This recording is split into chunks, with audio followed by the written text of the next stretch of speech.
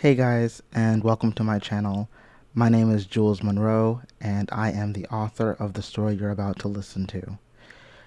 Before we get into the story this week, I want to tell you about this channel very briefly. So this channel is going to be me and my best friend Chloe Zane. We both write paranormal romance or urban fantasy, or in other words, we write things with vampires, werewolves, and more.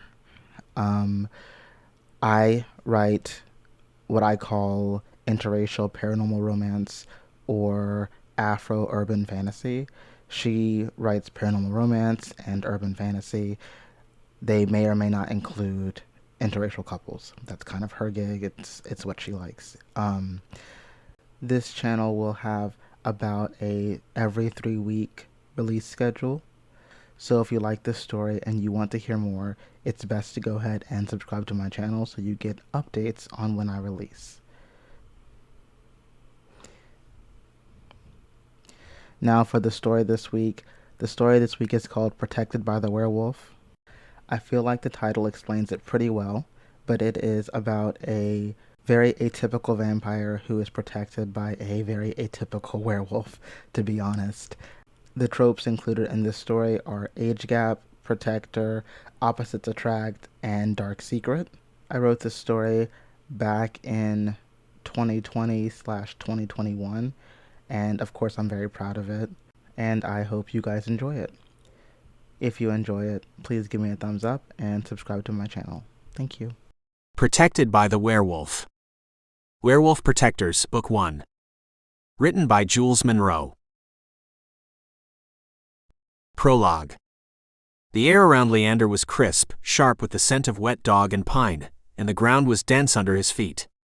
He tasted the moisture in the air and peered around the lightly wooded area. He had scheduled a meeting with the Werewolf Council, and while he had arrived a few minutes early, the other men were late. Dark eyes narrowed to slits as he stood on the edge of the territory, craning his ears for movement or sounds. He heard their heartbeats first.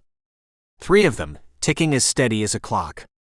The sound grew closer, and Leander's eyeteeth pricked his lips, rousing his own deep red blood to the surface of his skin. The sharp points faded as the men came into view. 2 older men and 1 younger one, all with cascading black hair, square faces, and swarthy skin. Their eyes drooped with exhaustion, and their muscles bulged against their skin, popping through the thin fabric of their worn t-shirts. They stopped in front of Leander in an order. The oldest man was the closest to the edge of their land, then the middle-aged man, then the younger one.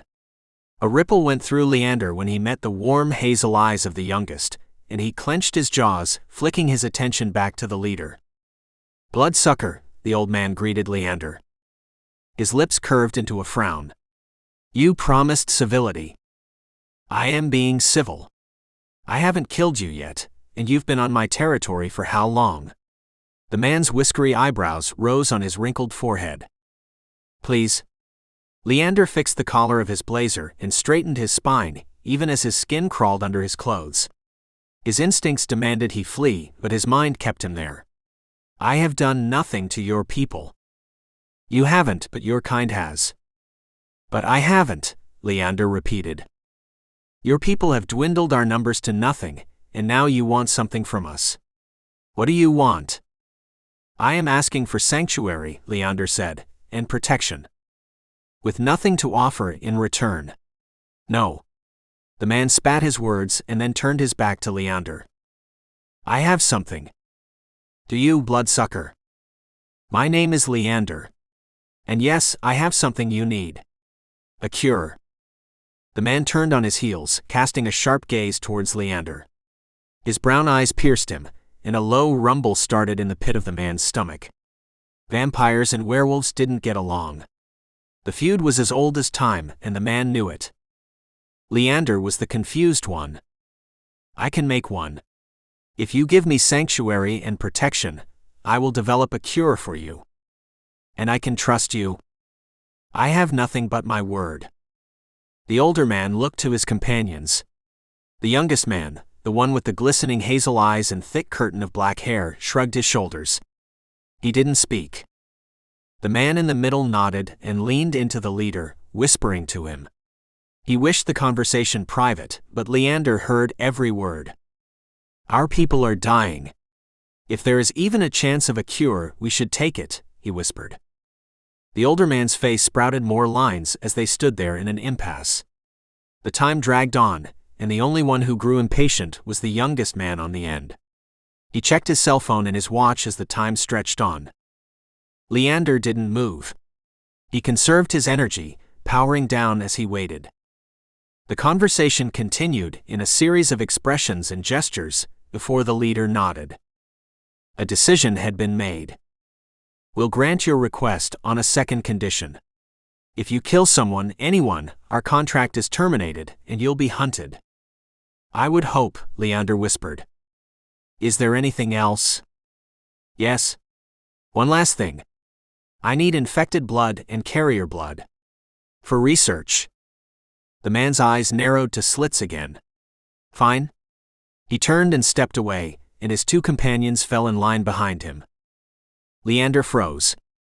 Well, aren't you coming? Is this your invitation? The leader's lips curved into a smile, and his rich brown eyes danced with his amusement. I guess it is. Chapter 1. Leander. Leander tucked his laptop away and shouldered a brown leather bag, combing his fingers through his hair as he exited his office alongside a stocky, tan-skinned man. They walked down the hall in silence with Leander lost in his thoughts and the other man at attention. He dwarfed his companion in height, barely reaching the brawny man's shoulder. They boarded the elevator in silence and rode it from the third floor to the first without a word exchanged between them. They were old companions at this point, and constant conversation had long been traded for comfortable silence. Leander knew many things about his werewolf bodyguard. He knew the man had 3 children with a 4th on the way, the man's mate had been his childhood sweetheart, and he never expected to guard the life of a vampire. In fact, Leander had become more than a vampire to him. They were friends. Well, friends, relatively speaking. They were as much friends as enemies could be, and it was enough for Leander, who hadn't had a friend in years. He hadn't had a friend since his father centuries ago, and one didn't normally classify their maker as a friend. The burly man looked at Leander when they reached the first floor. It sucks this is my last night with you. Indeed. I have grown fond of your company. We have good conversations. Leander offered a shadowy smile. However, you should be home with your wife and children, not here with me. They need you. And we need you. Without this cure, my daughter could die. I am more useful guarding the man with the intelligence to make a cure than at home watching her fade away. I will get a new guard, yes? Yeah, of course. Not sure who it's going to be, though. It was between Motto and Dakota, last I heard. To be honest, no one's real high on taking the job, no offense or anything. It's just your people and mine like wolves and lions. We don't have much history of getting along. I am not like my people. I know you're not, but they don't know you like I do. You're a good person. It's not your fault someone took your life in their hands and changed you into a monster. Leander's eyes dimmed. True, he murmured, stepping out into the cool evening air. The sun had recently sunk behind the clouds, but the temperature hadn't dropped yet. He adjusted his bag on his shoulder, jogging down the building's steps. Hard for them to believe all the books and lore don't mean jack. I mean, we've been told y'all only come out at night and you're affected by wooden stakes too, and you're telling me it's a lie. For me, yes. But I am not the same as others. Right. You told me about the bloodlines. Yes. Like anything else, we have bloodlines. We are all descended from one man, and the further away from him you are, the further diluted you are. The purer the blood, the less the sun hurts, I bet. Perhaps. Leander fell silent again, and he walked in tandem with the other man until they reached his vehicle, a black limousine.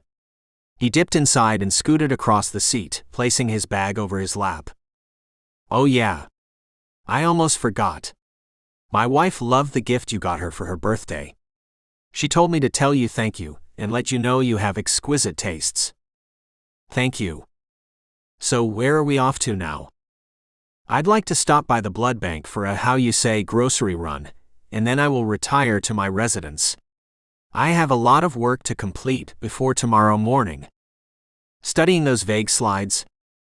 Leander smiled. They're not vague. They house a wealth of information on your genetic code.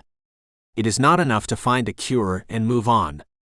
You must understand the disease as well. So, you're going to spend all night writing notes for yourself? Yes? Man, what would your people think if they knew you were helping us like this? I do not want to think on it. Are you going to stay here while I go inside, or are you coming in with me? The sight of blood makes me a bit sick, but it's my job to stay on you like white on rice. I'll wait by the door while you get what you need. Leander squeezed his bodyguard's shoulder. You have been kinder to me than my own family. I want you to know this. And letting me spend evenings at your table was more than I could hope for. Yeah. The man shrugged Leander's hand away. You're acting like we're breaking up or something. My wife's just having a baby. You'll see him or her when you come along for our fall celebrations. Ah. You are coming for our fall celebrations, aren't you? What is it again? Leander fixed his gaze out the window as the driver cranked the vehicle and exited the parking lot. It's a big celebration of the harvest season. Lots of food, lots of people, you know, the usual. You're invited. Thank you. I will consider it. Sure thing.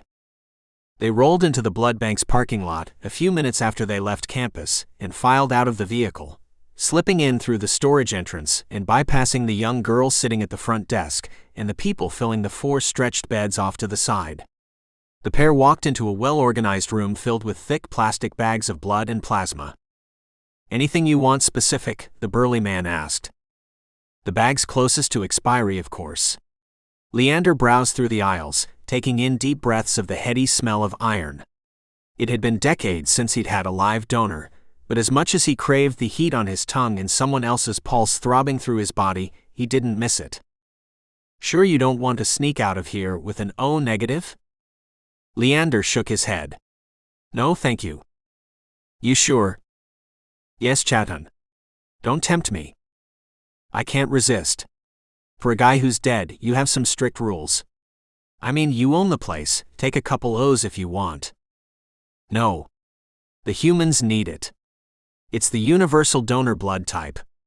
Leander plucked an AB positive from the back and pressed his thumbs into the bag. The blood moved inside its plastic confines. Have I ever asked you your favorite type? You have. I didn't answer. Why not? Chatan thumbed over bags of plasma as Leander gathered his supplies, taking everything expiring within the next 3 days. Blood only lasted for 42 days. Leander took everything older than 40 days. The aging blood tasted like sand on his tongue and oil down his throat, but it was sustenance. Honest sustenance. Because it's personal. It is the same as me asking you about your sex life. Is your wife your favorite partner? Aha. You'll get me in trouble with those questions. Would I? Leander chuckled, eyes softening. Nah, truthfully, probably not, but still. Don't get me thinking about it. There's always one partner you want to revisit, you know? No, I don't, unfortunately. Huh. I do not have any partners I would like to revisit. Damn. They were all that bad, huh? I do not have any partners. Period? Full stop? Leander returned to the center of the room and handed Chatan his bag of groceries and tilted his head. Here. You're my bodyguard, aren't you? Bodyguard, not personal servant, he snapped, grinning at the same time. He collected the bag either way, gripping it in one huge hand. Guess it's probably too heavy for you and your frail old bones. Yes, Leander agreed as they exited the building. He locked the back door and tucked his keys away, jogging after Chatan to the idling vehicle. Chatan handed him a bag as he closed the door behind him. Hungry? You've worked all day and the sun was bright. You've got to be ready for one of these. I can wait. I know you do not enjoy watching. I'm getting used to it. I will wait. When is my new bodyguard arriving? Not sure. I'll give the boss a call once we get back to your place and see what's up. I need to pack up anyway. Oh yeah. I meant to ask you. How are you liking the new person in your department? Who? The woman with the rainbow hair. Ah, right. Yes. Leander placed his hands in his lap and peered out of the vehicle's window. What are your thoughts on her? I do not have any. However, the department head and assistant are quite taken by her. I believe a lot of the younger students are quite fond of her as well. As I said though, I have no opinion on her. Chaton grunted. Well, I'll tell you what I think. I think watching her critique your work all day, she's a pain in the ass is what I think. You've been doing medicine for how long? And you're letting some human come up behind you and tell you what's up. She doesn't know the extent of my knowledge, and I would rather her lecture me than discover I am not working on advancements in bone marrow and blood transfusions as I say I am. I guess. But damn, she can talk a lot. I believe she was taken by you. I could see you as an attractive man. The brawniness could be very appealing. So you just called me hot, huh? I am simply saying there is an appeal. I can see an appeal. Leander touched his cheeks. At any rate, I will miss your companionship. I have enjoyed getting to know you and your family. Yeah. Listen, I want you to come see us when our baby is born. You know you're welcome in our place anytime. Thank you, but I don't believe I should spend any extra time on your sacred land than I already do. Your leader isn't so fond of me being there. Oh, Napashni? He's always a grump, but really it's probably because you can't say his name right. What did you say last time? Nappy Shins? Yeah, he didn't like it too much. I apologized. I am not so familiar with your language. Forgive me. Chaton laughed. Oh yeah. You did apologize and you made it worse. He makes it worse each time he calls me disparaging names. Oh, bloodsucker. Leander winced. It is an insult. I mean, yeah, but it's not wrong, is it? Look, it's hard for him because he's suffered so much at the hands of your kind. He'll come around eventually, Chaton said. Give him some more time. Reach out to him a little more. Perhaps. They pulled into the parking garage of Leander's building, and the vehicle slid into its designated parking space. Leander slipped out of the vehicle, shouldering his work bag as Chaton grabbed the other things and led the vampire up to the 8th floor penthouse suite. Leander opened the door and rested his bag inside, shrugging out of his blazer and hanging it in the closet. Chaton took the bags of blood to the kitchen, tucking them into the refrigerator and grabbing himself a beer. He cracked it open and guzzled half of it with the refrigerator hanging open. Close it. You are wasting my electricity, Leander called from the living room as he traced his fingers along the back of the couch, scenting his space. The maid had stopped by. Her perfume lingered in the fibers of the hand-woven blanket draped across his wing-back chair. She had brought her latest boyfriend with her too, and the heady smell of their copulation hung in the air. Really should fire that chick. The werewolf finished his beer and grabbed another, closing the refrigerator. No. She does an acceptable job cleaning, and she asks few questions. I guess. Anyway, I might call the boss and get to packing. Yes? As Chaton exited the kitchen, Leander floated inside of it, beelining to the refrigerator and yanking it open. Sandwiched between 2 cases of beer, a stack of processed meat, and a loaf of bread sat a bag of type O-negative blood. It was fresh, rich, and mouth-watering. Chapter 2. Dakota. Pops? You're not seriously going to make me do this. Dakota groaned, throwing his head back on his meaty shoulders as he called through the single-level house. His younger sister peeped up from a sunken couch past due for a replacement and grinned. Her long black hair fell over her round face, and her bright eyes glittered in the warm sunlight spilling into the room. What are you looking at? You silly. I'm looking at you. She poked her tongue out and then ducked behind the couch as Dakota barreled after her, snatching her into his arms. She squealed. Mercy. No way. He slammed her into the couch on her back and dug his fingers into her armpits, tickling her until tears welled at the corners of her eyes, and she gasped for breath. Kuda, stop. Ah. Ah. Stop, she squealed. He pinched her cheek and tousled her hair. There. Satisfied, he propped his hands on his hips and stood up again. If you're going to roughhouse, take it outside. Napashni tipped his head towards the door. His weathered features deepened in a frown as his watery eyes trailed around the small living room. Dakota followed his gaze, resting his eyes on a row of family photographs from years prior. They had collected dust over the years, but they showed a family of 4, smiling and hugging each other. I miss her too, Pops. It's why I don't want to do this. I don't want to protect some arrogant ass blood sucker, no matter what he can offer us. I don't want his offerings. It's not up for discussion. Dad. Napashni growled, and Dakota rolled his shoulders. He fixed his attention on his father, studying his weathered, scarred features and the deep wells of sadness hidden in his brown eyes. I told you as your leader, not your father. Dakota's lips curled. He stared, pupils narrowing, before he tore his eyes away and raked his fingers through his hair. His muscles shuddered under brown skin, and he looked at his sister. The little girl shrugged. I've met him. He's nice, you know, for who he is. You've met him?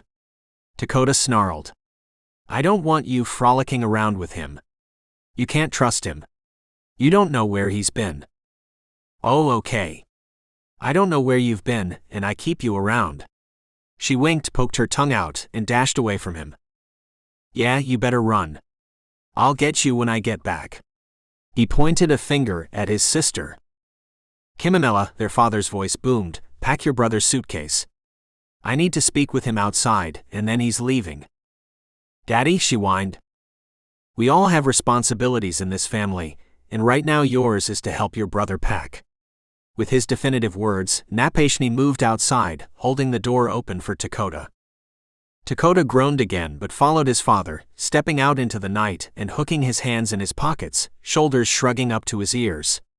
What's up, Pops? Chadden tells me he's a good man. He doesn't feed from humans. He only drinks expired blood or something.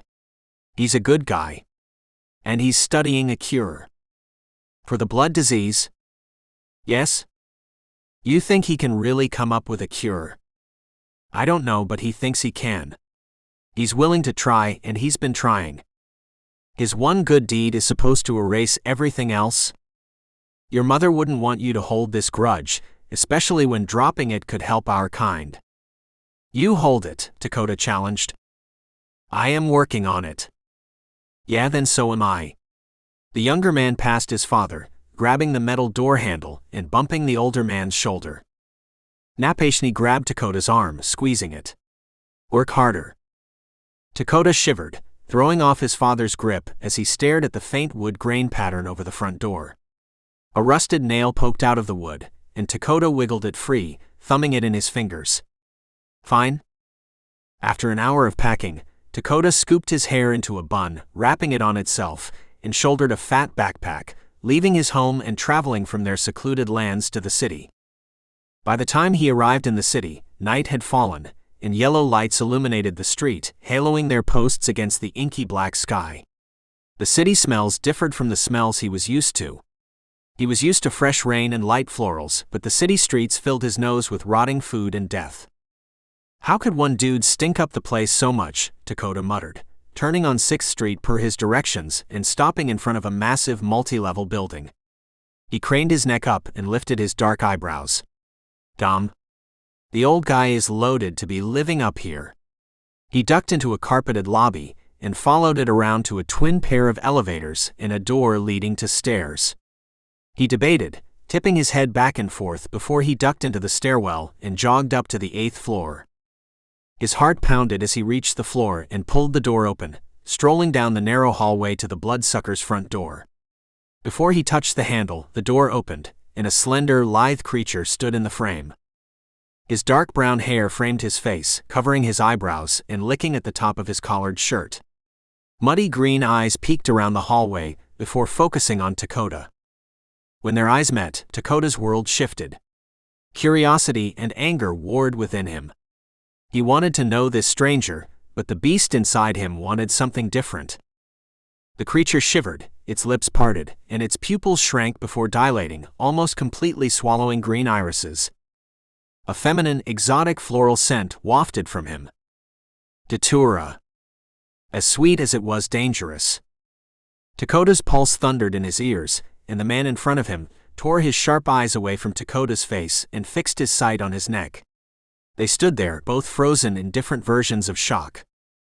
The creature started, but Chapman cut him off, opening the door wider and greeting Dakota with a smile. "Hey kid. What took you so long?" "And nothing." Dakota adjusted the bag on his shoulders. The smaller man wet his lips and stepped aside, allowing Chapman full access to the door. "So the job's pretty easy. Watch this guy. He doesn't do much either. He goes to work in the morning, comes home at night. You get groceries once a week. Get whatever you want to, he'll pay for it. I am standing here." Chapman grinned, roping his arm around the curly-haired man's shoulders. "Yeah. He's a softie. But he plays like he's big and bad. Come on in. Let's get you settled, and then I'll get out of here." "Sure," Dakota muttered, stepping inside the room. "Dakota, Leander. Leander, Dakota." Leander closed the door behind both men and plastered himself against it. "Yes. I remember you. Yeah, he's the boss's son. Oh. You have a little sister, yes?"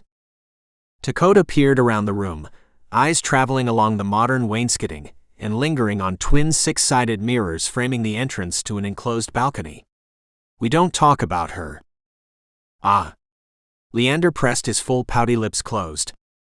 "Yeah, he's got a little sister. Kimimela. Means butterfly."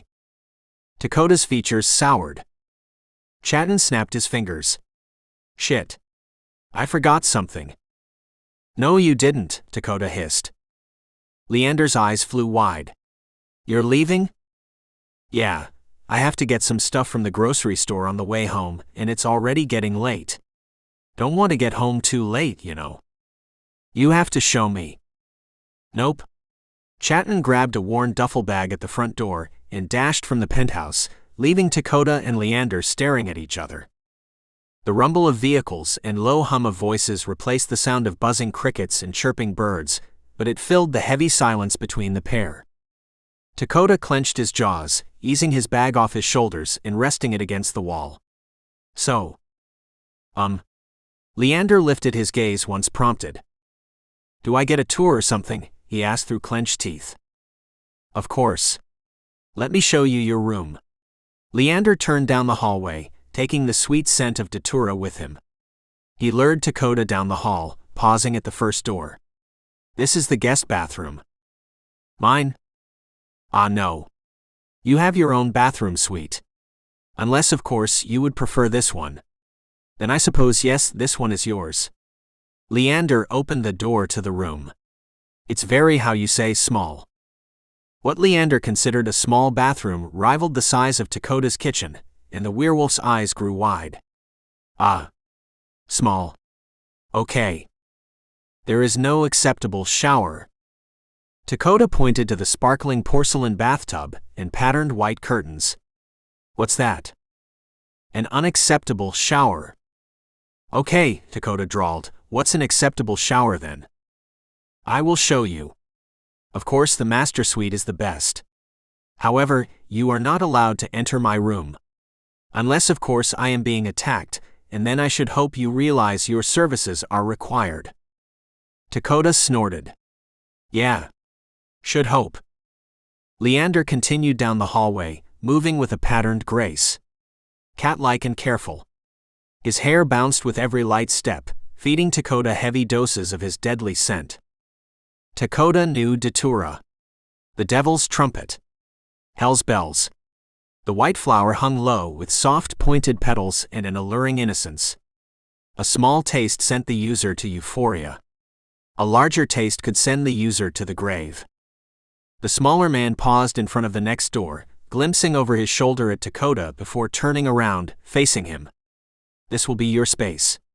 Long fingers wrapped around the handle, and he pushed the door open, revealing the largest room Dakota had ever seen. The room itself was the size of an apartment, and it came complete with a 4-poster bed, a dresser, and a complimentary side table. A desk with a modern lamp occupied another corner of the room, and another corner had a funny-looking recliner. A blanket draped over it, and a remote sat on top of the blanket. Dakota arched an eyebrow. "It's a chaise," Leander offered. "Looks dumb." "It is very comfortable. However, if you don't want it, I am sure I can procure an old, lumpy, off-colored lazyboy chair for you." "Yeah, that'd be great. Thanks." "It would clash with the interior." "My room." "It is the guest room. You are not allowed to drastically change the interior." "So you're a control freak?" "No, I am not. You will eventually leave, and I do not want to pay to have the room completely refurnished once you leave. So I can't customize it while I'm here." "No. But you said I could have an old, well-used chair. I want it." "You are being difficult." Leander puckered his lips and crossed his arms over his slim chest. "I want to be comfortable, at least." Dakota ventured into the room. "How thick are these walls? I mean, if we're staying together, I don't want to hear what all you get up to when you're alone." "What all I get up to?" "Yeah, I don't want to hear all your vampire fucking or whatever." Dakota gestured as he opened the closet doors and stepped inside the vast room. "Goddamn. You won't hear any of my vampire fucking." "Good." Dakota continued from the closet to the bathroom, pushing the cracked door open and revealing a massive room, complete with a separate shower and bathtub, stretched counter and toilet. "Holy fucking shit. You're loaded." Money. You're rich as fuck." "I have had years to accumulate my funds, yes." "Years doing what?" "Killing people and stealing from them." "I do not kill people, you know this." "You say you don't, but no one really knows for sure if you do or not." "Wouldn't Chatton know?" Dakota shrugged. "Would he? Or would you sneak out when he's not looking and do your business?" "You are determined to mistrust me." "You haven't done anything to earn my trust." The werewolf moved into the bathroom, and Leander followed after him, blocking the door frame with his body and clasping his hands behind his back. "Does it suit you? Being distrustful?" "Yeah, actually, it does." "I meant the bathroom. Is it to your liking?" Chatton disliked the bidet, so I removed it from the commode." "The hell is a bidet?" "It is," Leander cleared his throat, "nothing. It is unimportant." Yeah. The bathroom's fine." Dakota peeked in the shower, studying the ceiling shower head and the tile backsplash before retreating to the door, standing in front of Leander, presenting himself to the other man. A rush of his sweet, exotic scent touched Dakota's nose, and the shifter's mouth watered. A desperate desire grew in him, and he clenched his fists at his side. "Excuse me," Leander murmured, turning his head and flicking his eyes away. The creature exposed the long column of his neck to Dakota, subtly submitting to him. Dakota smirked, squeezing past him. He brushed his chest against Leander's shoulder as he slipped out of the bathroom and back into the bedroom. "What's next on the tour?" He glanced over his shoulder at the other man. "I suppose you could see the kitchen. If you are hungry, I believe Chatton left something inside."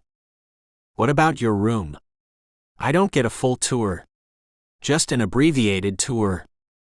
My room is private." "Aha. Which door is it?" Leander clamped his jaws shut, ignoring Dakota's latest question. "Okay. I mean, I can figure it out on my own anyway. It's not like I need you to tell me." "You would not." "Oh, trust me, I would." "You would wander through a vampire's house without permission." Yeah? You just said you don't kill people, so I'm safe, right?" What are you gonna do, spank me? Leander rolled his eyes. Exactly. Dakota watched him for a few lingering seconds before he bolted out of the guest bedroom, rushing down the hall. He pushed open the next closest door, which led to a study with a wall-to-wall bookshelf. The next room was empty. The third door opened to a room similar to the guest room, but twice as large, with a massive bed sitting on the far wall facing the entrance. Crisp white sheets covered the mattress and tucked under it. Tawny curtains framed the classic four-poster. A Japanese painting stretched across one full wall, a mirror on the other, but aside from those two items, the room was impersonal. Large and impersonal. He bounded inside, collapsing on the man's bed and rustling the neatly tucked sheets. As he collapsed back onto the pillows, the vampire entered the room, standing at the entrance, frowning. "What are you doing?" he hissed. "Testing your bed, obviously. It's comfortable, but is it important? I mean, I guess the older you get, the more important a comfortable bed becomes. Get out of my bed." Dakota nuzzled the pillows, grinning at the other man. His long mane of hair draped over the white sheets, and his brawny shoulders pressed into the bed. The cloudy mattress under him soothed his tight muscles. "How old are you, anyway?" Leander studied him. His frown deepened to a full scowl. "I will not argue with you. If you want to be so disrespectful as to roll around in someone else's bed, then proceed." "Oh, I will." "You are acting like a dog. I believe there are bones in the refrigerator, if you would like to bury them in the cushions of my couch next." Dakota paused. "You know what? I'm not even going to let that offend me. It's not even worth it." He sat up, still occupying Leander's bed. "So you must be pretty damn desperate if you need help from us, huh?" Leander met Dakota's question with silence. "I mean, something real serious has got to be going down. This isn't some little family feud, is it? I need to prepare my notes for tomorrow. If there is nothing else you need, I will be in my study." "So, you're not going to answer any of my questions?" "I have already spoken to your leader." "Yeah, he's my dad." "Ah. Well then. I have spoken with your father about my needs. I do not need to rehash them with you." "About your needs, huh?" Dakota ran his fingers through his hair, raking his eyes down Leander's form. Drunk off Datura and Leander's sexy figure, his mind wandered to the possibilities. He imagined the lithe creature under him, creating steps to their own primal dance. Then his brain came back to reality. Leander was a vampire. He was a werewolf. A union of any sort between them upset the natural order. "I will be in my study." Leander turned away and strolled out of the room. Dakota inhaled a deep breath of Leander's scent. Under the datura, he smelled heady and a little musky. His natural masculine smell accented the exotic florals of the datura. The werewolf chewed his bottom lip and kicked himself out of Leander's bed as he heard the door to another room close. He wandered through the house on his own, charting the 3 long balconies, the living room, the other living room, the dining room, and the kitchen. He drummed his fingers along the sparkling marble countertops, advancing on the refrigerator as his stomach rumbled, and he opened it. The suction groaned as he released it. The refrigerator was stocked full, but aside from a half-eaten package of processed meat and a third of a loaf of bread, there was nothing for Dakota. Stacks of blood bags filled the refrigerator, and Dakota grabbed one, cradling it in his hands as he read the information on the front. Type AB positive, a donor name and age, an intake date, and an expiration date. The expiration date was in 2 days. "Huh." Dakota tucked the package away again and blew out his breath, trading the package of blood for the bread and packaged meat, and making himself a sandwich on the bare counter. He left a trail of crumbs behind him. Hey guys, I hope you're enjoying the story so far. If you are, please subscribe to my channel and give this video a thumbs up. Chapter 3. Leander. Leander left his study and returned to his bedroom several hours after he heard his new companion exit the master bedroom, stroll down the hall with his strong heartbeat leading the way, and eventually retire to his designated room. The werewolf's heartbeat throbbed through the walls, pounding in Leander's ears, taunting him. He knew Chatton's heartbeat too, but Chatton had been different.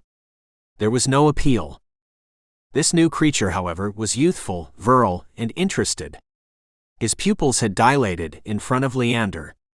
His heart had accelerated. The seed of arousal had rooted itself between Dakota's hips and sprouted its first waxy leaves as they toured the house. With a thick textbook under his arm, Leander dipped into the kitchen first, eyes fixing on the trail of tiny crumbs across the counter, and his muscles clenched. His lips curled as he pressed one slender finger into the soft breaded bits, mashing them all together over the span of 30 minutes. Time, as it were, was relative. Leander didn't sleep, nor did he masticate, so he had plenty of time for various other things, such as cleaning Dakota's mess off the counter one breadcrumb at a time.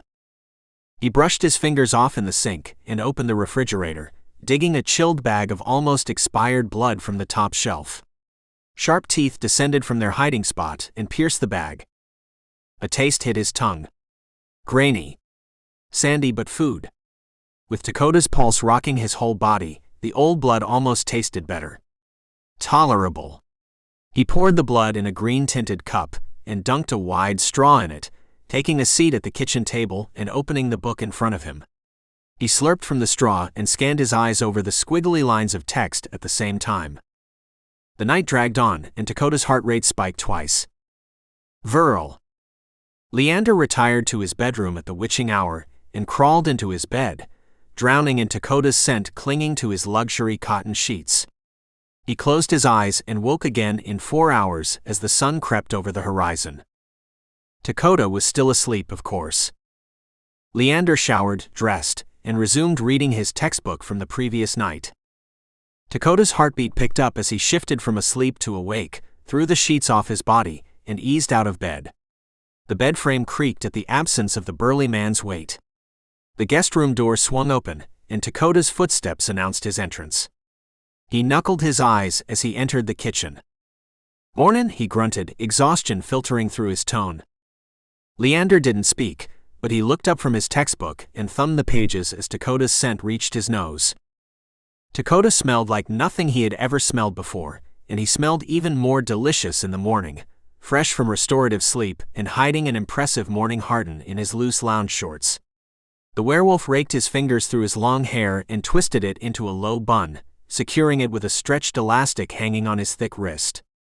The bun sagged onto his neck, slowly slipping from the hair tie as he moved around the kitchen. "You left the counter dirty last night," Leander informed him, turning an unread page in his textbook. "Oh, did I?" Dakota glanced over his shoulder, locking eyes with Leander. Hunger bubbled in him. Two kinds, twin desires robbing him of all other thoughts. Leander wanted Dakota's rich blood on his tongue, and he wanted the werewolf in control of other parts of him too. He craved Dakota's touch on his skin, Dakota's heartbeat against him, giving him life. "If you are going to live here, you need to clean after yourself." He closed his textbook and peered at the bronze-skinned man. "The sun's about to come up, you know. Don't you have to go crawl in a coffin for your beauty rest?" "No."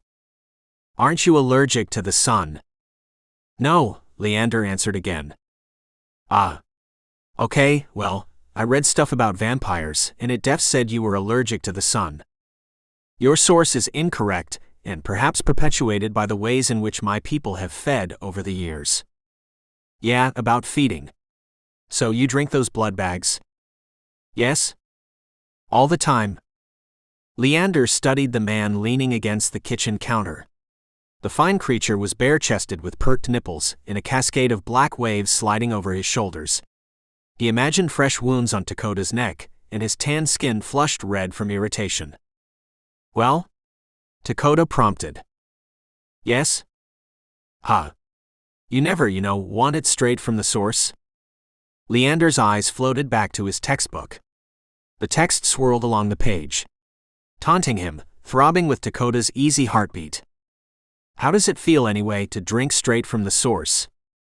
This line of questioning is inappropriate, I believe. I don't believe your father would approve of you inquiring about my lifestyle. Dude.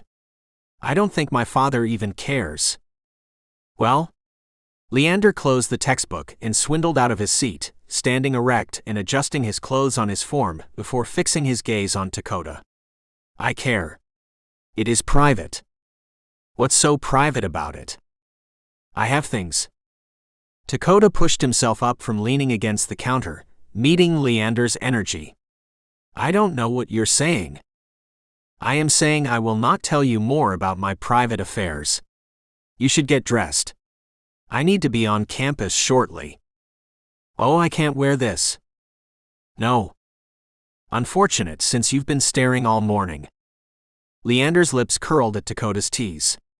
The younger man wasn't wrong, but the public admission had been unnecessary. I see. I will meet you at the vehicle. Leander tucked his book under his arm and exited the kitchen, fleeing from Dakota's delectable form and intoxicating scent.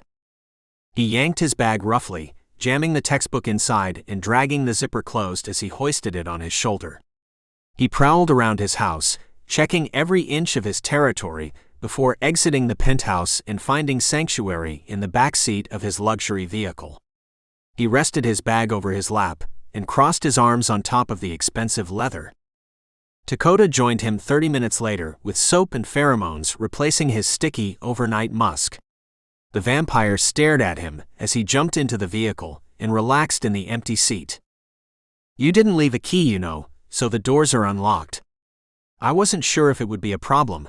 Dakota's words cut off, and he turned his head in increments towards Leander, meeting his eyes. What? Leander rolled his tongue in his mouth and curled his lips before turning his head away. It didn't mask the other man's smell, but it gave him a small barrier. The scent traveled further, and the atmosphere diluted it. Nothing. I smell bad?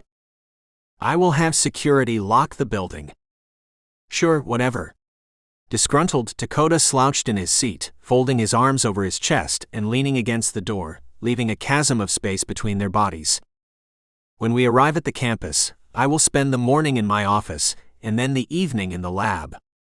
What did Chatton do while you worked? Slept while in my office.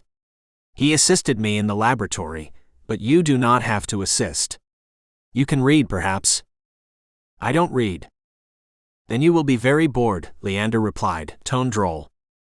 Yup. Sounds like it. The conversation ended there, and Dakota inhaled a deep breath, sighing it out.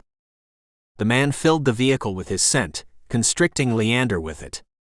Thinking about anything else became an impossibility, and Leander's mouth watered. Eye-teeth pricked his lips again, this time not retreating at his command.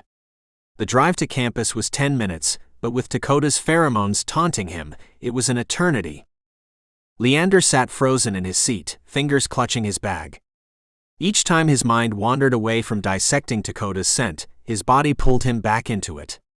Like perfume, people had distinct smells. Top notes, middle notes, and bottom notes. Often a creature's top notes were perfumes. Once the perfumes had been tinctures derived from plants, but now laboratories and chemicals produced natural-like scents, and consumers bathed in them. Except Dakota. He didn't. An afterthought of soap curled the edges of Dakota's natural scent, pluming around him and setting the stage for his virile middle notes. He buzzed with fertility.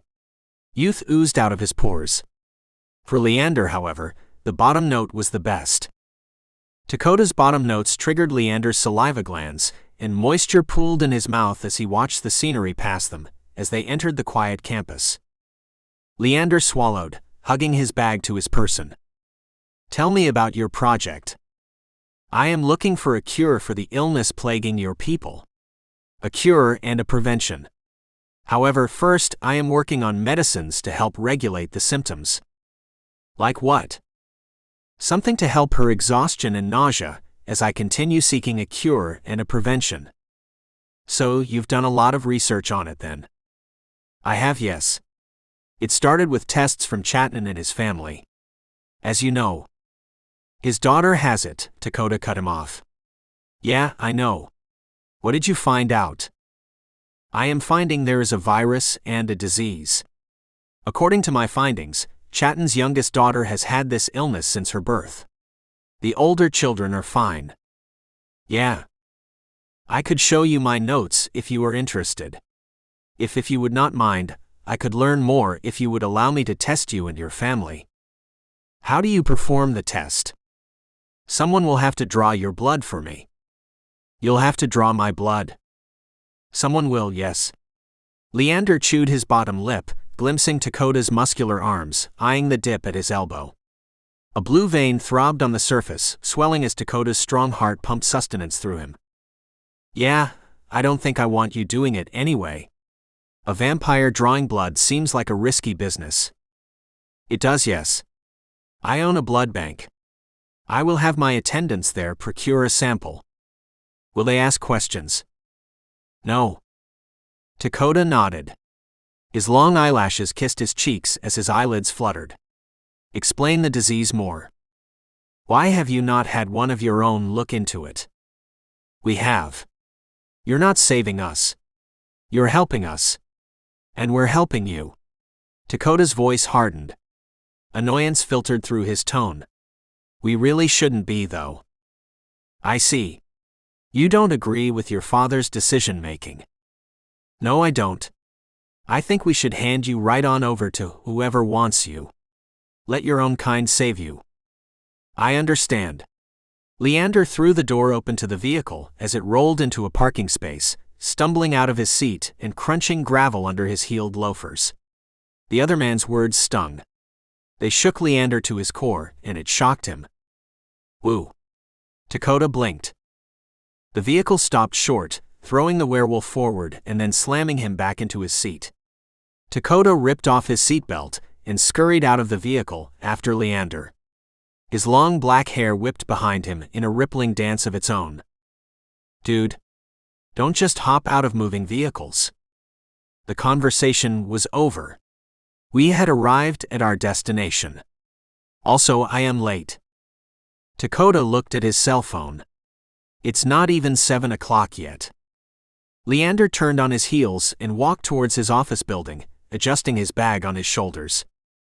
The morning sun beat down on them, warming Leander's icy skin. Tingling. It was a forgettable feeling, but the effect on his eyes was more distracting. His vision blurred as his pupils narrowed to pinpoints. The light overexposed everything, but he knew his way. He had counted 947 feet to his building, and he smelled the people surrounding him. Dakota came behind him and enveloped Leander in his scent. His shoulder brushed against Leander's, and it grounded him, soothing his natural instincts in a way Chatton's presence hadn't. Don't jump out of moving vehicles. I will do as I please. Actually, I'm serious. His voice dropped and he growled.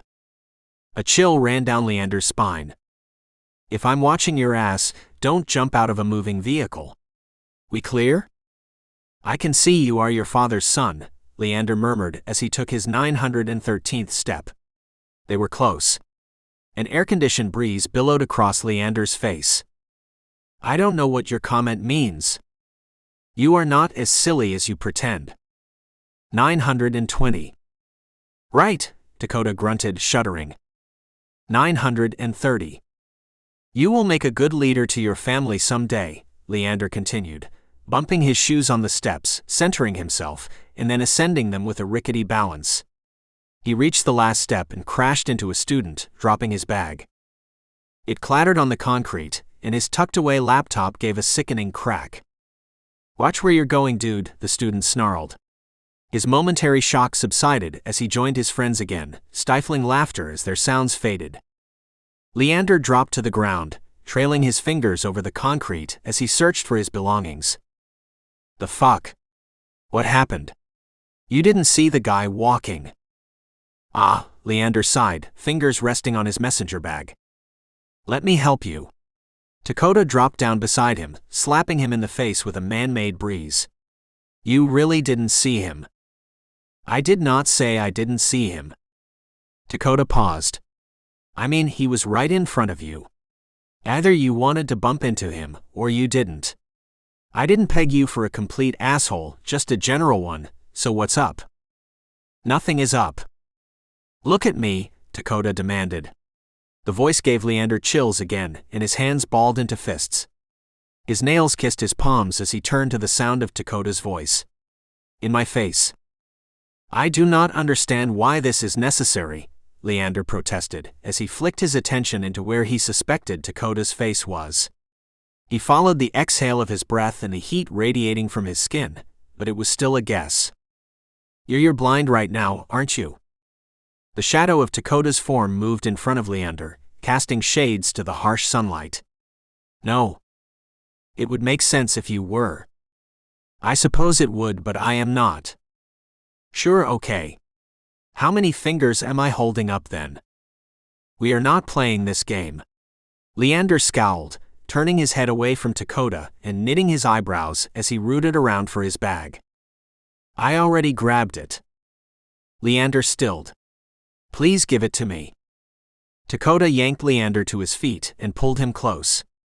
Their chests touched. Dakota towered over Leander. His long hair framed them, sliding over the shorter man's shoulders and tickling his skin. How do you normally get in here without help? Blindness isn't a handicap. Besides, it is temporary, not constant. Yeah. Dakota rumbled, releasing his arm and guiding him from the sunlight to the shade. Anything else you'd like to tell me? Leander's vision improved, adjusting to the lower light. About? He extended his hand to Dakota and wiggled his fingers. About you. Daytime blindness is kind of a big deal. No. Leander snatched his bag from Dakota and flipped it open as they stepped into the building. The werewolf held the door open for him as he moved inside. My laptop is broken. Yeah, you dropped it. I am aware of the way in which it became broken, Leander snapped. I am done having conversations with you. You are here for protection, not to offer riveting and insightful conversations, especially not for us to get to know each other. He closed his bag again. I will order a replacement, my driver will collect it, and you will retrieve it from him when he arrives. Later, we will procure groceries for you. Do you have any more questions pertaining to the requirements of this job? Dakota narrowed his eyes. You're an asshole. Yes? Leander agreed and turned down the hall, leading the way to his office. Chapter 4. Dakota. Dakota spent the morning slouched over a love seat stashed in the corner of Leander's office with his eyes closed and his hands behind his head, listening to Leander fumble with his electronic devices. Leander's soundproof office had been equipped with the finest materials. Leander sat behind a dark oak desk in a black leather seat. Dakota stretched across a matching leather couch. Bookshelves lined the department office, similar to how they did in the man's penthouse. Above all, the room blocked out sounds. He floated in and out of sleep, enjoying a light nap, until someone tapped his shoulder. Dakota rolled over on the couch, facing the cushioned backside. His mind wandered to thoughts of the mysterious creature his father had tasked him with guarding. Leander's scent filtered through his nose. An exotic warning. It excited him. His cock hardened, straining against his jeans, and the shame of being attracted to the vampire excited him more. Dakota grunted, petting the leather couch as fingers tapped his broad shoulders again. Wake up, Leander demanded, cutting through Dakota's thoughts. I'm awake, Dakota murmured. I'm awake. What do you want? I need for you to go gather my computer from my driver. It is 940 steps the way we came. Northwest. Sec. Leander growled. The light sound vibrated his throat. Dakota's ears registered the high-pitched noises, but his beast stayed unfazed. I said a sec. You are delaying my productivity. You could use a break. You've been working all morning. I am very close to what I think will be an effective long-term treatment plan, as I continue seeking a cure. You could still use a break. Dakota rolled over, displaying his excitement with no shame. Leander's eyes wandered. A ripple went through him. You're looking pretty exhausted. Bags under your eyes there, and I thought vampires were supposed to be forever young, Dakota teased, swinging his legs off the couch and moving past Leander. He combed his fingers through his long hair and twisted it on itself, securing it with a stretched hair tie. You should take a lunch break. I would rather work. Aha. Dakota scanned the room. No refrigerator. Figures. Be right back then. Yes? He jogged from the building, meeting Leander's driver at the same place he had dropped them off hours ago and collecting a thick, rectangle box from him. Dakota muttered a thanks and tucked the box under his arm. His stomach rumbled, and he sighed as he moved back into the building, delivering the new laptop to his companion. Here. He rested the box on the corner of Leander's desk. Thank you. The other man didn't look up from his task. Yeah. I'm going to find something to eat. What the hell did Chad do? Starve to death up here with you. He packed himself a lunch. How much would you say his daughter weighs? Which? Chatton only has one daughter. Leander finally sat back, flicking his eyes up to Dakota. His smoldering green eyes fixed on the other man, and he tilted his head as he watched him. His curly hair licked at his jawline, framing his neck. Dakota wet his lips. His nostrils flared as he peered into Leander's eyes, and his heart galloped in his chest. It was a new feeling. A new, unnerving, exciting feeling. Right. Probably like 35 to 40 pounds, why? Leander tapped a pencil on a piece of paper, covered in tiny numbers and arithmetic signs. I am figuring how much of a dosage she will need based on her weight. However, I could not remember her weight, and I don't feel like searching through my notes. Dakota squinted at the figures. Looks like chicken scratch. Leander frowned. No, it doesn't. I used to, he paused. It does not look like chicken scratch. Thank you for my replacement device. Noted. Dakota smiled. I'ma go find something to eat. I'll be quick. The other man gestured. With a little chuckle, Dakota exited Leander's room again, wandering through the building and around campus, following the scent of sizzling grease, condiments, and spices. His trail led him to the cafeteria, and he dug a few crumpled bills out of his pocket, handing them to a sour-looking employee before he dipped inside and fixed himself a carry-out box. Well, 3 carry-out boxes. He paused, surveying the options again before contenting himself with the containers he had and returning to Leander's building.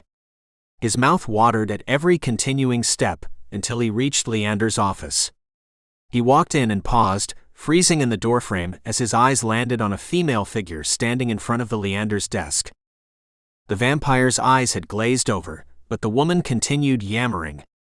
The majority of their conversation sailed over Dakota's head, so he inched his way into the room and sat his food down on one side of the couch, tearing into the plastic utensils package and fishing out the fork, moist towelette, and spice packets. He popped the first tray open, and the mouth-watering smell of thick-cut steak and buttery potatoes filled the room. Dakota's stomach rumbled, and he licked his lips. Who is this? The woman batted her eyelashes, motioning with one manicured finger towards Dakota. The wolf paused, eyes widening as he cut his eyes towards the pair. Instinctively, he wilted in his seat and curled around his spoils, guarding his prey with his bulky body. Leander studied Dakota. Who? She started. He is a student I am tutoring. What happened to the other guy? The older one? The woman's cascade of multicolored hair whipped around her shoulders as she snapped her head back to Leander. He no longer needs assistance with his studies. So, I have moved on to a different student, the vampire replied in a matter-of-fact tone, a tone lacking inflection or emotion. Then he cleared his throat. To answer your question most succinctly, I do not believe a study on silent or missense-based substitution mutations is enough to make for an interesting and invigorating read, especially considering both of these types of substitutions lend to normal or pseudo-normal behaviors in the body. Dakota rolled his eyes and scooped a mouthful of potatoes into his mouth.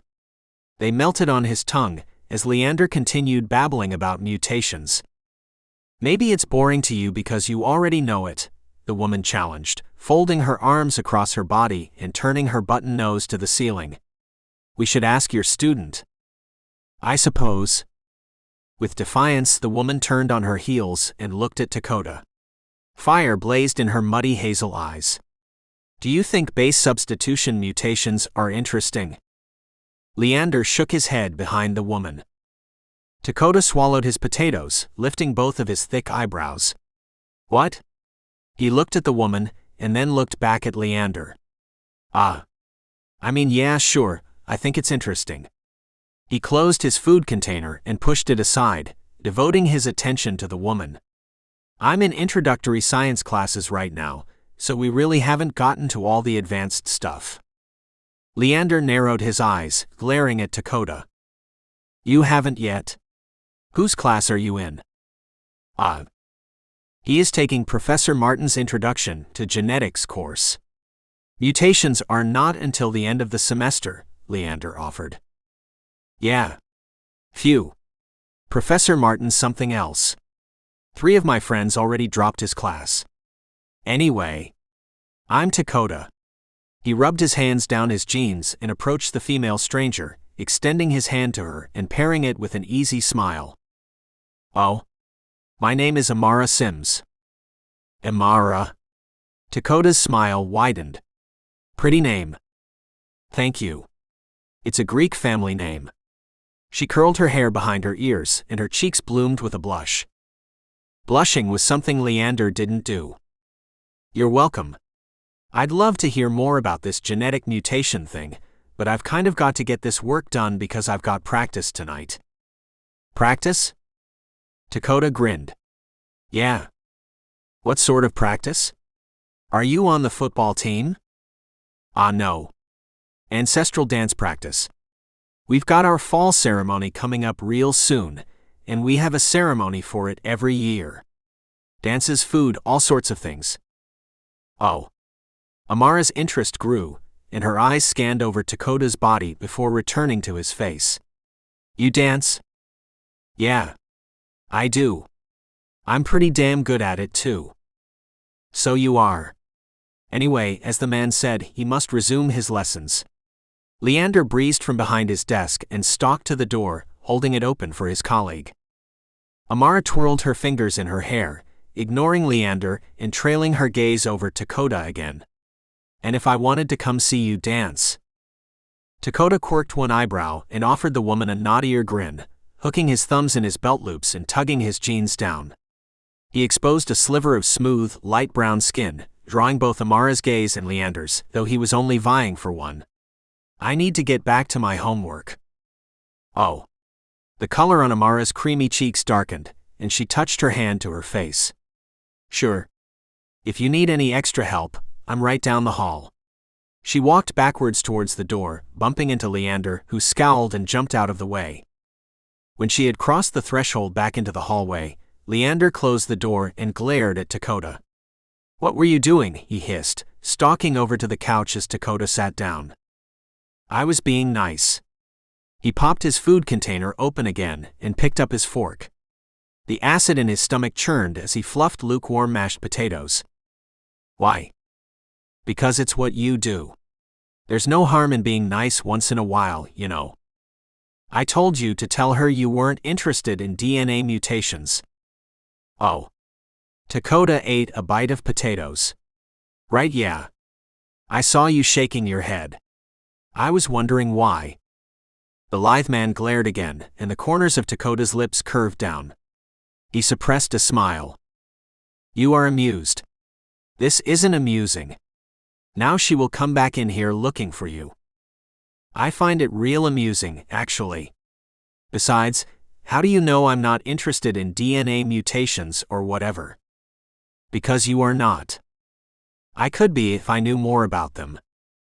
"Your eyes glaze over when I discuss the cure I am working on for your people, and you believe you would be interested in DNA mutations."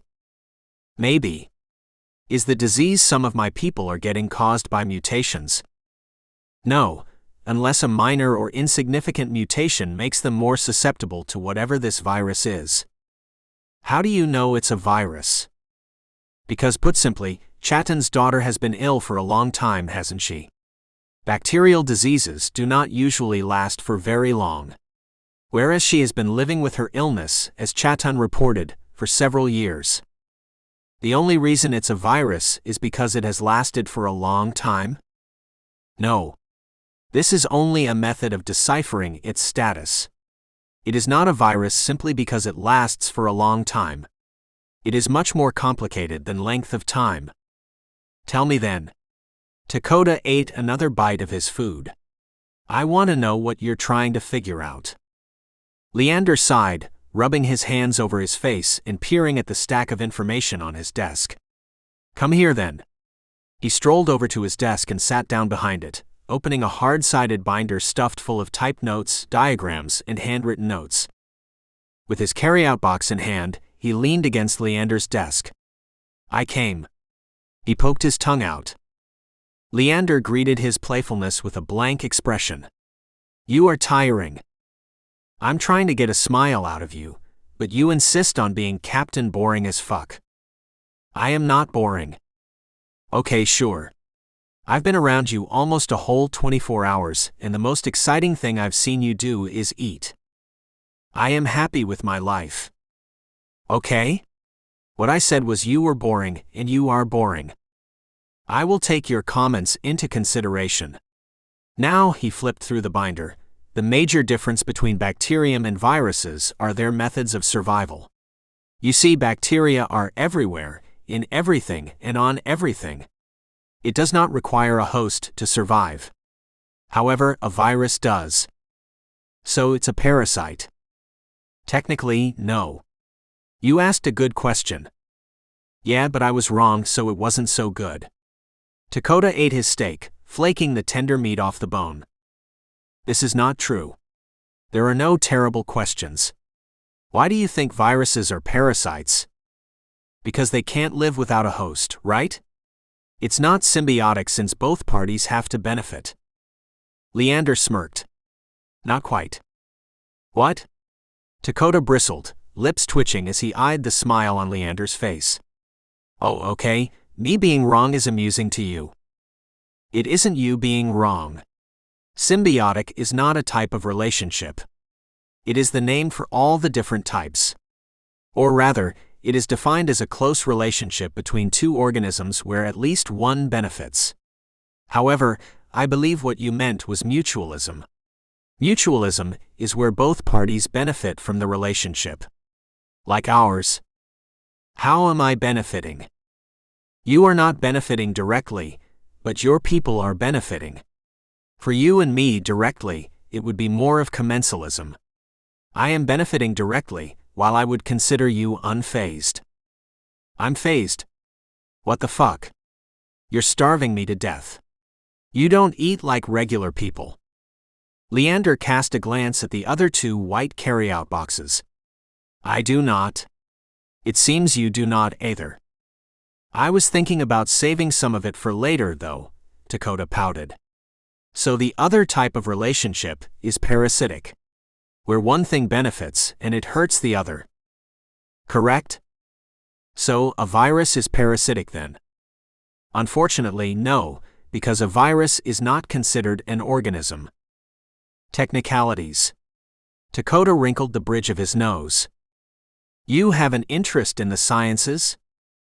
Dakota shrugged, finishing his first carry-out container and licking his fork clean.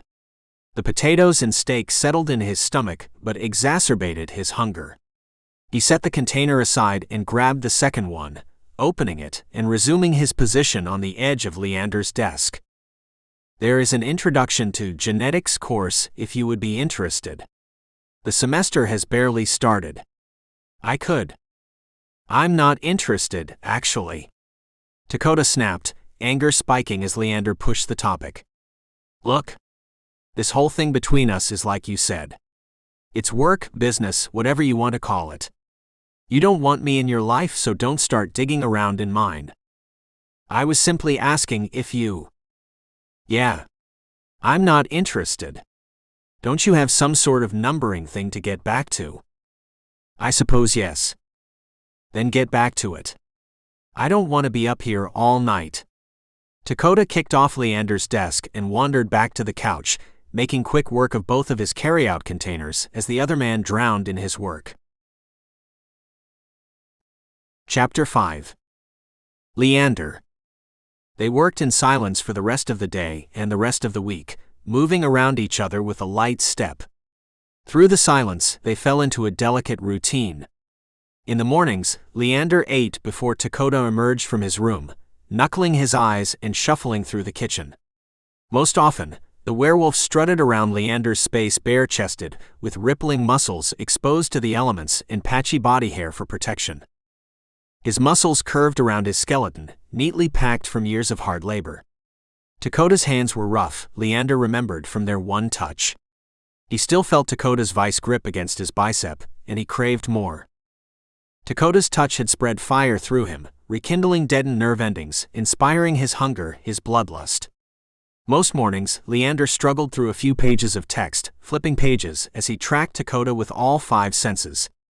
He spied him out of his peripheral vision, inhaled deep breaths of his intoxicating scent, and grew familiar with his sounds.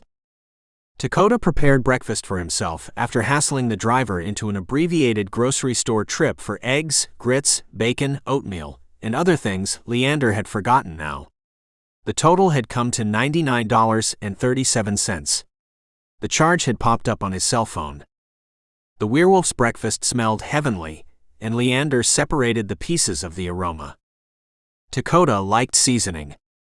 After Dakota ate, they piled into the vehicle and traveled to campus where Leander focused on his project, and Dakota slept, ate, and slept more. Sometimes the werewolf brought a book with him, but most often, he didn't open the book to the first page. As a certain twist of fate, with Dakota in his office, Amara dropped in more often. She peeked her head into Leander's office so frequently, they developed a schedule around her. Dakota entertained the woman, while Leander focused on his work and stole glances at him periodically.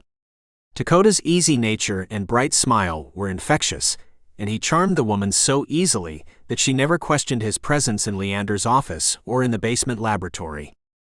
By Friday, Dakota had turned down weekend plans with Amara 3 times, and an amused Leander had watched a frown color her features.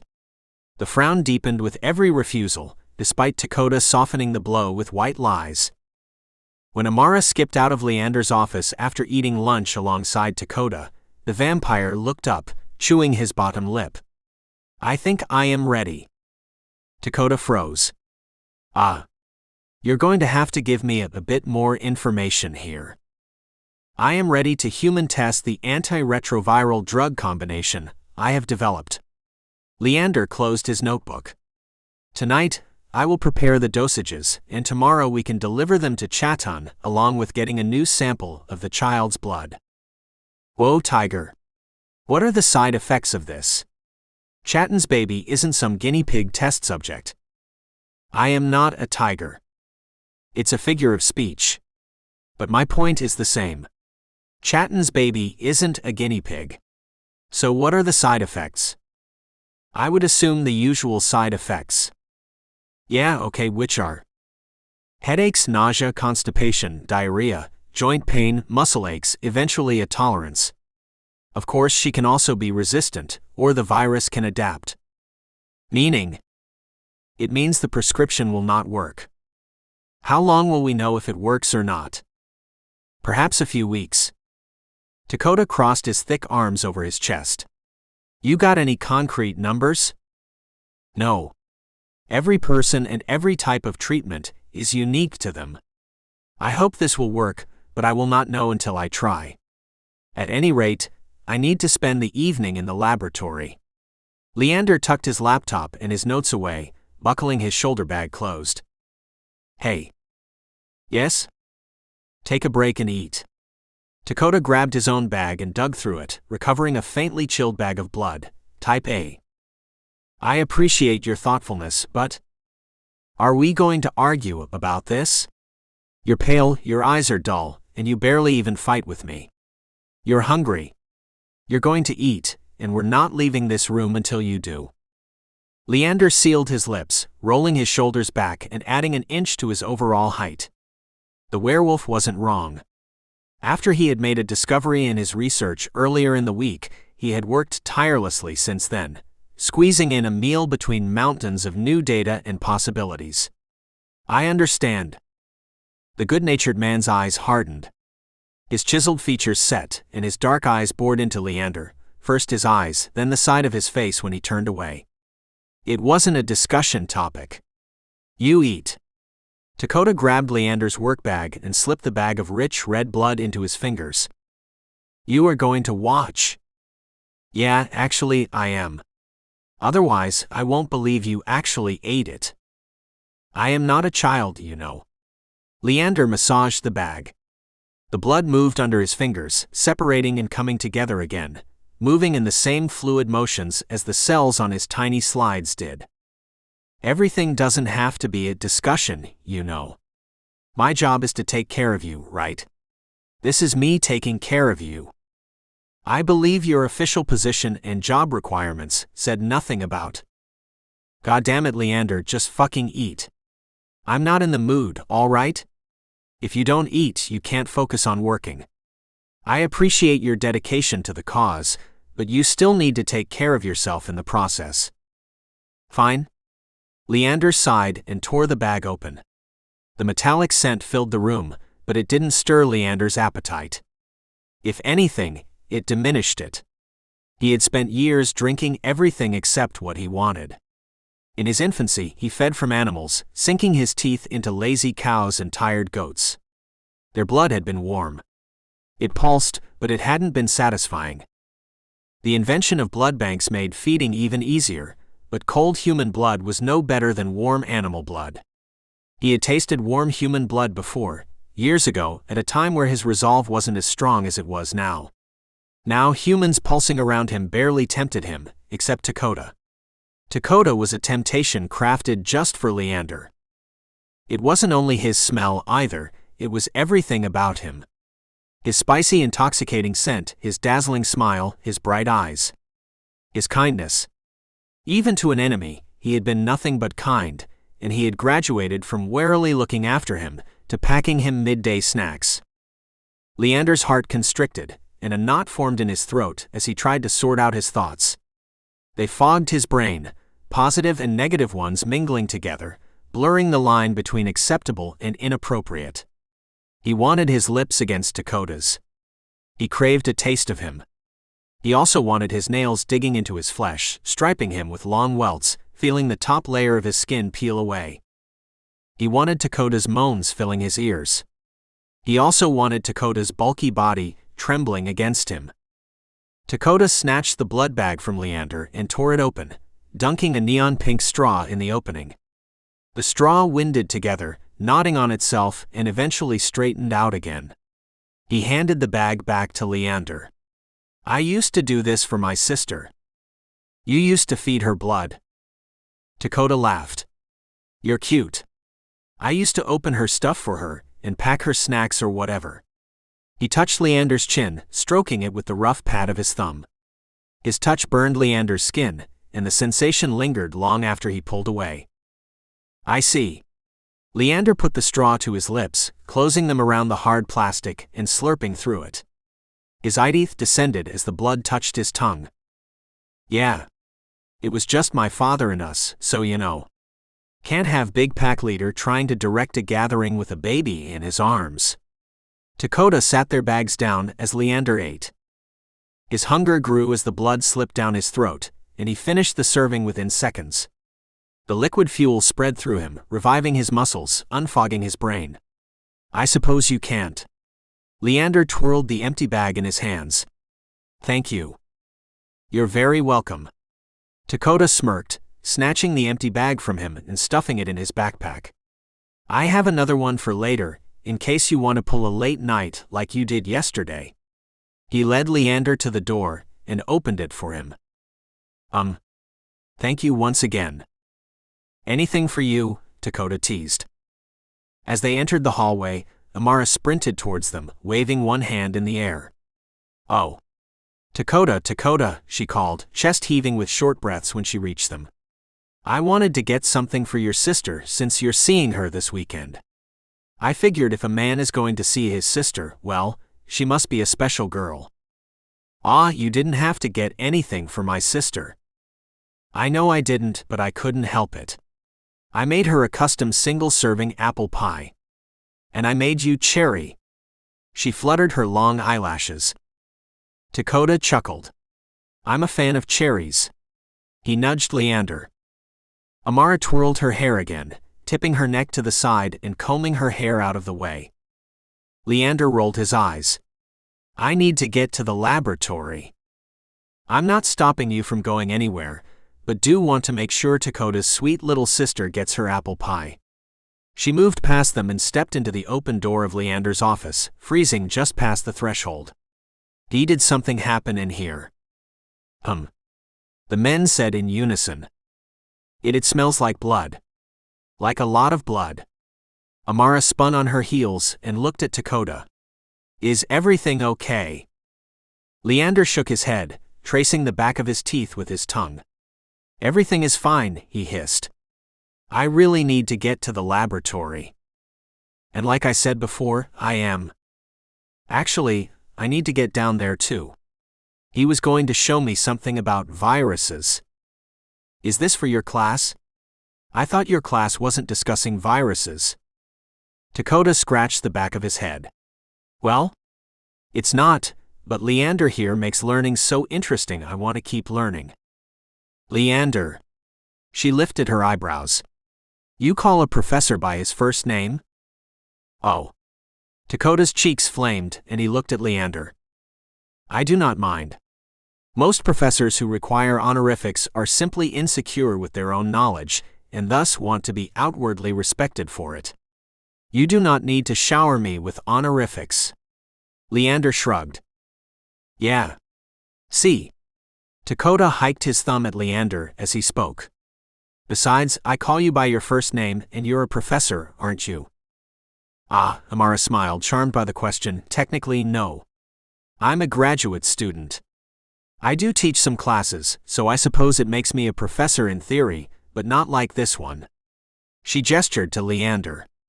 He's got so many letters behind his name. I don't even know what they all mean. They are unimportant. If you will excuse us. Leander stepped backwards, increasing the distance between him and Amara. Unimportant. You worked for them, didn't you? She stepped closer. Of course, he hissed through clenched teeth and looked at Dakota. I will see you in the laboratory shortly. Dakota's cheeks hadn't faded, and he adjusted the bags on his shoulder. Yeah. Yup. I'll see you in a minute. His long eyelashes kissed his high cheekbones as he glanced down at the ground. Submissive. For his kind anyway. Leander appreciated the gesture. I'll send him down, I promise. Amara winked, leaning into Dakota with her flirty words. I'm sure, Leander murmured under his breath and exited his office, leaving his supplies in Dakota's possession. He wandered the quiet stairwell to the laboratory, washed his hands, donned a lab coat, and set to work. With Amara occupied and not hovering over his shoulder, he focused on the antiretroviral medication. Because of time constraints, he turned the collection of chemicals into a liquid, depositing it into an amber bottle and nestling it between his other belongings as footsteps came towards the laboratory. He fixed his attention on the door as it opened. Dakota popped his head in. Hey, he breathed, sorry. He moved inside, closing the door behind him and approaching Leander. Amara's scent had threaded through the fibers of his clothes. Leander stared, working his jaws. What? What did you do with her? Dakota blinked. Why? You smell like her. And she smells disgusting. Does she? He sniffed his clothes and then his hair, before setting their bags down beside Leander's workstation. What do you think I did with her? No, wait. Don't answer. I have no expectations of you. Sure, but you sound a little jealous right now. You're very interested in what's going down with Amara and me. I am not. Leander organized his tools, polishing metal instruments and stashing them in their case. Dakota laughed. Oh. You so are. Is it because she's always flirting with me? If it means anything, I only have eyes for you, my dear. Enough. What? You think I'm wrong? I didn't do anything with her, but I got the pie from her. Cherry, Leander murmured. Yeah, no. She only had apple pie. The cherry thing was a joke. I mean, it didn't make much sense though, because she's not a virgin, so I wouldn't be popping her cherry anyway, but I guess some women like the cherry euphemism. Ah. You know. Popping the cherry for virginity. How's the medicine going? It is festering.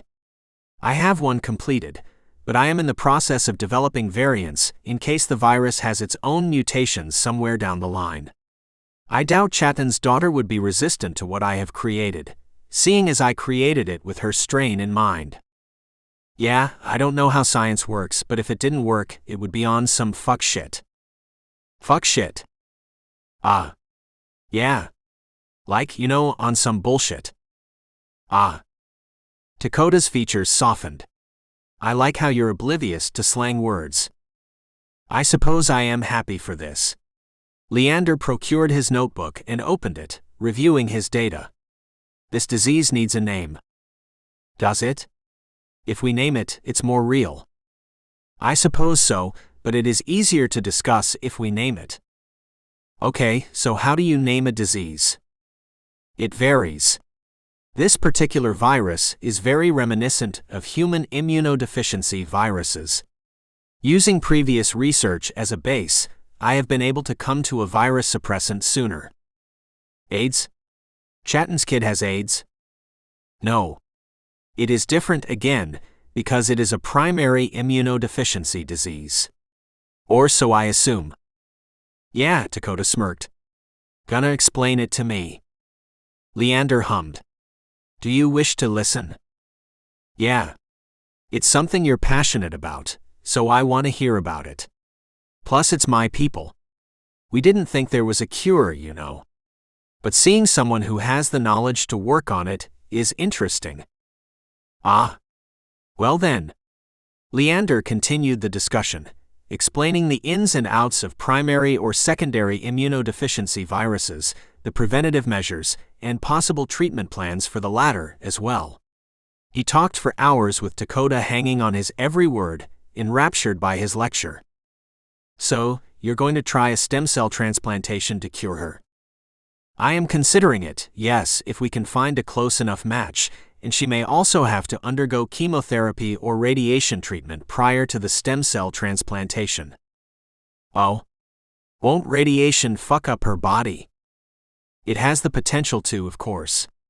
However, I do not know if the side effects of radiation are worse than, perhaps, the eventual side effects from the immunodeficiency virus. Okay, you're right. It's a mouthful. We need a name for it. Yes. However, I am done for the evening. Leander lifted his lips in a little smile. You wanted to purchase groceries? Not really a want. I need to purchase groceries, or I might starve to death. I'm hungry, Leander. Hungry? Of course. Let's go then. Chapter 6. Dakota. Dakota pushed a half-filled shopping basket down the slender aisles of the grocery store as Leander walked beside him, fingers latticed together and arms behind him. Leander had accompanied Chatton on his shopping trips, but where Chatton had been respectable and mature, Dakota wasn't. The younger man had ridden the cart up and down the aisles, tossed in an assortment of sugary snacks, and entirely skipped the canned food aisle. He also rushed ahead of Leander and came back for him minutes later, doing twice as much walking as the vampire. As they neared the last aisle, Leander surveyed the cart. This is what you are going to eat. Sugar, complex carbohydrates, and fat. Yeah. I mean, everything is sugar, carbs, and fat, right? Technically, yes, but none of this will sustain you, and you cannot order takeaway every night. What? I thought you were loaded up with cash. I thought I could buy whatever I wanted. No, you cannot buy whatever you want. We are at the grocery, so please procure groceries. I did. You have 4 boxes of cookies. So? They're snacks. You have no canned goods. Correct, because I do not like canned goods. See there? Now it makes sense, doesn't it? Leander shook his head. You need vegetables and meats, not sugar. You sound like my father. Well, I should expect to, considering your father is many years younger than me as it is. Leander lowered his voice, picking through the items. My father is old. Yes? So you're older than him? Yes? Leander removed cream-stuffed cookies, 2 bags of chips, a bag of popcorn, and single-serving microwavable desserts. You need none of this. Liar, Dakota grinned. I need it all. I left you the chocolate chip cookies and 1 bag of potato chips. Sure. But if you take those out, what am I going to eat? Leander wrinkled his nose. Do you practice this? Practice what? Being infuriating. Nah. It's my shining personality. You love it. I don't know why you're trying to fuck with me. Excuse me. Dakota tossed his head back in a laugh. His glistening black hair flowed with him. For a moment, Leander was speechless, stunned by Dakota's effortless beauty, even as he teased. It means, are you messing with me right now? They didn't have slang when you were a kid. Different slang. Leander dragged the cart to the fresh packaged meat and surveyed the options as Dakota flitted around him.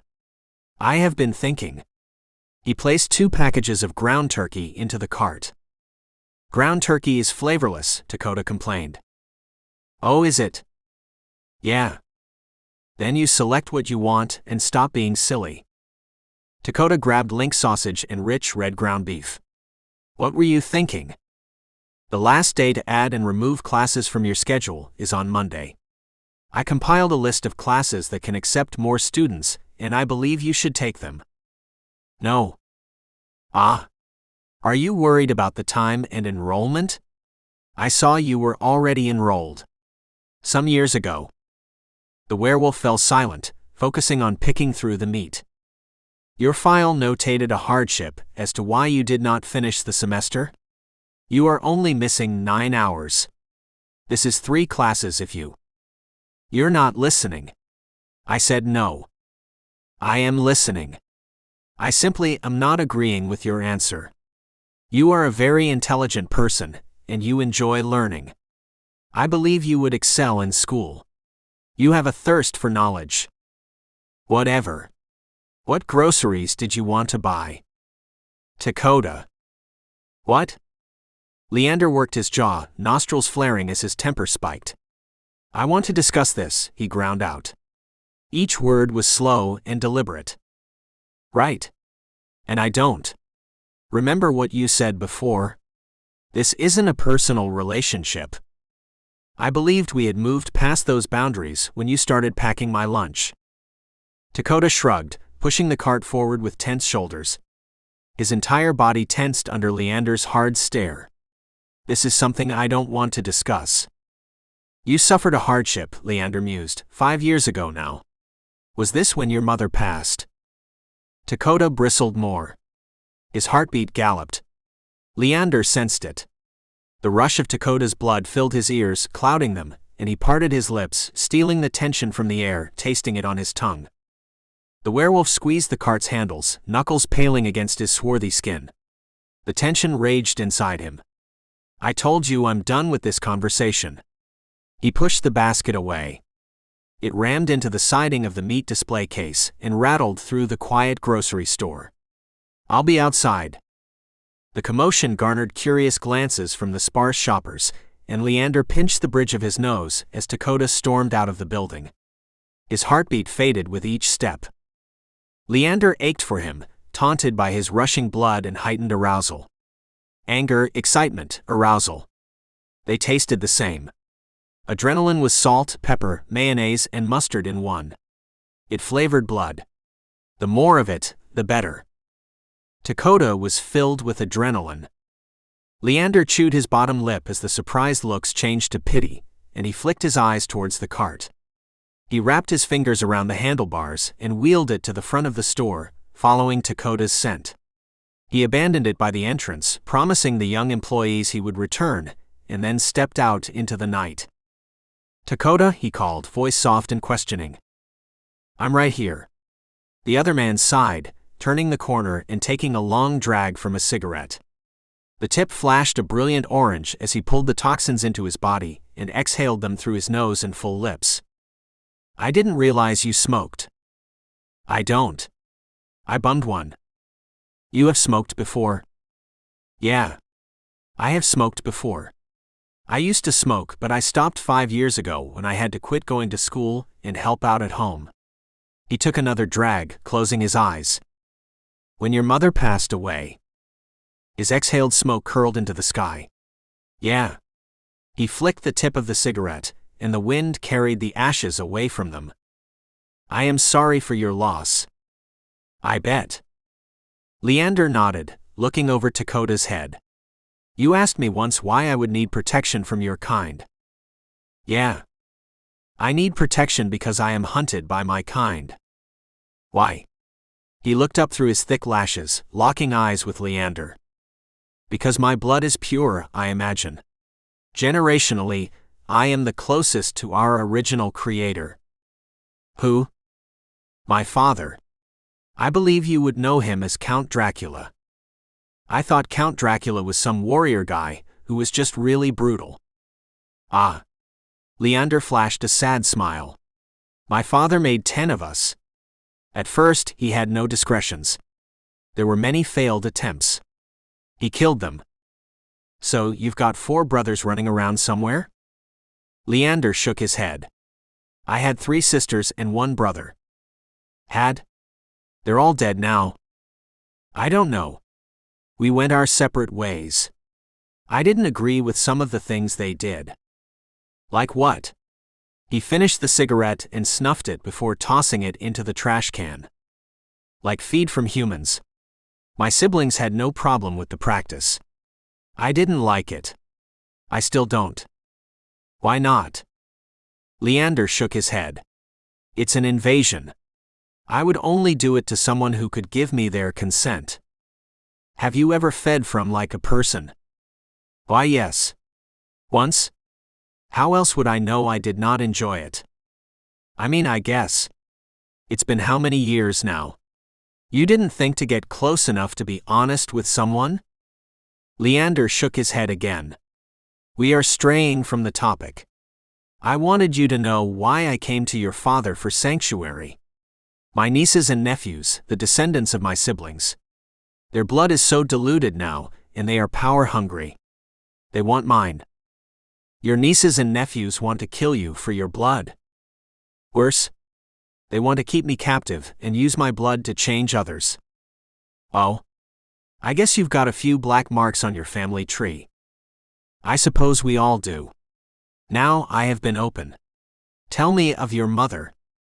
Were you only open so I'd be open back? Is there another reason to be open?" Dakota sighed.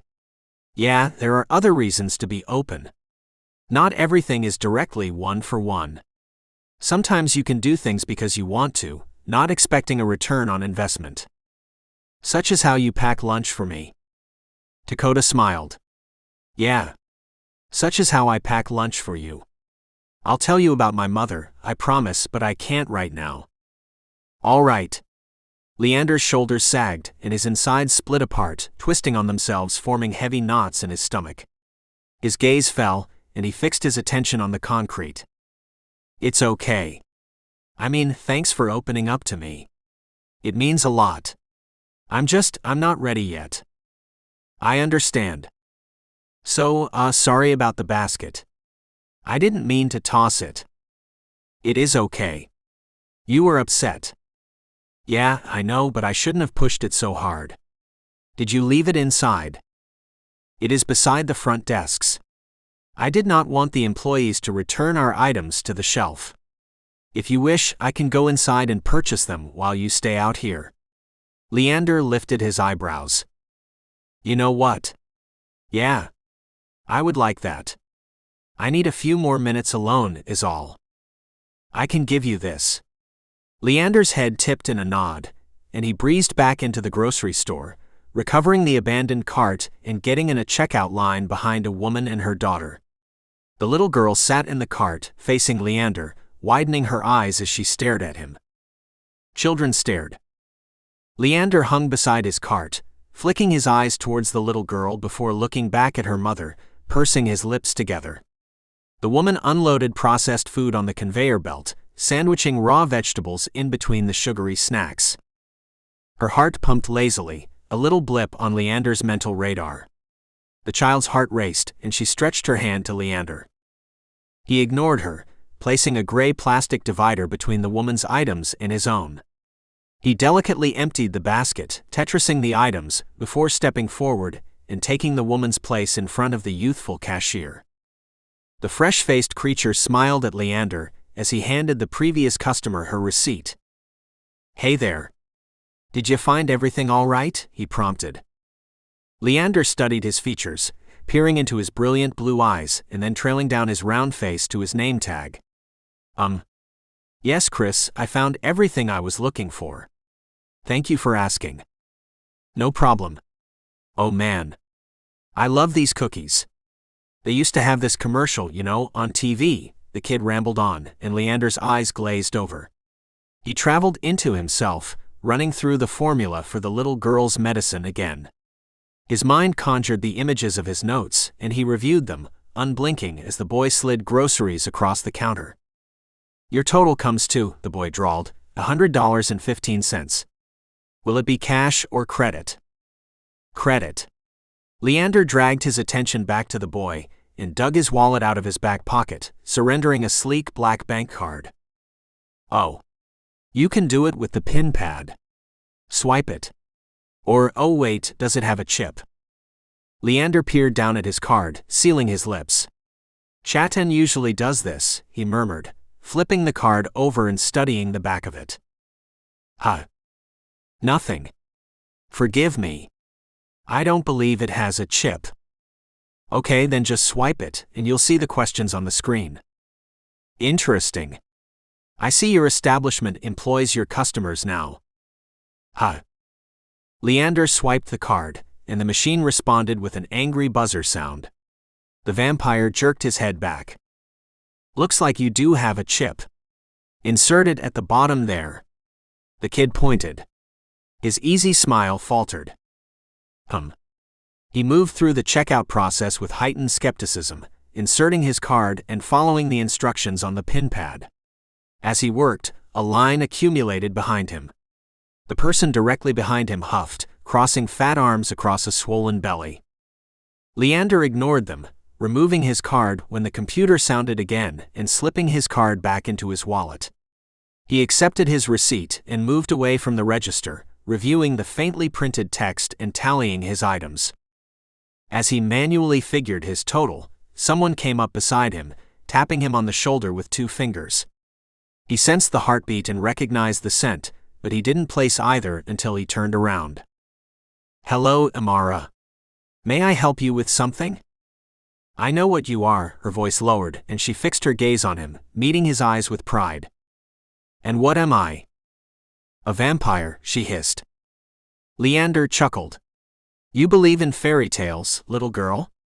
He turned back to his receipt. "You can deny it all you want, but I know the truth. Krina told me," Amara whispered into Leander's ear. "I'm sure." He folded the receipt and looked at Amara again. "And what are you going to do with this fabulous information?" "Drive a wooden stake through my heart." He flashed a smile. "No. It wouldn't kill you anyway, and Krina doesn't want you dead. She and her brother want you alive." "Well, tell your deluded friend Krina I said hello." Leander folded his receipt again and jammed it into his pocket as he exited the establishment. Chapter 7. Dakota. Dakota went up and down the stairs 3 times collecting the groceries. By the 3rd trip, he wasn't winded as much as he was annoyed, and he dumped the last of the groceries on the table, peering at Leander and placing his hands on his hips. "Thanks for all your help." "You are very welcome." Leander flipped over a text-covered notebook page and looked up at Dakota. His murky green eyes fixed on the other man, and a shadowy smirk touched his lips. I see your smile, you know. I know you're trying to play like you're not amused, but I see you. Have you been enjoying this? Enjoying what? Watching me run up and down the stairs getting all these groceries. Well, they were your groceries. Besides, I paid for them. Per the arrangement, though. You were supposed to pay for them. You're not doing anyone an actual service here. Dakota laughed, unbagging the groceries and spreading them across the table. He tore open a bag of chips and leaned against the edge of Leander's chair. What are you working on now? Do you ever take a break? I don't. You know, all work and no play makes Jack a dull boy. My name is not Jack, nor am I a boy. It's a saying. Dakota laughed. I see you are in a cheery mood. I am. I have food. It was a nice night out, and I don't know, this gig isn't as bad as I expected it to be. You're not bad company. I mean, sure you're a little weird, but overall you're not too bad. I suppose not too bad is a compliment. What did you expect? Nothing. Dakota nodded and grinned as he reached forward and tousled Leander's curls. A plume of datura wafted from Leander, filling Dakota's nose and intoxicating him. Leander ducked away. I am trying to work. Yeah, I know. And I'm trying to stop you. Why? Because you work too much. You need a break, and you haven't eaten since midday. You are very invested in my meals. Not very, just mildly enough to care if you have eaten or not.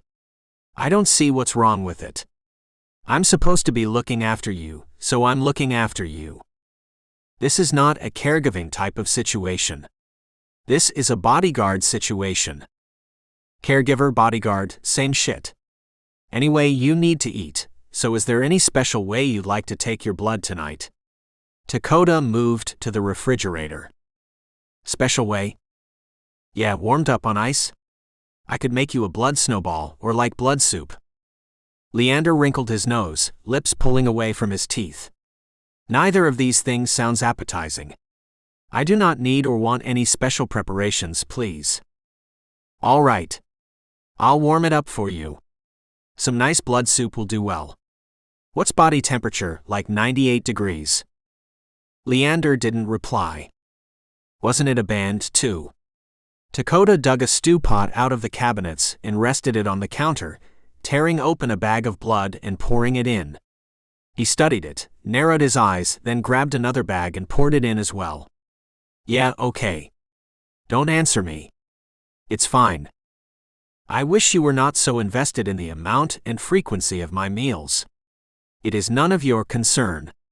Leander closed his book and looked at Dakota, puffing out his lean chest. You know what I think? I don't think you've come to terms with what you are yet. And you've been alive how many years? You're not a baby. You're old. Like old. How do you figure? Because the other day, I asked you a question, and it took you 30 minutes to answer. I don't understand. Old people have no concept of time because they're, old. Dakota grinned, stirring the blood in the pot. The metallic smell filtered through the room, and the vampire shifted in his seat, wrinkling his dark eyebrows and fixing his attention on the table. I see. Listen. I'm trying, not to judge a book by its cover here. I have never seen you read. You're the book. I have no words on my body. Actually, Dakota turned the stove up, you do. You have so many words written all over you.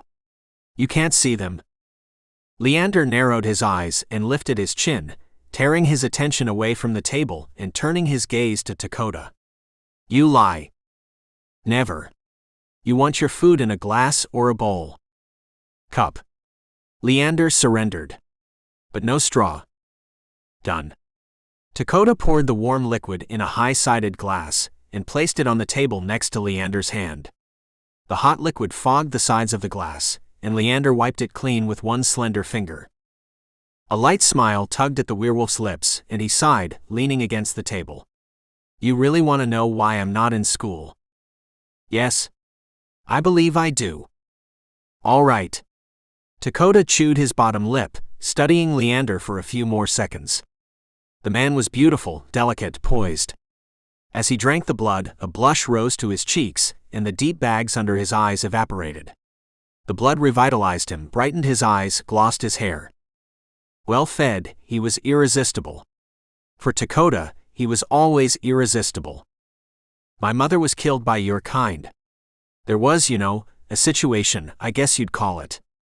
And Dakota flicked his eyes to the ceiling, I really don't remember everything. It was so much. I remember getting my sister to safety. I remember the screaming, the smell of iron and daturas.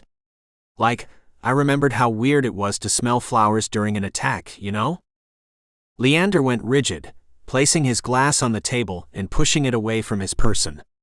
I am sorry. It's not your fault. It is the fault of my kind. Yeah, but it's not your fault. It's hard though. Dakota pushed off his seat and paced the room, grabbing his elbows as he peered outside. My mom would have liked you, actually. You're a lot like her. Slow, steady. She would call you a tree. Why? Because you're grounded. And she called you her little fox. Ah. I see this. You are very fox-like. Leander smiled, swirling his glass. It took us a while to get back on our feet after she left. My dad's still kind of in his bag about it, which he should be. My mom was the love of his life, Leander nodded. I can see how your father would need someone steady alongside him. Yeah. They work together well. Anyway, I don't know. I am truly sorry for your loss. If it is any consolation, I believe the feud our people have between each other is ridiculous. It's a little consolation, I guess, but it's like saying you never benefited from owning my people when you probably have, even indirectly. I have never owned one of your people, but you are right. I cannot say I have never benefited. I do not believe I am taking from you now. I do want to find this cure for you. Yeah. Leander's chest expanded, I also feel more at home with your people than I ever have with mine. Oh yeah. Why? I don't know. You and Chatan. You have accepted my affliction as it is. I am confident it disgusts you. It disgusts me even, but you both have been eternally accommodating. A good man is a good man. Am I a good man? Dakota smiled, looking over his shoulder at Leander. He searched the man's face and then looked at his half-empty glass, tipping his chin up. Finish your food. I'm going to go hop in the shower. You did not, Leander started. Eat. I'll be back in a few minutes. Dakota dipped out of the kitchen, retreating from the heavy smell of datura and iron. His brain found the latter disgusting and the former mouth-watering. When Leander fed, the smell filled the room. His head spun and his body woke up. His skin craved Leander's chilled touch. The hairs on the back of his neck stood on end, and his mind drifted to things he knew they couldn't do. He wanted the vampire. Not only under him, but on top of him, and enveloping him. He wanted to read the epic tome printed on the vampire's skin, trace his fingers along every dip and plane, and let his tongue follow the path of his hands. When Dakota reached his private bathroom, he shed his clothes and stepped into the shower, standing under a steaming stream of water until his skin tingled. He slid his hands over his bare skin, dropping his head back on his shoulders and plastering his long hair against his muscled back. His rough fingers traced over his nipples, teasing them, as his other hand dipped lower, gripping himself around the base. Under the stream of water and with the other man's scent filling his nose, he stroked himself, trailing his hand along his length and twisting the head of his cock. He urged himself to an orgasm as he envisioned the other man sharing the shower with him, on his knees in front of him. He knew he shouldn't have, but what had started out as innocent touching graduated to a burning need, and he fucked his hand until hot cum spilled through his fingers, oozing from him and disappearing down the drain. He came for ages, and when his orgasm released him, His muscles ached and trembled, and his ragged breath shook his lungs. He collapsed against the shower tiles and groaned. His eyes rolled up, and his eyelids fluttered closed. He inhaled a deep breath as there was a knock on the bathroom door. "Dakota," Leander called. "Are you okay? Your heart." Dakota groaned. "Fine, I'm fine. You said you would be back in a moment. It's been far longer than a moment." "Yeah, I'm fine." A little amusement colored Leander's tone, and Dakota's eyes rolled again. "Did you finish eating?" he growled, squeezing his eyes shut. "Yes." "Good." Dakota peeled himself off the tiles and turned off the water, stepping out of the shower and wrapping a towel around his torso. Chapter 8. Leander. They arrived on Dakota's sacred lands mid-morning, after much dragging on the werewolf's part. He had grown accustomed to the comforts of living in the city, the easy access to food, and the steamy hot water for his showers in the morning. The vampire had grown accustomed to a few things as well, such as Dakota's warm presence, his nightly racing heart, and the thick layer of virility coating him. Chatton's 3 young children had begged for Leander's presence at a mid-November harvest celebration. They had begged for Dakota's presence as well, but the fight wasn't as strong. They welcomed Leander to their lands and inside their home, but aside from Dakota and his family, they were the only ones. The vampire was regarded with polite ignorance as he moved around the werewolf's sacred land. They watched him with a clear uneasiness, despite approval from the leader, and despite Dakota's constant companionship. The first 2 nights into their trip, Leander had settled into Dakota's room, leaving a lumpy couch for the bulky man, and he had danced around the other 2 inhabitants of the house. Dakota's little sister studied Leander, ducking out of sight whenever he let on to her presence, and Dakota's father grunted whenever he ended up in the same room as the vampire. The relationship between them all was tense but manageable. The relationship between Dakota and Leander had grown, and the vampire couldn't process it. He was closer to Dakota than he had been with Chatton, but the atmosphere between them was different. While Chatton had snagged his favorite blood type on occasion, Dakota didn't. Where Chatton had left him to his own devices the majority of the time, Dakota didn't. Instead, they had fallen into a unique routine of Leander rehashing the details of his research while Dakota buzzed around the kitchen. Dakota also did not have the same general respect Chatton possessed. Chatton wore clothes. Dakota went inside Leander's penthouse home, paraded around in as little as possible, and what he did wear steadily shrank as they became more familiar with each other. What once had been full coverage bottoms turned into fitted briefs within a matter of weeks, and Leander had adjusted to the marked display of availability. Leander had turned Dakota's small kitchen table into a workspace and had jumped into another research project, occupying his mind with new figures and problems as he mulled over the eventual cure for Chatton's daughter. "Take a break," Dakota's warm voice rumbled as the man breezed into the kitchen. "I thought you had a dinner thing with Chatton and his family tonight?" Leander peered up from his collection of notes, watching Dakota cross the room. "Yes. Tonight." "Yeah, it's 6:30 and it's already dark. You should have left earlier. You sure you don't want me to come with you?" "I am sure. He is only a few houses down and you should rest. I am safe with Chatton. I don't think anyone would come here looking for me," Leander reasoned. "Oh yeah, I don't think so either, but I will be fine. I am sure of it. You should eat before you go, though. I don't think they're going to have your preferred meal there." "I ate earlier, and I am not hungry." Leander placed his hands in his lap. Dakota opened the refrigerator, prying the seal apart and studying the contents. "You ate at 2 this morning. Which does indeed count as earlier, doesn't it?" "I guess." Dakota wrinkled his nose. He closed the refrigerator again and peered at Leander, crossing his arms over his chest. "I don't know if I want you walking back from Chatton's place by yourself. Is this you being overly protective? I am confident I will be fine. Not everyone is happy with your presence here, even if you're doing good work." Leander closed his reference books and stacked them, placing his notebooks on top of them. I am confident I will be fine. If you are worried, then you can stay up and wait for me to return. Dakota rumbled, sucking his teeth and narrowing his eyes. All right. Fine. Will you do me a favor, though? I suppose yes.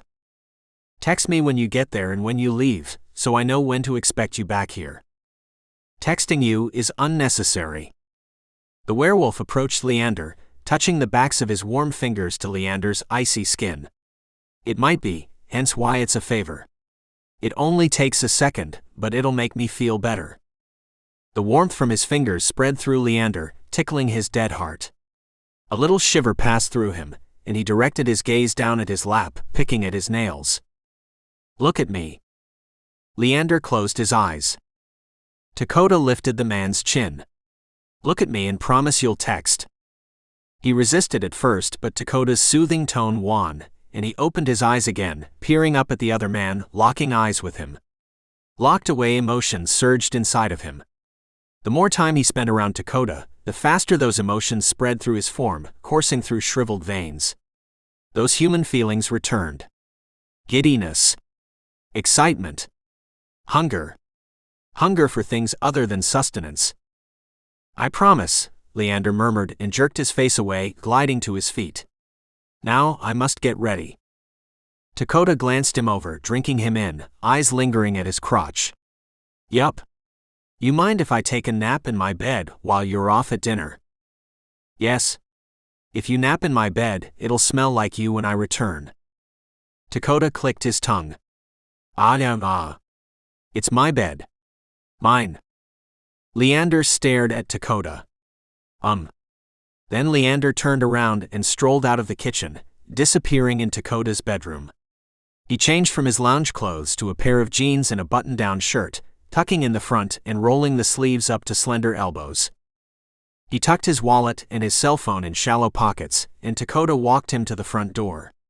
As he stepped away from the house, Dakota dragged him back, gripping his arm and yanking him close to his bare chest, enveloping him in his scent. Leander's head spun. What is it? You sure you don't want me coming with you tonight? I am sure. We have spent every moment together. You can enjoy a break from my presence. Dakota worked his jaws, squeezing Leander's arm and running his tongue along the front of his teeth. I don't need a break from your presence. I don't want you to walk around here at night. You live here. Is it not safe? It's safe, just... Dakota. You're worrying about nothing. While it is eternally endearing, your concern for me, you do not have to worry so much. The werewolf's eyebrow twitched and his tight grip relaxed. His thumb massaged the inside of Leander's arm, now enjoying their connection more than trapping him close. Leander flicked his eyes to Dakota's face, and the werewolf's heartbeat sped up. Yeah, he grunted. The corners of Leander's lips lifted in a smirk. I will return before you know it, and you will wish I was still at Chatton's. Doubt it. Dakota leaned forward, and Leander responded by curling around him. Their bodies twisted in a subtle dance. The sliver of space between them crackled with electricity. Oh, Leander exhaled an unnecessary breath. I will be late. Yeah. Dakota released him. He stepped away again, shivering at the loss of Dakota's warmth. Chapter 9. Leander. Chatton yanked his door open as soon as Leander arrived at his doorstep, and two twin boys bounded through his legs, latching themselves onto Leander. Uncle Lee, they chanted, throwing their heads back and peering up at him with youthful smiles. The smaller of the two boys reached his hands in the air, wiggling his fingers. Pick me up, he requested, and Leander shook his head but scooped the child into his arms, adjusting him on one hip. You are getting rather large to be held, you know. Leander stepped inside Chatton's small place with one boy on his hip and the other squeezing his free hand, placated by the vampire's presence. They missed you, Chatton chuckled, a broad smile splitting his face in half as he closed the door behind him. And I missed them as well. Chatton squeezed Leander's shoulders, massaging his neck. It's good to see you well. Thank you for everything you've done for us. You are welcome, of course. Where is your sweet little girl? She's resting with Zutkala. Ah. Dakota told me this pregnancy isn't as easy as the last two. Not at all, but it's almost over. A few more weeks. Leander nodded, easing the small boy back to his feet and combing his fingers through the little one's hair. And your girl? How has she been this past 3 weeks? Chatan herded the boys into the living room, shooing them away from under Leander's feet. At first she was doing well. Her cold cleared up and she was playful and lively, you know, I told you. Yes? Now, well, not so much. The medicine isn't as effective. I mean, I don't know all the scientific stuff, but it seems like her body adjusted to it. Does that happen? It can, yes. Leander chewed his bottom lip. She's having side effects too. She's been feverish and sick on her stomach almost all the time. Symptoms weren't happening before, though. Leander nodded. I'm sorry. Don't be. You're doing everything you can. All of this is trial and error, and at least you're doing something. It's not good enough, though. Chatan shrugged. Seeing the light in her eyes, even for a second, was worth it. Don't be so hard on yourself. I will make something better. Uncle Lee, the larger boy whined. Hanska, you hear us talking, Chatan rumbled. But you're always talking. I want to show him what I drew, Daddy. We're talking. Hanska pouted, but his brother touched his shoulder. Come on, let's go play in the room until dinner. Uncle Lee, are you staying for dinner? Hanska asked. Yes. I will see your drawings after dinner, I promise. Leander smiled. Go on and play with your brother. I am not going anywhere. Okay. With Leander's blessing, the boys scampered down the hall and into a door to the left. Leave the door open, Chatan commanded. Okay, the boys laughed. They are growing up fast. They are. Like trees. Chatan moved into the kitchen, beckoning Leander after him. I gotta make bread before we're ready to eat. We're having leftovers, 'cause I figured you ate already. Yes, of course. Leander meandered into the kitchen after him, taking a seat at the empty kitchen table as Chatan moved around the room. He mixed dry ingredients with wet and poured thick batter into a sizzling skillet before fishing a deep pot out of the refrigerator and spooning servings into a smaller pot. So, how's everything on campus? Everything is as to be expected. The students are nearing the end of their semester, so the building is crowded at all times of the day, Leander started. The conversation continued as Chatan cooked. The werewolf asked polite questions as Leander leaned back in his seat and spoke idly. The conversation was light, ignoring the heaviness lingering between them, and as they spoke, Leander's mind wandered to his figures. The numbers and measurements danced across his vision as he plotted tweaks to the little girl's medicine. About done, Chatan announced as he slid the bread out of the pan. The bread invited the rest of the family into the kitchen. First, the two boys bounded over the threshold, and then a toddling woman holding the hand of a little girl filled the kitchen door frame. Oh, Leander. I didn't know you were here already. The woman's long hair fell around her boxy shoulders, and she rested her free hand over her swollen belly. Uncle Lee, the little girl responded, exhaustion filling her tone. She wiggled away from her mother and approached the visitor, launching herself into his arms. I arrived some time ago. Chatan and I were catching up. Were you? She moved into the kitchen, pinching off a corner of the bread, popping it into her mouth and kissing her husband's cheek. Chatan stole another kiss, nibbling her neck with a little growl. She giggled, and Leander's gaze softened. His mind shifted from his equations to Dakota, and the feelings attached to the shift surprised him.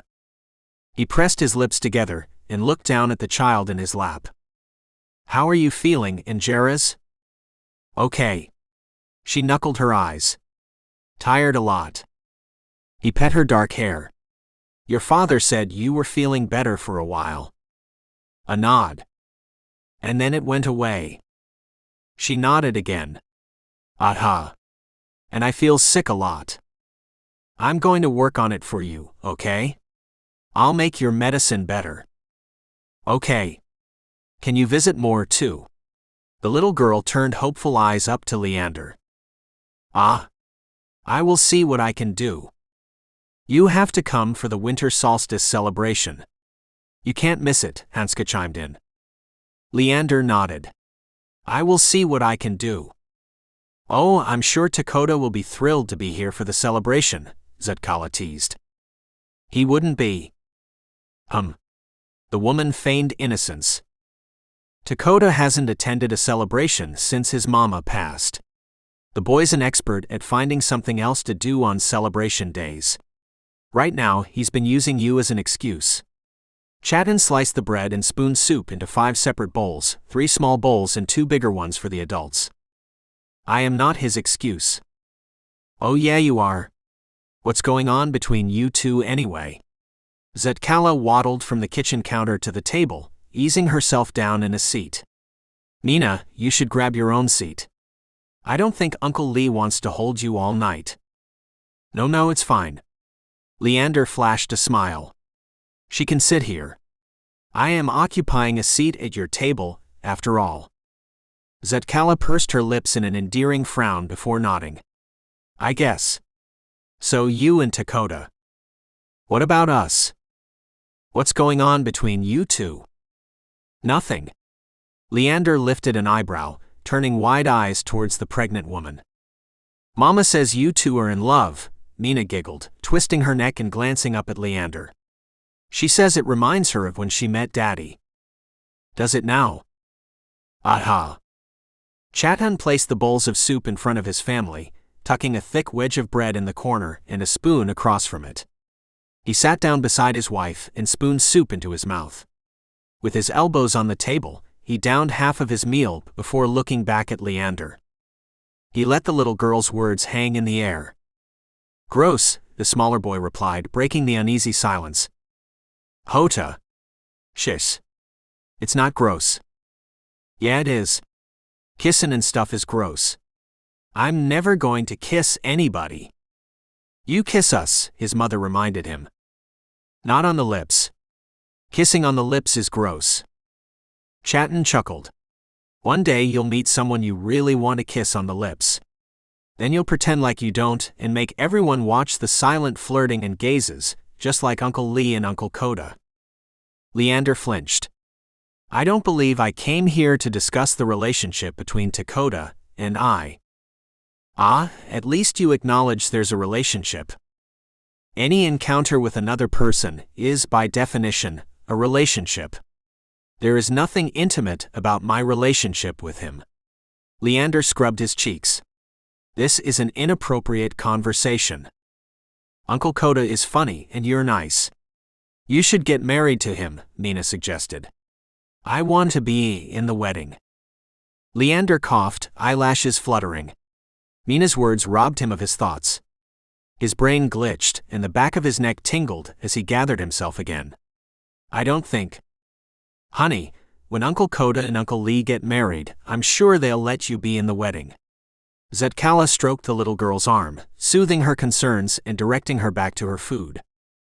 Chatan finished his soup and sat back in his seat, idly nibbling his triangle of bread, as he surveyed his family with pride. He was a lion, ever ready to defend his lioness and his cubs. He finally directed his gaze back to Leander. You've changed a lot since I first met you. A little with me, but a lot with Koda. He's good for you, and you're good for him. Thank you, Leander replied. The other day, he told me he's enrolling in some winter classes. No one's been able to convince that one to go back to school. He don't read, don't study, and yet all I catch him doing is hanging on your every word as you explain figures and numbers no one can understand. You're good for him. The ancestors brought you together for a reason. I suppose. And he's good for you, too. I've never seen you smiling so much, Zetkala chimed in as she finished her meal, sopping up the last of the soup broth with her bread. Thank you, Leander murmured a second time. He mulled over his friend's words as the children finished their meals and ushered him around the house.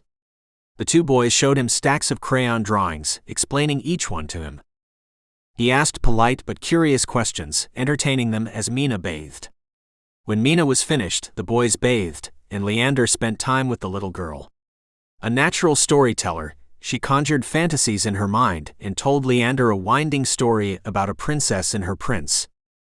It ended with a wedding and several young babies. Then the girl yawned and burrowed into the blankets on the bed, falling asleep with the vampire still posted beside her. This was family. Leander watched the little girl sleep, listening to her frail heartbeat and the easy rise and fall of her chest before he inched out of the room, pulling the door closed behind him and returning to the main body of the house. "Thank you for helping us with bedtime. It's always easier with you here. The kids really love you." Chatton clapped Leander on the shoulder. "I didn't want the kids to see this, but I got something for you. I figured we could all relax with a drink before you head back to Coda's."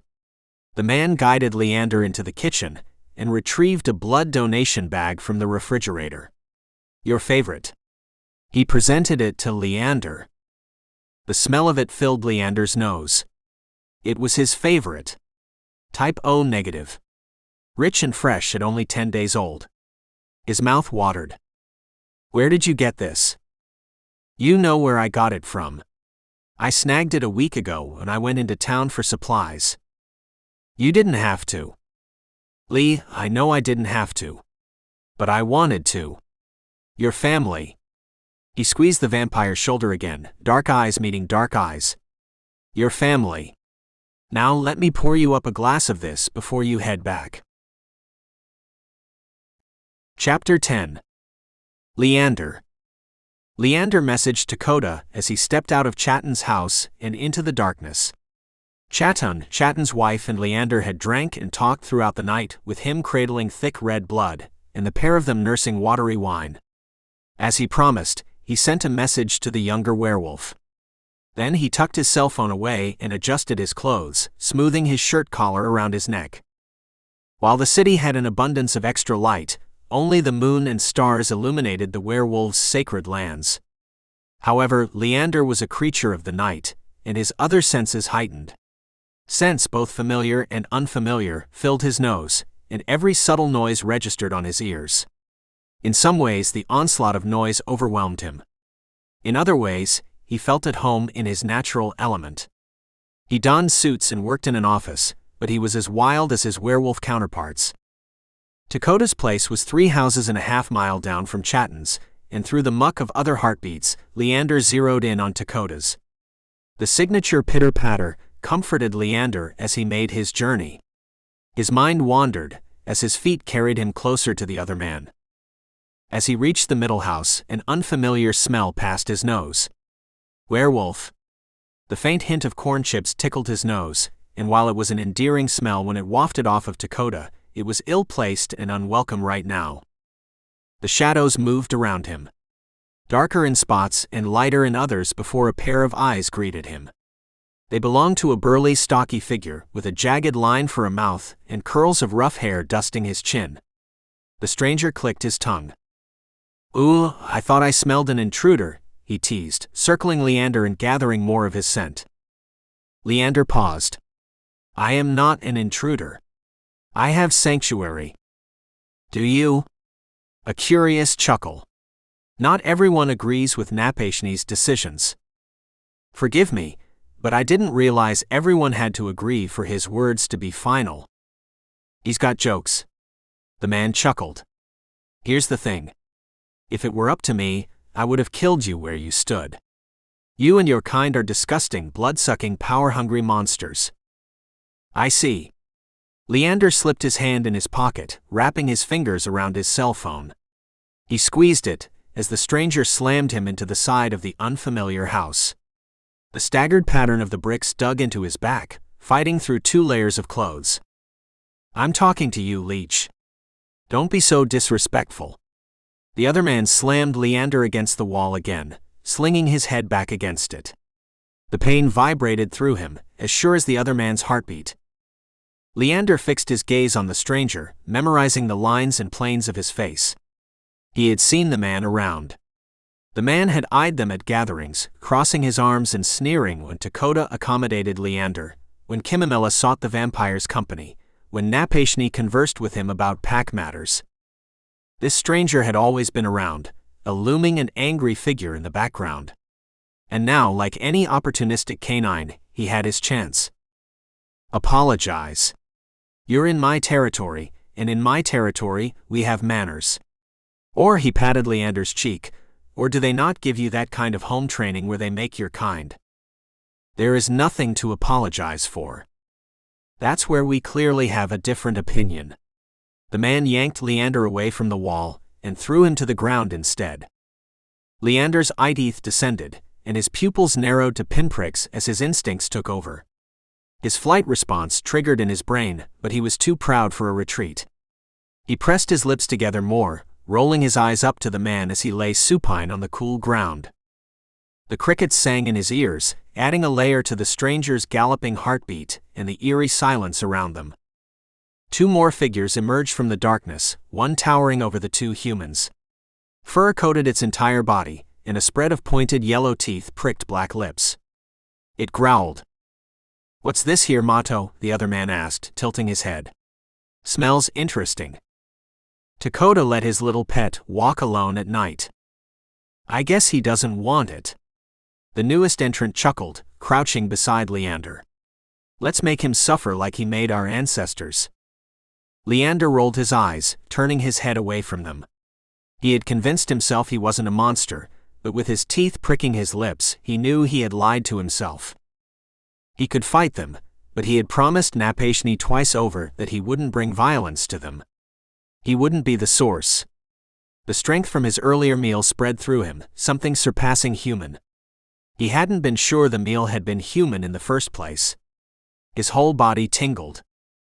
The three werewolves bickered around him. The new stranger wanted the first hit. Mato wanted his prize. The shifted creature growled steadily, a low-level bass to their tenor words. Mato rammed a steel-toed boot into Leander's side, cracking the seal to an onslaught of attacks. Another boot to his side cracked two ribs. His ears rang. "Get up," Mato sneered. "You're so powerful, aren't you, bloodsucker?" Leander shuddered. His whole body ached with fresh bruises. He felt them raising on his paper-thin skin. "Wicasa, get him up." Another kick, and the other creature hurled him to his feet. "Let's play a game. You against me." Bloodsucker against werewolf, Mato circled him, no holds barred. Leander studied Mato, before flicking his eyes to Wicasa and his silent companion. They stood around him, posted strategically so they circled him. He was trapped. "Ready?" Mato drawled. Leander's eyebrows knit together. With all the muscles in his body throbbing, his brain taunted him again. His hunger raged, and he tasted Mato's blood on his tongue. Rich and heady from a good meal and his own pride. Wicasa and the other creature smelled just as rich. They could be dessert because Leander was ravenous. He balled a hand into a fist and rolled his eyes, charting the three of them and tracking their movements. And go. Leander lunged for Mato, fangs bared and anger fueling his strength. He brushed the ruddy fabric of his yellowed t-shirt and went flying. Pain seared through him, starting at the center of his face and spreading to his eyes. His own thick blood leaked into his mouth, choking him. The first tirade of punches and kicks dwarfed this second round, and bubbled cries escaped Leander's lips. His nails scraped the ground as the other two men sprouted fur, snouts, and claws. Pain striped his back, his arms, his thighs, until every layer of cloth had been shredded. His dark blood seeped out of broken skin and into the ground. The barrage stopped, and one of the men crouched over him. His fur tickled Leander's skin as he changed from a monster back into a man. "Mine." Mato's voice warned the other two as he jerked Leander's head to the side. His warm breath touched Leander's abused skin. "When I'm done with you, I'll give you to my brothers. And when they're done, I'll give you to yours." His words swam in Leander's brain. Every inch of his body throbbed, but he gathered his strength and fought against Mato, struggling against him until he had an opening, and then he bit him. He sank his teeth into the werewolf, and hot blood gushed into his mouth. It was pure, unfettered bliss, and Dakota's scent filled him. His mind taunted him, and a new power surged through him, but no new strikes came. The atmosphere around him buzzed with action. Growling and snarling, but it traveled away until he was left with silence and the back of his eyelids. "Leander," a voice cut through his blissful silence. Panicked. Dakota. Two strong but gentle hands gripped his face. He seized, recoiling from the touch. "Hey, it's okay. It's me," the voice continued. Fingers smoothed the hair on Leander's forehead, organizing wild curls. "You're okay now. I'ma take you home." Powerful arms jostled him, scooping him from the ground into the air and nestling him against a warm body. Skin to skin. Head to heartbeat. The heartbeat raced. It was familiar, as were the smells around him. The scent of Mato and his companions dissolved, and Dakota's scent replaced it. This scent he knew in his bones. He cracked his eyes open and flicked them up to the creature holding him. "Hey there," Dakota rumbled. "How ya feeling?" Leander clenched his jaws. He shuddered in Dakota's welcoming arms. "It's okay. Look, we'll get back to my place and get you ready for sleep or something. I knew I shouldn't have let you walk alone." The werewolf cursed himself as they passed the third house and reached the small shack Dakota shared with his sister and father. Dakota shifted Leander in his arms and kicked the door open, nudging it closed behind him and carrying Leander down the hall, easing him into the bed. "You want to tell me what happened?" As Dakota retreated, Leander's whole body quaked. The changes registered.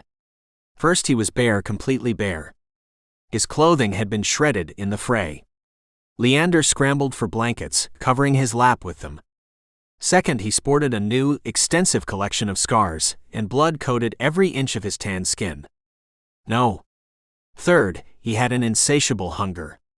Dakota's heart pounded in his brain. He charted the path of Dakota's blood with his nose. Each heartbeat sent rich, oxygenated blood coursing through the werewolf's veins. Leander swallowed. "All right." Dakota propped his hands on his hips and frowned, eyes scanning over Leander's body. "What can I do?" "Nothing. Leave, please." "Yeah. Not gonna happen. In fact, we're best buddies now, because I'm not taking my eyes off you. Not even for a second. And when you have to use the facilities. We're going to be best fucking buddies," Dakota rumbled. "I see." The werewolf paced the room. At first he had been calm, concerned, but anger filled him as his worries subsided. It vibrated off him, until he released it with a solid punch to his bedroom wall. "Damn it," he snarled. Leander flinched. "Next time you fight back. On your father's land. Against your father's people when I came here to ask for protection. This isn't the time to try to be a martyr, or a goody-good or whatever you think you're doing, by not fighting back. They were fucking wrong." The wall earned another punch, and the drywall crumbled under the force. Leander watched the fractured lines crawl from the point of impact across the wall. "You are upset." "Damn right I'm upset. Here you are trying to find a cure for Chatton's kid. You've been nothing but good to us, and these jackasses come out of nowhere and beat you down. It's bullshit, and they're going to pay for it. I don't need monetary compensation." "Not what I meant." Dakota pinched the bridge of his nose. "I mean, I'm going to beat the hell out of them. More than I did just now. They think they hurt now. So help me when I am done with them, they will be begging for death." Don't. Dakota's eyes blazed. "You don't have a say here." His lips curled as his eyes met Leander's. "I do. It was an attack against me, and I am telling you not to retaliate. It is over now. Let it be over." Was I unclear? Am I speaking English? You don't have a fucking say in what happens to them. I am the son of Napashni, this is my territory, and you are my guest. What they did was unacceptable, and there are repercussions, Dakota snapped. The vampire rolled his shoulders back. His chest expanded. "You have something else to add?" "Yes?" "What?" "I didn't realize you knew such large words." Have you been reading in your spare time? Dakota blinked. His anger broke, and the sharp lines to his face softened as he relaxed at Leander's comment. Listening to you too much, I guess. He chuckled. You should go get cleaned up. Kimmy and my father are already in bed. Are they? I'm sure you've woken them by now. Go get cleaned up. I'll get you something to eat. I'm not hungry. Leander eased out of the bed, carrying the stained sheets with him. Didn't ask you if you were hungry. I said I'll get you something to eat. With sealed lips, the vampire regarded the werewolf. Leveled gazes housed a playful challenge. The sparkle returned to the werewolf's dark eyes, but he was still only half kidding. Chapter 11. Dakota. Dakota stepped away from the bed once Leander had settled with a thick textbook. The creature's wounds had healed as he washed them, sealing closed and leaving him as smooth and clean as he had been before. Leander had donned one of Dakota's shirts and a pair of his shorts, and looked nothing like himself. He looked younger and innocent, especially nestled in Dakota's blankets with drooping eyes and matted hair. You rest. I'll see you in the morning, Dakota rumbled, touching Leander's smooth cheek and trailing his fingers down his shoulder as he expanded the distance between them. Yes, Leander murmured. Dakota exited the room, closing the door with a soft click, and moved into the bathroom. He ripped his clothes off and stepped into the shower. His enemies had barely scratched him, but he sported a bite mark on his arm, and it burned and tingled against his skin. The venom had fueled him before, and he had turned his rage on his cousins. They deserved it. But now the rush had settled into something else. A comforting fullness. Dakota was light, almost giddy, but also hungry for a second round. He scrubbed his arm and bandaged the bite, trapping it under a flesh-colored bandage before he shrugged on a long-sleeved sweater and moved into the living room, collapsing into the couch and drifting in and out of sleep until the sun crept over the horizon line and spilled into the living room.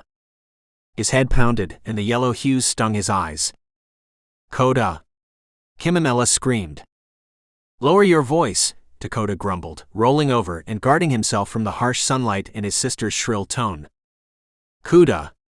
It's breakfast time. Damn it, he grumbled, covering his head with a pillow.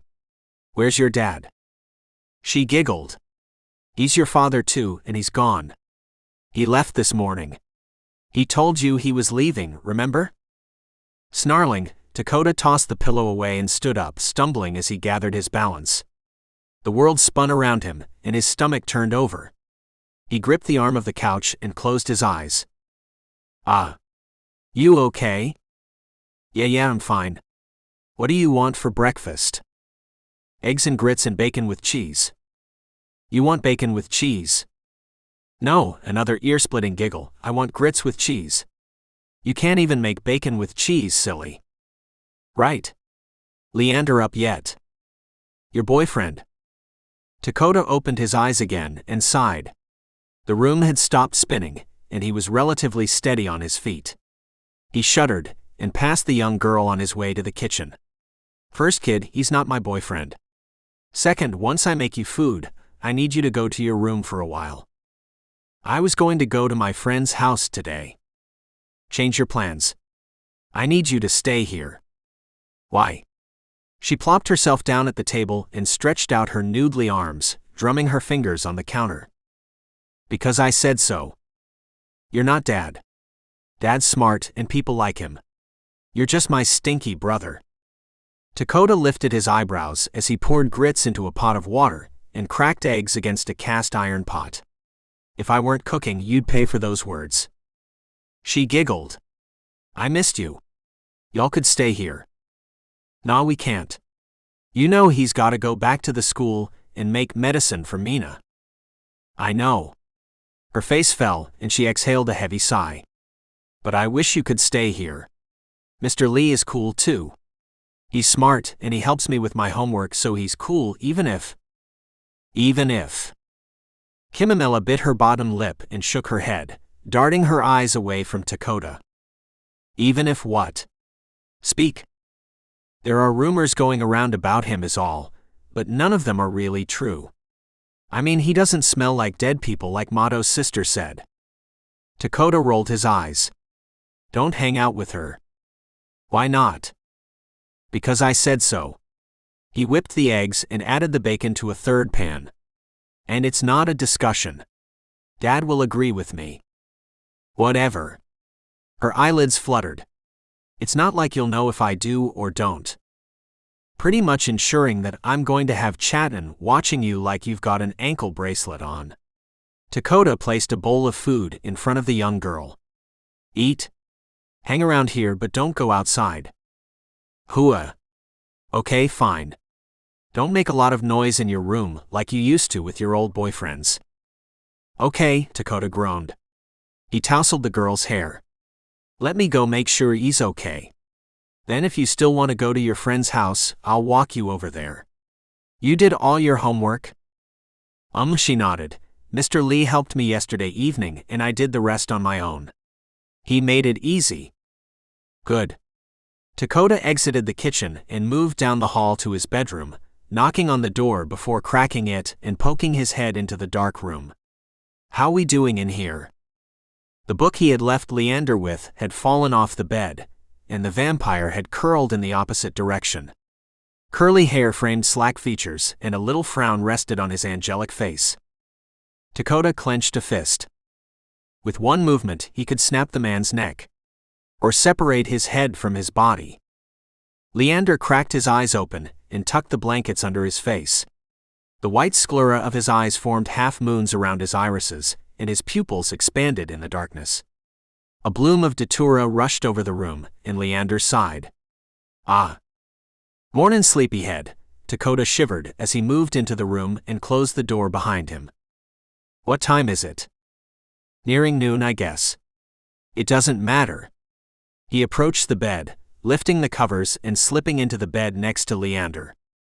The vampire inched away. I should get up. I have to look at cures for Mina. I'd rather you relax with me. I see. This is something you and I don't do. We don't relax together. Maybe, Dakota sucked his bottom lip, maybe we should start. I don't believe we should. Leander slipped out of the bed and picked his book up off of the floor, placing it on the bedside table. He moved around the room, and Dakota's eyes tracked his shadow as he changed clothes. You should be somewhere else. Somewhere where? I want to be right where I am. I want you to be somewhere else. Why? Because? Leander shrugged on an undershirt and then a button-down shirt over it. Because you're afraid of what might happen if I don't go somewhere else? Dakota pushed himself up. I'm not blind, you know. I realize. Leander stuffed his legs in a pair of pressed slacks and fastened them at the waist. A knot grew in Dakota's throat, and he traced the front of his teeth with his tongue before he eased out of bed, approaching the shorter man. Here's the thing. I know you're going to disagree with me because you're good at that, but you need a hug. You can't brush last night under the rug like nothing happened. You were cornered and attacked by my people, and I feel terrible about it. I should have been there. You were. In the beginning. I should have been there in the beginning.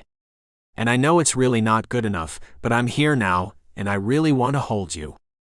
He tucked his shirt in, turning his back to Dakota. Leander's wild curls licked at the smooth column of his neck. Bony fingers ran down the front of his shirt, and he twisted his spine, glancing over his shoulder at Dakota. You want to hold me? His lips moved over the question, and a smooth eyebrow quirked up. To the ancient predator, the statement was comical. To Dakota, it was the opposite of slamming him into the wall, wrinkling his suit, and scarring his recently healed skin. Dakota's nostrils flared. Yeah. I do. Confirmation melted his intrusive thought, and rough fingers ran a gentle touch along Leander's shoulder. And I want to make sure you're okay. I am fine. I heal like anyone else. Not physically. Dakota cupped Leander's face in his hand, thumb stroking his temple. Mentally, emotionally, I want to make sure you're okay. Leander nuzzled into Dakota's hand. His body leaned into the affection before his mind stopped it. His full lips brushed against Dakota's palm and set Dakota's heart galloping. I believe I am fine. His breath was ice against Dakota's skin. You sure? Dakota leaned forward, closing some of the distance between them. This time, Leander didn't jerk away from him. Instead, the lithe creature's lips parted. Leander tipped his chin up in increments, hooding his eyes before snapping them to Dakota's face. No, Leander whispered. Closer. The ends of Leander's curls brushed against Dakota's face. His own hair slid over his shoulders, curtaining them both as he tilted his head. He left a sliver of space between them, an inch of distance between their lips. The air was charged. Fire and ice trapped together. Okay, Dakota rumbled. He quaked, muscles tensing as he leashed his desires. So close to Leander, the man's datura and pine scent intoxicated Dakota, burning his nose and immobilizing his other senses. He craved Leander, like air, like water, like food, and his hand tightened on the back of the other man's neck. His fingers dented his smooth flesh as his hunger grew into desperation. Each dragging moment tortured Dakota, and combined with Leander's dragging pace, tears formed at the corners of his eyes. Yes? Dakota's hands trembled, and his eyelids fluttered closed. He had never wanted someone so much in his life. Whether it was his own desire or Leander's venom still traveling through his veins, he wasn't sure, but he also didn't care. Kiss me, he demanded, voice shaking over the words. Dakota's request went unanswered. The vampire didn't move. Dakota groaned, pressing his lips together before sighing through them again. The silent denial piqued his arousal, and the front of his lounge shorts tightened, and his cock wept along with his eyes. Kiss me now. His dominant display from the previous night had dissipated. He was putty against the vampire's patience. Of course, Leander said, and closed the distance between them. His lush lips brushed along Dakota's, sending waves of chills down his spine. Fuck, Dakota whispered. The kiss ended as it had begun. Gentle. Oddly chaste. It left Dakota hungrier than he had started, but he got what he asked for. When the kiss ended, the werewolf dropped his head back on his shoulders. Shudders racked his body, and he licked his lips as he gathered himself. I am hungry. Will you prepare me something? Dakota laughed. A second. Ah. The vampire moved away from him, taking a seat at Dakota's childhood desk after grabbing his reference book. He opened it to the middle and hunched over the pages. Dakota laughed again, grinning as the vampire immersed himself in his work. I'll be back in a few. He exited the bedroom and moved into the kitchen, cleaning his sister's dishes from breakfast after setting a blood bag on the counter. He let it warm gradually as he buzzed around the kitchen, humming and smiling to himself. The front door opened and closed, and his father's voice greeted him. Why are you so happy? No reason, Dakota replied, draping a dish rag over the sink and spinning around facing his father. I need to talk to you. Never thought I'd catch you cleaning the kitchen with your charge in your bedroom. The older man moved inside the room, turning the blood bag over in his weathered hands and swiping his fingers over the counter.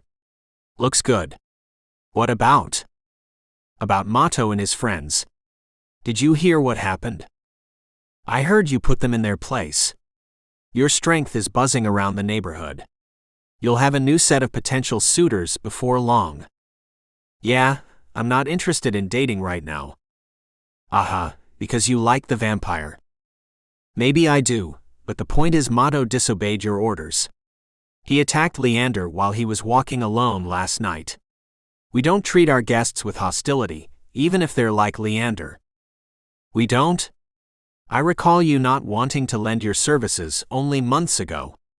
I had to force you to watch over him, and now you are campaigning for his protection. He is a good person, and you can't penalize someone for the way they have to live. I mean, he didn't pick this. Okay. Napashni crossed his arms over his stocky chest, posting himself next to his son. What do you think should be done? They should be punished. How? I don't know. You're the leader. You are the future leader. One day I'll die and it'll be your turn. You've finally pulled your head out of your ass and stopped acting like a boy. You've started acting like a leader, and it's been time for you to start taking responsibilities. Okay, harsh pops. Dakota wrinkled the bridge of his nose. But the truth. I gave you time because of your mother, but you've had enough time. I don't know why the vampire. Leander. Napashni cleared his throat. I don't know why Leander has inspired a change in you, but I appreciate it. You're growing into a good leader. Dakota's heart swelled in his chest. With all his loved ones safe, the warrior inside him relaxed. Thanks. Now, what should be done about Mato and his crew? I don't know. I feel like they've always been causing trouble. They have. This is when you will lose your friends by doing what's right for the family. Dakota scoffed. Yeah, Dad, they're definitely not my friends. I don't want to do anything harsh, and I don't want to be a violent leader. I think I'm going to have them serve our community. You know, help old ladies clean their houses and stuff. They can learn a trade and stop fucking around all the time. His father laughed. You were once in the same position. And you told me to be the bodyguard to a vampire, so it stands. I did. And it seems the vampire taught you how to be an adult. I guess. I'm taking classes in the winter, so we probably won't spend the whole winter break here. Plus, I know he's going to want to work on the cure for Chatton's girl. The medicine isn't working? Dakota shook his head. Apparently not, or not as well as he hoped. All right. Well, I should thank this vampire, shouldn't I? He's healing my brother's daughter, and he's convinced my son to fill his head with more than dust and music. Yeah, okay. My head's not filled with dust and music. It's not now. Whatever. I'm taking winter classes, and we're going back to his place in a few days. He's going crazy here because he wants to test some figures he's worked up. Napashni nodded. Don't let him work too hard. There needs to be a balance like the sun and the moon. Wow. I hope I don't start saying dumb shit when I become the leader. Oh my son, you will. Napashni laughed and yanked Dakota into a hug. Take care of yourself and take care of him. You two have a special connection. Let it plant itself. Water it like seeds so it can grow strong. Dad, stop. You're making it awkward. I'm trying. He embraced his son. Dakota surrendered to his father's affection, resting his face against the man's shoulder, bending forward to do so. Love you, Pops, he muttered. I love you too. And I'm proud of you. Sufficiently awkward now. Good.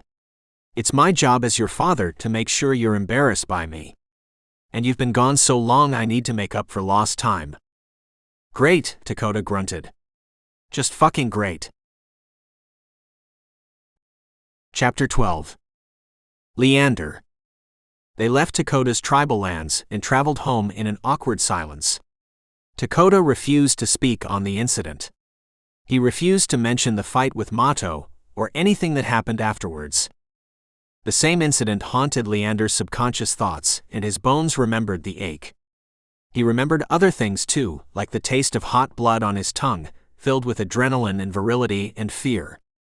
He remembered how right it felt when he sank his teeth into real flesh, and how frenzied he was when the blood touched his tongue. Even the memory made him ravenous and desperate, and full of fervor. They traveled back with Dakota behind the wheel, singing and humming to upbeat musical numbers, and Leander curled into the passenger seat with a book open over his lap. The road was bumpy, and the sky was black, but he persevered, reading one word every few seconds. Put the book away, Dakota demanded, stretching his hand into Leander's lap and grabbing for it. The vampire tensed, clutching his book as the vehicle hit a rough bump, and both of them jostled around. No. Put it away. You've been working entirely too hard the last few days, and you're not going to miraculously find a cure in the middle of the night while we're traveling. Leander pursed his lips, eyes narrowing to slits. I would be fine if you turned down the music and stopped driving like a reckless youth. Believe it or not, I am a reckless youth, so it kinda makes sense. Dakota grabbed for the book again, warring with Leander until he finally won and tossed it to the back seat. Dakota. What? You threw my book. You have many more books whose feelings haven't been hurt by my rough treatment. This one will be just fine. The vampire hissed. I do not understand why you are preventing me from working right now. I told you. You need to give your massive brain a little break. Besides, I want to play a game. A game? Leander implored, frowning politely as he tipped his head towards the werewolf. Yeah. It's a talking game. What are the rules? There aren't really any rules. We're going to ask each other questions and answer them. How is this a game then? I believe you call this a simple conversation.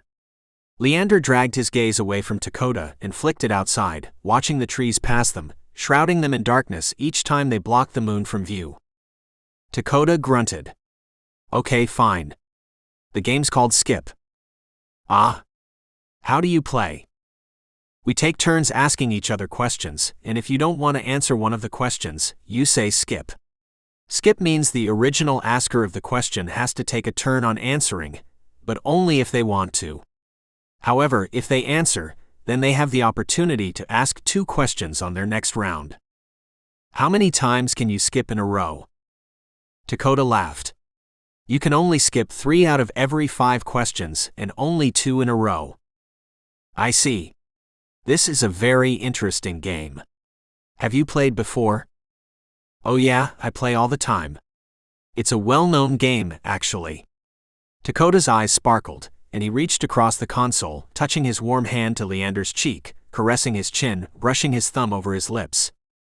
Leander kissed his thumb and turned around, facing him again. I suppose I will play your game then. Good. I'll go first. I'll start you off easy too. Ah. This is the beginner level. Interesting.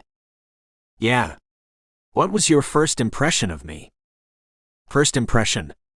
Leander feigned confusion as his mind flashed back to their first meeting. He remembered it distinctly, how Dakota's heart pounded, how the werewolf's blood rushed around his veins. He remembered his own unexpected, insatiable hunger. Yeah. When you saw me in the doorway, what was your first impression? Ah. Skip. Dakota's warm laughter filled the vehicle. Okay. So now it's my turn to answer. My first impression of you, well, I thought you were pretty, for a dead guy, but also stiff and old-fashioned too. Pretty? Yeah, pretty. You were in lounge clothes, and your hair was all around your face. Wild, unruly, the exact opposite of your personality. This was a good impression? Yeah. It's a good impression. Leander nodded. Dakota's words made his insides flutter. He felt increasingly alive the more he spent time around Dakota. The man's liveliness and youth rubbed off on him, and for the first time in his life, he was young too. Good. Now, it's my turn twice, and you basically have to answer one of the questions no matter what. If you were playing strategy, you would answer the next one and not answer the third one. If I were playing strategy, I'd ask you 2 really hard questions. I am aware of how to strategize, but thank you for your suggestions. You will not skip any questions, will you? I don't know yet. What is feeding like? From donated sources. Unsatisfying. I imagine it is akin to being really sexually excited, but with no gratification. Ever. What do you mean you imagine? Dakota paused. Oh, right. You're basically a virgin. I forgot. Leander flinched. Ah. Is it a problem for you? Not your turn, sweetheart. I still have another question. And my question is, why no partners? Because I had focused on my work. I was a student, and I was committed to my studies. You were so focused on your studies that you couldn't find anyone to fuck. No prospects? No offers? I had offers. Leander blinked. I was an attractive young man. I had many offers. And? I was not interested. Really? So when you kissed me the other day, was it your first kiss too? You are over on your questions. It is my turn now. Okay, rule follower. Yes. I am indeed. You are not a virgin. Okay, this is the most obvious question you've ever asked, so I'll allow you one more because seriously. Aha. How many people have you been with? Dakota glanced at Leander before turning back to the road. 3 women and 4 men, not including you. You've had 7 relationships. No. I've had 7 partners. You don't have to be in a relationship to fuck with someone. You can, do it for the fun of it. Leander stared at Dakota, dark eyes boring into the side of his face. He blinked once and studied the man's features, eyes trailing over his long feathery eyelashes, down his cheekbones, and along his sharp jawline. Of course he had multiple partners. By anyone's standard measurements, Dakota was godlike in beauty and charisma. Especially charisma. I see. How many relationships have you had? 2. 1 woman, 1 man. Again, not including you. I see. Leander chewed his bottom lip. How did they end? Yeah, you're way over on your questions, but I'll honor this last one, and then it's back to my turn. The woman cheated on me, and the man decided he wanted biological kids, so he decided to settle down with a woman. He could have adopted. Not biological kids. Anyway, it's neither here nor there.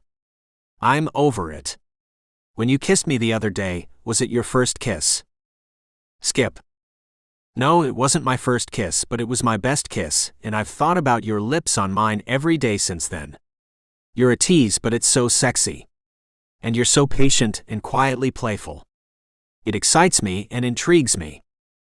Dakota. What? I'm answering the question. I'm not finished either. Like I said. You excite me and intrigue me, and the kiss was icing. Leander closed his eyes, muscles seizing as Dakota continued. The kiss had been just as passionate for him. His lips had tingled for hours afterwards, and whenever his mind wasn't flooded with figures, it floated to Dakota. He heard Dakota's hungry voice in his brain, begging for a kiss, begging for even more. You have 2 questions now. I know how the game works. How were you changed? 2. Leander feigned ignorance. How were you changed to a vampire? What's the process? I tasted my father's blood. So, if I taste some of your blood right now, I'd become a vampire. No. As to my knowledge, which is mostly based on speculation, I believe the creator has to drain the other of most of their human blood and then feed them. What happens if someone tastes vampire blood without being drained? Leander bit his bottom lip. I am not so sure. You've never been curious about it. No, I have not. Leander snapped. And you are quite far over on your questions. Okay then. Ask me something. Leander pursed his lips together, studying the darkness around them with his hands folded in his lap. Has your opinion of my kind changed since you've met me? Dakota rumbled, Skip. So it hasn't then. His gaze dimmed, and he turned away from the other man. The vehicle had felt expansive before, but now it was cramped. He was claustrophobic. You're not allowed to assume my answer. Am I not? If your opinion had changed, you would have answered the question. The vampire snapped, whipping his head back around and glaring at Dakota. Anger and betrayal bubbled inside of him. He ground his teeth against each other as his frustrations brewed, increasing in temperature when the werewolf didn't react. I didn't answer because I know you're reaching. You're trying to start a fight, and I'm not playing your game tonight. When have I tried to start a fight? Leander hissed. Whenever you hear something you don't like, you try to start a fight. This is not true. Okay. Dakota veered off the main road, and the vehicle rattled along an unpaved path until he rolled to a stop in front of a little shack with a precariously flashing sign. A collection of cars rested out front. People and upbeat music spilled out of the open front doors. Where are we? We are at a club. Leander wrinkled the bridge of his nose, eyeing the establishment with disdain. Hints of sweat, dried blood, and sexual fluids touched his nose, and he shook his head. Why are we here? Because we always do things you want to do. Tonight we're doing something I want to do. Which is dancing. I like dancing and music, and I want to share it with you. He turned off the ignition and hopped out of the vehicle, strolling around and opening Leander's door. The vampire recoiled, shrouding himself in the vehicle's darkness when Dakota opened his door. The werewolf held out his hand, palm up, and wiggled his fingers. Come on. Relax for just one night. I promise you'll have fun. Leander hissed. I don't dance. Don't or can't? Can't. I'll teach you. I will look ridiculous. Maybe. But I'll look ridiculous right next to you. Dakota wiggled his fingers again. I bet Amara would dance with me. The vampire snarled. This time he bared his fangs at Dakota, eyeing him with narrowed pupils. Don't bring her up. His normally soft voice echoed. Okay then, come dance with me. His beast stayed awake as he contemplated his options, vibrating his chest. The sea of racing heartbeats filled his brain. It was a buffet for any vampire, except for Leander. For Leander, it was torture. One dance, and if you hate it, I promise we can leave. Dakota bargained, now ducking his head and peering into the vehicle. He flashed Leander an easy smile, and his brown eyes glistened in the moonlight. His long hair fell over his meaty shoulders, pooling on the edge of the seat. The smile softened Leander. It was boyish and youthful. One dance, he confirmed before peeling himself off the leather seats and easing out of the vehicle, propping himself between the metal side of the sedan and Dakota's bulky body. Their chests touched, and Leander reached up, combing Dakota's long hair between his fingers. Dakota rumbled, shuddering at Leander's gesture. There's a saying in my world. About hair. The only people who should touch it are the people with good intentions, because touching someone's hair is touching their soul. Leander continued his lazy exploration until he reached Dakota's temples and touched his icy fingers to the other man's blazing skin. I am touching your soul right now. According to my ancestors, yeah. Dakota covered him with his body, pinning him there. He placed a hand on either side of Leander's slim shoulders. Their bodies connected at the hips, and the vampire's belly hollowed as Dakota's excitement filled the space. His cock pressed into Leander, throbbing with its own excitement. Dakota, Leander whispered, squirming against him. The hand at his temple fell to his shoulder, squeezing and kneading corded muscles, nails kissing his flesh and drawing blood to the surface. What? The werewolf's voice roughened, hitching when Leander dug into his skin and relaxing through a soft moan. I thought we were going inside. We are, but you're teasing. You're distracting me. You're easily distracted. You would be an easy meal. Leander slid his nails from Dakota's back to his chest, digging into his shirt and leaving small tears. His muscles shivered under Leander's touch, and he gripped the side of the vehicle, resting his head against the roof and inhaling a deep breath. I bet I would be. I guess it's a good thing you don't go after humans, huh? You are far from human. Leander drew circles along Dakota's chest, fingers outlining both swollen pectorals and trickling down the hard outline of his abdominals. He appreciated Dakota's skin under his touch. Rough and warm and buzzing with vitality. Aha! Dakota kissed Leander's forehead, swiping his lips across marbled skin. We're going inside now. I'm onto you. Don't think you can use your gifts to distract me from what I want. I have my own gifts too, you know. Do you? Yeah. You'll see them soon enough.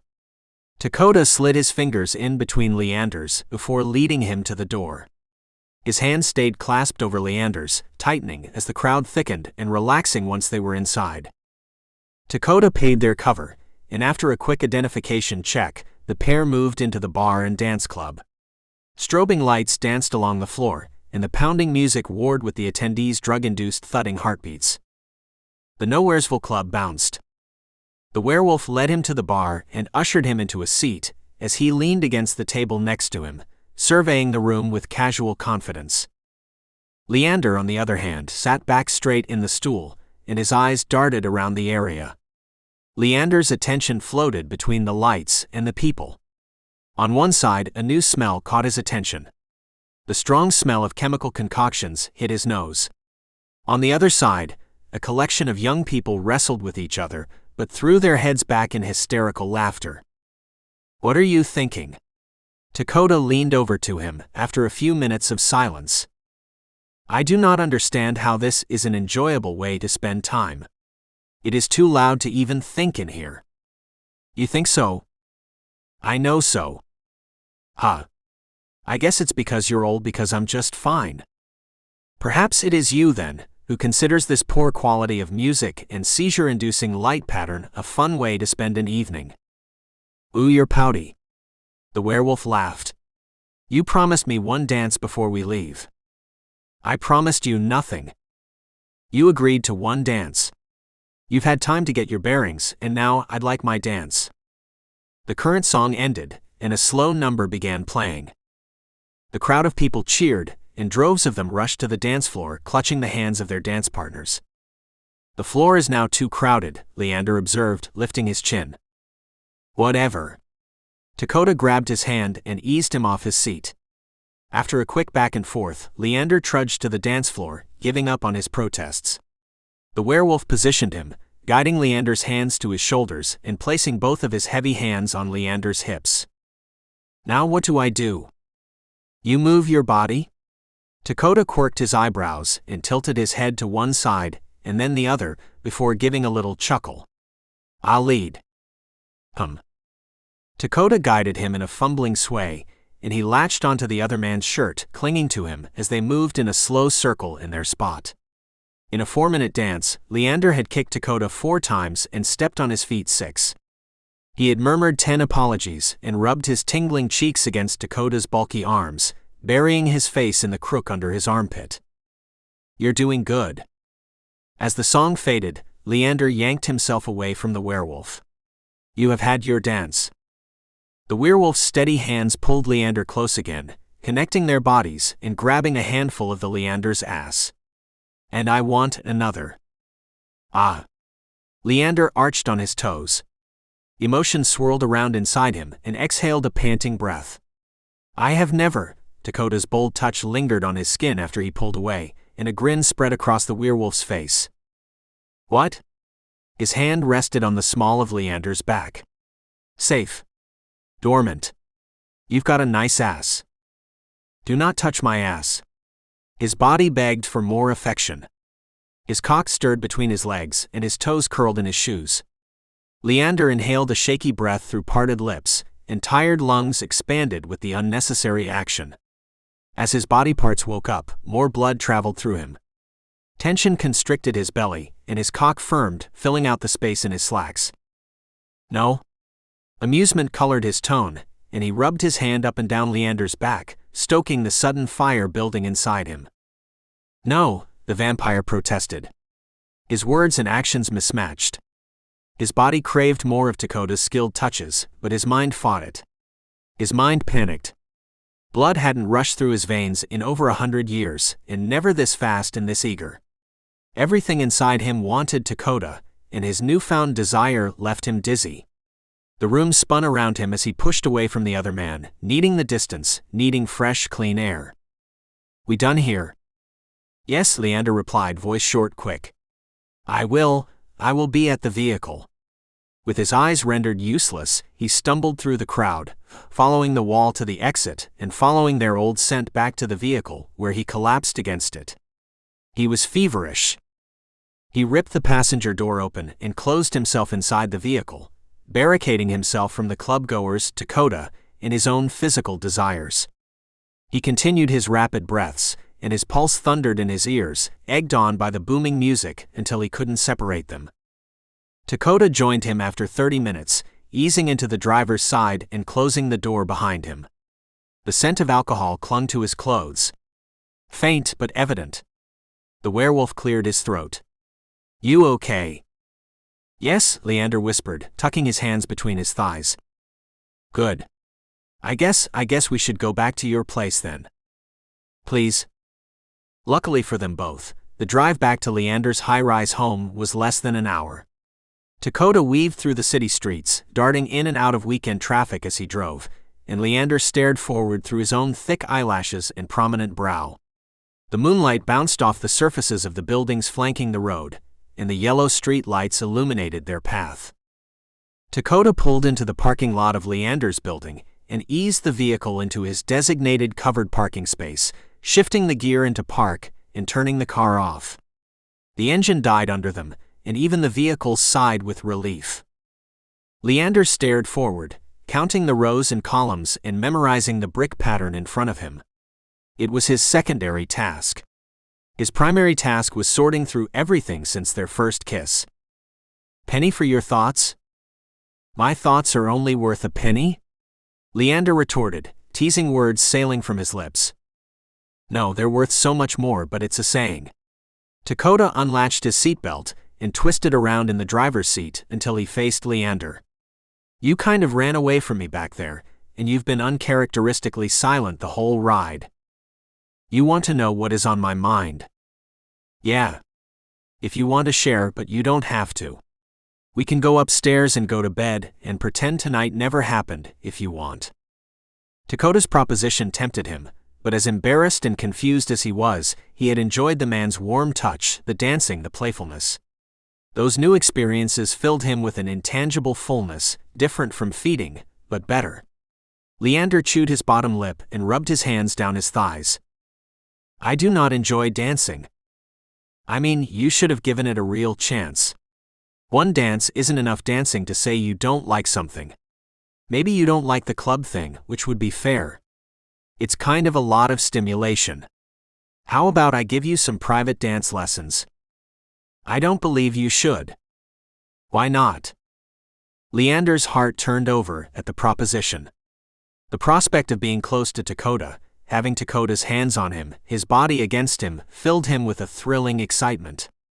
Because I don't believe it is a good idea. Okay. Dakota nodded. All right. Well then, how about we get upstairs and go right to bed? You probably have some work to catch up on tomorrow anyway. Yes. Mountains of work. Leander scurried out of the vehicle and entered his place, leaving the transfer of their bags to Dakota and the employees for the building. He retreated to his bedroom, closing the door behind him and observing himself in his dresser's mirror. His previously pallid features had flushed with color. His eyes were bright, lips full and pink and youthful. He looked human, and it filled him with rage. His control snapped as he stared at himself. His reflection alone was indicative of the unexpected changes. Then he smashed it. The cracks spidered from the center, but his beast wanted more. He ripped the sheets from his well-made bed and hurled the wooden structure across the room. His anger pulsed in his ears, muffling the booming sound of the bed slamming against the wall. Leander tossed his dresser and his vanity and ripped through his clothes, his sheets, and the wall, leaving claw marks in the drywall. His energy ran out before his anger, and he collapsed in his destruction. He stared at the popcorn ceiling as time dragged by. He had broken his alarm clock too, annoyed by its incessant blinking numbers and commonplace technology. He had ripped the wallpaper from the walls, separated his pillows from the neat casings, and ripped pages and pages out of his well-loved textbooks.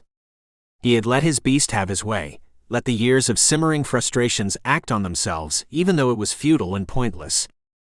He dipped in and out of a dazed trance, losing chunks of time as his body repaired stretched muscles. By the time he rose from the middle of his floor, his hunger ripped through him, and he wandered into the kitchen, finding a note taped to the refrigerator. He snatched it off and crumbled it, tossing it aside as he yanked the refrigerator door open. 3 blood bags later, he had fuel for more destruction, but he lacked the anger. He couldn't name this new feeling, but it carried him through his house and to Dakota's door.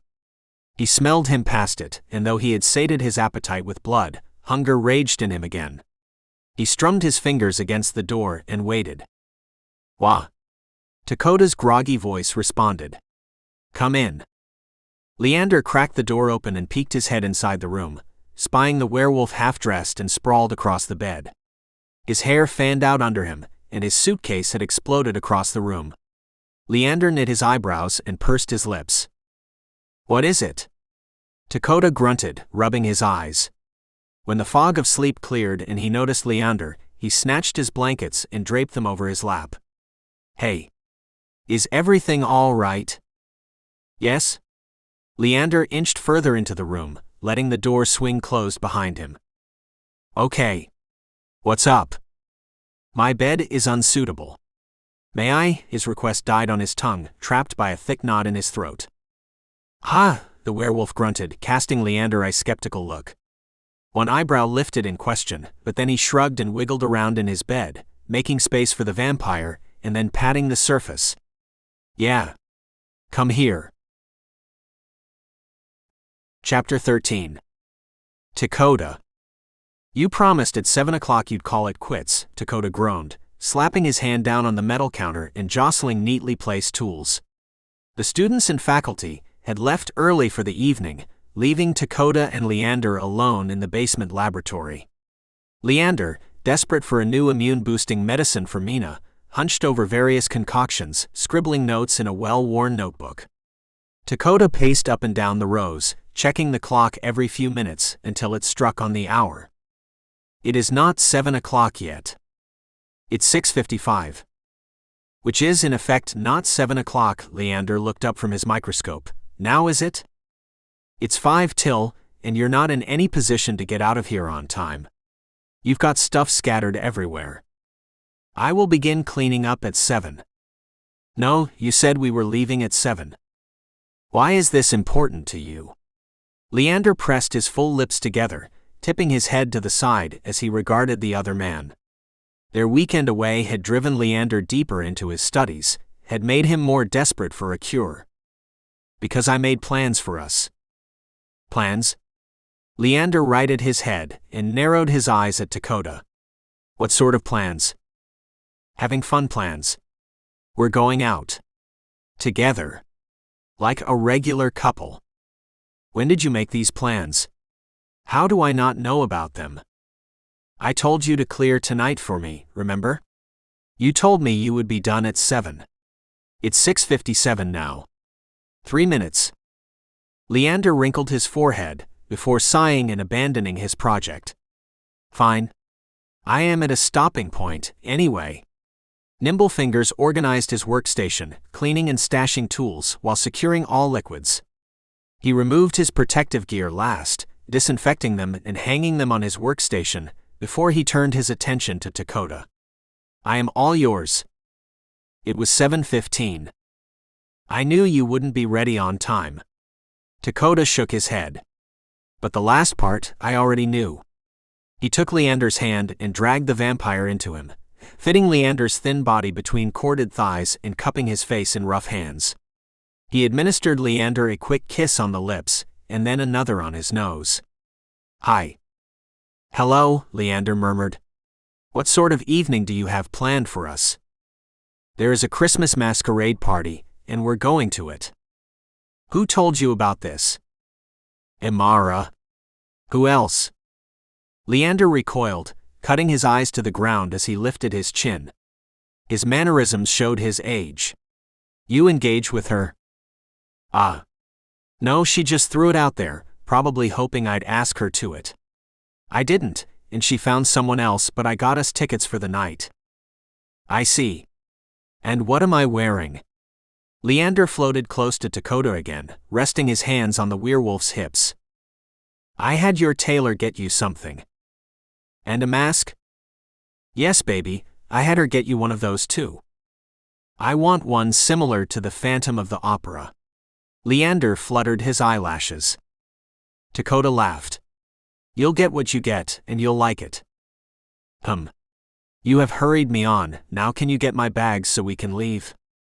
Yes, sir. Dakota laughed, patting his cheek and moving away from him, picking up his bags and hoisting them over his shoulder. You have a suit for yourself, too. Yeah. I got something. Yours is a 3-piece, mine is a 2-piece. I figured you would prefer the vest to go with yours. I do, yes. Yup. Mine's more casual. Fitting. They loaded into the back seat as Leander asked question after question about their event, drilling Dakota on the time, location, and possible attendees as the driver took them back to Leander's place. Is this you being nervous? Dakota opened the passenger door and hopped out, nostrils flaring as he surveyed the area. Once he had satisfied his beast, he turned around and reached for Leander, taking his hand and assisting him out of the vehicle. I am not nervous. I just haven't been to a party in decades. So you're nervous. Really, we should have practiced your dancing, but we'll have to practice there, I guess. My dancing? Yeah. Or you can do what my sister does and put your feet on top of mine. I am not a little girl, Leander scowled. Oh, trust me, I'm aware. I'm teasing you. He opened the door for the vampire and ushered him inside, closing and locking the door behind them. Your suit should be in your bedroom. Go ahead and get ready. The event starts at 8, but we'll get there when we get there. It is nearly 8 o'clock now. Yup, because someone couldn't stop working earlier. The work was important. Leander wandered down the hall, flicking a glance over his shoulder as he reached his bedroom door. I will see you shortly, then? Yup. Dakota slipped his hands in his pockets, eyes studying Leander's slender form. He hated having the lithe vampire out of his sight, but he knew it was a necessary evil. Dakota lingered in the hallway a few minutes after Leander closed the door, listening to him shuffling around before he ducked into his own room and got dressed. He stepped out of his jeans and ripped his long-sleeved shirt over his head, replacing it with a casual button-down shirt, and tucking the shirt into a pair of dark gray slacks, pressed at the center and cuffed at the bottom. Box-toed loafers and a 3-button blazer completed his look, and he combed his hair into a lazy half ponytail, letting the sides and back fall around his square face. The werewolf grabbed the ribbons of his mask and met Leander in the front room, nostrils flaring as the smaller man emerged from his bedroom dressed in a heavy wool suit, complete with a patterned bow tie and an understated mask hiding half his face. The mask left his pouty lips exposed and magnified the rich green hues of his eyes, and Dakota stared. Wide eyes drank in Leander's form, raking over him from top to bottom. You are being impolite. Leander turned away from Dakota, removing the mask and cradling it in his hands. Perhaps we shouldn't go if you can't be polite. What? Dakota cleared his throat. You're staring. Yeah. His nostrils flared again and his lips curled. Staring is impolite. Sorry. You're beautiful. That's all. Dakota tripped over his words as his hunger grew inside him. Are you saying I am not ordinarily beautiful? No. No, I'm not. You're always beautiful. Just damn, you look good in a suit. Kinda tempted to skip the party now. Skip the party and do what? You have cleared my schedule and yours for this event. Skip the party. Dakota crossed the room, backing Leander into the closest wall and covering the vampire's body with his own, and have a private party right here. Dakota's heart pounded against his ribcage. His pulse quickened, and he trailed his nose along Leander's exposed skin, stealing a kiss to his neck. Leander dropped his shoulders, but his head stayed erect on them. His neck stayed rigidly straight. Is this part of your youth? What? Your focused desire. You mean how I always want you? Yes? I don't think it's my youth because I think you want me just as much, but you can blame it on my youth if you want to. Leander shivered, letting his eyes fall closed. He lifted his chin and dropped his head back against the wall. One day, you're going to break, and you won't be able to hold back like you do, acting like you're completely unaffected. I don't know what you expect is going to happen. Oh, I have my fantasies. You have fantasized about me. Leander implored, lifting both of his eyebrows as he slithered from the trap of Dakota's arms, smoothing his blazer and combing his fingers through his hair. Of course. You're always the object of my fantasies. A shadowy smile touched the vampire's lips. Good. I will meet you at the car. The man slipped out of the building, leaving a trail of datura, pine, and mint in his wake, and leaving Dakota trembling with anticipation. Moisture wet his pants, and his cock strained against the unforgiving fabric. Dakota bit the meat of one of his fingers as Leander left him alone in the building, and he rolled his eyes. "Damn it," he breathed. Another bead of precum worked out of him, as he imagined them hand in hand at the event. For a night they weren't sworn enemies. Leander wasn't a vampire any more than he was a werewolf. For a night, they were a regular couple enjoying winter festivities. He changed underwear and readjusted himself, tucking himself down his left pant leg, before joining Leander outside. He climbed into the back seat of the man's luxury limousine and buckled himself in. "Where's your mask?" Dakota's face turned several deep shades of red, and he rubbed a hand down his face. "Ah shit. Hang on. Stop the car." He hopped out, raced back inside, and snatched his mask off his bed. They rode in silence to the event, and Leander's driver deposited them in front of the door. Dakota assisted Leander out of the vehicle, squeezing the knuckles of his icy fingers and then lacing their fingers together. He caressed the back of Leander's hand as he led them inside, giving his last name as the key for entry. The party location was packed with people. Attendants in fluffy dresses and multiple-pieced suits littered the dance floor and cluttered twin staircases. Chandeliers sparkled on the vaulted ceiling, casting reflective light on everyone's faces, and soft classical music hummed from hidden speakers. Dakota looked around once inside, eyes landing on everyone on the ground level before he turned back to Leander. "What do you think?" "It is very nice inside."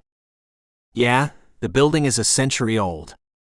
"Almost as old as you, huh?" The man didn't respond verbally, though his lips quirked into a smile all the same. "This reminds me of the place I resided during my young adult years." "You're joking," Dakota scoffed. "I am not." "Oh yeah." Leander nodded. "I will tell you about it another time. Tonight is your event. Let's enjoy ourselves." "Ooh. You're enjoying yourself now? I see. I just have to take you out to all the old buildings for you to relax a bit." Dakota guided him to the dance floor, leading him in a slow waltz until the current song ended. Leander tripped over Dakota's feet, stumbling forward and gripping the werewolf's shoulders the entire time. When the dance ended, Leander exhaled a long sigh. "I have never been so good at this." "It's okay. If we go to enough of these, you'll get better." Dakota led him in another fumbling dance and another, until the werewolf's shoes were sufficiently scuffed. His toes ached from the torture, and the dancing had worked up an appetite. Leander, so close to him, did many other things to his body, but his hunger overrode them, and with his fingers threaded through Leander's, he approached a stretched table covered in one-bite foods. "Thank you. For demanding I take breaks from my work. This is more enjoyable than I expected it to be." "You're welcome then. I'll always be your distraction." "This is a truth," Leander agreed, lifting a rolled turkey pinwheel and sniffing it before placing it on Dakota's plate.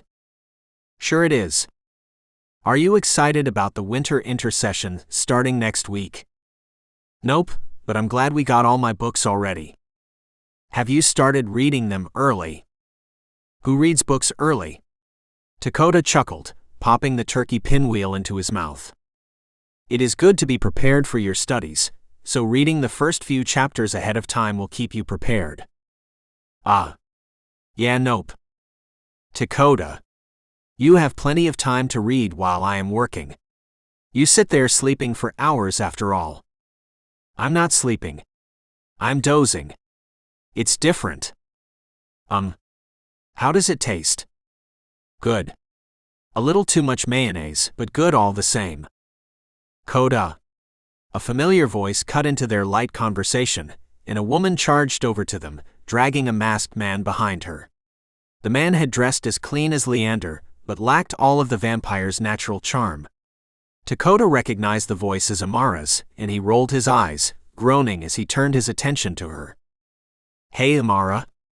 Fancy seeing you here," Dakota rumbled, features void of emotion. Leander stepped backward as the woman wiggled between them, and he clasped his hands behind his back, studying the creature next to her. Fancy. You sound like our friend, Leander. With a high-pitched giggle, she swatted Leander's shoulder, but her playfulness fell away once she turned back to Dakota. I told you about the event, and you said you were busy. I am busy. I'm out with Leander. Oh, I can see how busy you are. It looks like you two are having fun if you ask me. Leander set his jaws, eyes narrowing to slits as he glared at Amara. We are having fun because we're on a date. You know, when two people who like each other hang out alone together. A date? Amara wrinkled her nose. Well, the least you could do since you're here is dance with me one time. I bet you're an excellent dancer, she cooed. I'm not bad, but I'm not here with you. You have your own date, who you haven't even introduced us to. Dakota tipped his head to the stern man posted to the left of Amara. The man didn't smile, and save for plump pink lips, his skin looked starved for sunlight. He also had a heartbeat, and Dakota's eyes narrowed. Leander had never taken his eyes off the stranger. Oh right. This is Brody. She draped herself over him, patting his chest. Why don't you dance with Brody then? Because I have been dancing with him all night, and I want to dance with you. You can give me just one dance, can't you? Dakota flicked his eyes to Leander, who was still staring at the fourth member of their group. Babe? What do you think about me sneaking in a quick dance with Amara before we head out? It's getting kind of late after all. Leander tore his eyes away from Brody and looked at Dakota. Wide eyes fixed on Dakota, and he parted his lips. See? He's fine with it. Amara cut in, grabbing Dakota's hand and marching onto the dance floor as a new song started. Dakota stumbled behind her, glancing back at Leander as the stranger stepped in front of him. Amara draped her hands on Dakota's shoulders, clasping her fingers together behind his neck and pressing herself into him. There was no reward for her efforts, but Dakota's hips swayed naturally, landing on the beat without much effort. His mind, however, fixed on Leander and the stranger. In fact, he directed their dance, so the stranger never left his sight. Brody's and Leander's lips moved in an easy conversation. Leander poured a glass of deep red wine and extended it to Brody. Brody accepted it, tasted it. The wine left a stain of red on his lips. You know what he is, right? Amara cut in again, this time pulling Dakota from his thoughts. What he is? She nodded. Have you ever seen him eat anything? Or drink anything? Dakota quirked one thick eyebrow. He's a vampire, she hissed, yanking Dakota closer to her, and I'm going to destroy him. His presence is unnatural. The disdain was clear in her voice, and she cut her eyes to Leander again, sneering as she looked at him. What's your plan then? She lifted her chin, looking down the bridge of her nose at Dakota. You believe me? He spun her, twirling her around in a circle, before placing a hand on the small of her back. Why wouldn't I? Because it sounds ridiculous. Vampires existing. She scoffed at her own words. It's stupid when you think about it, but it's true. Dakota grunted, snapping his attention back to Leander and Brody as they settled into the dance again. Yeah. Brody had inched closer to Leander in the short time Dakota had been distracted. Now the pair were almost touching. Brody's lean form towered over Leander, and his short-cropped hair closed in his features. He didn't share Dakota's raw strength or Leander's perceived innocence, and Dakota didn't trust him. Dakota's beast growled, and Amara shivered against him. Oh. You're so sexy. She rested her head on his chest, pressing her cheek into him. You could help me with my plan because you're close to him all the time. You could figure out his weaknesses. Sure, Dakota grunted. Brody moved even closer to Leander. Their bodies touched. It was a spare touch, accidental, and Leander retracted first, apologizing as he knocked over a collection of glasses. They shattered on the floor, but the roar of voices muffled the noise. We could try the usual weaknesses. Crosses and garlic, you know, Amara mused. Dakota grumbled, snarling at Brody's advances. His beast didn't like it, and his nature raged a war inside him as he twirled Amara in a casual waltz. He carted her around the dance floor, losing sight of Leander and Brody for a few minutes as they danced around other attendants, avoiding poofy dresses and the flourish of dancing arms. "What do you think, Dakota? You know where he feeds, right?" "Sure." When he looked back at the pair of men, Brody had moved close to Leander again.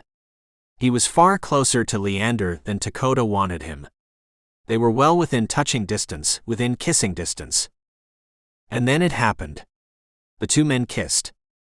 Dakota's beast roared inside him, and he threw Amara aside as he stormed from the dance floor, yanking Brody away from Leander. Rumbling growls vibrated his form, and strong hands gripped the stranger.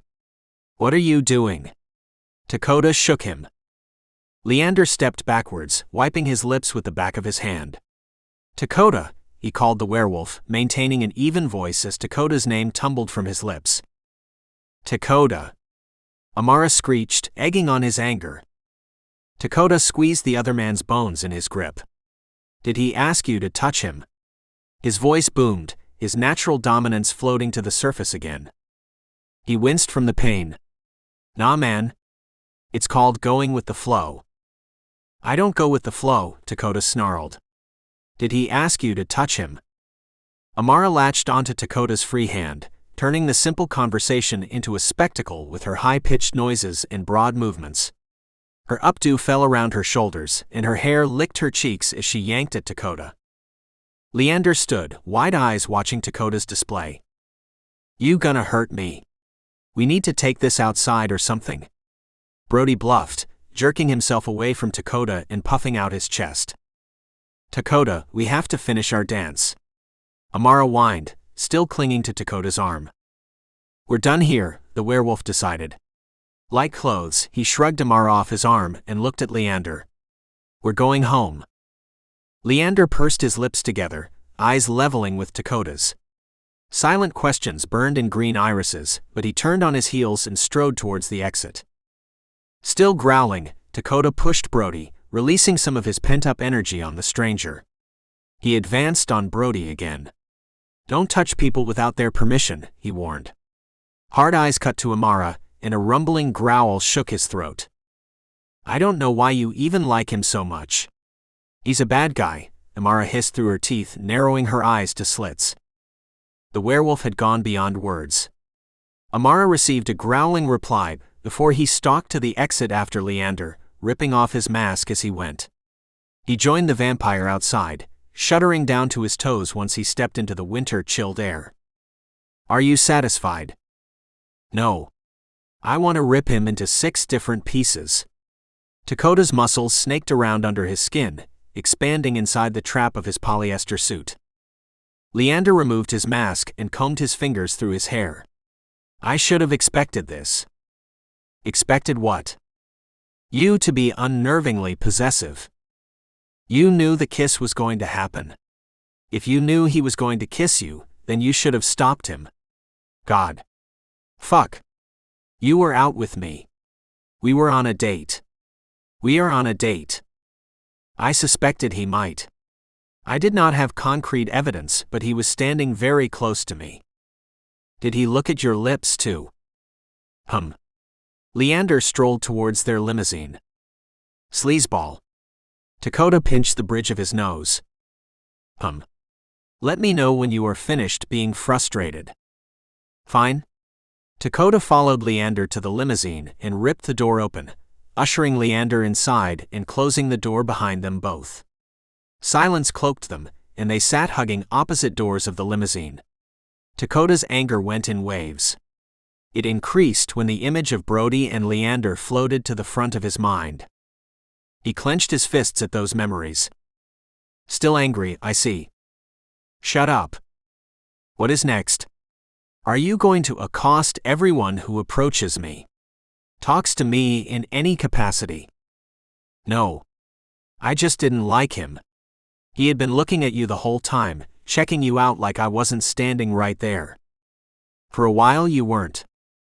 What was your conversation with him?" What were y'all talking about before he up and kissed you without permission? Dakota.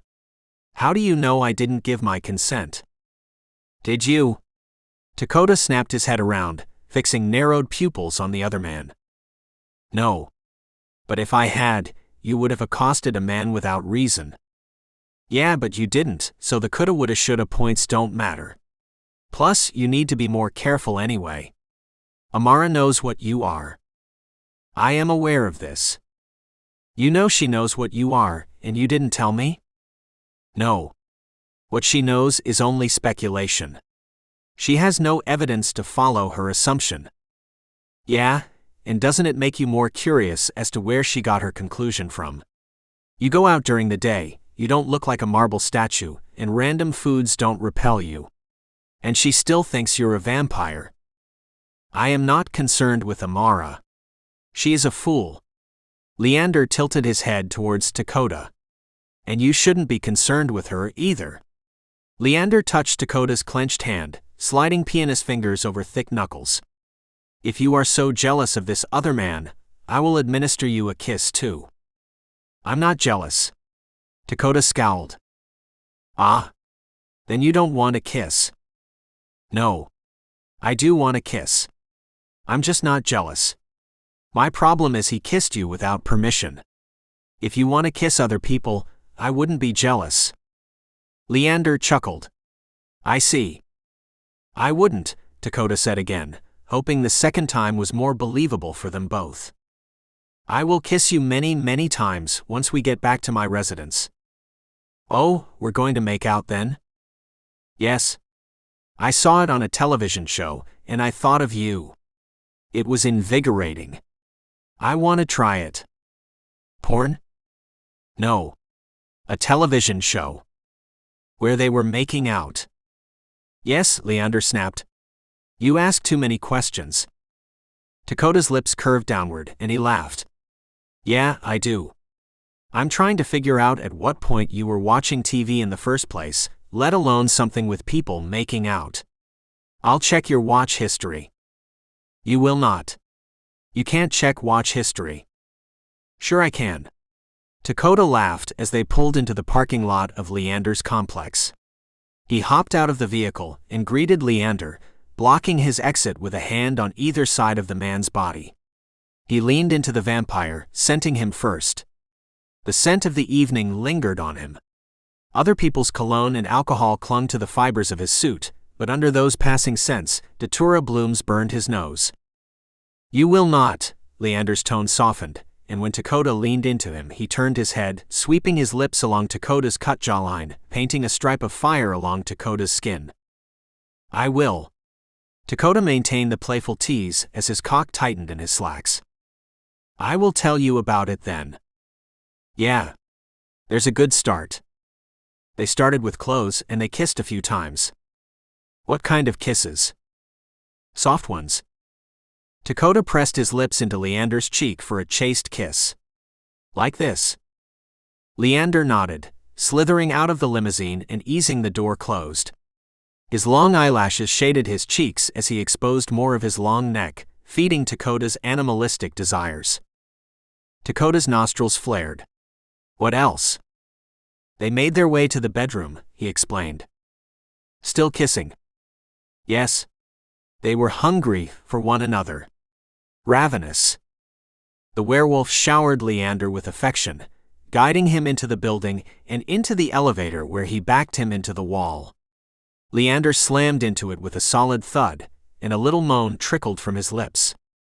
Dakota paused. Am I doing this right? He brushed his lips across Leander's. Why yes, he gasped. When the elevator dinged, they stumbled out of it and down the carpeted hallway to Leander's place. Dakota fumbled with the keys as he grew more excited. His cock raged in his slacks, oozing precum with every pulse of desire. His heart pounded, and his mind fogged as he swung the door open and pushed Leander into the room. He kicked the door closed and blindly grabbed for the other man's jacket, shrugging it off his shoulders and letting it fall to the ground. He loosened the bow tie around Leander's neck, and he unbuttoned his shirt, kissing newly exposed skin with an unyielding desire. Dakota, stop. The vampire went rigid under him. What? He complied, yanking his hands away from Leander's shirt even as his eyebrows knit together. What's wrong? Do you hear it? Fear seeped into his eyes. We're not alone. Hear what? Another heartbeat. 2 heartbeats, but one is faint. Dakota flicked on the light and scanned the main room, clearing it before regarding Leander again. This room is clean. What about the rest? Dakota worked his jaws as he stared at Leander. His raging heart wept, but he flicked his eyes to the ceiling, praying to the ancestors for patience and strength as he moved through the house. Leander followed behind him. He cleared all the rooms on the right side of the hallway, cleared Leander's bedroom, and started back towards the living room, pushing open the last couple doors as he went. When he pushed open his own, he found Zetkala awkwardly nestled in his bed with pillows built around her swollen belly and her long hair clinging to her sweaty skin. Leander peeked in after him. When the recognition dawned on him, he fought his way into the room and raced over to her bedside, touching his hands to her forehead and urging her awake. Zetkala, are you okay?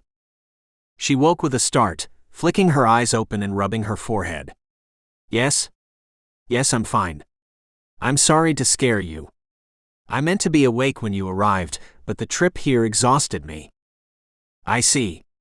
Why are you here? Where's Chatten? The vampire continued with his questioning, feeling her swollen belly and massaging her fingers, naturally falling into a caregiving role. Chatten. He's working on a project with Napashni. She winced and exhaled a long sigh. I came because I'm worried. Mina's getting worse. She's weak and dizzy, and she's had diarrhea for the last few days. Zetkala squeezed Leander's hand. I know you're doing everything you can, but I'm just so worried. She winced again. I don't know if I can handle a newborn, along with a sick daughter. How'd you get inside? Leander's eyebrows knit together. Chatten still has an extra key. I'm sorry. I should have called or something, but It's okay. The vampire soothed her. I am doing my best for your daughter. Dakota's attention shifted between them, and he bit his bottom lip, clasping his hands in front of him as his arousal evaporated. You've got some new stuff to try, don't you? I do, Leander answered. He finished rubbing her hands and rubbed her feet. We should call Chatten. He should come meet you. And he should bring the children too. Why? Zetkala blinked. You've been having contractions, yes? Oh no. Just cramps. They've been happening over the last few days, but they're not too bad. Leander glanced at Dakota. Contact Chatten, he instructed. He rubbed Zetkala's leg. Do you mind if I give you a quick checkup? No, not at all. As Leander assisted Zetkala, Dakota ducked out of the room, pacing the length of the hallway as he dug his cell phone out of his pocket. The conversation was brief because the call went straight to voicemail. Dakota called his father, leaving him a voicemail too, before he rubbed his hands over his face and calmed himself down. He peeked back into his bedroom, crossing his arms over his chest. Didn't reach them. I left voicemails. Thank you, Leander responded. Zetkala held her belly as another contraction moved through her.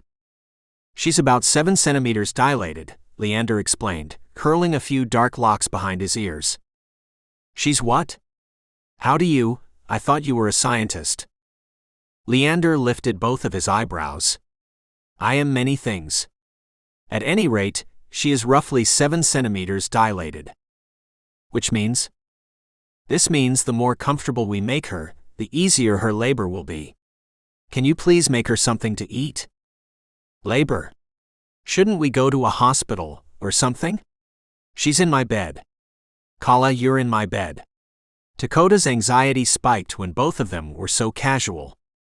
Leander blinked. You will have to calm down because I need your assistance.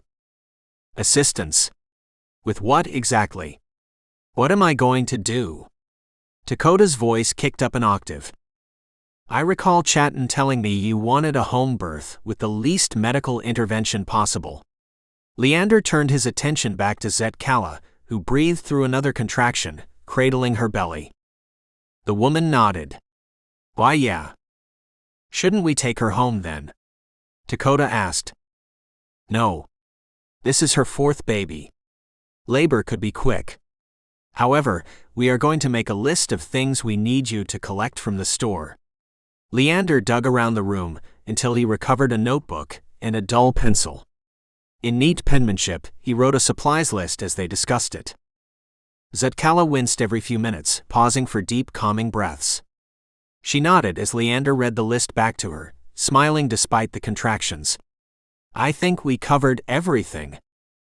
Leander vacated the woman's side and approached Dakota, handing him a folded list and his wallet. Everything on the list, please, and of course, whatever you would like for yourself. Dakota unfolded the list, surveying it. An inflatable tub. Yes. Candles? Yes. You're wasting time. Please go now.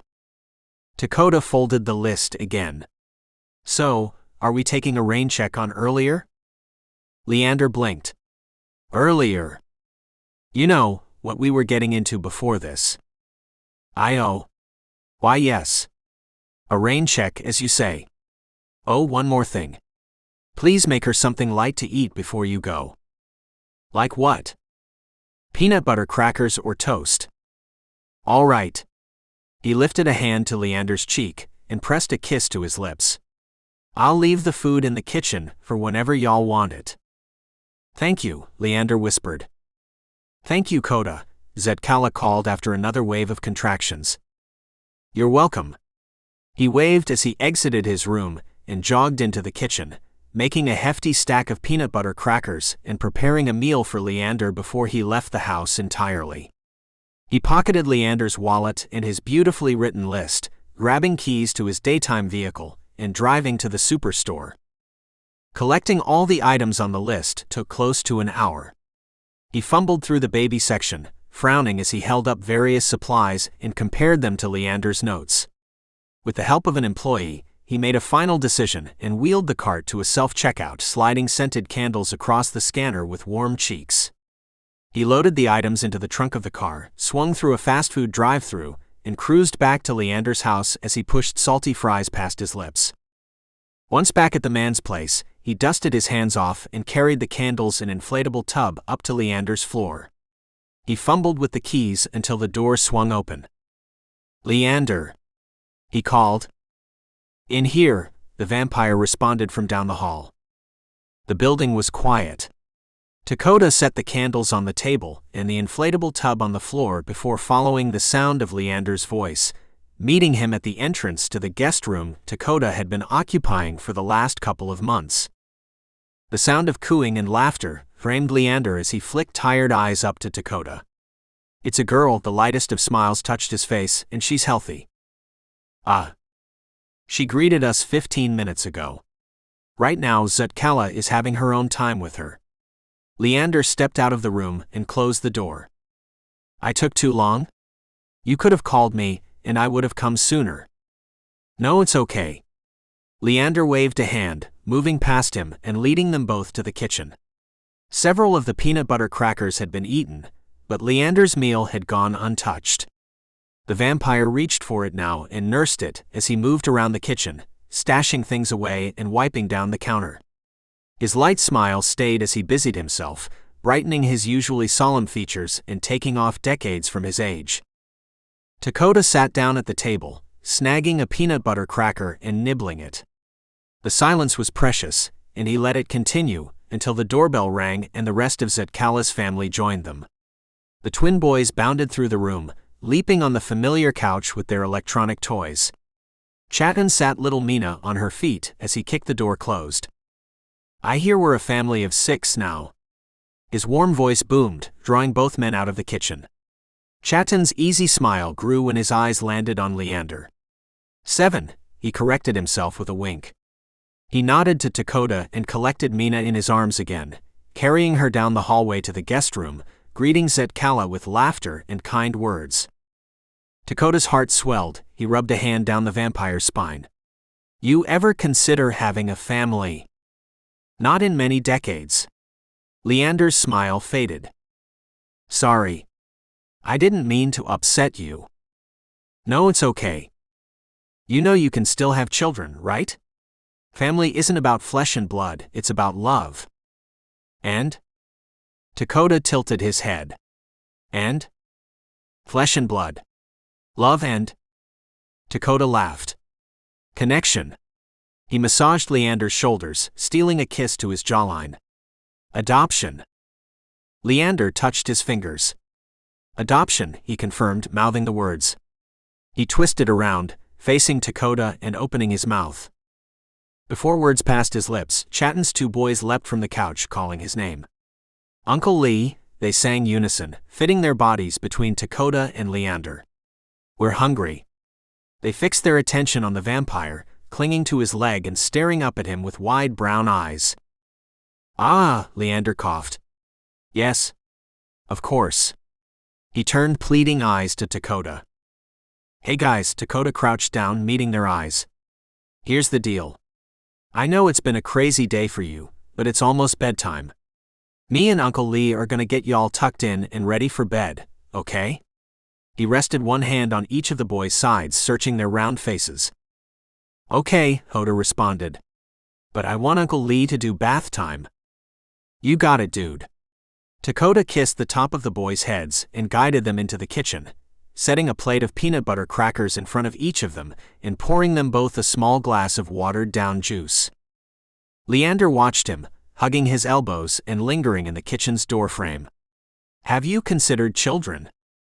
Dakota smiled, approaching Leander again. He rubbed his shoulders. Not until recently, he whispered and sealed his lips over Leander's. He had stolen quick kisses before, but this was the opposite. He devoured the other man, exploring the caverns of his mouth, tasting everything about him, even the blood lingering on his tongue, his eye teeth pricking his lips. When he retreated, his beast growled in his throat. I'll get the living room ready for them to sleep. Oh, okay. Leander nodded, touching his fingers to his lips as Dakota moved past him. Chapter 14. Dakota.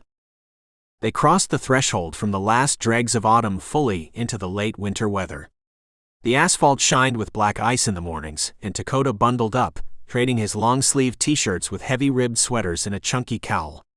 He kept his long hair in a utilitarian braid, pinning it against his head and tugging a skull cap over his ears. The school semester had ended, and the two men spent the day lazing around the penthouse with Chatton's 3 children running up and down the halls and the newest baby cooing through the night. Between the 4 of them, the baby's feet barely grazed the ground. If Zutkala wasn't nursing, then Chatton bounced the baby on his hip. When the other children needed attention, Chatton passed the baby along to Uncle Lee, and the vampire hunched over his textbooks with a baby strapped across his shoulders. His nimble fingers raked through the fine black hairs coating the little one's head. When the baby cried, Leander passed it along to Dakota, depositing it in the werewolf's strong arms as he fled the sound. Dakota occupied the baby until it was feeding time, and then the process started all over again. Midway through their stay, Leander had developed a temporary booster shot for Mina. A dose of a comparable medicine, created with a new set of ingredients and tested on her blood samples in the laboratory. The booster filtered life through her body, and she raced after her brothers with more vitality than Dakota had ever seen. After 14 long days, Chatton and Zetkala packed their belongings, digging stuffed toys from under the couch and slamming their suitcases closed as they thanked Leander for being so welcoming. Dakota carried the bags to the vehicle while Leander assisted the children, buckling all 4 of them into car safety seats and kissing their heads. With a wave, Leander and Dakota watched the family travel away from the penthouse. Once they were gone, Dakota looked at Leander, rubbing a heavy hand across his shoulders. You're a good uncle. Yes, Leander murmured, turning away and retreating back into the house. 2 days later, Dakota started his first intercession class, his first college class in many years, and Leander occupied his time in the laboratory, testing and retesting possible cures for the little girl's virus. Before the start of his classes, he had installed a refrigerator in Leander's office, and he had stocked it full of dark bottles, labeling them by date and type for the vampire. On the third day of class, Dakota groaned as he reached Leander's office, dropping his head back on his meaty shoulders. Class is so damn long and so damn boring. I am sure it is neither of those things, Leander replied, voice matter of fact as he placed his laptop case on his desk and unzipped the side. Are you sure you're really safe here while I'm in class for damn near 8 hours? Yes, Dakota, I am fine here for the entire duration of your class time. I have been fine for the last 2 days, after all. 2 days is nothing. Definitely not enough time to assume you're fine. I am fine. Leander eased down into his desk. No one after me is so bold as to show their face on campus. They're not, huh? If Amara's words were true, one of them showed their face at the event the other night. The masquerade party? Yeah. I told you what happened. Look. I'm saying you need to be careful. I know you're not weak, but I worry. I can see this. You don't think I should worry about you. This is my job, after all. And plus, I guess I kind of like you. You cute.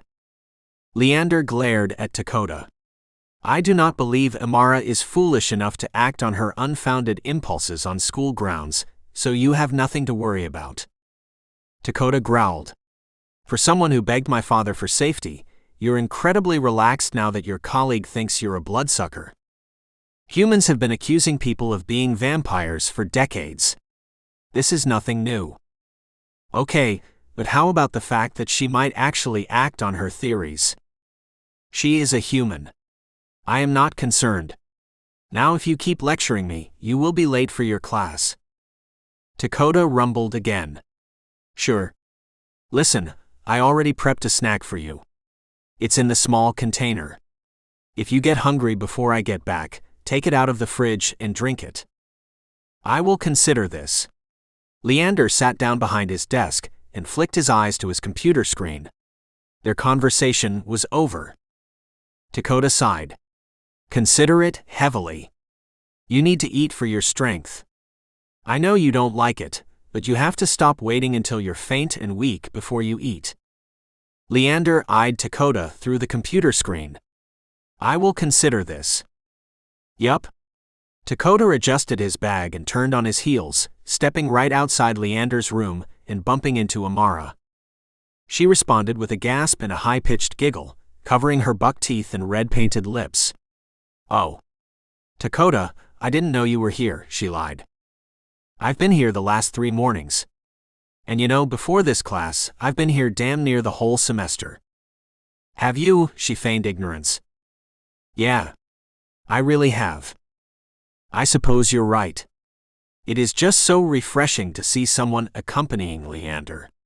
For a while, I suspected he had no family or friends, and I wondered how could such a lonely man survive. Aha. Well, he's got friends and family. Lots of both. And if you mess with him, his friends and his family will come for you. Dakota bristled. Is this a threat? Nope. A statement. Dakota breezed past Amara, jogging down the hall and across campus to his class. He sat in the middle of a lecture hall with his bag in between his feet, and he opened a worn textbook over his lap. The instructor stepped on the podium and adjusted his overhead slides as Dakota propped his head in his hands. He dozed off and on through the class, head dropping forward before snapping back up. Sleep-heavy hands scribbled notes across blue notebook lines until the class took a break for lunch. The instructor gave them an hour and a half. Dakota yawned and tossed his supplies into his shoulder bag. He walked halfway back to Leander's office before he shook off his grogginess, and he knuckled his eyes as his vision adjusted to the bright winter sun. He caught the fluttering of birds out of the corner of his eyes and squirrels darting around the hibernating ground. When he reached Leander's office, he dropped his bag inside the door and moved to the refrigerator, opening it and shaking his head. You're trying to starve yourself to death, if I didn't know any better. Dakota grabbed one of the chilled containers and prepared it for Leander. The vampire would drink it any kind of way, but Dakota preferred turning it into something more than a medical issue plastic container. Leander deserved the respect. As he prepared the man's meal, someone knocked on the door. Dakota looked over his shoulder, eyes landing on Amara. "Oh, hey there," he greeted the woman lazily before turning back to Leander's meal.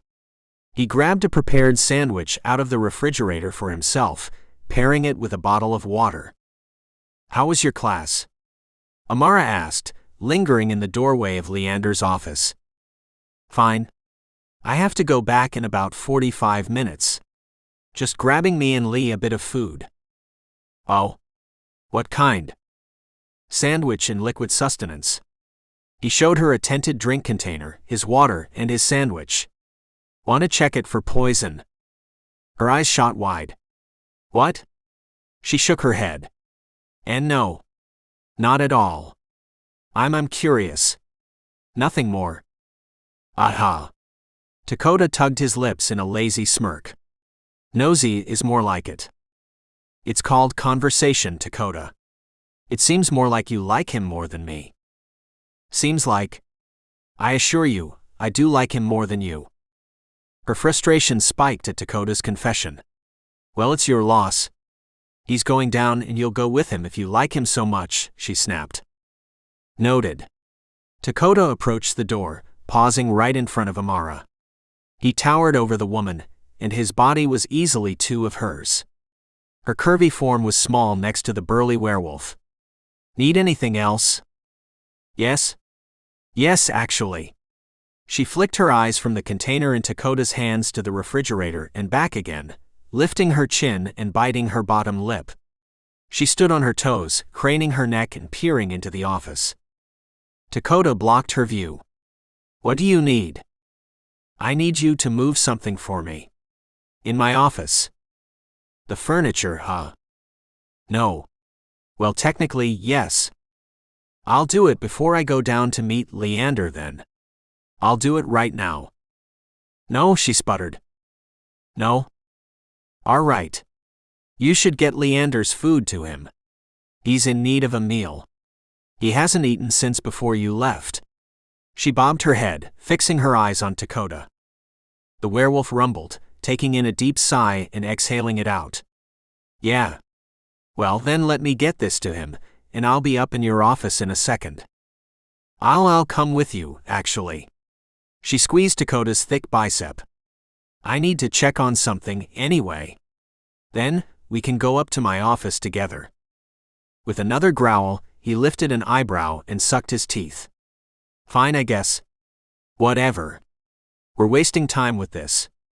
Dakota moved past Amara and jogged toward the staircase, taking the concrete steps 2 by 2 down to the basement laboratory, opening the door with his back and holding it open for Amara. "I was wondering when you would be around." Leander looked up from his microscope, propping protective goggles on the top of his head and pushing his wild curls back. When his gaze landed on Amara, he sealed his lips and turned a concerned gaze towards Dakota, tipping his head to the side and lifting thick eyebrows. Questioning. Dakota shook his head. Long legs carried him across the room, and he placed Leander's food in front of him while administering a kiss to his temple. Amara's nostrils flared, and she set her jaw as she watched them. Dead eyes studied Leander, and her lip twitched, curling away from her teeth. "How is class so far?" Leander leaned into the kiss, accepting the travel mug and inching it closer to his space. "Boring. A little birdie told me you hadn't eaten since I left." "I cannot imagine who this birdie was," Leander murmured. "Aha. Drink something before I go. I don't want you to neglect it trying to finish work, and then you go a whole nother 5 hours without eating." Leander shook his head. His voice lowered more. "She's watching. And? This is uncomfortable." Dakota touched Leander's cheek, stroking his jawline and supporting his chin. "Amara?" Dakota's voice boomed. "Can you wait for me in the hallway? I want a second alone with my man." Leander's lips parted, and his eyes flashed wide before he turned away from both of them, shielding his face from the woman and burrowing it into Dakota's armpit. "Humph." Amara wrinkled her nose. "Well, I guess we're giving free shows now." Dakota teased and lifted Leander's chin into a kiss. He had done away with the chest openers, and this time he fell into it, mashing his lips hard against Leander's and exploring his mouth. Hunger raged in him when he tasted the other man, when Leander's unique scent filled his nose. It revved him on, waking his beast like he knew it would. He sat the other items down and cupped Leander's face with both hands, losing his fingers in the man's dark curls. Dakota pressed himself into the other man too, trapping the length of his cock against Leander's slim thigh. The vampire trembled under him. His nails dug into Dakota's arm, breaking the flesh and leaving half-moon bruises on his tanned skin. "Okay. You guys are gross," Amara announced. "I'll be outside." When the door closed behind her, Dakota retreated, licking his lips and smiling. "You are," Leander started before clearing his throat and resting his palm flat on the counter. "What am I?" The vampire offered a shake of his head in reply. "Thank you. However frustrating your tactics may be." "Tactics? Nah, I just wanted to kiss you." Leander didn't reply. Instead, he reached for the travel mug and uncapped it. His nostrils flared and he jerked his head back. "Ah. What? I am not so sure." "About?" "It smells like blood?" Dakota lifted an eyebrow. "Unappetizing," Leander corrected. "How?" Dakota sniffed it as well. "Smells like plastic to me. I mean, a little unusual. It could be the container. I bought them new, so they could have a bit of scent on them. What does it smell like to you?" "I cannot describe." Dakota rumbled. "I bet it's the chemicals they used when they made the product. I should have bleached them before putting stuff in them." "Oh." Leander sniffed it again. "Ah yes. It perhaps could be the chemicals at the manufacturer. You think it's okay? I could get you another one." No. This is fine." "Okay, well. Go ahead and take your first sip." "I am not a child." "And yet you protest like a child. Every time, Lee, every time. This is why I have to keep on you about it." "Ah. Please.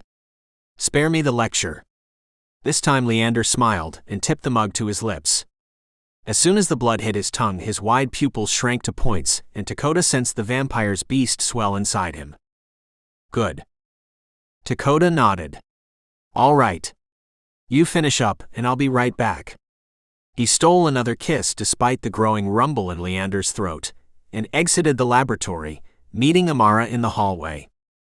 "You kissed him just to get me out of there." She folded her arms across her chest and narrowed her eyes at Dakota. He shrugged. "Yeah. Maybe I did. Come on, let's go move this furniture or whatever." Chapter 15. Dakota. Amara swung the door to her office open and ushered Dakota inside. His nostrils flared as he peered around the room, eyes landing on her junk-covered desk and then migrating to the pile of clothes collected in a sunken chair. He rumbled as he stepped further into the room, hooking his fingers in his belt loops and rolling his shoulders.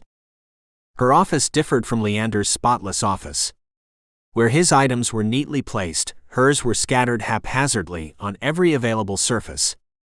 Dakota wet his lips and turned on his heels, facing Amara as she clicked the door closed and leaned against it. Beach waves fell around her heart-shaped face, and her green eyes studied Dakota. "What do you need moved?" he prompted. She twirled a lock of her hair around her finger and parted her painted lips, lifting her chin as she snaked her body against the door. "I was thinking you could help me move my desk. Just give me a second to clean it off." Exposed legs carried her to her desk, and she bent over it, propping her ass in the air and looking over her shoulder. "Yep." Dakota rolled his eyes. "I feel like I've said this too many times, but I'm really not interested." "In?" Her curls spread across her desk. She feigned ignorance as she rolled her hips. "Can't you find someone else to be interested in? What happened to the guy you brought to the party?" She twisted around, now lying in between a disorderly stack of papers and her computer, and arched her back. "I think he's one of them too." "Aha. Well, If you actually don't need me for anything, I'll be going. Dakota turned away from her. No. Wait. She jumped to her feet and raced in front of him, pressing her palms into his chest. Her nails traced the pattern of his muscles, and she sucked on her bottom lip before releasing it with a light pop. A little moan slipped out of her, and her distinct smell touched Dakota's nose. 4. She poked out her now swollen bottom lip, pressing her hips into Dakota, rubbing herself against him, inspiring his cock. Just wait. One hand traveled down his body, cupping him through the thick fabric of his jeans. I'm going. He stepped away from her, adding a healthy amount of distance between their bodies, and moved towards the exit again. She flung herself against the door. Why do you even like him? Her freckled nose wrinkled. He's mean and stiff and all sorts of things. Not to mention he's a vampire, she spat, stretching her body across the door frame. You're so sure of it, huh? How do you know if he is or isn't? How does he come here if he's a vampire? You eat garlic for lunch almost every day. I just know. You have to trust me. Not all vampires are repelled by sunlight or garlic. He's a really powerful one is why he's not, she explained, lifting her nose. Confidence colored her words. Yeah, okay. You know what? Believe whatever you want. Please move so I can get a nap before I go back to class. No. She squirmed. Tell me what's so special about a dead guy. Does he taste like dirt when you kiss him? None of your business. Dakota bristled. So he does? Have you fucked him? You know you're fucking a corpse if you sleep with him, right? Does it bother you, to sleep with a corpse? A rumble started in his throat, and a sharp gaze leveled on Amara's face. Move. No. I'm doing this for your own good. He's hunting you. He's got you trapped in his web. I'm going to save you before he kills you. Dakota rolled his eyes. I won't tell you again. As he stared at the defiant woman, his blood pulsed in his ears. He clenched his fists at his side as his growl cranked up until it rattled the lights in the room. Amara's eyes grew wide. Her pride trickled out of her eyes as another realization dawned on her. Oh, the woman shrank in front of him, going from a stretched height to curling into herself, hiding her vital organs from Dakota's anger. You're helping him, she stammered. You've known what he was all this time. Dakota snarled, trapping Amara with his arms. His palms pressed into the wall. Let me make something clear to you, he snarled, eyes narrowing to slits as he stared into the woman's face. If you fuck with him, you fuck with me. A shiver passed through her, but then she chuckled, shading her eyes with long eyelashes. What's funny? You left him. I tricked you. She laughed harder, throwing her head back against the door with a muffled thump. Dakota rumbled. His breath shallowed and his skin prickled. Stinging as he fought with his beast. Move. He's probably already gone. Her laughing became hysterical as Dakota threw her to the side and bolted out of the office. He raced down to the basement, kicking the door open and scanning the room. Glass littered the floor from a shattered window, and Leander's tools and supplies were strewn about his usually neat desk. Leander, he called, panic filtering through his voice. The heady scent of others touched Dakota's nose. He separated them from the other professors. These scents were new. Unfamiliar. Dakota's control snapped. His beast spiraled through him. His bones shifted, and his skin tingled as he changed forms.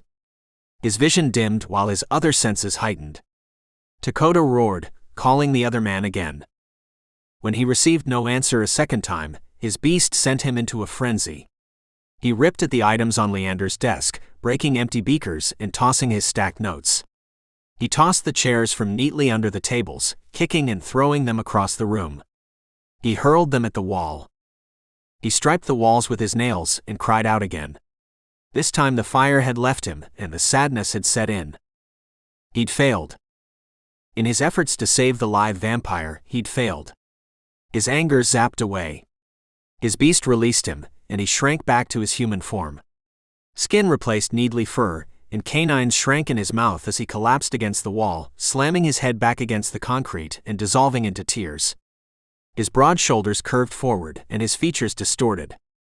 Moisture slipped down puffy cheeks and his mind raced. Everything rode on Leander being protected. Everything. He cursed himself, knuckling his eyes as he suppressed a new flow of tears. He forced his breath calm as he looked around the destroyed room, eyes landing on a pair of scissors. For a few minutes, Dakota was immobilized. His body froze while his mind raced. Then he pushed himself to shaky legs, grabbing the scissors off the ground.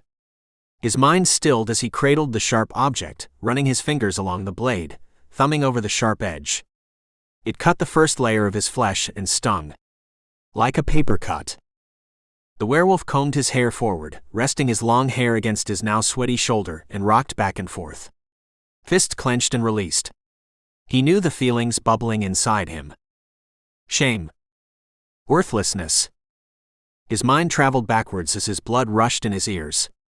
His vision blurred. At first he was in Leander's laboratory, but the laboratory fell away, and he was home again. Younger and full of life. His mother's voice rang in his ears, and he poked his head into the kitchen, hip-length locks swaying behind him. The conversation was brief, playful, and over in a second. Dakota saw flashes. He remembered the glass sliding across the floor, turning 3 strangers into an army. The smell of datura poisoned him, and the vampires threw him back. His mother cried out. She fought them. Dakota rocked back and forth against the counter, pressing the scissors into his cheek, warming the cool metal with his skin. He opened the points as a side door popped open. Leander emerged from it, pallid with deep bags under his eyes. He gripped the doorframe for purchase and squinted at the overhead lights, using his forearm for shade. Dakota, he croaked. The scissors slipped from the werewolf's hands as he crossed the room, grabbing Leander and trapping him in his arms. He dissolved into another round of tears as relief washed through him. I feel, Leander's continuing word jumbled together, and he collapsed in Dakota's arms. You're okay. You're safe. I promise. I'm so sorry. Dakota combed Leander's hair, matting it to his face as he showered him with affection, kissing every inch of available skin. You are missing class, Leander murmured. It doesn't matter, baby. What matters is you. More kisses. Dakota calmed after the third wave of affection, still petting Leander's hair. The vampire dipped in and out of consciousness, closing his eyes and slumping into Dakota, before waking up and shaking off the heavy fog. What happened? Amara poisoned you, I think. It's my fault. I made you drink it when you said it smelled funny. I shouldn't, Dakota winced. Chatan should be here. I can't do this. I'm not. Poison. Yeah. She poisoned you. I don't know. She knows, and I don't know what to do now. Nothing, Leander worked out. She will have her own consequences. Okay. Okay, that's fine. How do I make you better? Do you want to go home? The vampire closed his eyes, dozing in Dakota's arms. His guard fell away, and he curled into the werewolf, resting his head on Dakota's chest and nimble fingers fisting Dakota's shirt.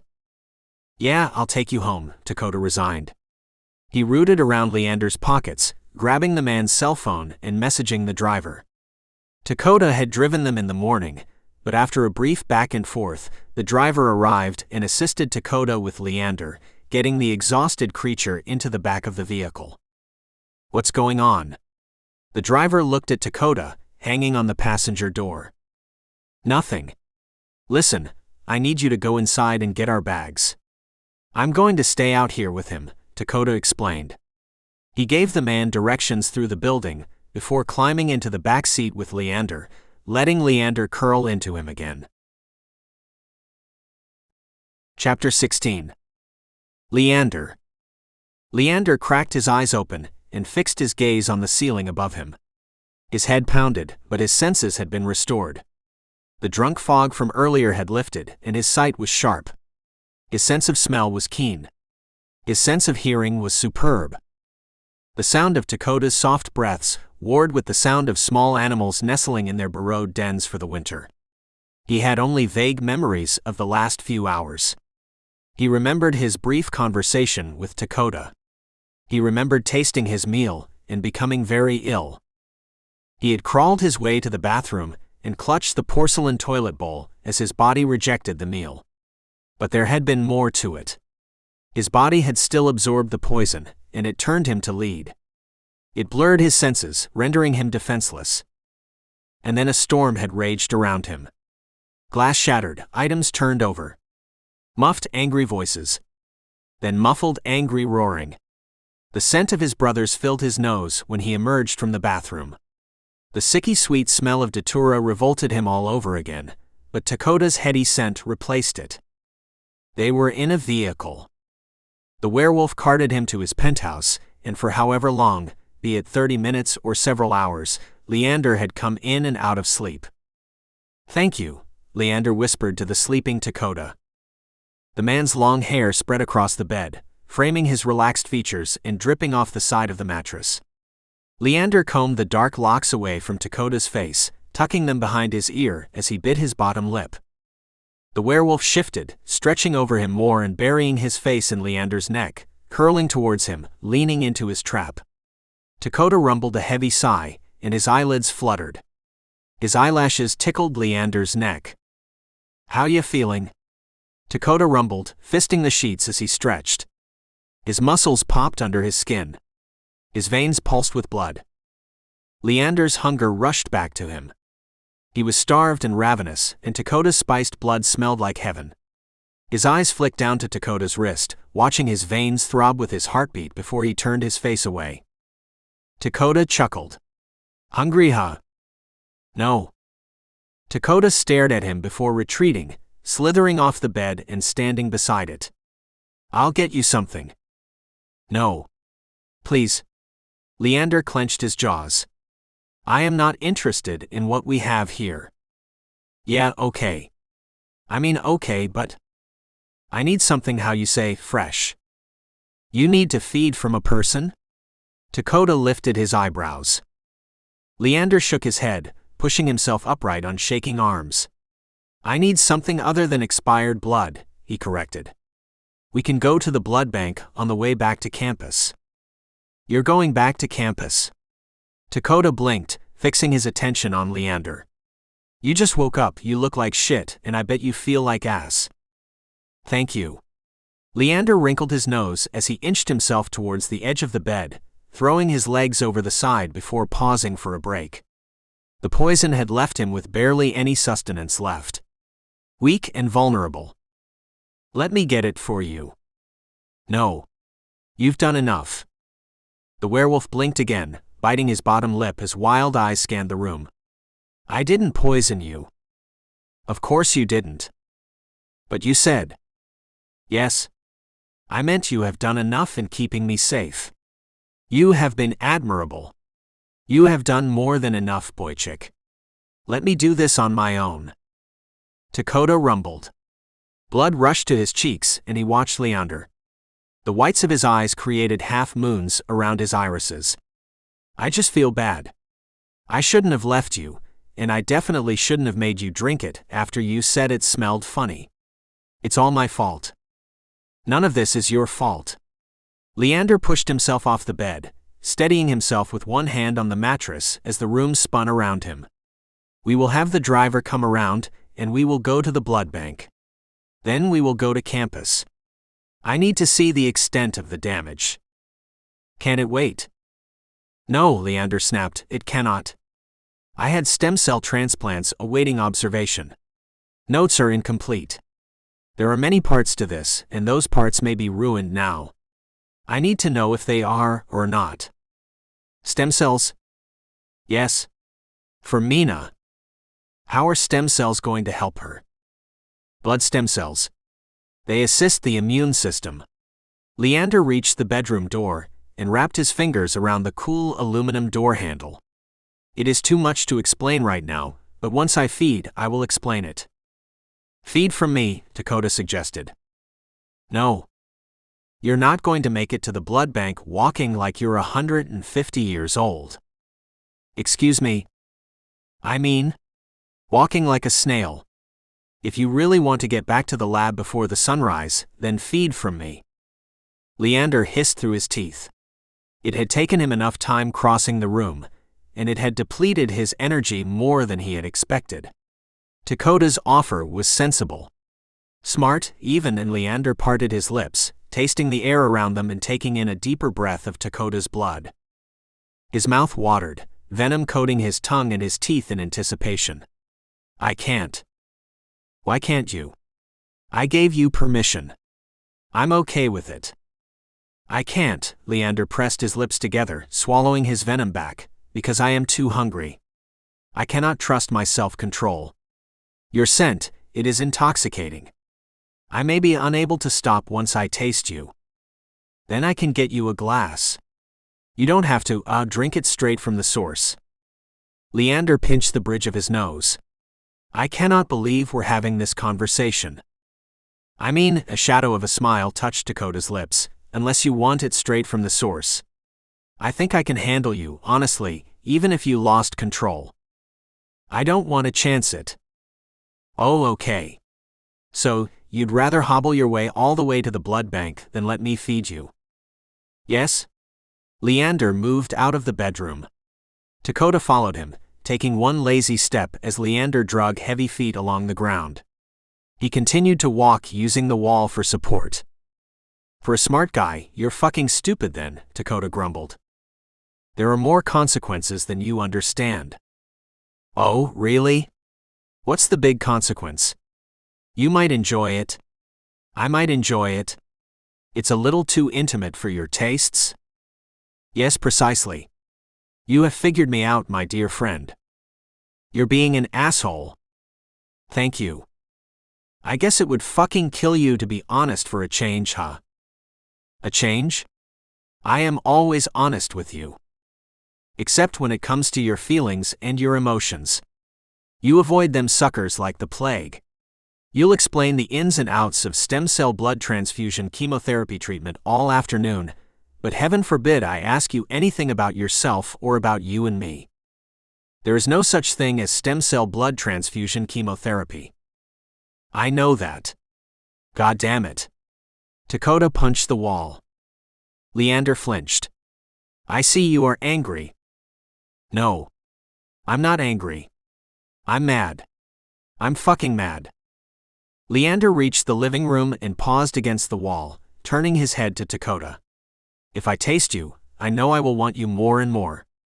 The blood I drink now will be less than unsatisfying.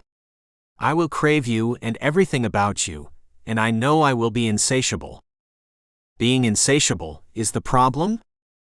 Yes. It is a problem, I should think. What happens when I leave here? When you return to your life and I return to mine? I didn't realize you were planning to leave any time soon. I will one day leave. Okay, so the point is not to enjoy anyone or anything since one day you might leave. Leander shrugged. I see you don't agree with me. Bingo. You know what? I'm too tired to continue arguing with you about this. You're safe, clearly. Do you want me to drive to the bank or you want the driver? He is conspicuous. It would be less disturbing if you drove. Leander continued his trek until he reached the exit. Will you grab my bags, please? Dakota folded his arms across his chest and sighed. Yeah, whatever. The werewolf rolled his shoulders back and popped his neck before grabbing Leander's shoulder bag, stuffed his arms in a thick winter jacket and the keys to his sedan. They rode in silence to the blood bank after Leander collapsed in the passenger seat, and Dakota entered the driver's seat. Dakota tucked the man's laptop bag in the trunk and followed the back roads around the city towards the blood bank, skipping major streets and highways. The white moonlight and yellow streetlights bounced off the asphalt and highlighted the leaves, illuminating the darkness. The streets were quiet, and they passed few cars on their trip. The blood bank's parking lot was vacant when they arrived, and Dakota parked the vehicle in the back across from a pair of heavy double doors. He killed the vehicle's engine and pocketed the keys as he climbed out, stretching and adjusting his jacket on his shoulders. Leander watched the werewolf from inside the vehicle, letting his eyes roam over Dakota's bulky form, letting his mind fantasize about the thing they both wanted so desperately. He imagined many dances, but his favorite was the werewolf under him with his hair haloing his face and his head tossed back in ecstasy. He heard Dakota's moans in his ears and felt him vibrating against him. "You comin'?" Dakota ducked his head in the vehicle. "I mean, we don't really have all night." "Yes?" Leander eased himself out of the vehicle and moved inside, sating himself with bag after bag of type O positive blood. Fresh. Recently accepted. After 3 bags his appetite slowed, and he nursed a 4th and a 5th as he surveyed the building. Dakota trailed behind him. His anger billowed off him in sheets. "Is there something you want to say?" Leander prompted as he disposed of his waste. "Nope. You good?" "Yes. I feel better." "Good. So, we going up to campus again?" Leander nodded. "All right. I'm going to grab a few of these for you for later, if it's okay." "Yes. O positive, please." O positive's your favorite flavor. I suppose if one has favorites, then yes. It is the most nourishing and the most nuanced. What's your least favorite then? Ah. Animal blood or AB blood. They both taste, Leander curled his lips, bland, I suppose you'd say. Oh. I don't know my blood type. I think my mom was O negative. But honestly, I don't really know how blood types work. Leander straightened his clothes and led Dakota back to the vehicle. "Would you like for me to explain it?" "Nah, I'll pass. I'm glad you're feeling better though." "Yes?" The drive from the blood bank to the university campus was brief, and the pair sat in silence as Dakota drove through the city, found a parking space in the empty parking lot, and walked alongside Leander to the building. The first-floor entrance unlocked when Leander swiped his identification card, and the vampire held the door open for the other man. "Thanks," Dakota murmured. "Let's go to your office first." "Yes, of course." Leander ascended the stairs to the 2nd floor and followed the hallway to his office, unlocking the door as he heard a familiar, baritone voice. "Professor Vanslow. Fancy seeing you here so late." "Dean Sterling." Leander spun on his heels and placed his hands behind his back, painting an easy smile on his face. "Ah yes, deadlines are fast approaching, and I have days of work to complete." The man exhaled in a deep laugh. "If all of my professors were as studious as you, we'd have a cure for cancer already." The gray-haired man jabbed Leander in the ribs before he noticed Dakota, and lifted his eyebrows to the other man. "Ah. This is Dakota Billy. He is my personal assistant," Leander explained, flicking worried eyes back to Dakota. Dakota extended a hand to the gentleman in front of them, giving him a firm handshake. "Surprised we haven't met before." Dakota graced Dean Sterling with an award-winning smile. "I have to keep up with this one, or else he doesn't eat or sleep." "I can imagine." Another hearty chuckle, before he turned his attention back to Leander. "Did you hear what happened to the lab yesterday evening?" "No, I don't believe I've heard." Leander lifted the ends of his voice in question, tipping his head to the side as well. "Some hoodlums broke in. Really took it out on the place too, but nothing was stolen. The police think they were looking for experimental drugs. Apparently, it happens all the time to various on-campus labs." "Ah. Should I be careful then?" "Well, if you didn't have your friend here, I'd be skeptical about you working down there by yourself in the middle of the night, but the 2 of you down there should be fine. It's still ransacked though, so I don't know how much work you're really going to get done." The man shrugged. "Anyways, I need to get back to my own work. The missus is going to kill me for getting home so late." "Oh. Of course." Leander nodded. "Please. Don't let me keep you from your responsibilities." Dakota tipped his head in a nod. "Be safe." Leander watched the man move down the hall before ducking into his office with the werewolf close behind him. "Hoodlums," he mouthed. Dakota shrugged. "One way to look at it. I have their scent." I could go after them. I could have my dad make up a scouting group, and we could go after them. No. Leander browsed through his desk, scanning overfilled notebooks and loose papers. His eyes darted from one book to the next, taking a mental tally of his assets. Why not? If you hunt for them, you will fight on their terms. If you let them come to you and you are prepared, the fight will be on yours. Is this some kind of proverb?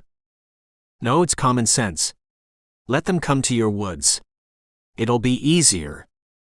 How soon do you think they'll try again? Leander shrugged. I suppose it depends on how soon they get desperate. They would be foolish to attack here again, but I would not put it past them. Dakota nodded. Okay. He nodded again. I'll talk to my father. Yes? Leander closed his drawers and migrated down to the laboratory, pausing at the entrance and surveying the damage. The incessant breeze from the broken window chilled the room and rustled shredded papers. They fluttered across empty desks like tumbleweeds. Sorry, Dakota murmured from behind him. I kind of went into a rage after I thought you were gone. So yeah. I see. Leander approached his space and swept shattered bottles and broken glass aside with a scrap of paper, clearing his workspace in its entirety before shifting through the carnage and reorganizing his workstation. Dakota flitted around him, pacing, sighing, running his fingers through his long hair. He finally dropped Leander's shoulder bag against the wall and fished a broom out of the supply closet. He swept the floor and dumped all of the trash into the hazardous wastebasket towards the back of the room before he rolled his shoulders and looked at Leander. Yes? Leander stretched overhead, reorganizing a collection of bottled substances. I'm going to tell my professor I can't finish the class. Professor Garcia. Yeah. He's going to have to understand. I don't want to leave you in here alone. Not with Amara running around, causing all sorts of trouble. You're going to your class. No, I'm actually not. My job is to keep you safe, not to finish up a useless degree. It's not useless, Leander hissed, sorting through crumpled papers, digging his notes out of the pile. Dakota scoffed. Yeah, it is. I'm going to take my father's place as the leader of our family. I'm not going to have some mysterious other job, doing who knows what. My job is to lead my family. You do not think you would be a better leader after finishing your education? I don't think it matters to anyone if I finish my education or not. It matters to me. Leander dragged his attention away from his scrawled handwriting and looked at Dakota. And it matters to your father, your mother, and your little sister. Don't do this. Do what? Don't start talking about my family like you know what they want. I get it, you want me to stay in school, but right now my job is to keep you safe. I can't keep you safe if I'm going off to class. It's clear. So something has to give. Yes, I've been thinking about this too. You are right. Dakota paused. What's the catch? There's no catch. You are correct. You cannot hover over me all day if you are in class. This is why I have been considering contacting Chatton while you finish this course. No. Chatton has a child he should be caring for. It is 2 weeks. I believe for 2 weeks he can relieve you, so you can perform admirably with your studies. Dakota growled and marched up to Leander. The wind whipped through his hair and his eyes blazed. It's always something with you. You know that? It's 2 weeks. You are going to finish your class. The money has been paid for your enrollment, the books have been invested in. Your education is important, and I believe Chatton will understand. Why is this such a big deal to you, anyway? No one's been pushing me to go to school but you. So what's this about? You don't want some dumb bumbling werewolf hanging around you. Leander scowled. You know better. I very much enjoy your company. Then why are you steady trying to send me off? It is 2 weeks. 2 weeks is nothing but the smallest of blips in your life. I do not understand why you are acting as if you are going away for the rest of eternity. Leander lifted his laptop from his messenger bag and placed it on the counter, tapping the keyboard as the device loaded. Because the only reason you now need chattin' is because of me. So now I'm to desert my original job for education. It's not right. I don't understand why you don't understand. You are letting pride get in the way of what's best for both of us. What? Dakota slammed Leander's laptop closed. The vampire yanked his hands back and snarled. Now what is it? Best for both of us? Thought it was just me. Now it's both of us, huh? I don't think I mean it like you are understanding. I hope you fucking don't. Move your hands off my laptop. I need to work. Dakota rumbled, stretching his flat palm over the device. You are being childish.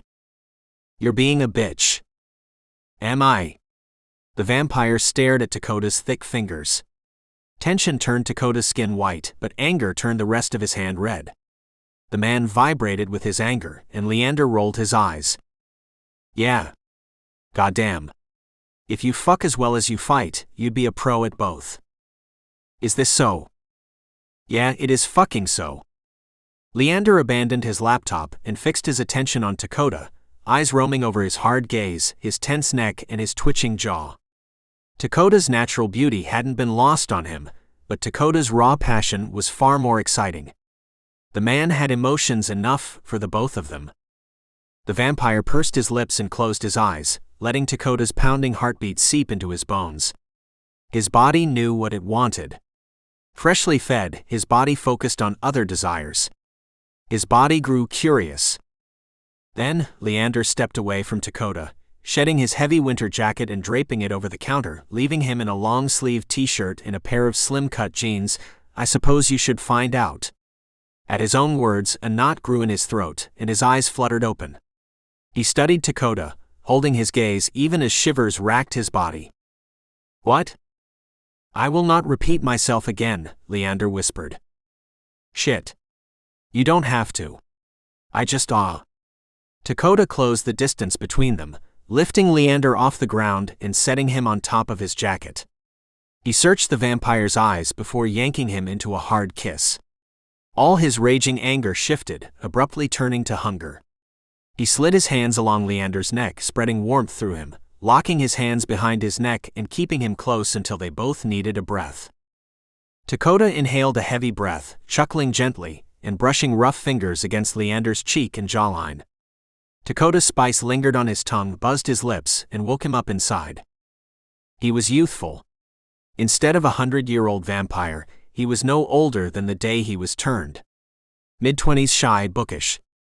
He was those things. For the moment, he craved nothing more than Dakota over him. He needed Dakota's chest pressed into his, steadying him with his racing pulse. He needed Dakota's steaming body heat, melting the last dregs of ice on his heart. You really want this? Dakota breathed, combing through Leander's hair and showering him with gentle kisses. He worked his way along Leander's jawline and down his neck before he retreated, panting and flicking his eyes up at Leander. Why yes, Leander gasped, dropping his head back on his shoulders, surrendering to him, to more kisses, to more uninhibited affection. Dakota's pulse vibrated his fingertips. Okay. Dakota cleared his throat and lifted Leander's shirt, peeling it off his slender frame. He ripped his own shirt off next, tossing it away, before approaching Leander again. His breath stuttered. Leander's nostrils flared as his eyes roamed over the newly exposed skin. He had seen Dakota in various states of undress, but he had never taken him in. Now he did. He trembled as his eyes traveled over corded muscles, across dark nipples, and followed a light trail of hair from the center of his chest down his navel to the edge of his jeans.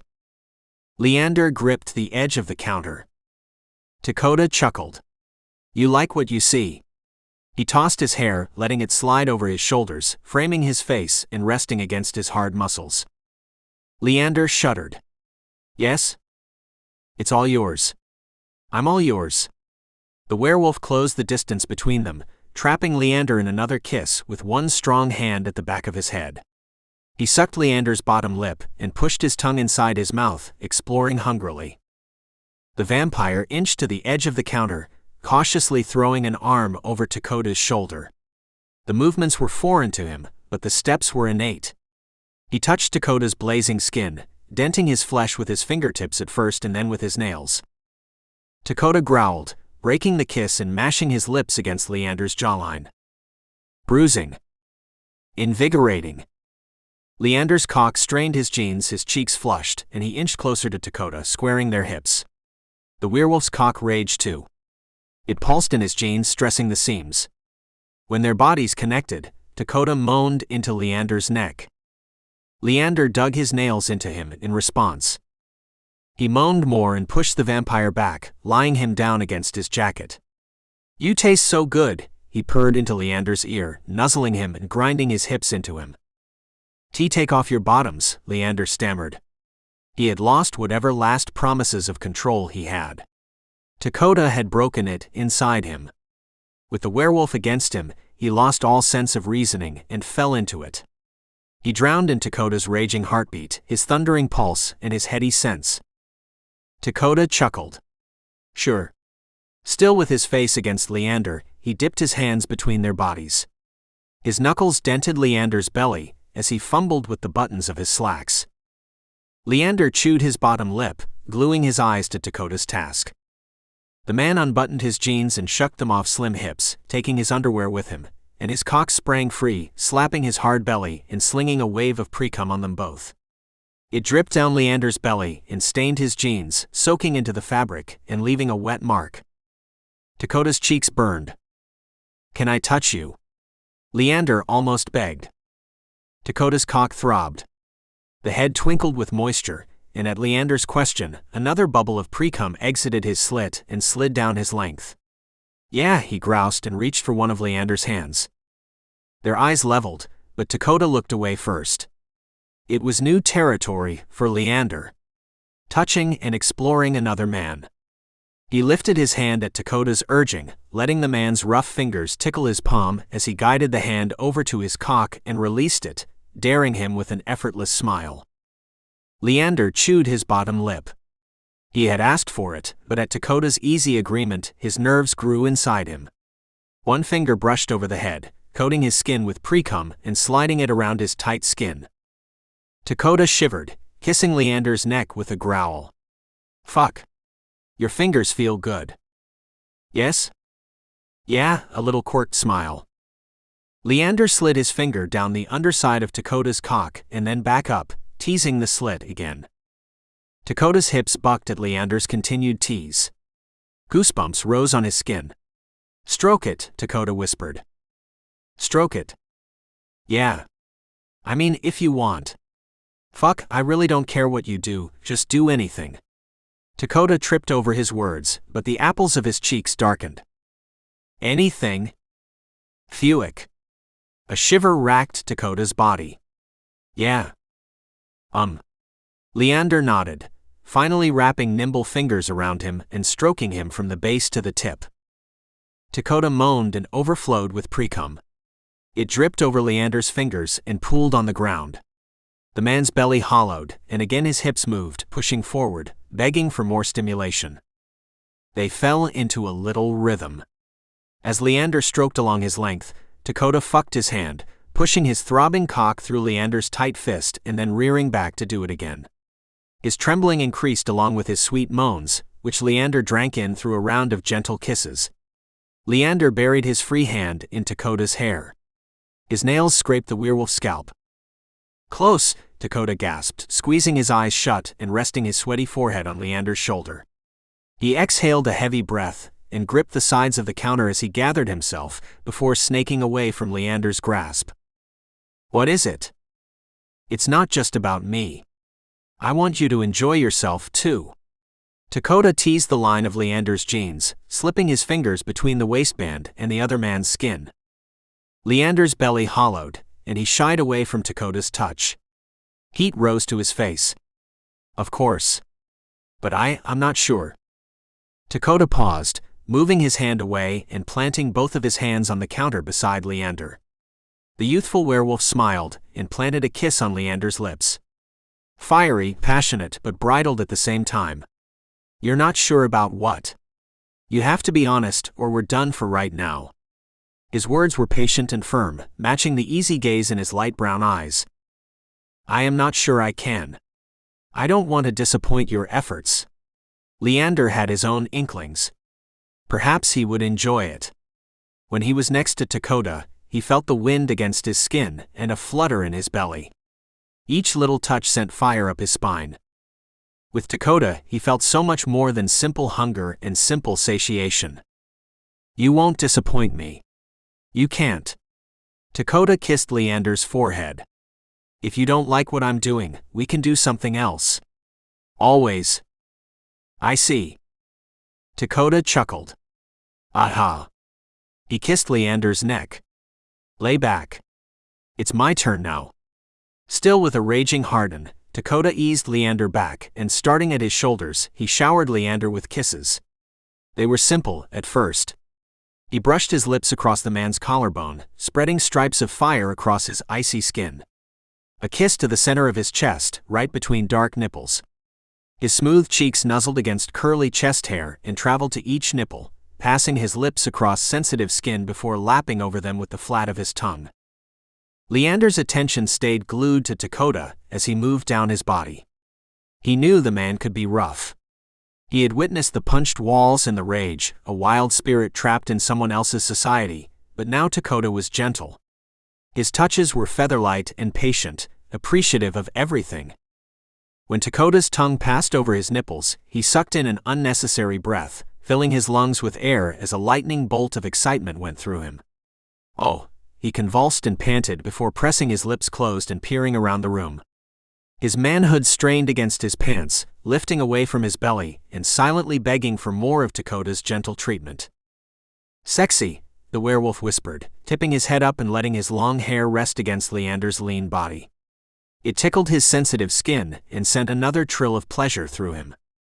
Dakota learned quickly. After Leander's first moan, he focused on his nipples, latching onto one while teasing the other with the pads of his fingers. He teased until Leander was dizzy from pleasure, until his moans chased each other. Leander gripped Dakota's shoulder, digging his nails into his rough flesh. Oh goodness. Dakota released Leander's nipple with a little pop and a warm chuckle. Can I taste you? Ah yes. Pee please. The words tumbled from his lips, and Dakota ripped open his slacks, exposing his cock to the early morning air. Leander covered his eyes with his forearm as Dakota lowered himself to his knees, fitting bulky shoulders between Leander's slender thighs. Dakota met him with a kiss, and his pillowy lips slid along Leander's length, lavishing it with gentle affection. The werewolf gripped him by the balls and sucked him into his mouth, wringing a quick moan from his lips. His eyes rolled back in his skull, as Dakota sent pleasure rocketing through his body. Every previously deadened nerve ending singed with it, and it spiraled through him. Once he gathered himself, he opened his eyes again, peering down at the other man and watching his cock disappear past his lips, watching long hair ripple around him. Dakota's cheeks hollowed, and saliva coated his lips. The sight excited Leander even more, and his pleasure compounded. His cock flexed and his eyebrows knit together. He arched into the other man, surrendering himself to Dakota and losing himself in their mingled sense. Dakota's heartbeat pierced his core, and everything inside him matched the werewolf's racing pulse. Dakota's pulse galloped in his ears, blood pounding in his brain as his pleasure magnified. He had experienced nothing like it before. The closest he had come to this sort of unyielding pleasure was on his own, but he remembered those times only vaguely. It had been decades since he'd had any carnal urges, decades since he had even considered them. But Dakota's touch was expert. His mouth was a talent all its own, and his casual treatment had Leander's pleasure cresting and falling. At one point he was on the brink of an orgasm, hands and thighs trembling, and then the werewolf retreated, backing away from the promise. Dakota kept Leander in that loop until he had melted onto the desk, until he was too weak for a protest and too dazed for words. His vision blurred and he swallowed around hoarse moans. Each wave of pleasure sent Leander into a small frenzy. His moans hitched, his lean muscles tightened, and his back curled forward. Then he arched again, surrendering himself to Dakota, body betraying him as it begged for more. Leander's throbbing cock slipped from Dakota's mouth with a soft pop, and the werewolf snaked up Leander's body, planting a wet kiss on his lips and cradling his face. "Don't stop," Leander growled. His cock strained, teased by moist skin and cool air. The head bubbled with its first beads of precum, but nothing compared to the oozing precum Dakota created. "Gimme a second." "Why? Is there something amiss?" "Nope." Dakota shook his head. "Well? I got close. You taste so fucking good, and your moans." Leander's face warmed, and his eyes traveled away from Dakota. "Ah. Yeah." The werewolf chewed his bottom lip. "Here." He shifted their positions, inching Leander to the edge of the counter. He grabbed them both in one thick hand and pressed their lengths together, squeezing Leander's slender cock against his fat one, cool tones against warm. His fingers danced along Leander's shaft, roaming over the head and then back down to the base. The vampire shivered. "Ah." He draped an arm over Dakota's shoulders, gripping and massaging his muscles. "How does it feel, baby?" Dakota whispered, brushing his lips along Leander's neck, teasing already raw nerve endings. He planted kisses along his skin as he stroked them. His knuckles slid along Leander's belly. "Good," Leander breathed, resting his head on Dakota's shoulder as the man's pace picked up. Everything they had done so far had resulted in this moment. Leander's excitement was already high. His cock strained against Dakota's hand, hardening against Dakota's throbbing cock with each stroke. He wouldn't last long, but he wasn't trying to, either. Leander spread his legs apart and arched his back as he buried his face in Dakota's neck. His lips pressed into Dakota's jugular vein, and he felt the throb of blood pass through the other man's body. He tasted the metallic spice on his tongue, then he kissed him, lips and eye teeth brushing his skin. "Damn. Fuck, baby," Dakota groaned and responded with his own rough kiss. Leander kissed him again, exploring the column of his neck while raking blunt nails across his shoulder blades. Dakota shuddered, squeezing their cocks and moaning through his teeth. He rubbed his face on Leander's shoulder, whimpering, before grazing his own teeth along Leander's shoulder. Accidental at first, but then he went back and bit him, pinning him to his spot. Dakota's blunt teeth dug into Leander's shoulder, and the vampire gasped. His orgasm quaked through him, shocked to the surface by Dakota's bite, and his cock exploded with it. A low moan escaped Leander's lips, and his eyes glazed. The first burst of cum shocked him, but he dissolved into sobbing moans as Dakota continued stroking them both. His nails dug into Dakota's skin, and he dragged them across unbroken flesh, painting 4 red stripes along his back. He laid another set of stripes over them, despite the werewolf's shivering. Dakota's jaws tightened against his shoulder, and his hand tightened around their cocks, settling at Leander's base as he took in deep, ragged breaths. "I knew you were rough," he rumbled, rolling his shoulders as he gradually straightened his back. Leander looked from Dakota to the space between their bodies, eyeing their spent cocks and the sticky mess around them. Their intertwined cum coated Dakota's hand, both of their cocks and their bellies.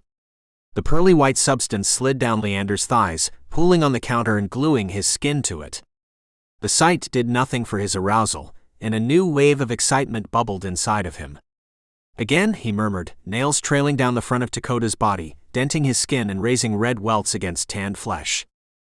A rumble vibrated Dakota's chest. "Yeah. As many times as you want, but we should go to your office at least." He lapped his tongue across leftover bite marks before grabbing their clothes from the floor. He placed Leander's on the counter as he stepped into his jeans and tucked his cum-covered cock inside them. When he looked back at Leander, the vampire's cheeks warmed, and he diverted his attention. "Ha. What? I should clean up before I get dressed again." Leander searched the counter, pulling open drawers and cabinets in search of a paper towel. "Oh. I can help you out there." The werewolf pulled his hair back, wrapping it into a lazy bun at the base of his neck, before he sank to his knees for the second time in the evening. Starting at Leander's knee, he ran his tongue along the inside of his thigh, collecting sweat and cum together on his tongue. Chapter 17. Dakota. "I feel like all I ever do is feed you and tell you to quit working all the damn time," Dakota groused, dropping his head back against the cabinets framing the wall in front of Leander's workstation. They had come to a tense agreement on Dakota's winter intercession class. The werewolf had dropped the class and signed up for online classes for the next semester's term. The vampire hadn't been happy with the arrangement, but after a tense staring contest in which Leander blinked first, Dakota's decision had been accepted. The ways of the wilderness had settled the disagreement. Of course, Leander had ignored Dakota for the next couple of hours after the settlement and thrown himself back into his work the very next day, leaving Dakota pacing around the laboratory, ducking and hiding whenever Amara made an appearance. Do not be silly. You provide me with carnal pleasures too. No one says carnal pleasures to mean sex anymore. I am not sure what else to call it. Sex, Leander laughed. Call it sex. And tell me you want more of it. I believe our frequency is enough right now. I don't know. The healing scars on my back say otherwise. Leander's features soured, and he shook his head. Do you have nothing else you could do right now? I need to record these findings before I leave for the evening. How long is it going to take you? Dakota glimpsed his cell phone. Don't forget about dinner tonight. Dinner? Leander trailed. Yeah. Dinner. My dad and sister are coming over to your place, and we're cooking for them. Well, I'm cooking for them. We've already been over this several times. When is dinner again? We have to be out of here in an hour. Like we have to. Like I will drag you out of here kicking and clawing and screaming if I have to. So you will. Yeah, I fucking will. I will be done in 50 minutes then with my work, which will leave 10 minutes for cleaning. I'm holding you to it, Cupcake. I am well adept at telling time, Boychick. A shiver traveled up Dakota's spine at the nickname, and he sighed a soft chuckle before he prowled the room and collapsed in a cushioned office chair, the only mildly comfortable chair present. He rested his head on the back of it, laced his fingers over his chest, and closed his eyes. His senses stayed sharp as he took a predator's nap, conserving his energy as his brain subconsciously charted the surroundings. He cracked his eyes open when Leander approached him, staring into his eyes with a sleepy rumble. I am finished early. We can go. The vampire sported a rare smile, and he pressed his lips to Dakota's in a gentle kiss. Finished early? Yes. Come on. You have to prepare everything for dinner, correct? Leander shouldered his own bag and pulled gloves over his hands. After draping a heavy scarf over his shoulders, he glanced back at Dakota. The werewolf had dipped back into his doze, cracking his eyes open as he watched the vampire. He flicked sleepy eyes open again. Leander paused. If we leave now, we could have, as you say, a quickie before your family arrives. The grogginess cleared from Dakota's eyes, and he bolted upright. What? What did you say? I believe you heard me. Now let's go. Dakota trudged behind him, still shaking sleep's heaviness from his body, as he turned off the lights in the laboratory and followed Leander to their vehicle. Dakota had happily jumped into the driver's side of Leander's casual vehicle. Leander placed his bag on the floor between his feet and buckled himself in. What are you making for dinner? Food. What's going on? Dakota studied Leander, tilting his head to the side. I love seeing you smile, but you rarely smile. Yes. However, I believe I have found a cure for Chatton's daughter. It is largely experimental, but I believe it will work. Faith, as some would say. So I am happy. With the stem cells? Yes. With the stem cells. I feel as if it has been a very large workaround. However, do you remember when we harvested stem cells from the family? It seems the mother is a very close match, so I took some of her cells and reverted them back to embryonic stem cells, and then applied them to the sample of Mina's diseased cells. You turned old stem cells into what now? I genetically reprogrammed the adult cells to have the properties of embryonic cells.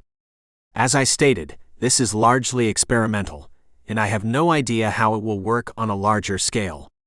However, when the cells were applied to Mina's samples, they helped repair the overall damage present in the sample.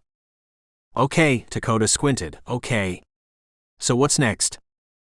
I would say the logical next step is to implant the cells in Mina's body, but this does not come without its own risks. Risks like what? Well, Leander mused, her body may reject the new cells, of course, and the virus could infect the new cells too. This is always an option. It is complicated because of the nature of the illness. Unlike, say, a cancer, which can be targeted and removed, this is a virus, which means it can continuously affect cells. This is probably going to be a stupid question, but what's the difference between cancer and a virus? Cancer is a mutation of your own cells. Anyway, Leander continued his explanation, explaining the ins and outs of various treatments, natural immunities, and ways to prevent overall rejection. He breezed through the host of possible complications, even though the smile never dropped from his face. If there are so many complications, Dakota pulled into the parking lot of Leander's penthouse, why are you so happy? Because while there is always a list of complications, the percentage likelihood of any of them taking effect are slim. Such as, do you realize if all the particles in your chair aligned properly, you could fall through it? Precisely. It is never going to happen, but there is still the possibility of that alignment. I see. So you have a really good feeling about this. Yes, I do. However, there will need to be some adjustments on her medicine before the transplant happens, and for the best results, a few rounds of radiation therapy would be best. Radiation therapy? To destroy the infected cells. Is all this, worth it? Dakota lifted his eyebrows. Leander sealed his lips together. I am not in a position to make such a decision. What would you do if it were your sister? I don't know. Is there a chance Mina could die? There is always a chance of death, but not from the procedure itself. It would be more likely a different infection would bring her death, such as pneumonia. Dakota twisted the steering wheel. I don't know. I don't even want to speculate. It's easy to say one thing when you're not affected, but it's entirely different when you are. So I don't know what I'd do, and I can't praise or punish Chatton and his wife for what they decide. Leander nodded. I promised you something. His voice changed from formal to informal, and he unbuckled his seatbelt. Catch me. Then he slinked out of the vehicle and bolted away. Dakota's predator senses tingled when the vampire ran.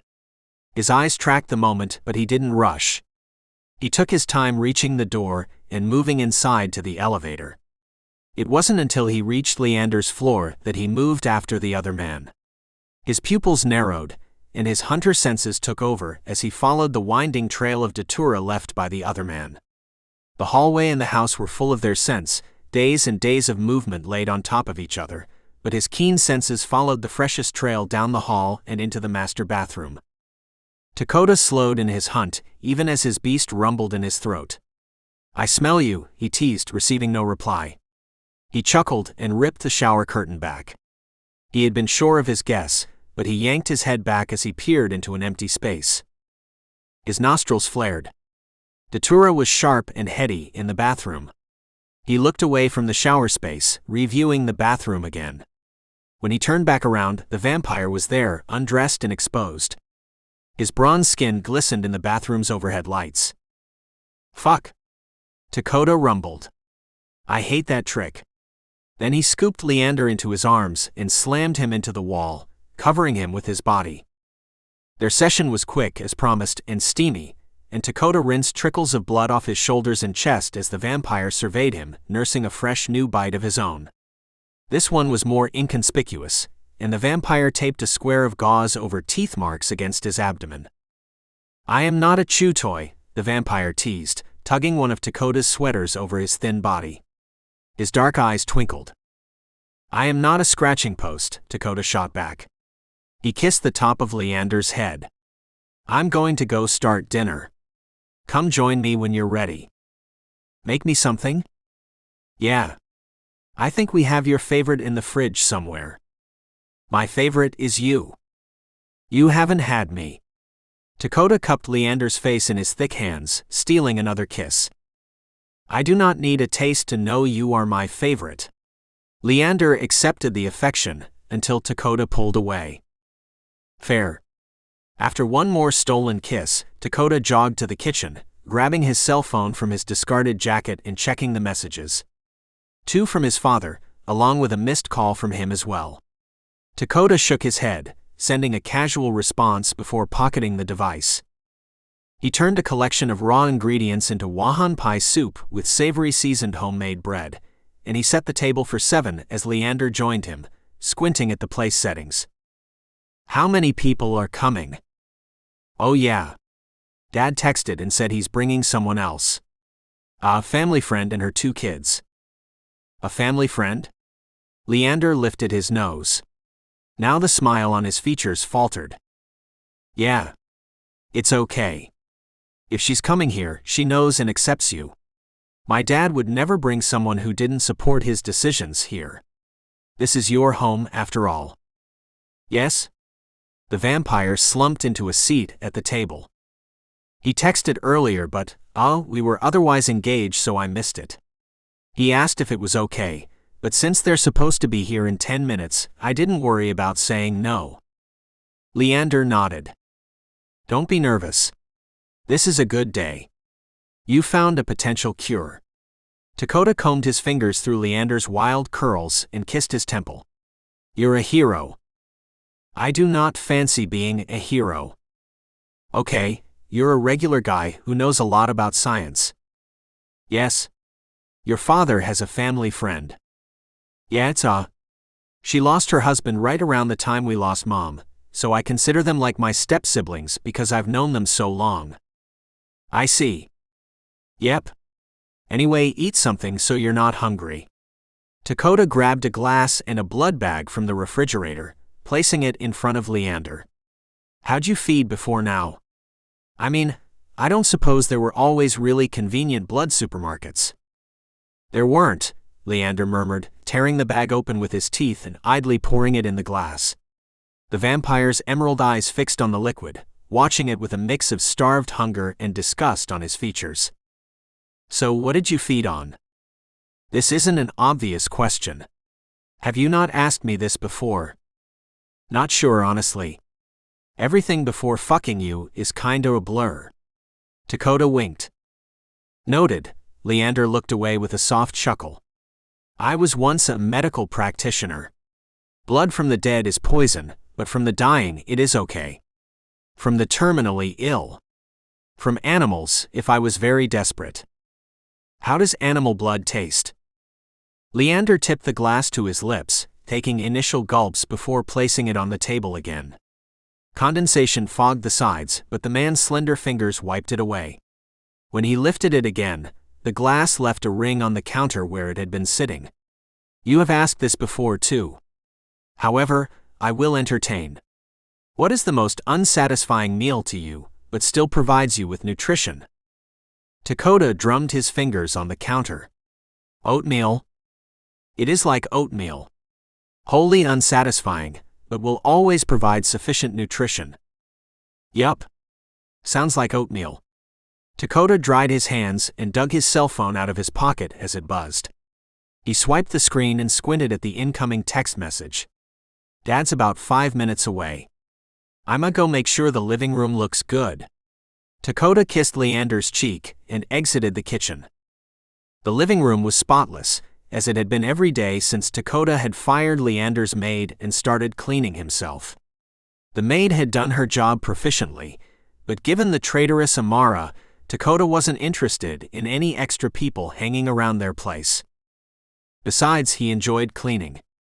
It had been a requirement once his mother passed away, and it offered him a sense of comfort and order.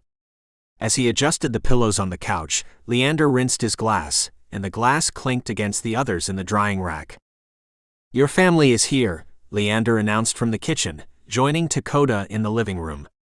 I can hear their heartbeats. Dakota chuckled. Thanks for the heads up. True to Leander's word, the doorbell rang seconds later, and Dakota moved around the couch, approaching the front door and opening it. Leander stayed in the main body of the living room, bracing himself against the couch and placing his hands behind his back. Kuda! Kimamilla squealed, leaping into Takoda's arms and latching her legs around his hips. She squeezed her arms around his neck. I miss you. Hey girlie. Takoda laughed, carrying her into the living room and ushering everyone else inside. I've missed you too. Takoda. His father greeted him with a stern nod. Then he turned his attention to the vampire. Leander. You're looking well. Thank you. Leander tipped his head. My son, you've met Ska and her 2 boys, haven't you? Napashni pressed his palm into the back of a curvy woman with a cascade of curly black hair. It framed her heart-shaped face, and her mature features spread into a smile. Yeah, Dad.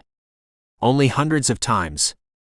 Takoda laughed as 2 gangling preteens entered the penthouse last. Enipe and Kangi, right? His little sister slipped from his arms, and he gave both boys an easy nod. He turned to Leander with bright features. Okay, so. This is Ska, my dad's girlfriend, and these are her 2 boys, Enipe and Kangi. The trio greeted Leander with mumbled, nervous words. Ah. I heard, Leander replied. I am Leander Vanslow. Welcome to my home. I hope you find yourselves comfortable. Do you have any toys? The taller of the 2 boys asked, brushing wisps of hair from his round face. Leander blinked and looked at Takoda, who grinned from ear to ear before shrugging and looking back at the boys.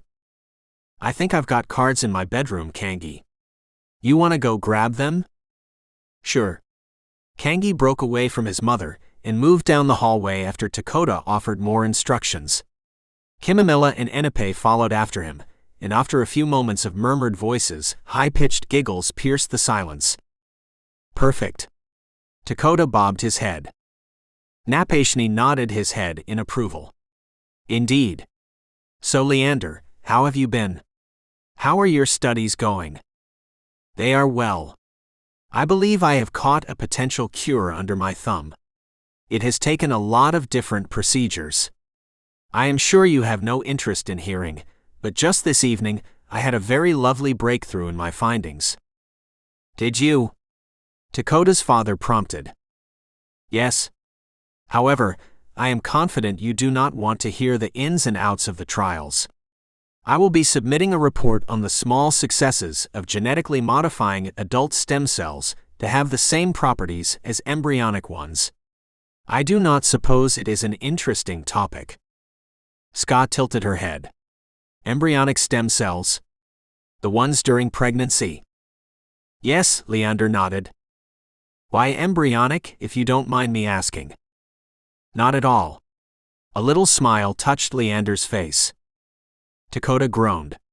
Y'all aren't going to talk about stem cells and science all night, are you? I believe the children are playing cards. If you wish to join them, I am sure they have space for another player, Leander snapped back. Takoda's father snorted. He's good. He hiked a thumb at Leander. Ska covered her laughter with one hand, but her smile reached her hazel eyes and they sparkled. Takoda soured, narrowing his eyes at Leander, who offered a dark grin back to him. Yeah, perhaps later. Leander remarked and turned his attention back to Ska. Embryonic stem cells are considered unspecialized. We have stem cells all over our bodies, and they do different things. The major difference between adult stem cells and embryonic stem cells is adaptability. It has been theorized that adult stem cells do not have the capacity to become all of the different cell types in our bodies. Oh, okay. Makes sense. Leander nodded. Yes. However, embryonic stem cells aren't perfect either. They are perhaps easier to control, but they can also become irregular or spontaneously specialize into different cell types. Interesting. So, why didn't you consider using Zetkala's embryo stem cells when you first arrived? The baby had already passed the prime age. It is very hard to harvest embryonic stem cells when the embryo is inside the host. Ah, mother. Inside the mother. Leander scrubbed his cheeks.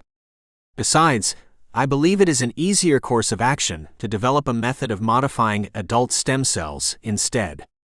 I, after all, am writing research on it this semester. I agree with you, Ska said. It seems a lot easier if you can get cells from anyone and modify them to be embryonic versus having to wait or recreate embryos just for stem cells. Yes. I also find adult stem cells are much more predictable, though they can already be affected by environmental toxins or have other abnormalities acquired during replication. So really both have pros and cons. Yes, pretty much. Leander shrugged. However, I am willing to try a stem cell transplant on Mina with the process I have developed. I have good feelings about it. We trust you. Napashni cast a warm smile in Leander's direction. And I have so much to thank you for. Taming this beast has been a long-time project on my to-do list. I've begun seeing the leader in him. You're going to make things awkward, Dad. Let me. I wiped you ass. I think I'm allowed to. Oh. Leander chuckled. You're welcome. He is a natural caregiver, which I feel lends well to a leader. Dakota shook his head, cheeks flaming as Leander complimented him. Speaking of caregiving, I should check on the food. He ducked out of the conversation and escaped into the kitchen, opening the oven and poking at the stovetop dishes as the trio followed languidly after him, with Leander leading the charge. Leander, unsurprisingly, was an expert conversationalist. For as stiff and quiet as he was when they were alone, he bloomed into a charming flower around others. It was choreographed. He covered his lips when he laughed, he looked away at compliments, and he bowed his head politely as the conversation continued. He drank in Leander's movements, charmed and excited by them at the same time. Watching Leander entertain his father and family friend after having him pressed against the shower less than an hour earlier sent a shiver down his spine, and his heart skipped a few beats. Leander stuttered and flicked his eyes to Dakota.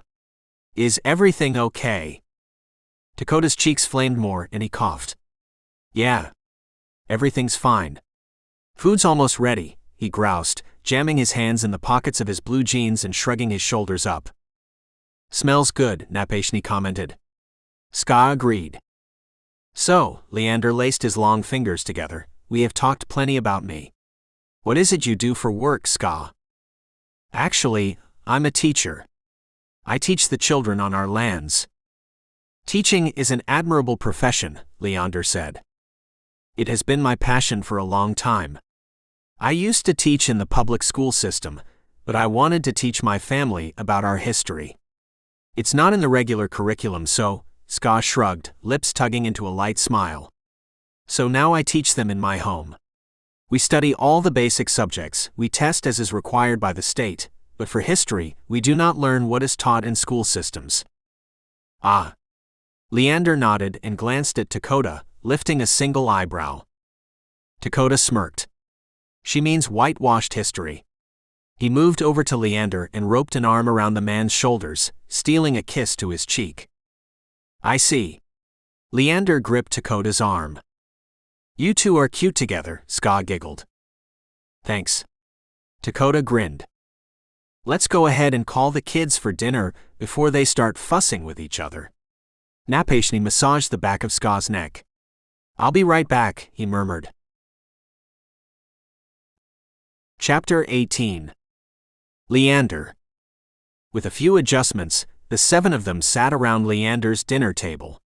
Leander sat in his office chair, the 2 boys shared a wooden chair, and Dakota and Napashni crouched at opposite ends of the table.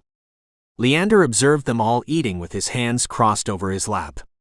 Watching humans eat wasn't his least favorite task, but it definitely didn't claim a spot in his top 5, as the children say. The clank of forks and knives against plates grated on his ears, and the constant roar of chewing filled them. They had all encouraged him to eat as well, in whatever way he would, but he politely declined, opting for a quiet observation instead. Leander lost himself in his own thoughts as they ate. He counted over his figures, repeating his notes, until the first of the bunch pushed their plate away. It was Kimamela, and she had barely finished her meal. She flicked her eyes towards Napashni. Daddy, I'm full, she announced, sealing her pouty lips together and tilting her head to the side. She batted her long eyelashes at the older man. Cover your plate and put it in the microwave. He tipped his head to the device Leander had never had the pleasure of utilizing, and the girl hopped from her seat and did as she was told. Her bone-straight locks rippled behind her as she sealed clear plastic wrap around the porcelain sides. You promised we could go for ice cream, she said as she placed the plate in the microwave and spun on her heels, wedging herself between her two stepbrothers, who sopped up the last of their food off their plates and licked their fingers. I promised you could go only if Dakota is willing to take you, Napashni corrected, and 3 pairs of eyes fixed on the oldest of the youths. What? When did I get drafted for an ice cream run?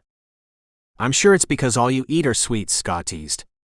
Or have you learned what vegetables are yet? Dakota wrinkled his nose. Yeah, I know vegetables. I gotta eat them all the time. They are good for you. Leander sat back in his seat, crossing one leg over the other.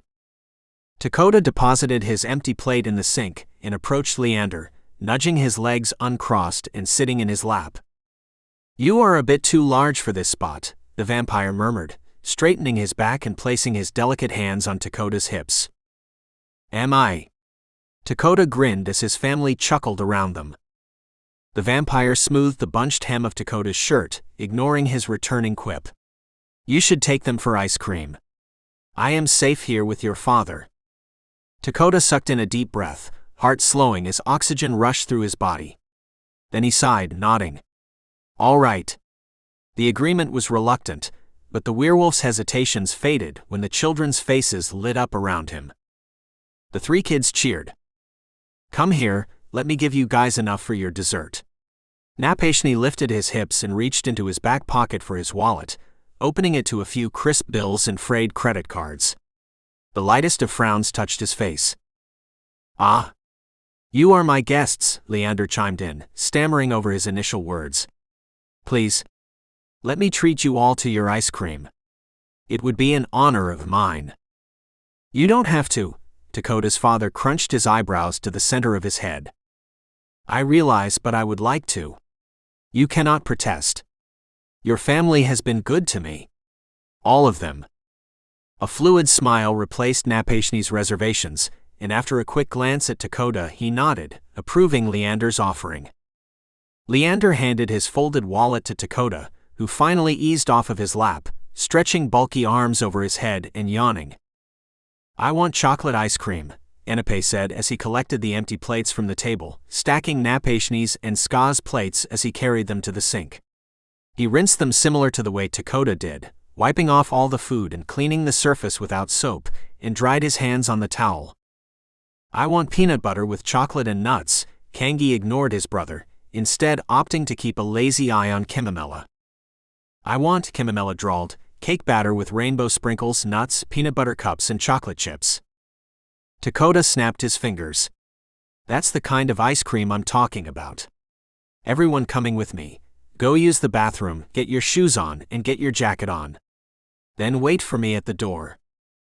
The children rushed from the kitchen, their little footsteps pattering through the penthouse as they raced down the hallway. One child entered the hallway bathroom and closed the door while the other 2 went into Dakota's room. Ska lifted her eyebrows. You haven't lost it, I see. And what if I was coming with you? Do I also need to be waiting by the door? Dakota's cheeks bloomed with a blush as his lips spread into a smile. If you don't want this train to leave you, I'm just saying. Ah. Well, if you 3 men will excuse me. I need to visit the restroom and get my outerwear on. Ska winked at Napashni as she stood from the table and exited after the kids. Leander and Napashni sat in a comfortable silence as Dakota approached the sink, washing the dishes from dinner and covering all the leftover food. You can take this with you when you leave. Dakota glanced at his father as he stacked the dishes on top of each other. I'll find something to eat around here, no problem. Thank you. Dakota dried his hands on his jeans and leaned against the counter, flicking his eyes from Leander to Napashni and back again. Well? I need to get these kids to the ice cream parlor. So you 2 behave yourselves. What else would we do? Leander's eyes traveled to Dakota, and his eyebrows lifted. I expect we'll have a fine conversation in your absence. Aha! Dakota folded thick arms across his chest, biceps standing out against the thin layer of fabric covering them. Leander pressed his lips together. I will desperately await your return. Are you making jokes? Hardly. He stood from his seat, dusting the wrinkles from his clothes and regarding the two men. Please. He motioned to the living room, and Dakota and his father followed him out of the kitchen. Ska helped the children with their jackets, zipping the boys' jackets up to their slim little necks and adding a chunky scarf around Kimamila's neck and a matching cap on her head. I'm hot, Kimamila complained through layers of braided yarn. Once we get outside, you won't be.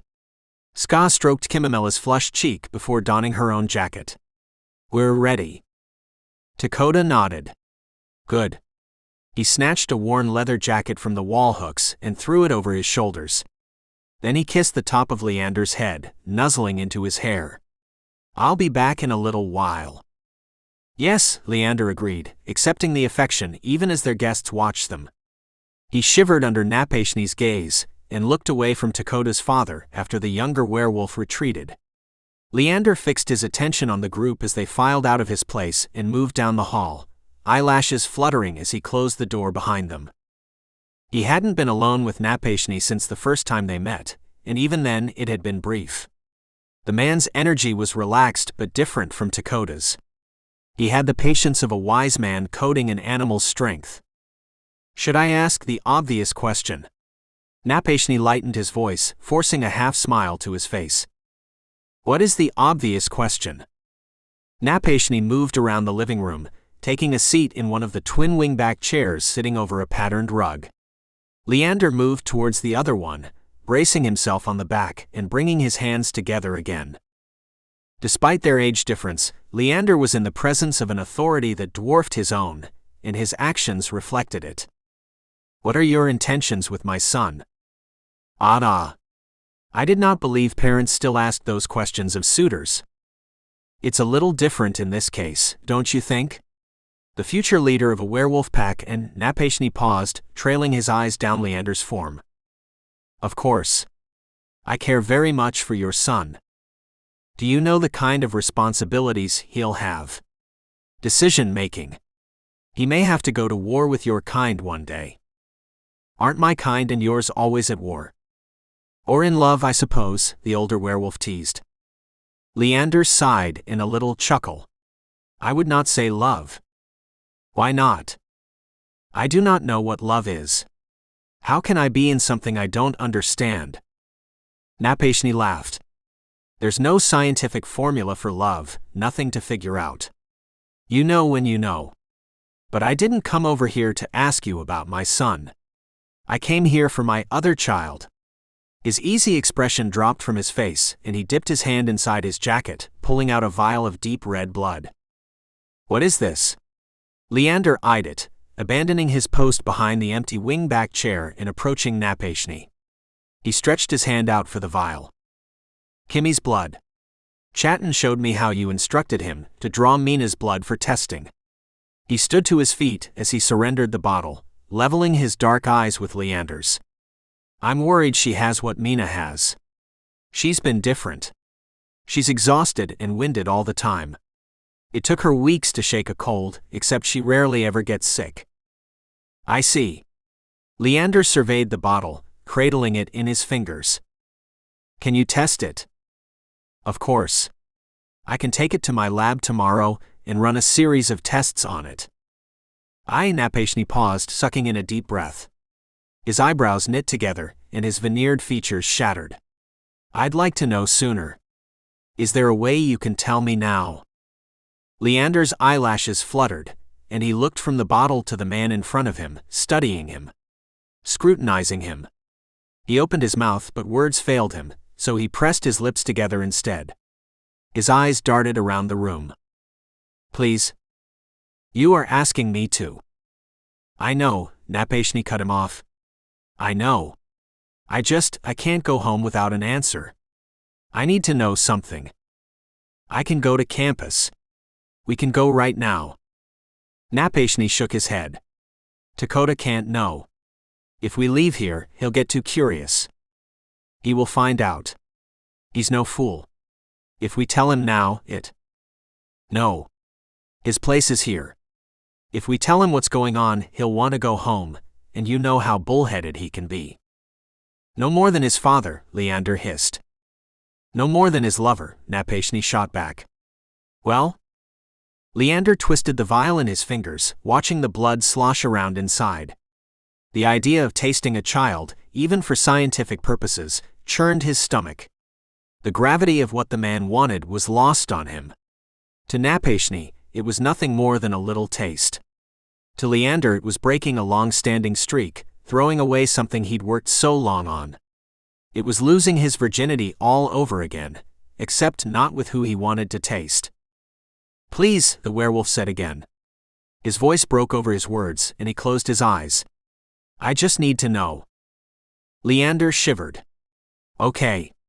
He uncapped the vial and waved the scent under his nose, spurring his hunger and his eyeteeth, but his mind stayed in control. Napashni looked away, bowing his head and turning his back to Leander as moisture stuck his eyelashes together. The burly man pinched his eyes, pressing his thumb and first finger into the sockets and massaging.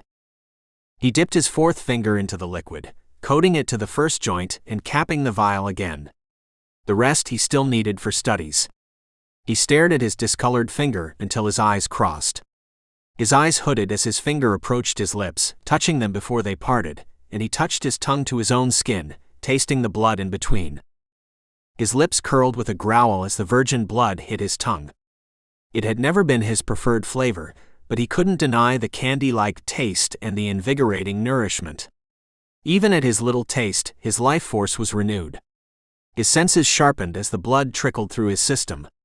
His taste buds worked out every flavor, dissecting it as a student would a frog in a lab. Napashni spun back around after a few minutes, his brooding eyes brimming with worry, and his lips trembled. Words didn't reach his throat, but Leander didn't need any further prompting. The vampire dipped his head, acknowledging all of the man's fears as truths. I will know the extent when I visit the lab, Leander offered, his voice feather-light against a growing growl in Napashni's throat. Chapter 19. Leander. Leander laced his hands behind his back as he walked alongside Chatun. Their conversation had died midway through their walk, so they had lapsed into a comfortable silence as they rounded the street and headed back towards the neighborhood. Spring is coming early, Chatun mused as birds sang around them. Yes? Leander agreed. It had been several weeks since they had injected Mina with stem cells. The effects had been instant but short-lived. As time wore on, the fresh, clean cells had dwindled, becoming infected with the same virus as her original cells. It happened sometimes, Leander had explained with a frown. There was always the chance of rejection or reinfection. Always. Don't be so hard on yourself. You've done everything you can for my family. Chatun touched his shoulder, gripping it and massaging the ball of it with his thumb. We can do another implantation. The process will be quicker this time. She may not, the reaction may not be the same the second time. Leander forced hopefulness into his voice. It was his own futile attempt at positive bedside manner, something he generally failed at. I'll have to talk to my wife. The chemotherapy was torture on her little body. It was hard for us to watch. Leander nodded. I understand. It seems silly to mention, but a closer genetic match to her might garner different results. Chatun smiled. We'll talk about it. How are you and Dakota doing? Well, Dakota is quite immersed in his studies. He is a very intelligent man. It is a joy to watch him flourish in an academic setting. He's always been smart. He just never listened to nobody around here. He is rather bullheaded, yes, though he always moves in the direction he thinks is right. Perhaps for better or for worse, he has a strong sense of innate goodness. Leander smiled, flicking his eyes towards the ground. His heart vibrated in his chest as he thought about his werewolf lover. Lover? Over the last few weeks, no one could claim otherwise. They were two parts of one person. When Dakota moved, Leander's attention shifted. When Leander coughed, Dakota's lungs burned. They also fit together in ways Leander never expected. Their bodies connected, custom fit to the other person's shape. Dakota knew where to touch Leander, and he knew how best to do it. His fingers knew the right pressure, denting his skin as he explored it. Dakota's expert touches and kisses wrung orgasm after orgasm from Leander routinely, until they were both spent and exhausted. Dakota only needed a nap before he begged for more rounds. Spring break week on the reservation had been a welcomed reprieve from their never-ending alone time, and Leander had packed all of his textbooks, giddy for the prospect of having more free time for reading and studying. Of course, spring break had so far been jammed full of pack business for Dakota, and socializing for Leander. If Leander wasn't at Dakota's place, he was assisting Chatan with his 4 children, giving Zetkala a break from the work and catching up with the older man. "And how are you?" Chatan prompted as they crossed a dirt street. "I am well." "Just well?" "I am very well." "I am happy," Leander amended his previous statement, accenting his words with another smile as they reached Chatan's residence, opening the door to a whirlwind of playful chaos. "Coda," a child squealed, tramping through the house. "Yeah, you better run," Dakota called after the child, whipping through the house after him. His hair billowed behind him, licking his broad shoulders as he jogged across the room. Leander lifted his eyebrows. "I am sorry. What were we saying?" Chatan laughed. "He's young. Let him play." "He is," Leander started. "Got you." Dakota snarled. The child squealed again. "Up," Dakota grunted, walking back through the living area with a child thrown over his shoulders. The little boy flailed in Dakota's grip, sporting flushed cheeks and a bright smile. "Kuda," he groaned. "After the movie, and after you help me put the other kids down, we'll go for a run." Dakota paused when he saw Leander and Chatan in the hallway, and a light smile touched his face. He studied Leander, holding his gaze and momentarily forgetting about the squirming child in his arms. "Hey," he rumbled. "Hi," Leander responded.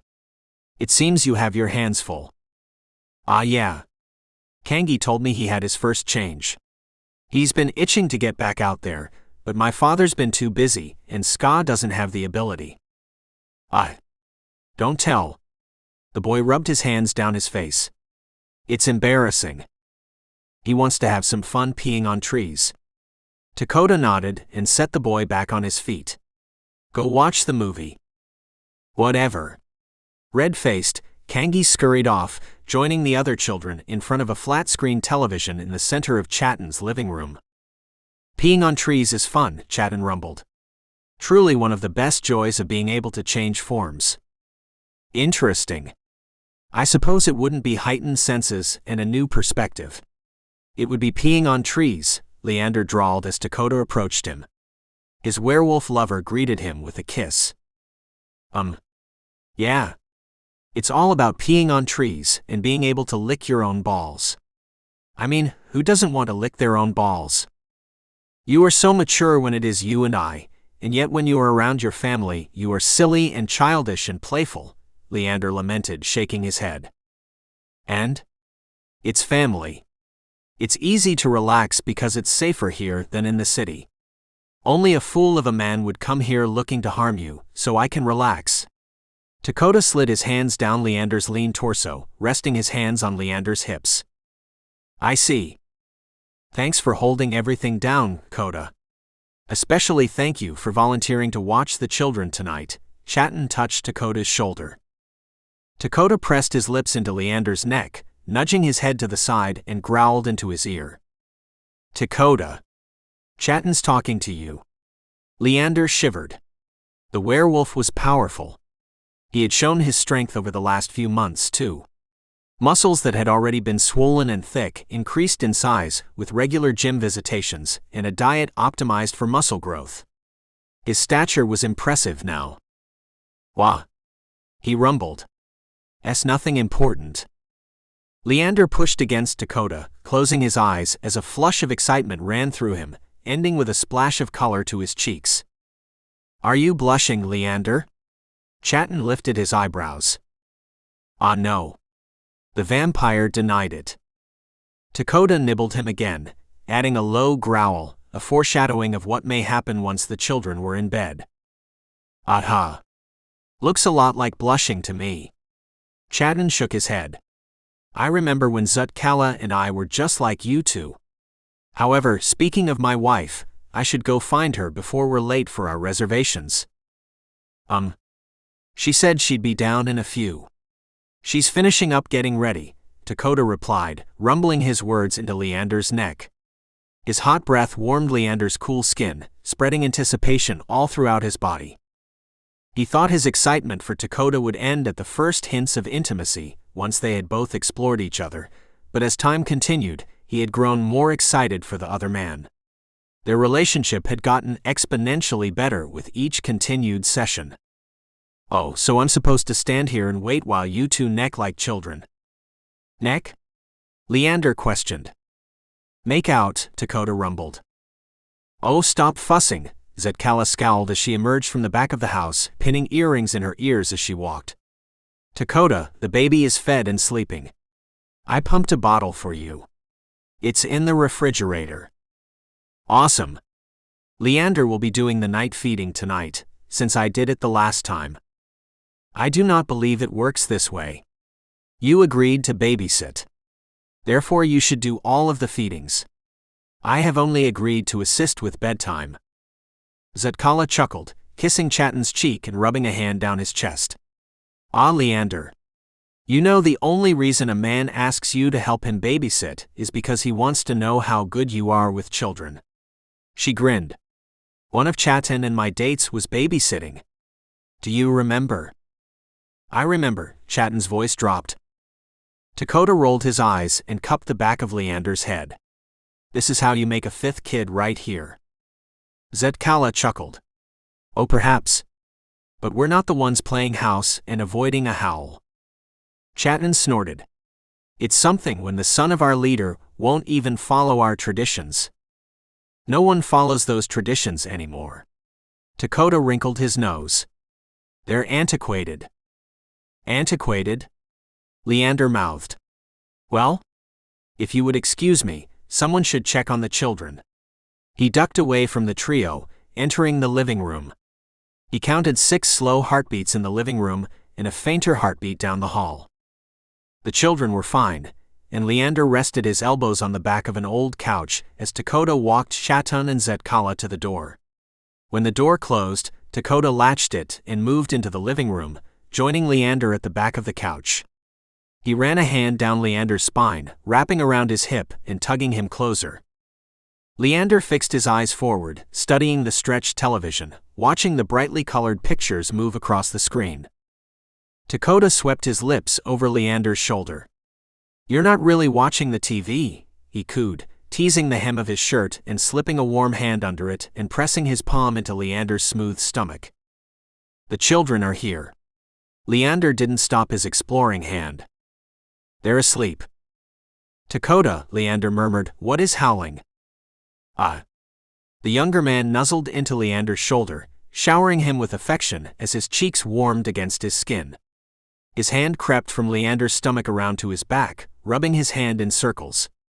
"It's this old-fashioned courtship thing." "Is it?" "Yeah. I mean, Chatton did it, and my father did it, but no one does it anymore. It's dated and, dating has changed anyway." Dakota rolled his eyes. "Tell me about it. Please. I would like to know how old-fashioned dating works." Dakota groaned. "Okay, basically, it's like a wedding. You know the part in a wedding where the officiator says you can object if you don't agree with the union?" "Yes." "Okay, well, we don't do the white dress and the flowers, but we do that part, except we do it at the courting stage, and we give everyone a little time to make the decision. Back in the old days, like when you and my dad were kids. I am much older than your father, I'm afraid." Yeah, back then, there was no dating before courting. The men would have to pick someone, howl for them to start the courting process, and then 6 months to a year later, they have the mating ceremony. I see. And I expect no intercourse before mating. Yeah. Kind of a sticking point back then. It looks kind of funny if someone has a swollen belly before they're officially mated. Leander lifted his eyebrows with a knowing smile. And yet, I am sure it happened often enough. Yeah, probably. Anyway, we do it differently now. Most of the time, we don't really do the howling part at all. We date, and then go to the mating ceremony. Chatan and Zutkala feel the old ways should return. Yeah, but don't all old people feel like the old ways should return? Dakota teased. I do not miss the old days. Well, I guess you're alone there. However, in this case, I agree with Chatan and Zutkala. Even if it is merely ceremonial, you should not let your old customs die. They are lovely and unique. You want me to howl for you, then? For me. I want for you to howl for whoever it is you want to be your mate. Dakota rolled his eyes around the room, exhaling a nervous chuckle. If I howl for anyone, it would be you. This is flattering, but you are young and full of life, and I am not. You should howl for someone more suited to you. I don't know what you're talking about. Are you low-key breaking up with me right now? No, I am not breaking up with you, but I do not think your howling applied to my kind. I can howl for whoever I want to howl for. I'm going to be the leader one day. This doesn't mean you do whatever you want. This means you do what is best for those you lead. I know what being a leader means, Lee. Good. Leander traced fabric grain on the back of the couch before pushing away from it. I should go check on the infant. No, Dakota rumbled. Why not? Because you're doing it to avoid conversation, and we weren't finished here. Leander dragged his eyes to Dakota's face, meeting his gaze. You are going to stop me from leaving? You can go after I finish what I'm about to say. A growl worked its way past Leander's lips, and he closed his eyes, submitting to Dakota's spark of dominance. I see. Yeah. Leaders do what's best for their people, you're right. And their people trust them to know what best is. Dakota stroked the inside of Leander's arm, inching closer to him. Soft lips swept over his forehead, and the wolf took a deep breath of Leander's scent. Deep growls vibrated both of their forms. To my family, you are part of us. Therefore, it would be an honor for me to howl for you. To your family. And how does everyone else feel? If I can put aside my differences, they can put aside theirs. He continued stroking Leander's skin, touching sensitive spots with his confident touch. You can check on the little one now. Leander studied the ground. Yes. Should we get the children roused and ready for bed? No. They're fine as they lay. Some of my best childhood memories were of waking up next to my cousins, huddled from the morning chill, and with a hungry belly. You are beginning to sound like your father, Leander smiled. Sounding like my father isn't a compliment. It is. He is very wise, and you are too. He kissed Dakota's cheek. They say the knowledge of our ancestors is with us. He paused, now wrapping his arms around Leander's body. Leander relaxed into him. I believe it. You have changed exponentially since I first met you. You are still playful when you want to be, but I can see experience in your eyes. Thank you. Dakota combed his fingers through Leander's hair. Tomorrow we have court. If you want me to, I will howl for you then. I am not going to make your decision for you. If you wish to howl for me, then do it. Now, I will meet you upstairs. Yeah. I'll set out some snacks for these guys for in the morning, and then I'll be right up. Okay. I will wait for you in our guest bedroom. Leander rubbed his hand over Dakota's chest, nails pressing into the thin fabric of his t-shirt and denting his flesh. It was an invitation for more, and the werewolf rumbled. Good, he grunted.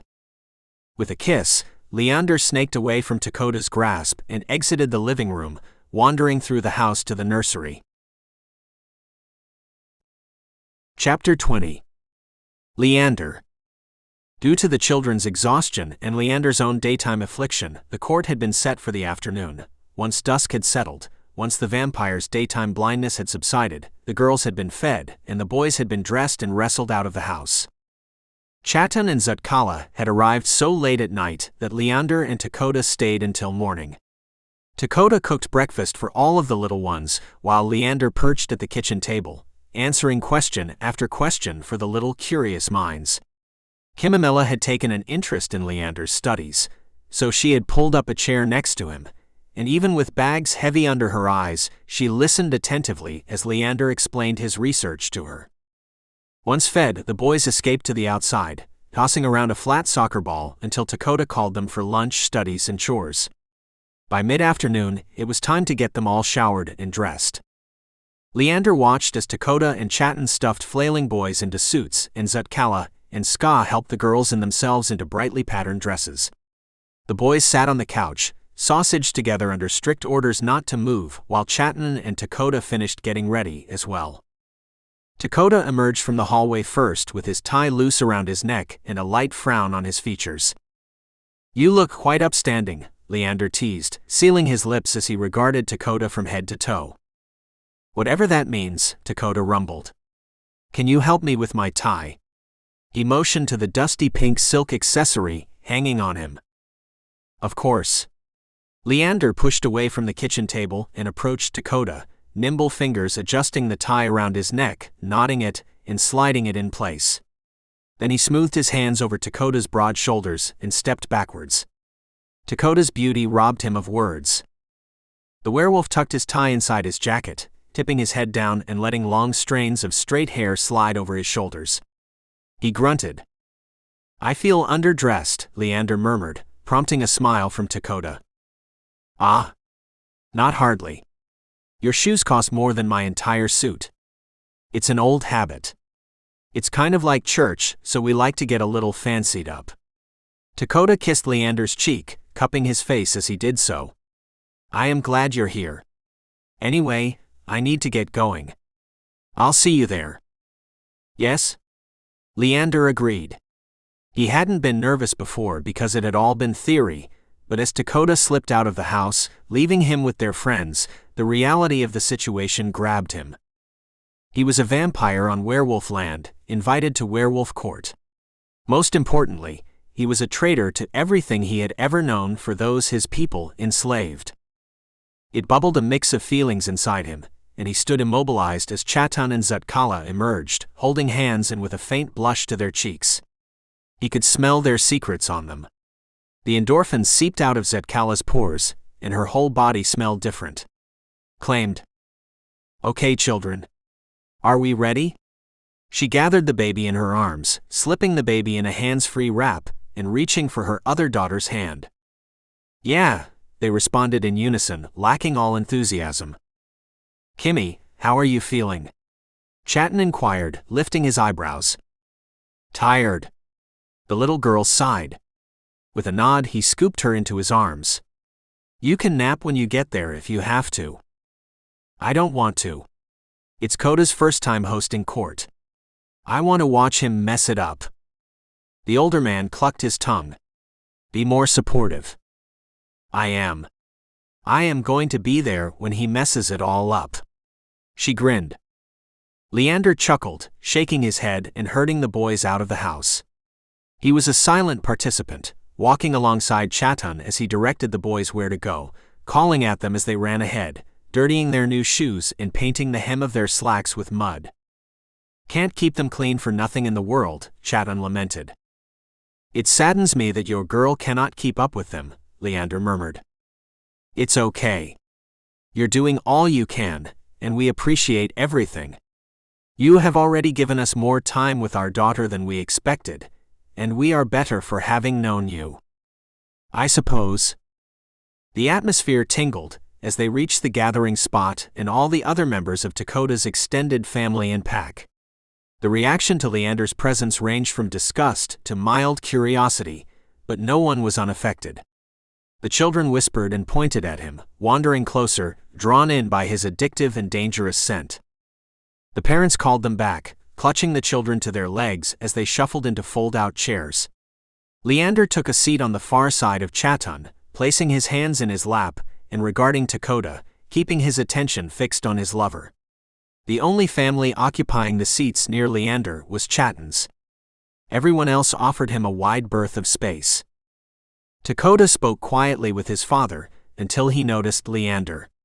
Then he paused for a lopsided smile and wink before regarding the elder again. As everyone arrived, Dakota and Napashni's private conversation ended, and the young leader stood up. There was no stand or podium, just Dakota with his shoulders back and head held high. Authoritative, powerful, sexy. "Good evening, everyone. Welcome to this month's court." His voice boomed over the roar of hushed noise. Even the attendees most reluctant of Leander's presence turned from the curly-haired vampire to their leader. "I suppose the faster I get started, the faster we can get out of here and get some dinner." He cleared his throat. "So let's get down to it. Tonight is going to be fairly short, but we have two big things to tackle. First, a punishment for Mado, Wikasa, and Luta for crimes against our people. If you three would come here, please." The trio of men eased from their seats with hunkered shoulders and doleful expressions. The crowd of people went silent as they walked through the center of them, approaching Dakota. Standing normally, they would have all been at level height, but as they were now, Dakota's stature towered over them. "For attacking one of our own as he was walking at night." Dakota cut his eyes to Leander, and Leander sucked in his breath, flicking his eyes to the ground. "Family doesn't have to look like us and share our blood. Family, for those who may be confused, extends towards anyone who gives their lives for us. This man has done more for our people than some of your entire families have, and he has made sacrifices for it. If it were my choice, I would show each of you how it feels to be attacked by someone with greater physical power, but as much as I want to, I do not make decisions on my own. Your victim has forgiven you. So your recourse is community service until your arms fall off." Dakota rumbled. "You can go." Their hunkered appearance didn't change, but they flicked their attention to Leander, who shivered under their gaze. He hadn't forgotten what happened, and truthfully, they didn't deserve the forgiveness he had offered, but whether or not Dakota considered him family, he knew he wasn't. Nothing about him matched Dakota's relatives. Perhaps in the winter he could pass for a lighter, distant cousin, but with curly hair and tanned skin, he didn't match. Chatun rubbed his shoulders. "I'm with Coda. I wouldn't have forgiven them either," he muttered. "This ain't the first time they've caused trouble around here. Before I forget, there are some quick announcements before we get to the second major thing tonight. We will begin the paving process on the main road soon. That's something to be mindful of. The new school building is scheduled to be completed by the summer, but once the building is complete, we need to stock it with materials. If you are willing to donate goods or services, please get into contact with Zet Kala." Dakota nodded and glanced back at his father. Little bits of nervousness filtered through him, but his father only smiled. Leander flashed a little smile too, tucking his hands between his thighs as he regarded his lover. Dakota scratched the back of his head. "Okay, well, next I want to start something new. We've always come to court with problems and cases, but I want to honor the good as well. But you shouldn't do good things just for honor. You should do them because they're, well, good, and because it helps others. Anyway, he squinted and shook his head. First, I want to honor Chapa for being a hard worker. She has tirelessly helped with the building of the school in various capacities. This kind of thing goes overlooked because she is not the strongest or the fastest of workers, but she is consistent." The gathering fixed their attention on an older woman sitting amidst a crowd of young children. Gray hair fell around her shoulders, almost scrubbing the ground. She lifted her brow, smiling at Dakota. The crowd cheered and clapped. "Wieya is the next person I want to honor. For those of you who don't know, Wieya has been accepted to a local liberal arts university. She is the first in her family to be accepted into university, and one of 3 students to ever receive full tuition. So that's pretty impressive and should be honored. And I encourage you to seek her out and give private congratulations. It's important that our students be encouraged and also have the support to succeed. The young girl Dakota had singled out stood up from a sea of smiling, round faces. Her 2 braids framed her face and swayed as she stood.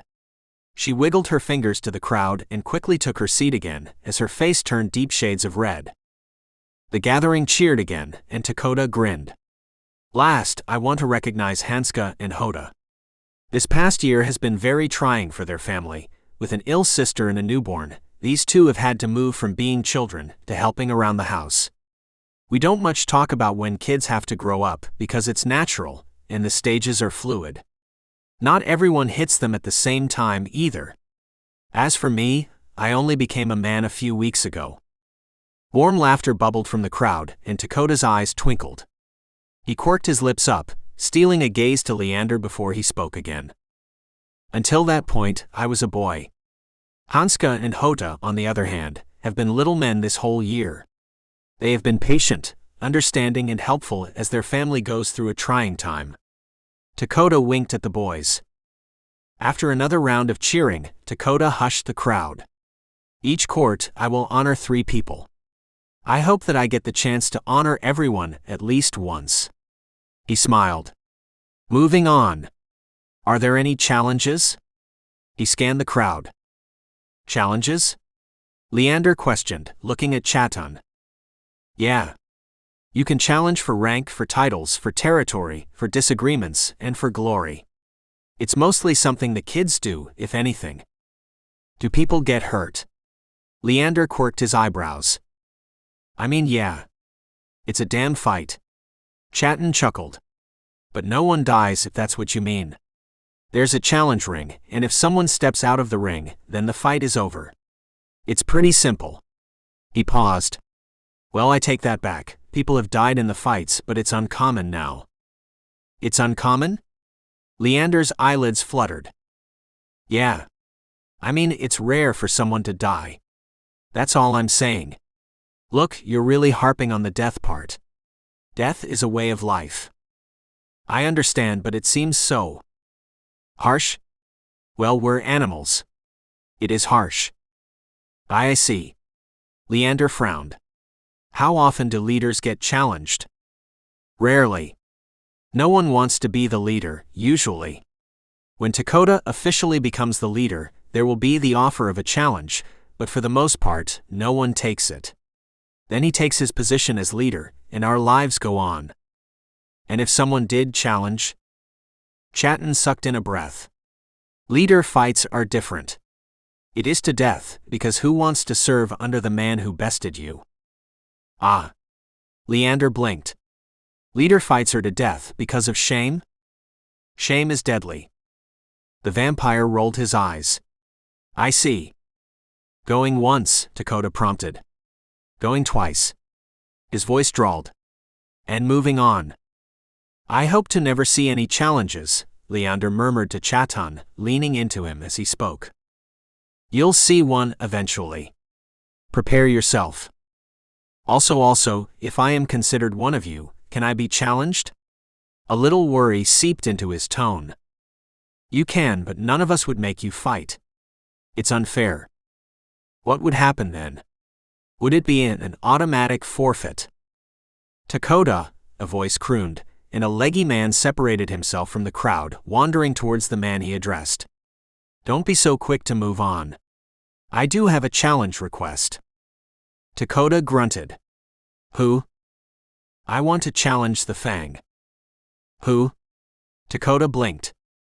Your Fang. Then the gangly man pointed to Leander. Fight until one of us steps out of the ring. Leander sucked in an unnecessary breath and whipped his head around, turning his attention to Dakota and the man in front of him. For the first time in a long time, fear quaked through him. It was one thing defending himself from his own kind. He knew them, their powers, their limitations. Against a werewolf, he was toast. He couldn't use his strengths, not in this type of fight. No, Dakota snarled, studying Leander, meeting his eyes and drinking him all the way in, then he turned back to the man in front of him. Fighting him is like fighting blood. You have a grievance, you take it up with his wolf. The man's eyelids fluttered, and his lips curled away from his teeth as Dakota stepped closer to him. They barely matched in height. Frame-wise, Dakota was easily two of him with a little extra to spare. "Who's that?" he spat. "Me?" Dakota shrugged out of his blazer, tossing it behind him as hair prickled his brown skin and he grew in height. His bones twisted and stretched until he had completely changed from a man to a beast. Sleek mottled fur glistened in the moonlight and he roared, vibrating everyone's seats and displaying rows of ivory teeth. His opponent shifted too, but his stature as a beast was no more impressive than his stature as a man. And his responding cry was weak in comparison to Dakota's. Dakota was a natural warrior in build and in confidence. Under his fur, his muscles bulged. Huge hands clenched at his side, fingers curling into his palm before relaxing again. Slitted, yellow eyes scrutinized the beast in front of him, and decorations glistened over his body. Piercings decorated the young leader's body, and scars decorated his ears. He roared again, and Leander's excitement grew. His mind had fought against it, but seeing Dakota's most powerful form and hearing his words in conjunction excited him. Dakota was his wolf. The old woman Dakota had honored a half-hour ago weeded through the crowd, and with a jagged stick she drew a circle in the dirt, said a quiet prayer, and bowed to both men. After, she stepped back, still standing vigil as the two beasts stepped into the ring. The atmosphere around them was tense. Anger crackled in the air as the beasts made a half-circle before lunging at each other. Leander had never heard a dog fight before, but the snarling and snapping coming from the two men sounded like one. Dakota was easily stronger, but the other man was quick, and the fight was fair. Dakota striped the other man with sharp claws, and blood oozed from matted fur. The other man ducked and slipped around him, catching him in the back. Dakota roared, and then they were deadlocked. Brute force pushed the smaller beast towards the edge of the circle. He thrashed away, and the process started fresh again. As the fight wore on, blood soaked the circle, and the onlookers cheered, half chanting for Dakota and the other half chanting Wakan. The battle dragged on for 5 seconds longer, until one of Wakan's chanters spoke over the hum of the crowd. "Kill the Fang lover." The chanter cupped his hands and magnified his voice. His cry rang out over the entire gathering of people. Dakota's response was a roar Leander had never heard. A warrior's cry. A frenzy. He roared again, louder and even more primal than the previous one, and he was supercharged. His pupils narrowed to pinpoints, and the yellow iris grew, swamping the whites. His raw fury had him careless but stronger, and he swiped mindlessly towards Wakan, biting and clawing and kicking, taking chunks of fur out of him. He chased him to the edge of the circle. Wakan stepped out first. Dakota's crowd burst into happy tears, but the fight wasn't over. Dakota chased him, snatching him with extended claws and landing jab after jab. He pinned him under his colossal weight and beat him, roaring and snarling through the process. Wakan fought against Dakota at first, meeting the larger beast's wild frenzy with one of his own, but when Wakan's frenzy dampened, Dakota's strengthened. He continued his tirade of punches until the other man was limp under him, not fighting, not even crying from pain. Then he kept going. The fight had stunned Leander, but as he watched Dakota's now mindless violence, he snapped out of his haze. "Koda," he cried, fighting his way to the front of the crowd. The anger washing off of the young leader held the crowd at bay, but Leander braved it. "Koda, you need to stop." He didn't know if it would work, and he was nothing standing in front of two heavyweight beasts. He rolled his shoulders back, and fixed his green eyes on the decorated one as it paused in its ire and turned to Leander. Dakota's body vibrated with deep, ragged breaths. His exhales rustled Leander's curls, and his inhales helped gravity drag him closer. Dakota's anger was a black hole, and Leander was dangerously close to being sucked into it. His narrowed eyes widened, pupils slowly becoming more human as the beast fixated on Leander.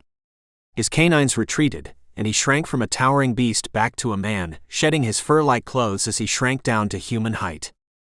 His bones readjusted themselves too, cracking and popping as they bent back into a human shape. His wounds carried with him through forms. The smaller scrapes and bruises evaporated as they stood there, eye to eye, while the larger, deeper gashes leaked blood down his torso. The warrior ignored it, in favor of keeping his attention glued to Leander. "You were killing him." Dakota's chest heaved, and he stared at Leander, locking eyes with him. The beast under Dakota moved, but barely. Moans bubbled from him as he rolled from his back to his side and coughed. Blood and spit dripped from swollen cheeks and busted lips. "You disobeyed your own rules," Leander continued, "and you were killing him," Chatton said. Dakota rumbled. Even with human skin and comparably human strength, his growl was still menacing. Chatton said most people didn't die during challenges. "I believe you want to be a leader, don't you? One day you will be, and this type of behavior is unacceptable." The crowd had retreated, rippling away from them, leaving the three of them where they were. They took their seats again, and silence hung in the air after Leander's words. Wakan groaned. Dakota stepped over him and returned to the ring, stepping over the boundary and standing in the middle of it. "I, Dakota, friend to all Billy, son of Napashni and Chumani, known as Voice of the Silent to the nation, claim the vampire as my mate. If anyone has an objection to his presence, they speak with me. If anyone has an objection to our arrangement, we can resolve it in the circle," his voice boomed. The crowd stayed quiet. Leander swallowed, peering down at the wounded beast as Dakota made his declaration. His heart churned in his chest. It sounded official. Through the eerie silence, Leander understood this ritual. These words were of great importance to Dakota's world. He respected them, and they excited him. Dakota ended the court and stepped around Leander, growling as he brushed shoulders with him and disappeared through the tense crowd. Leander sucked in a breath as he passed. Even the spare affection was electric, and he looked after him until the tips of his billowing hair disappeared from view. Swallowing, he glanced at Chatton and then at the beast at his feet, kneeling in front of him. "I can help you," Leander offered. "I work as a medical practitioner," he explained as he touched the creature's furry shoulder. There was a rumble and then a roar, and Wakan swiped at him. "Don't put your filthy hands on me," he said through a garbled, raw voice. Leander jerked his hands back. "I can help." "I don't want it, especially not from Dakota's bitch." Leander pushed himself to stand, taking one step back and then another, until he tripped over folded chairs, crashing into the ground. Emotions swirled inside him. Pain, hurt, and fear were the most prominent, but loneliness swirled inside him too. He didn't belong here. No matter how Dakota tried to bring him into the family, he didn't belong with the wolves. Chapter 21. Leander. The visit to Dakota's family ended abruptly after the episode at court. Dakota was eager to put miles of distance between him and the half of his family giving him dirty looks. Leander hadn't been in so much of a rush, but after getting stem cells from Chatton's new baby and Napashni, he had no reason to keep the company of the werewolves either, so there was nothing holding them to the land. The pair found themselves trapped inside Leander's vehicle, on another late-night trip back to the city. This time, however, Leander wasn't the only quiet one. It was hours before Dakota broke the silence. "I'm sorry," he groused, voice husky and rough. "For scaring you at the challenge. I lost control, you're right. I could have killed him." "Yes? And I scared you." "Not so much," Leander murmured. "You are not as scary as you would like to believe." "I'm not." Dakota blinked. "Well, okay. Guess you know some scarier guys." "I do. My family." "Yeah, I bet." "Yes. Think of someone with your power, but no desire to export happiness into the world.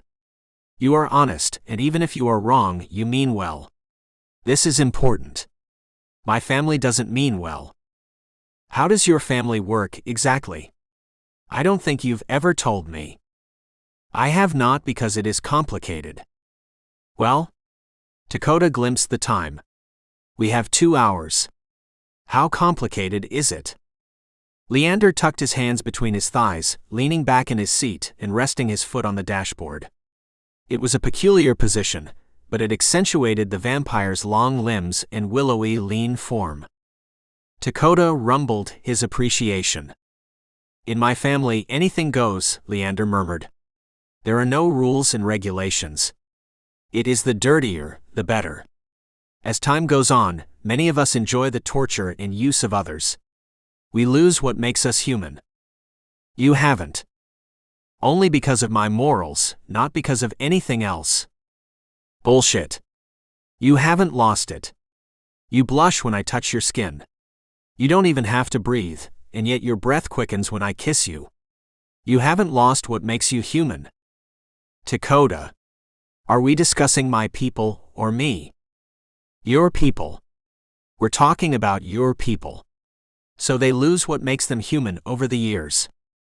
Yes. My father made mistakes when he made his children. He thought we would all love humans like he did, and that we would live harmoniously with them. Helping them. Enjoying their human company. And I guess that's not what happened. No. There were many of us. I would say 10. There were 10 of us. 5 of us were very fond of humans.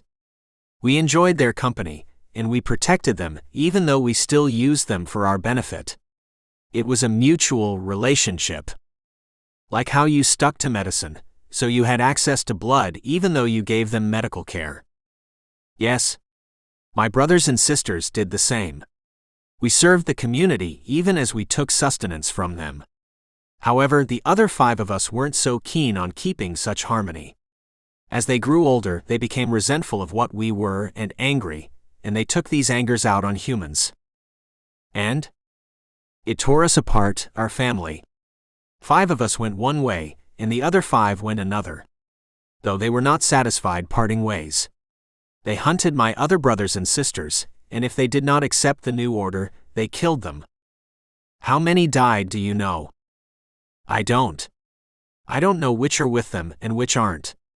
I do not even know how many of my original 10 siblings are alive. But you are? Yes? And the guys after you want your blood. Leander nodded.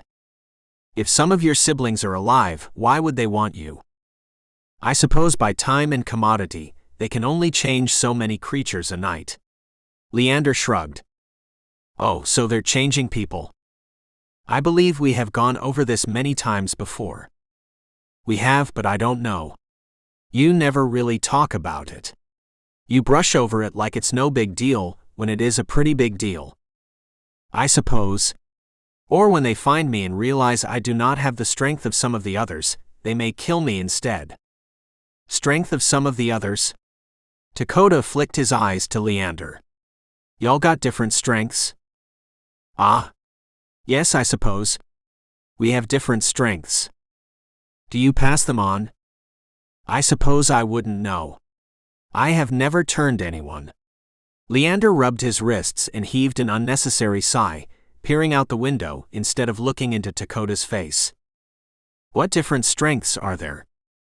In my brothers and sisters, I have noticed an affinity for knowledge, for physical strength, for the arts, and for animals.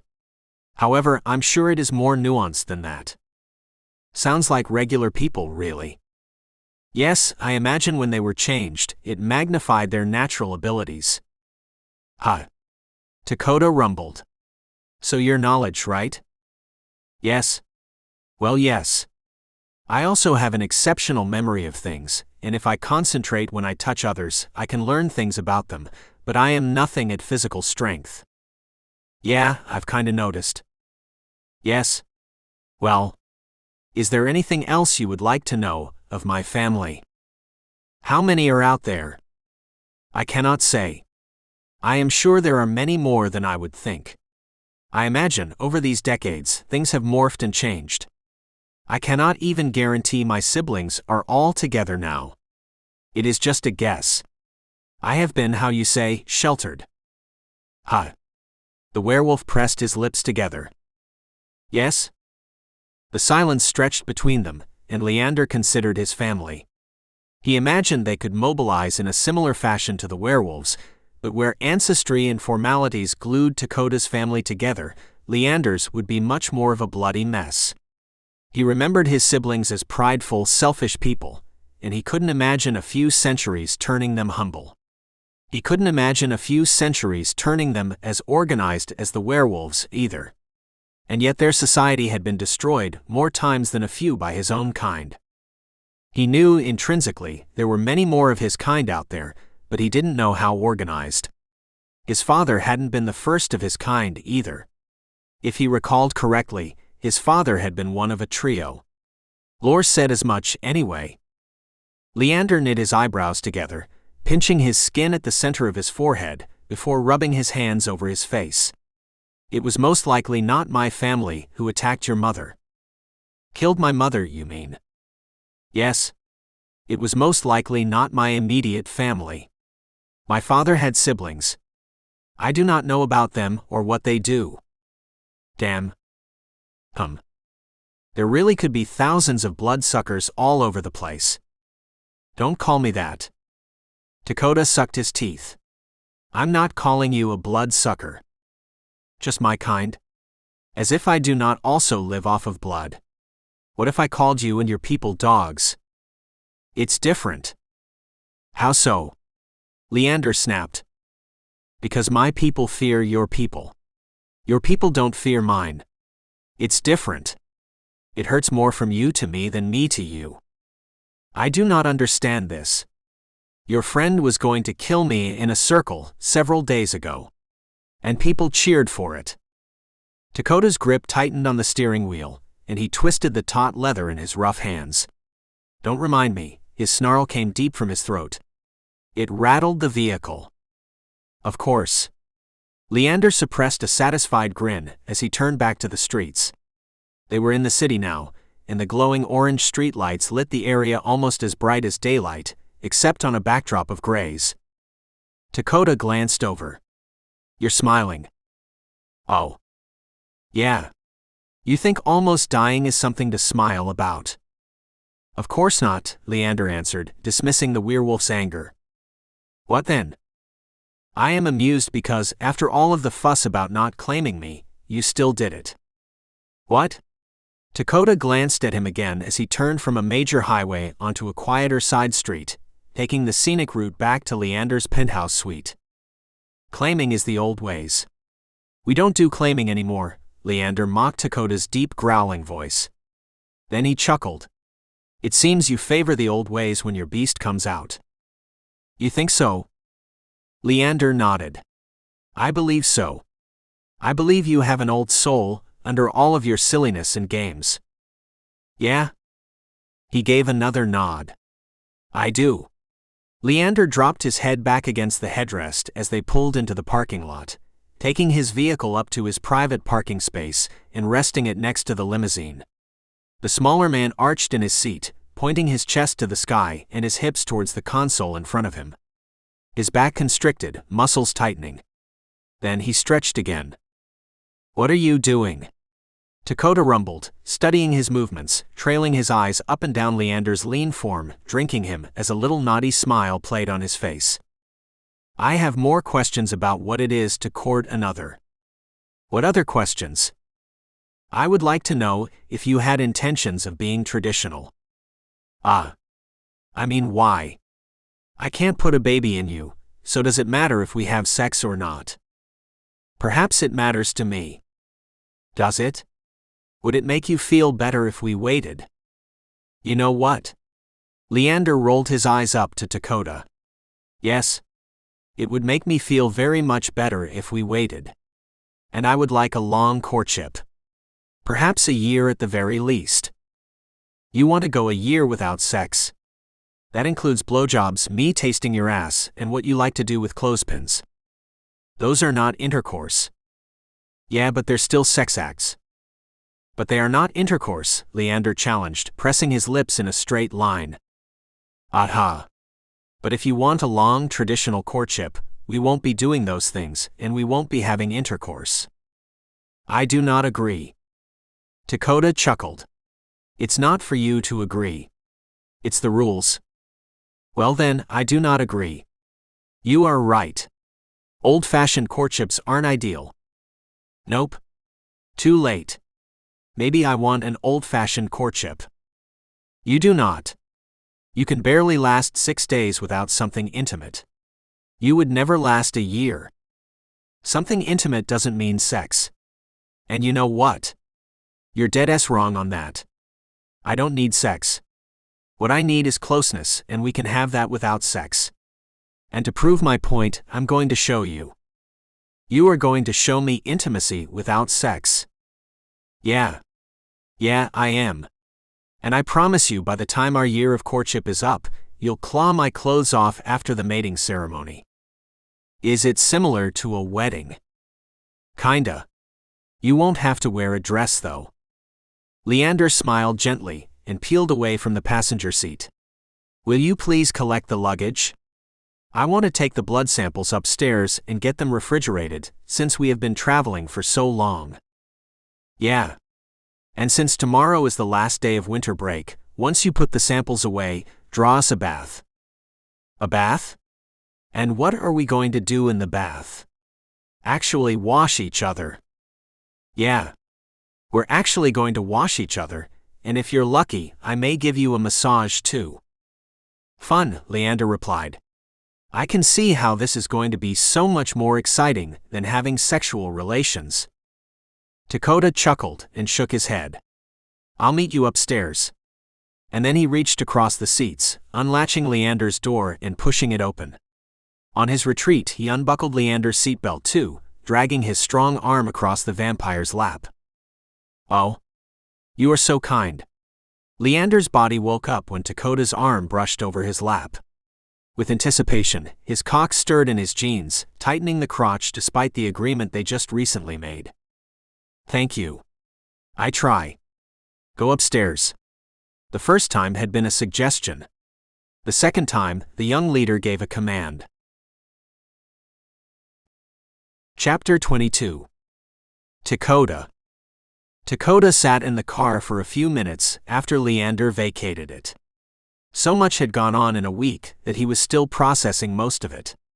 The challenge itself had been unexpected, but his loss of control was even worse. His own anger had scared him, and his reluctance to stop scared him even more. Strong hands trembled as he recounted the fight. It wasn't fair either. It was fairer than a vampire against a werewolf, but nothing more. Dakota was huge and virile, while Wakan had always been on the smaller side. He was wiry, and he had his strengths, but none were so good as to compete with a decorated warrior. With a sigh, he pushed the thoughts of his first failed gathering out of his mind, and climbed out of the vehicle, shouldering all of Leander's suitcases in his single duffel bag, and carrying it all upstairs. He dumped all of their items in the front foyer and moved through the house, checking each room before reaching the master bedroom. The door had already been cracked, and through the little open sliver, he studied Leander. The creature moved around the room with a certain undeniable grace. It was subtle, but still there. He had already shed his clothes, and Dakota's eyes trailed the slope of his back and the swell of his taut ass. He was blemish-free, which Dakota still found shocking and pleasing at the same time. Leander was blemish-free physically, but Dakota was still mending emotional scars. The information on the rest of his kind niggled in the back of Dakota's brain. Like any warrior, he wanted more information on his enemies. He needed it, but Leander didn't have it. I can hear your heartbeat, the curly-haired man called. Dakota chuckled. Creepy. He pushed the bathroom door open and slipped inside. You were hunting me. I was watching you, Dakota corrected, crossing the room and pressing his lips into Leander's. When someone is watching someone and do not want to be seen, it is usually called hunting. Really? He smirked, offering Leander another kiss. This time the kiss landed on his nose. I suppose I can't be surprised, given your reasoning for being here. You have to excel at your task to keep me safe. Exactly. Dakota rested his hands on Leander's hips. I wish you had more information on your family for me. They're going to make an attack, and I want to be ready for it. I wish I had the information to give. If I knew, I would tell you. I know you would. Let's get in the bath, and you can tell me all about your work plans next week, and how you're going to test my blood, my father's blood, and the baby's blood. You want to hear about these things? What else were we going to talk about? Leander chuckled, and Dakota ripped his clothes off, pulling his shirt over his head. He gathered his long black hair and twisted it on itself, securing it with a hair tie before slipping into the warm water. Then he reached for Leander, assisting him into the bath and pulling him close to his body, wrapping strong arms around him. Lips pressed into Leander's shoulder and browsed his skin. Leander chuckled again. There is something else we could talk about, Dakota prompted, lacing his fingers in between Leander's. What else? We could talk about your childhood, he ventured, speaking slowly and enunciating each word properly. Ah. There is not so much to tell. Why do you say so? Because I was a very ordinary youth. I had parents and several siblings who all worked very hard. Okay, well, maybe this is a better question. My question is, how did you end up being embraced by, Dracula? I was wondering when you would ask.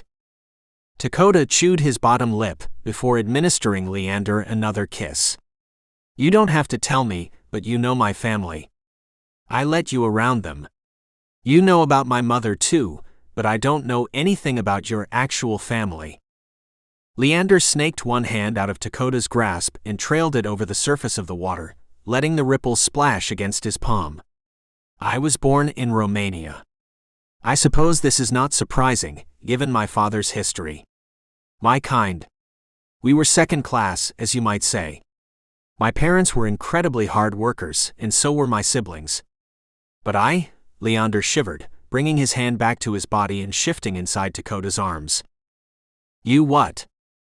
I was unsatisfied with them, with how they were. My mother and father married very young, and they had children even younger. She worked inside the home. As a child, I cannot remember a time when she was not swollen with a child. The screams of her childbearing were as normal as annual birthdays. So when you say a few siblings, you mean how many?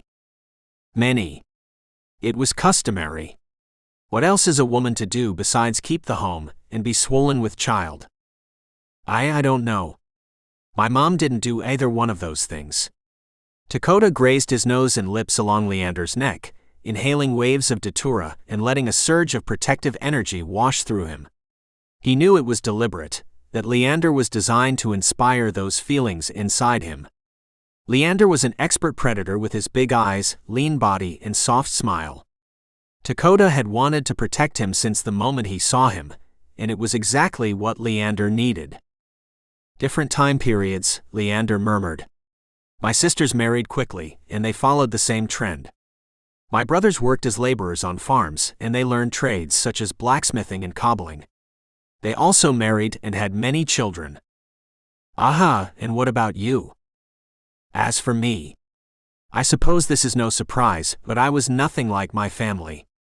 I had been different since the day I was born, my mother said. How so? Quiet. Thoughtful. I favored books and learning over playing outside with my brothers. What did your sisters do? They kept the house. Men and boys were not allowed to keep house. Though, I suppose I would have enjoyed it.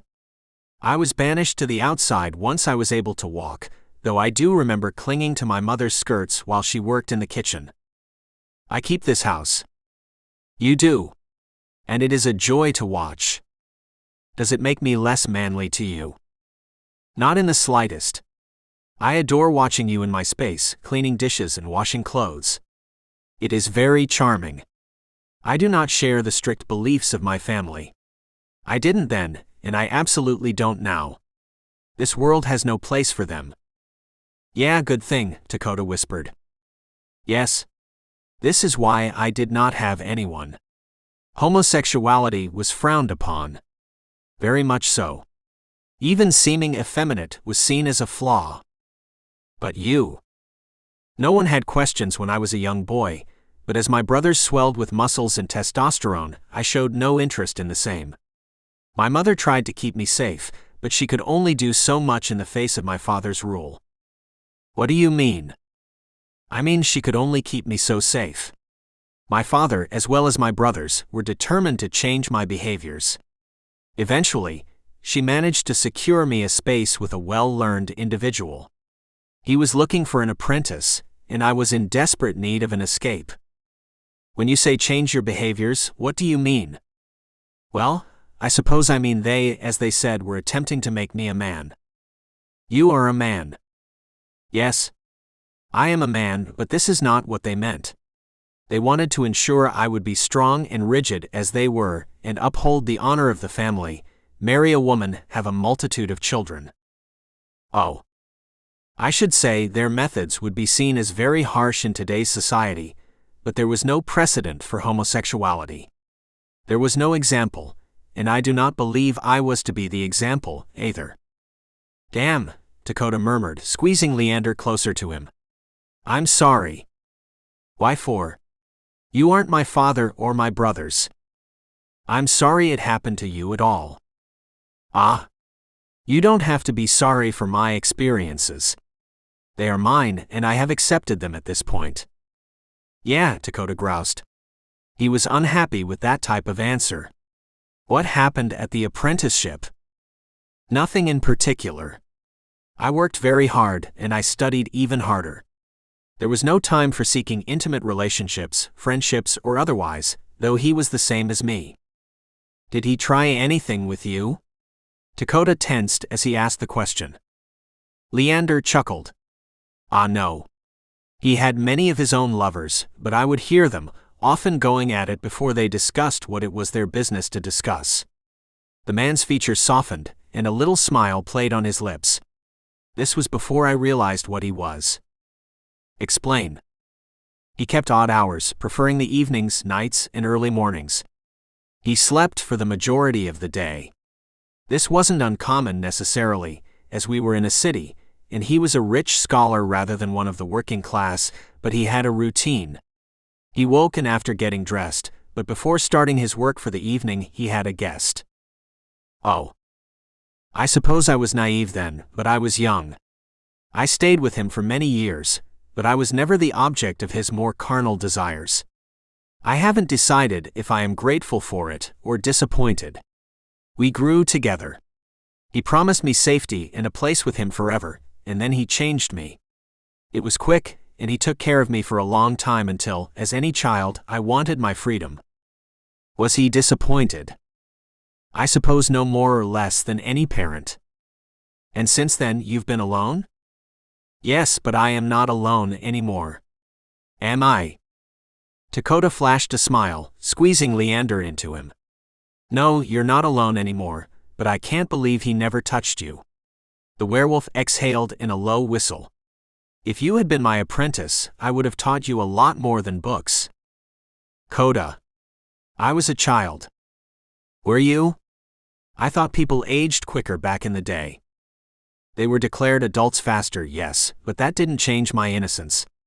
In experiences and knowledge, I was a child. Aha. He nibbled Leander's shoulder. I would have taught you a lot more than books, he growled. This time Leander chuckled, exposing the tantalizing length of his neck to Dakota as he rested his head back on his shoulder. And what sort of things would you have taught me? I would have started slow and made our first lesson all about body parts. I'd have you touch and explore mine before moving on. Is that so? A soft laugh. I suppose I would spend a considerable amount of time scrutinizing your manhood. I would let you scrutinize it any time you wanted. Dakota's arms relaxed around Leander's body, and they disappeared in the sudsy bathwater, stroking up the inside of the smaller man's thighs. Leander arched his back and folded his legs closed after a shiver worked through him. I would appreciate the time, but unfortunately, you have requested us to be traditional in our courtship, so it seems tonight and for the next 12 months, there will be little scrutinization. Dakota laughed. Funny. There's about to be a lot of scrutinization because I'm going to bathe you, and then I'm going to rub oil on your skin. I do not need oil rubbed on my skin. Leander wrinkled his nose. Shush. Another kiss. Stop fussing and let me take care of you. Dakota reached out of the bathtub, grabbing a wiry poof and a bar of sweet-smelling soap, lathering it in his thick hands. If you insist, Leander resigned. Chapter 23. Leander. There was something maddening about Dakota's hands all over his body. Leander hadn't expected a bath and a massage to be as pleasurable as the other things they had done, but he found himself just as pleasured by Dakota's hands on his body as he had been with Dakota's cock against and inside his body. In fact, he might have enjoyed Dakota's hands better. He wasn't against sexual relations in any fashion, but the confident way Dakota touched him set him at ease despite the amount of pressure on his shoulders. Under Dakota's expert touch, he forgot about the challenge, the sick children, his confusing and unnerving family. The first evening, it had taken him a half hour to relax under Dakota's treatment.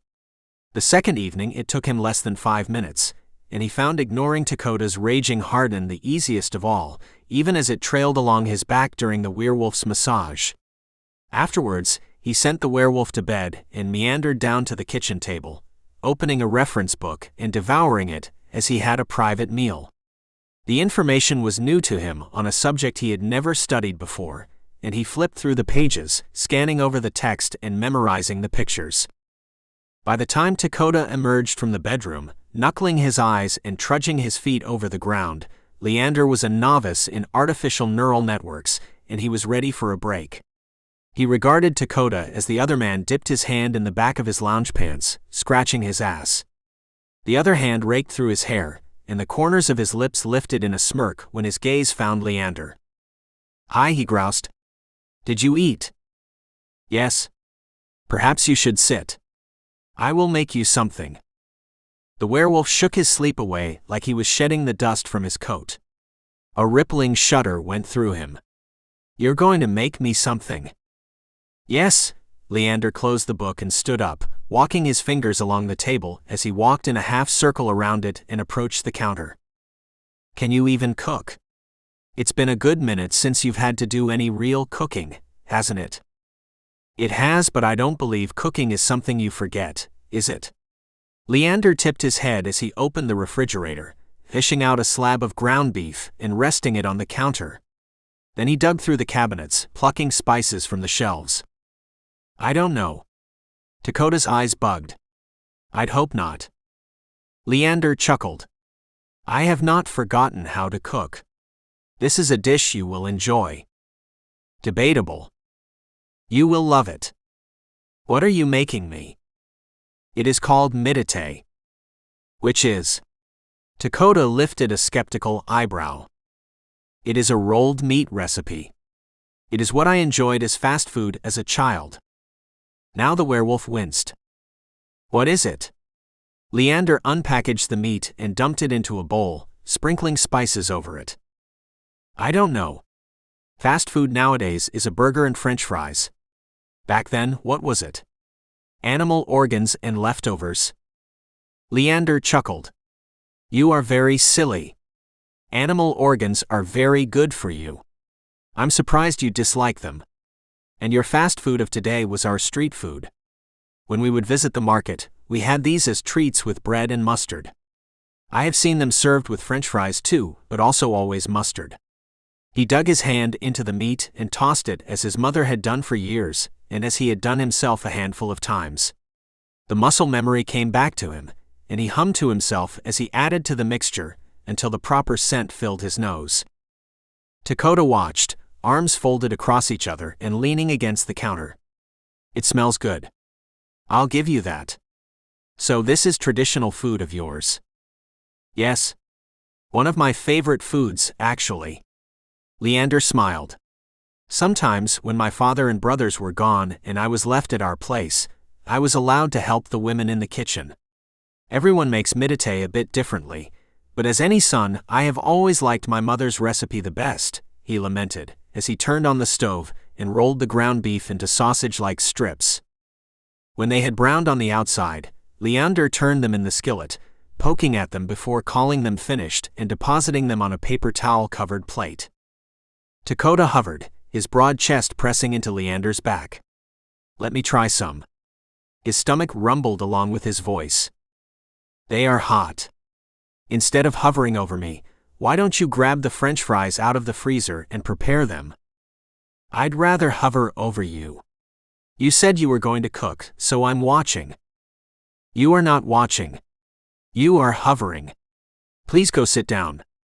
I will bring you your serving. Oh shit. You're going to bring it to me, too. Dakota chuckled. Yes, is that okay? It depends on why you're bringing it to me, I guess. I'm capable of fixing my own plate. You don't have to do it for me. I want to do it for you. Leander bit his bottom lip.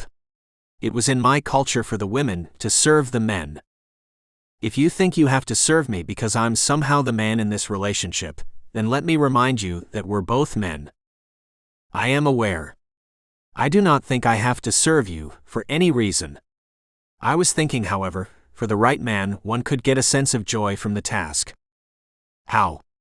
There's no joy in being a house servant, even if the man is perfect. And there's no perfect man anyway. I mean, let's think. What all goes into this serving the man thing? She technically belonged to him. What do you mean technically belonged to him? It is marriage. Leander finished the meat and placed a handful of the sausage rolls on the plate, adding a hefty squirt of mustard on the side. He put the plate in front of Dakota and leaned against the table. Okay, well, just so you know, in my family, mating doesn't mean one party owns the other. Are you sure? The only reason such things are recognized is to give men security in knowing the mother of their child. We don't care about those types of things. Children are children and adults are adults. It doesn't matter whose child it is. Children need care. Dakota dipped one of the sausage rolls into the mustard and put it to his lips. He gave it a quick sniff before biting into it, chewing and swallowing. He ate the rest of it plain. Leander wrung his hands, watching Dakota eat in silence. It's good, Dakota rumbled finally. They're good. Thank you. You are welcome. Dakota smiled a little more, touching Leander's cheek. Thank you for sharing with me too. Leander nodded. Yes? He cleared his throat and pushed off the table. I should shower while you finish eating, and then we should prepare for our trip to campus. You have classes today, and yet you seem very unconcerned. I am very unconcerned. Why? Because I have a B in everything right now. I got the midterm grades back and did the math, and I'm sitting at a comfortable B in all of my classes, so why should I be worried? A B. Leander jerked his head back. You are satisfied with a B? Yeah, why not? Because you can achieve all As. Yeah, but why achieve all As when it's just a grade? Leander squeezed his eyes shut. You should always strive for perfection, not for good enough. Nah. Striving for perfection keeps you feeling like you're not good enough. Good enough is good enough. I am happy with B's because it allows me to enjoy the process of learning, and also have time for my friends, family, and lover. Dakota finished another michi, and pressed a kiss into Leander's cheek. I thought you were going to get ready. He stared at Dakota, processing his words and shaking his head. I don't. I know you don't agree. Dakota cut him off. You don't have to agree. They are my grades, after all. Go shower, sweet dove. Defeated, Leander nodded. Yes. Join me when you are finished eating. Yeah. Lovely. And then Leander exited the kitchen, putting distance between the sweet smell of Dakota's skin and the spicy smell of the michi. Chapter 24. Leander. They were late when they finally got to campus, and with the bright sun beaming down on them and Leander's daytime afflictions, the vampire's mood soured even more by the time they reached the front entrance of the science building. Leander clung to Dakota's arms as the sun seeped through the layers of his suit and prickled his skin. Your first class is at 10 o'clock, yes? Yeah, on Mondays, Wednesdays, and Fridays, like they've been all semester, Dakota confirmed as he led Leander inside the building. Professor Dockett? I heard you fall asleep in his class. You heard? From who? From Professor Dockett. Leander chuckled. He came to tell on me. No, but he noticed us together and inquired as to our situation. In the midst of the conversation, he mentioned your habits. And what did you say? Leander shrugged. I told him to call on you more often. A slow smile spread across his lips. No, I mean, what did you say about our situation? Oh. Leander's eyebrows pinched together in the middle of his forehead. I said we were friends, and I hadn't realized you were a student until I saw you on campus one day. He bought it. Why would he not? Two men are allowed to be friends, I suspect. The rest of my department has accepted it as well. Yeah, but that's partly because the department head thinks you're a genius and turns a blind eye to most everything you do. This is not a factual statement. It is. You just don't see it, and I don't know if that's a good or bad thing. I am not receiving preferential treatment from the department head. You are. Hey Billy. A new voice called. Hey Xander, what's up? Leander felt the heartbeat approach and saw a hazy figure in front of him. He made out deep pockets for eyes and the wispy shape of hair. The rapid movement, however, had him shrinking away from the stranger. Oh, sorry, man. I can catch up with you later if you're busy. Nah, I'm good, Dakota scoffed. Xander, this is Professor Vanslow. Professor Vanslow, Xander. He exchanged quick greetings, staying posted close beside the vampire, despite how it looked. Nice to meet you, Professor Vanslow. What subject do you teach? Nothing at this current moment, Leander responded. I am focused on research. Cool. Well, sounds kinda boring, actually. I suppose to some people it may be. Anyway, please, do not let me interrupt your conversation. Leander smiled. The outline of the stranger became more evident as his vision improved in slow increments. Xander, a shaggy-haired man, adjusted his bag on his shoulder as he dug out a notebook. Yeah, I was wondering if I could compare the homework assignment. I don't think I did any of it right, and you're doing pretty well in that class, aren't you? Dakota shrugged. I mean, I have a B right now. Yeah, but you understand everything he's talking about, right? I feel like all this genetics talk is going straight over my head. Well, the concept isn't really new. We've heard it since birth, haven't we? It's just putting figures and math to stuff we know inherently, Dakota explained, releasing his touch on Leander and digging in his own bag. Can I see what your homework assignment looks like? Xander quirked a sandy-colored eyebrow. Ah, well, I'd let you see my homework, Dakota drawled, cutting his eyes away from Leander and sucking in a breath, except I didn't do it. Really? Xander's eyes widened. Yeah, really. Time got away from me during spring break, and I wasn't going to bother hustling to complete an assignment he never asks for anyway. So, what are you going to do if the turn lands on you? I'll figure it out. Anyway, which ones are giving you problems? Leander's vision fully restored as Dakota leaned forward and peered at Xander's open notebook. If you two will excuse me, I have work to attend to in the lab. Leander tugged his bag from Dakota's shoulders and put it on his own before he stepped away from them. He moved around Xander and down the hallway, descending the stairs to the department's chemistry laboratory and setting his bag down at his station. Leander closed his eyes, inhaling the scent of the laboratory. Chilled cleanliness and the faint, metallic scent of blood. He dug all of the blood samples he had recovered from Dakota's family members, labeling them and assigning them a home before he started his tests. For Mina, her parents and brothers had not been close enough matches to avoid certain rejection. There had been a battle between Chatun and Zutkala as to if they wanted to continue searching for cures. Zutkala was tired of seeing her daughter in pain, especially with the new baby around. It broke her heart when Mina tired before the baby. Chatun had equally mixed feelings, but after a week-long deliberation, Chatun surrendered samples of the new baby's blood for Leander's tests. It smelled rich and lively. With Kimamela growing sicker by the day, Leander had procured samples of Napashni's blood and Dakota's blood in the same sitting. The older gentleman's blood was strong and husky, while Dakota's blood made Leander's mouth water. In front of the leader and the future leader, Leander's pupils had narrowed to pinpoints, and he had stared as blood gushed from Dakota's vein into a syringe. He had heard the splashes and felt Dakota's heartbeat in every part of his body. He was connected to him, and it was invigorating. Even handling Dakota's blood in the vial sent him into a flurry of excitement, but he tamped it down as he set to work, enjoying the uninterrupted time while Dakota was occupied with his associate and the rest of the building had classes and paperwork. Mid-morning, Dakota ducked into the downstairs laboratory, grinning when his eyes landed on Leander. "Have you been down here working this whole time?" He adjusted the light backpack on his shoulders and kissed Leander's wild curls. "Yes, I have." They had a full-on protest on the front lawn of the campus.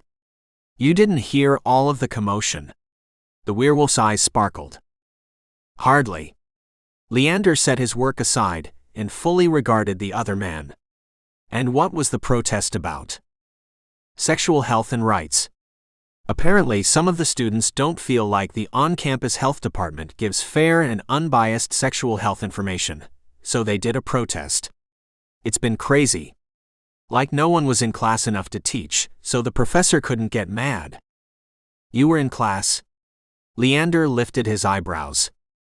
"I mean, I was in class for about 5 minutes until I wondered where the rest of my peers were. Then I went to join the protest." "I agree." He snapped his fingers and dug into his pockets, dropping brightly colored packages on Leander's work surface. "Also, I got these." "And these are?" "Flavored condoms." "I do not understand what you grabbed these for. Do you plan to freeze ice inside of them and use them as flavored candies?" Dakota laughed. "Nope. I got them for later." "Later? I am sure they will be expired before we get the opportunity to utilize them." "Ooh. Right, because we're waiting until we're official in the eyes of the nation before we engage in sexual activity again. You know that makes us basically married, right?" Leander's cold heart turned over in his chest. He knew what it meant, but having Dakota say the words aloud made it official. "Yes, I figured as much. We can do a longer courtship if you're not ready for that full-on commitment." "Who says I am not ready for it?" "Well," Dakota sat down on the edge of Leander's desk, twisting his collection of vials until the labels all turned the same way. "We've only been officially together for a few months. Are you nervous about the commitment?"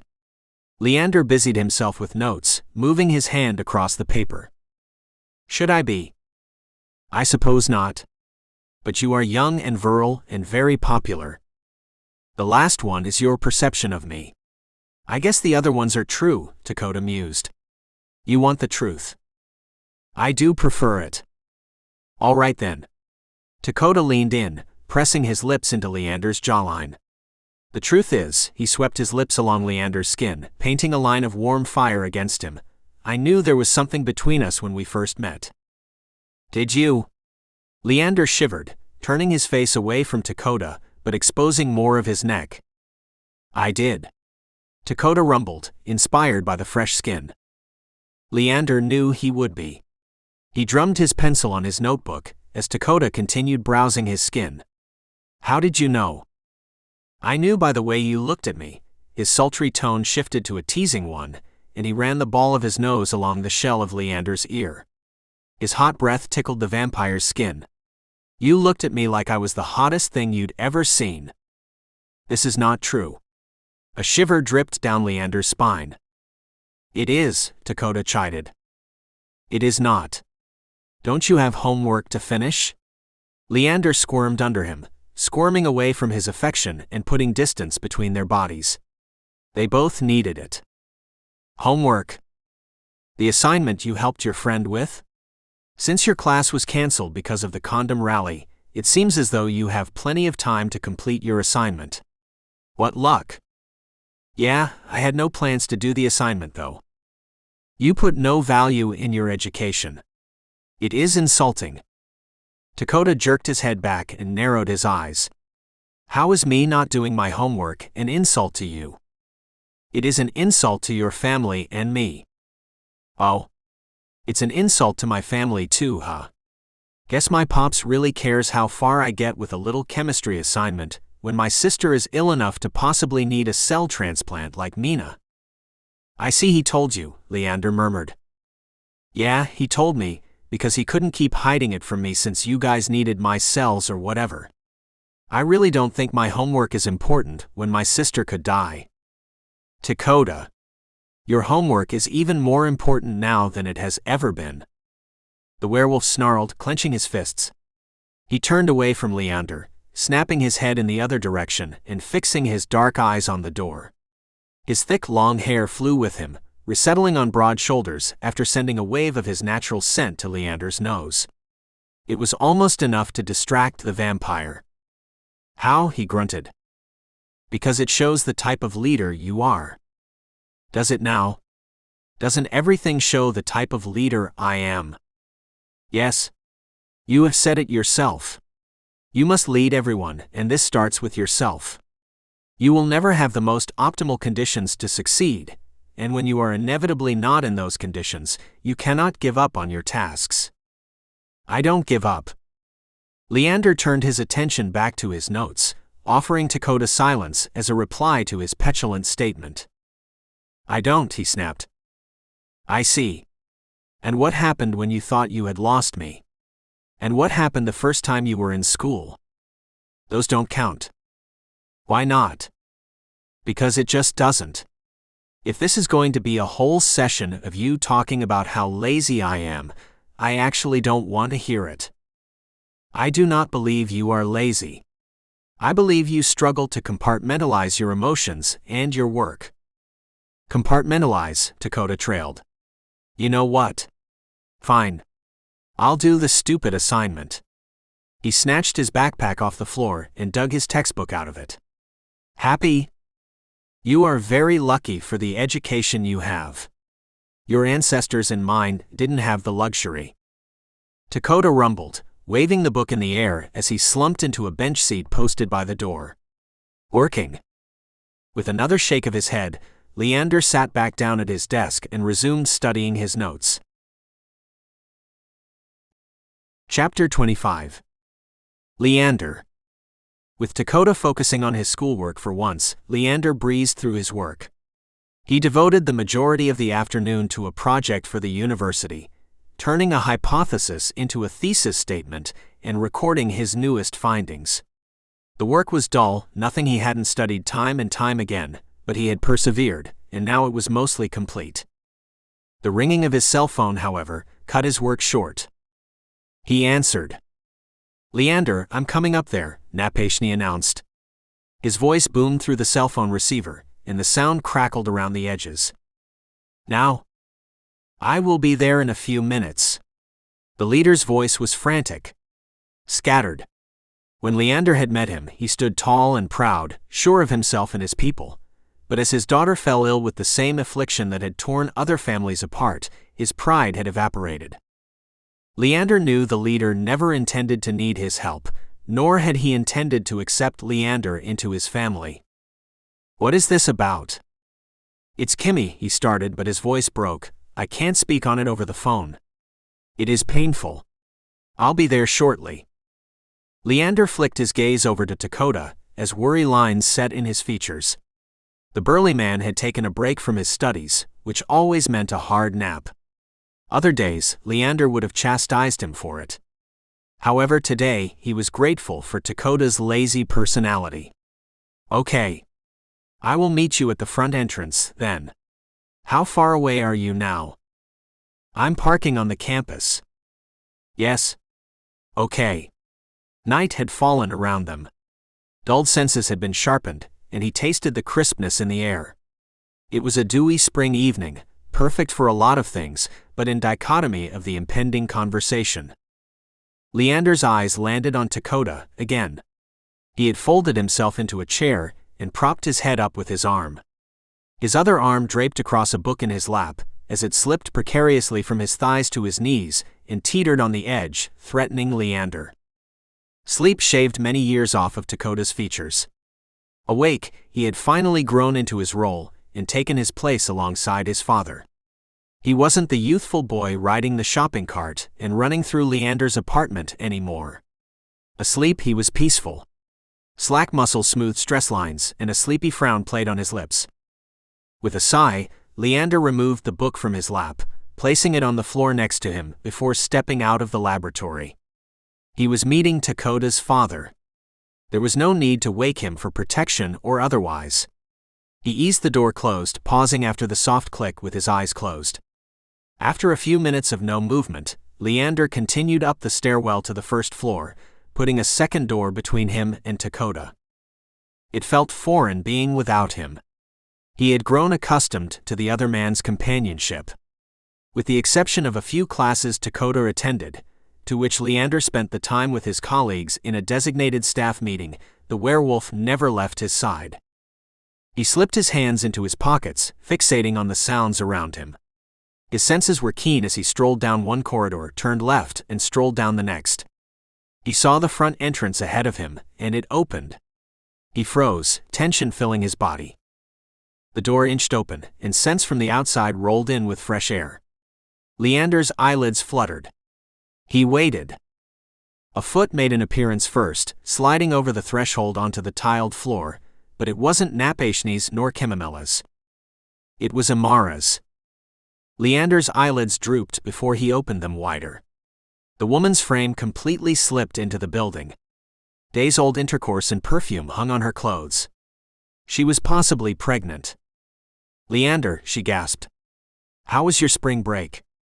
I meant to get in earlier today, but it was a long trip back into town." He blinked, tearing his eyes from her flat belly to her round face. "Oh? Yes, you had your beach trip." "I did. It was wonderful." Her skin had a distinctive wash of orange, and the sun clung to her. "How about you? Didn't you go see Dakota's family?" "I did." Leander straightened his back, lacing his fingers behind him. They had never been cordial, especially after the mysterious poisoning incident. The woman knew his secret, and she fawned over Dakota. It was a deadly combination. "How was it?" "Well, Dakota and I are now in an official relationship as recognized by his family." Amara's eyes sharpened. For a split second, she was murderous. Then the look faded again. She replaced it with an artificial smile and dead eyes. They didn't connect, and a large part of Leander was quite happy about it. "Oh, really? Well, I'm so happy for you." "Thank you," Leander smirked, stepping to the side. "If you will excuse me. I am meeting someone." "Who?" The question tumbled from Amara's lips. "Dakota's father." His skin prickled as he said it. His pride had him volunteering unnecessary information. "Oh? Does he look like Dakota? I think I saw him around the back entrance." She wrinkled her eyebrows. "I didn't see anyone out front just now." Leander studied Amara's oddly pleasant features. Perhaps her vacation and the cells swirling around her uterus had made her a more agreeable person. An influx of estrogen could make such a change possible, but it was Amara, and they had a history. He set his jaw as he watched the woman. "What?" Nervous laughter bubbled from her throat. "Why should I believe you?" "About someone being outside." "Really?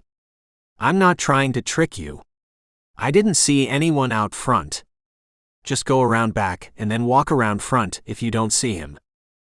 A soft rumble vibrated his chest cavity, and Amara's eyes grew wide and playful. "Wow, you really don't trust me, do you?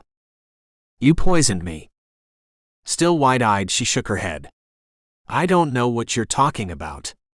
Do you mean when someone broke into our lab? I was with Dakota. How could I have poisoned you? You can't blame me for everything that happens to you, Leander."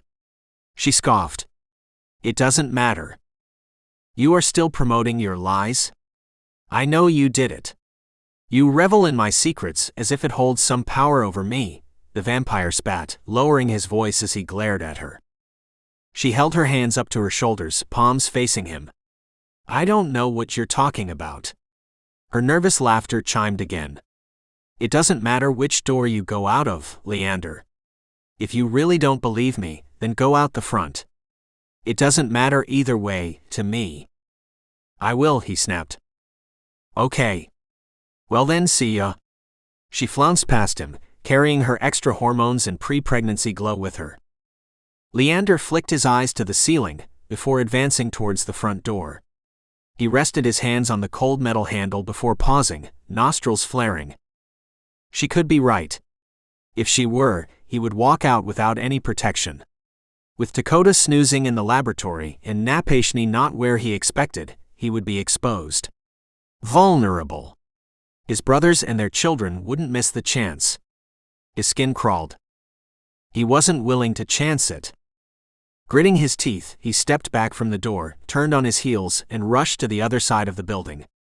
Sweaty palms pressed into the heavy metal bar of the twin back entrance doors, and he pushed them open. Chilled spring air tickled his face, the scent of datura filled his nose, and a solid force collided with his body, snatching him forward and then throwing him back again. His body slammed into the brick siding of the building, and his head snapped back. He was pinned, and sparks of pain spread through him as an unknown grip tightened around his neck. His sight was hazy. Fight, his opponent snarled. The grip tightened more, thumb and first fingers pressing into him just under his jawline. Why? Leander rasped, voice hushed by the spreading pain from his neck. It pulled in the center of his face. His eyes bulged and his nose throbbed. So I can enjoy myself. Then he ripped Leander from against the wall, and threw him into the ground. Fighting was futile, and his body arched as new bumps and bruises took their place on his skin. He had always been fragile, even as a child, with his brothers desperately trying to toughen him up. After decades, the pain spread exactly the same. The man kicked his side, and searing pain shot through him. Get up, he demanded. He kicked the same spot again, and stars danced behind Leander's eyelids. After a third kick in which Leander cried out, he yanked him to his feet and slammed his fist into Leander's jaw, shattering the bottom part of his face. You heal it, and I'll do it again. He patted the other side of Leander's face as Leander's eyes drooped closed. When he opened his eyes, rusted metal bars greeted him, and through them, a familiar face stared back at him. Brody. Amara's friend from the party. Leander took a deep breath of Brody's scent. He hadn't identified it before, but Amara's hormone-laden smell clung to his clothes. He, on the other hand, was scentless. Looking good. His booted feet crunched on the dusty ground, and he reached into the small space, arm fitting through the bars with ease. He cradled Leander's now-healed face, stroking his high cheekbones, denting his thumb into his flesh until the signs of pain showed on Leander's face. Thought you were told not to heal this? Leander didn't speak. Don't be shy. You smell good and sweet. His hand continued down Leander's neck. He inched away, but the shallow space had little room, and Brody's exploratory hands sought him out again. Amara tells me you're a genius. I wonder if you'll pass that on to your children, he mused. What do you think? You're the one that knows all about genes and DNA, aren't you? Stem cell transplants for the dogs and all. Leander's eyes widened. You thought we didn't know? Brody exhaled a heady chuckle. You were easy to track, you know. You're the only vampire that smells like datura and corn chips. He cut his eyes away from Brody, studying the little cell he was in. The space was dank and moist, cold against his still aching body. Who is we? Leander whispered, dragging his eyes back to Brody. Brody smiled. My master and his sister. They are going to reward me for finding you, you know. I'm going to become one of them. Finally. After years of being faithful. Living as they do, keeping their existence a secret. Life as a vampire isn't a reward. So says you. Brody chewed his bottom lip, then quirked them again. Perhaps you know them. His given name is Omor, but he goes by Victor now. His sister is Krina, but she goes by Lily. Leander froze. As if summoned, a door opened and closed, and voices advanced on them. One belonged to a female, and the other belonged to a male.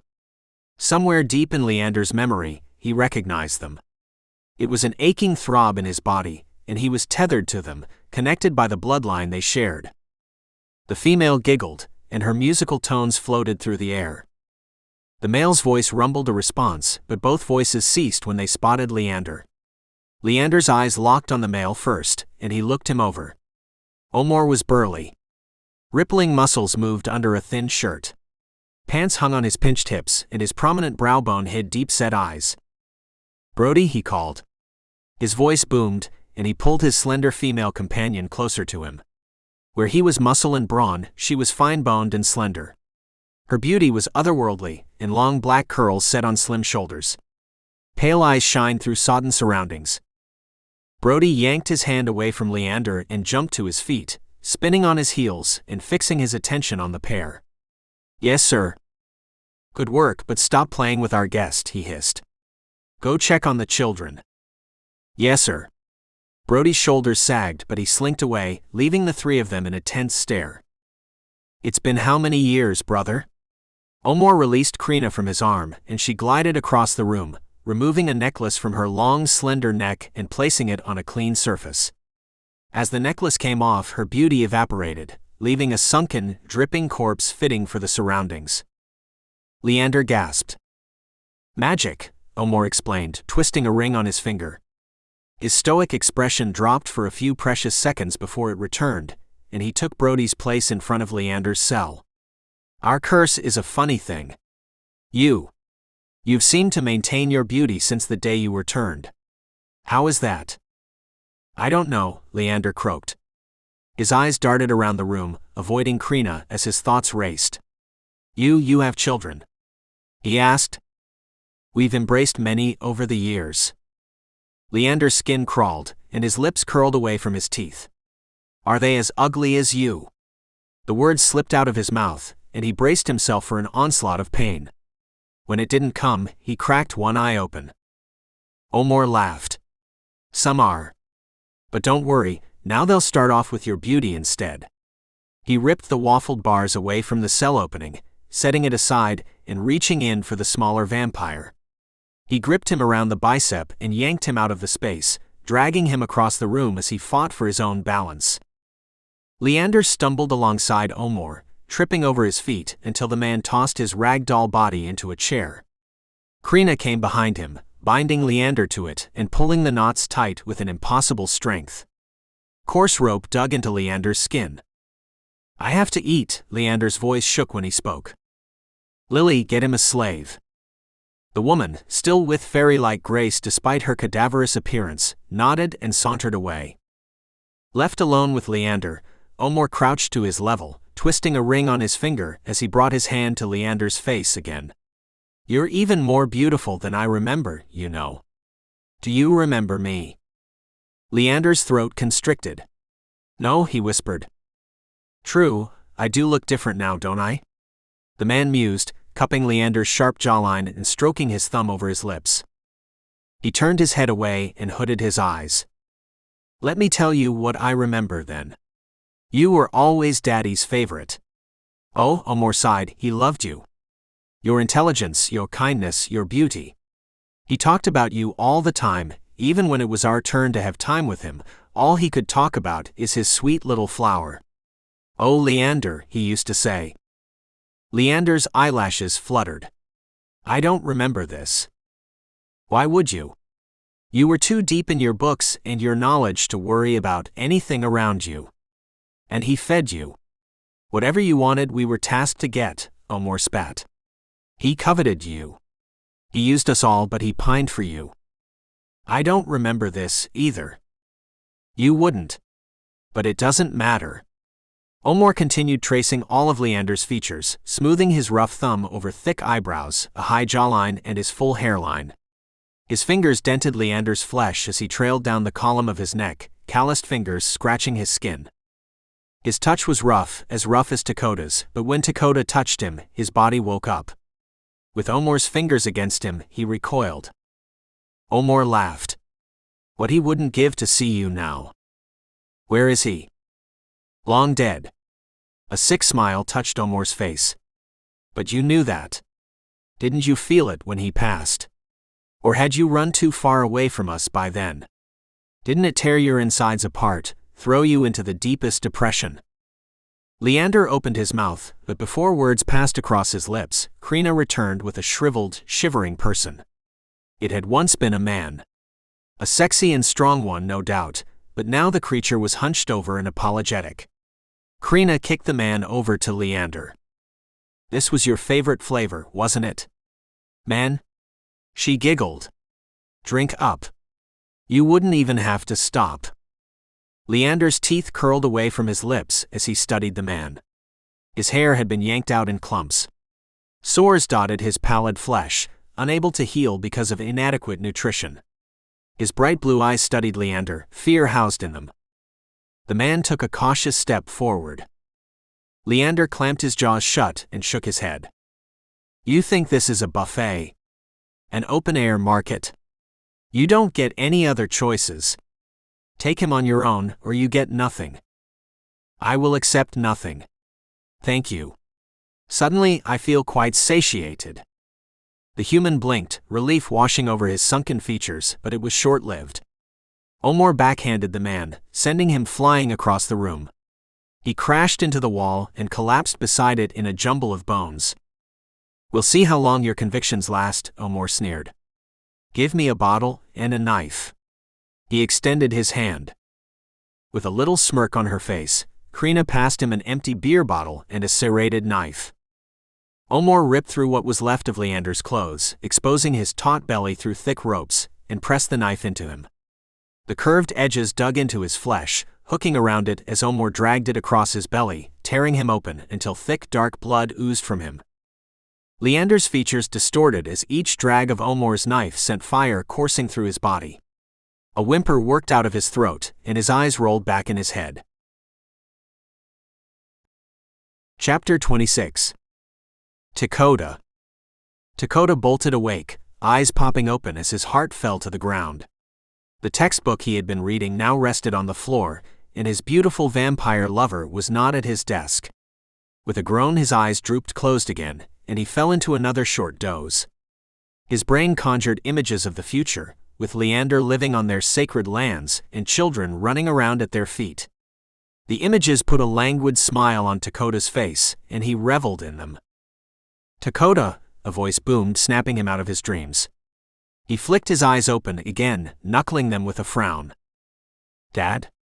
When his vision cleared, Napashni stood over him, arms folded across his chest and graying hair around his shoulders. His stern face was solemn, long with worry. What are you doing here? Where's Leander? What? Dakota squinted. He's probably in his office. Why? He's not, Napashni replied. I requested to meet him 10 minutes ago. I've been waiting outside. I've checked the whole building for him. His colleague helped. Who? The girl. Amara? The last dregs of sleep shed from him when Napashni answered the last question. His senses sharpened, and he studied the laboratory. His nostrils flared, and he inhaled a deep breath before exhaling in a growl. Amara is never helpful. You said he was to meet you. Yes. I called him. I needed to speak with him. About what? Dakota snapped. The why is unimportant now. What is more important is we find him.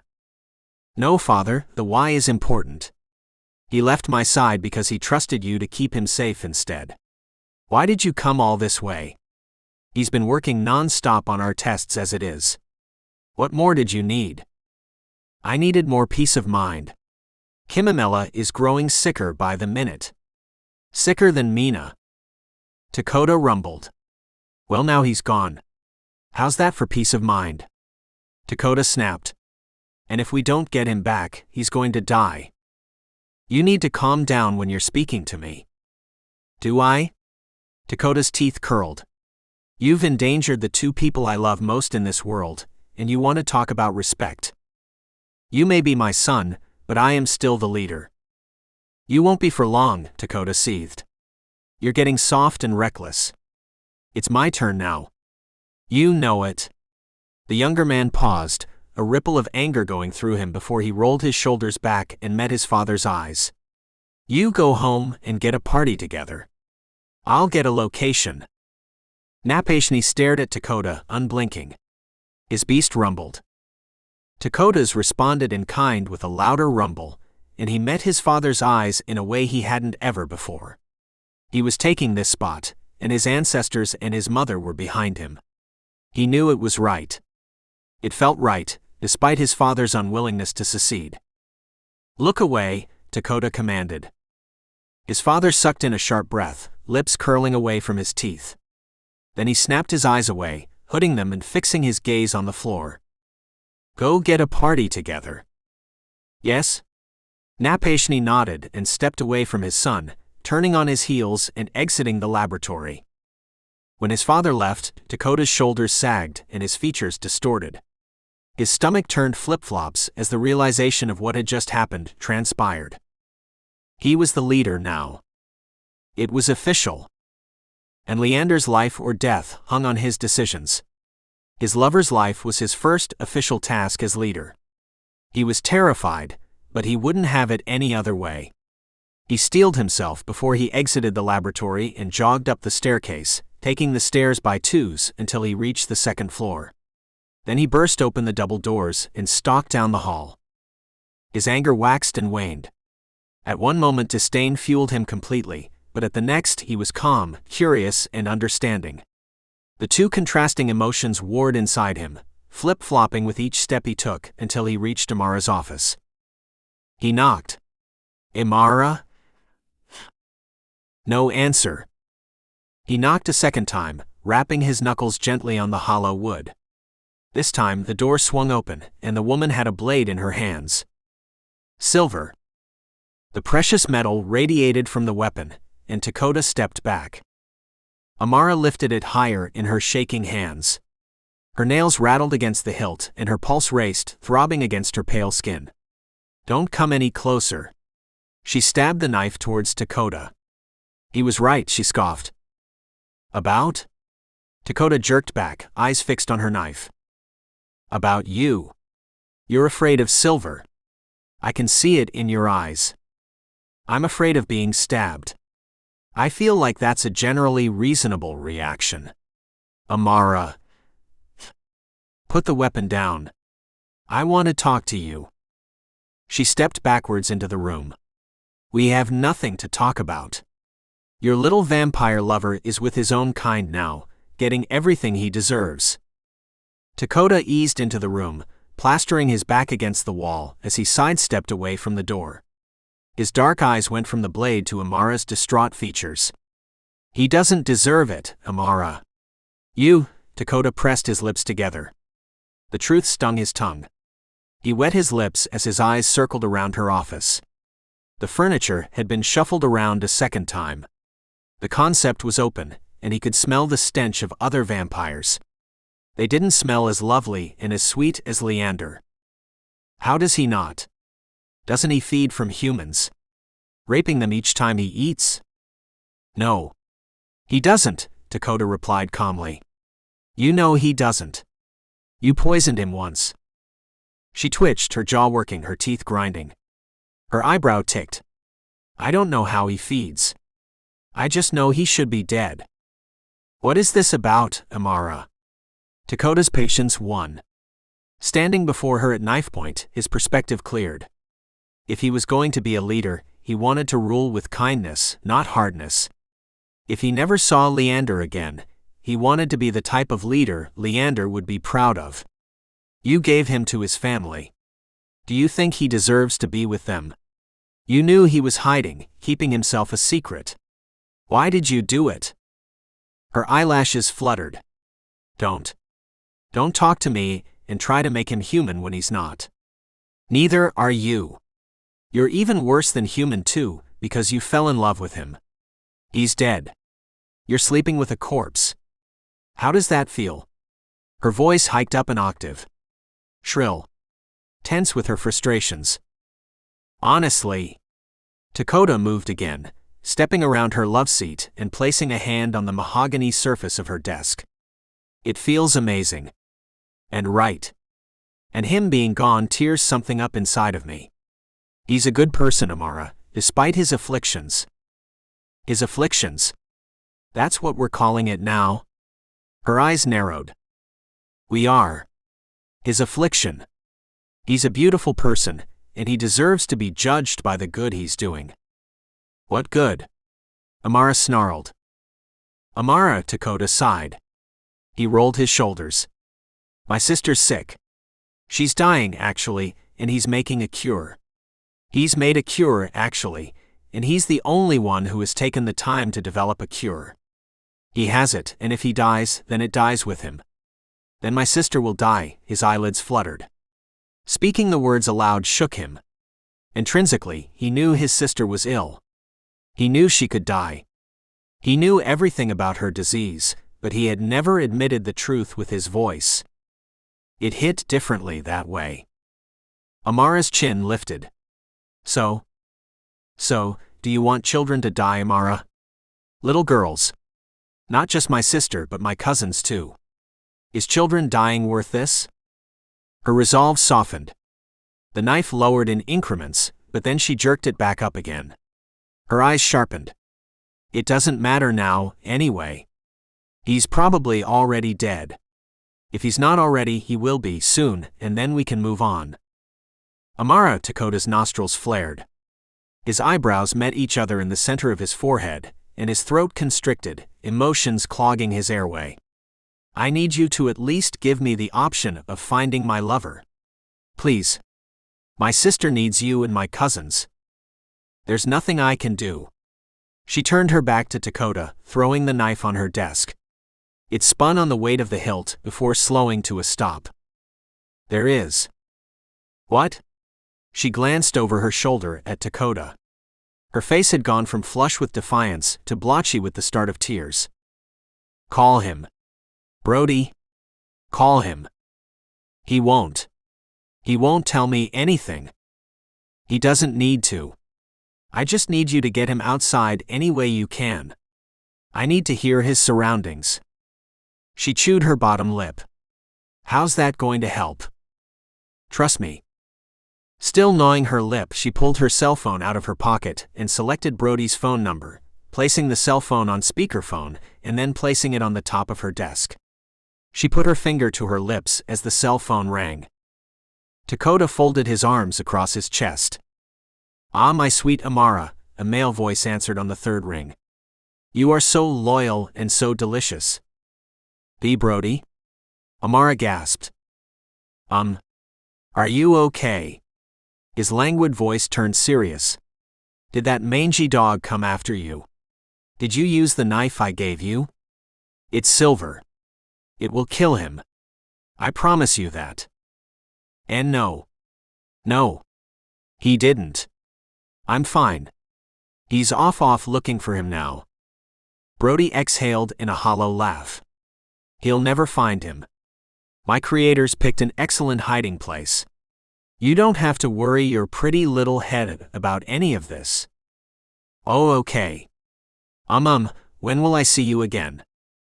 Oh, Amara, hungry for me so soon? Why, yes, her voice trembled. Her hands gripped her desk, knuckles white as she clung to it. Where are you now? I'm at my haven, my love. You know this. The night is growing late, and I can't parade around during the day like these ancient ones can. See, can you come see me before you sleep? Ah, Amara, Brody crooned. My dearest. I can't come to you right now. Do you ache for me? Dakota winced, swallowing a groan. His lips curled away from his teeth, and the softest of growls seeped from him. Amara's cheeks flamed. I do. Oh. I wish I could soothe that ache. Shall I tell you how I would? Why, yes. Amara shuddered. A moment. The line went quiet, and Amara turned a concerned gaze to Dakota. She mouthed an apology and shrugged her shoulders. Dakota shook his head and gave her a thumbs up. Their silent communication continued, with her giving up on momentum and him encouraging her all the same. When they heard noises again, Brody's backdrop had changed from eerie silence to the backgrounds of the city. Dakota strained his ears. Back. If I were there, oh Amara. I'd want your sweet little body against me, he started, lowering his voice and continuing through the patterned steps of lovemaking. Dakota blocked it out and focused on the background noises instead. Birdless, but with the rhythmic sound of cars rushing by. The wind whistled through trees. Sounds he recognized, but sounds that weren't helpful at the moment. Amara exhaled a fake moan at Brody's rumbled words. His tone had turned husky, and hers had relaxed the more the conversation went on. On the other hand, Dakota grew frustrated, and he strained his ears. The noise enveloped him, and he envisioned himself there. Outside. He heard the stop and start of vehicles. An intersection. The ding of the crosswalk. The steady countdown. A busy intersection. Walk sign is on to cross, a mechanical voice said, behind Amara's moaning, behind Brody's hungry instructions. It was faint, but Dakota's eyes widened. The voice repeated itself, but Amara's real moans covered the noise, and they continued their conversation. Dakota's heart pounded in his chest, and he tiptoed through the room, moving during Amara's breathy words and inviting moans and pausing when she was quiet. He towed the cracked door open, inch by inch, until he flattened his bulky body and slipped out of the room. Chapter 27. Dakota. He reached his sacred lands in record time, treading on all fours through the city and then through the woods before the thick of trees cleared to his home. Then he shifted back to 2 legs, shed his thick coat of fur, and stomped up to his house. He threw the door open, and 5 familiar faces greeted him. You told me to get 5 parties ready, his father spoke first with the commanding voice he recognized from his childhood, but it was different now. Instead of having full authority, it was politely questioning. Yeah, Dakota rumbled, scanning over the 4 people surrounding his father. He nodded to Chatan and then regarded the others. Kohana stood beside Chatan. He was the man's twin in height and build, but where Chatan showed kindness, Kohana was as hard as his steely gray eyes and as rugged as the scars painting his broad shoulders. To the left of his father, Otakte nodded to him, flicking his eyes to the ground in respect. Dakota was the new leader. It had been settled. I am happy to serve you in this endeavor, Otakte said. Thanks. No need to be so formal though, we'll still hit the track sometime. Dakota lifted the corner of his lips into a smile. It was honest. He and Otakte had grown up together. The other man had grown from a hunch-shouldered boy to a decent warrior. He wasn't nearly as strong as Dakota, but he wasn't weak either. He was tactical and brilliant in that way. Otakte smiled. Dakota's eyes continued traveling, landing on the last person in the group of 5. Zanta, someone else from his childhood, but he hadn't seen her in ages. In fact, at first, she was barely recognizable. Her long hair had been cut short and shaved on one side, and piercings clipped her lips, nose, and eyebrow. Dakota squinted. Zanta. She lifted her chin. Hey, Kota. A cat-like smile spread across her face. I heard you were causing all kinds of unrest around here. I had to come back and see for myself. Heard from who? She smiled. The ancestors, who else? When did you get here? She was here when I arrived. Napashni nodded to a backpack and a duffel bag. Dakota chuckled. All right. Guess I get the couch when I get back, huh? She shook her head. No, I'll get the couch. Pretty sure you and your lover are going to want the bedroom. Dakota blushed. Yeah, we'll see. We will. Anyway, I'm here. We're just burning time if we keep talking. What's the plan? There are 5 audio crosswalks in the city, Dakota explained, beckoning them into the kitchen as he cleared off the table. We're here, he placed an empty glass in a spot off to the side. Then he placed other random utensils and items on the surface of the table. 5 items marked the 5 crosswalks. I don't know where Leander is, but I know the guy who took him is near one of these walks. We find him, and we do what we have to do to get the information out of him. They nodded. Tell me about them, Zanta prompted. Are they like the lore says? Are they different? It's lore. There are some truth and some lies, Dakota explained, releasing a long sigh. Some of them can come out in daylight, but only the eldest ones. The younger they are, the more diluted they are from their original creator, the weaker their resistance to sunlight is. Any other weaknesses? The ones that can thrive during the day suffer from day blindness. Like a bat, Chatton added. They all have different strengths. Leander's no fighter, but he said some of his brothers and sisters could be. Apparently, the curse magnifies what you were good at as a human. The corners of Zonta's lips turned down, but she nodded. All right. Well, let's head out then. The best time to catch them is right before sunrise, ain't it? The weaker ones will be dropping off, and the stronger will end up with their flaw before long.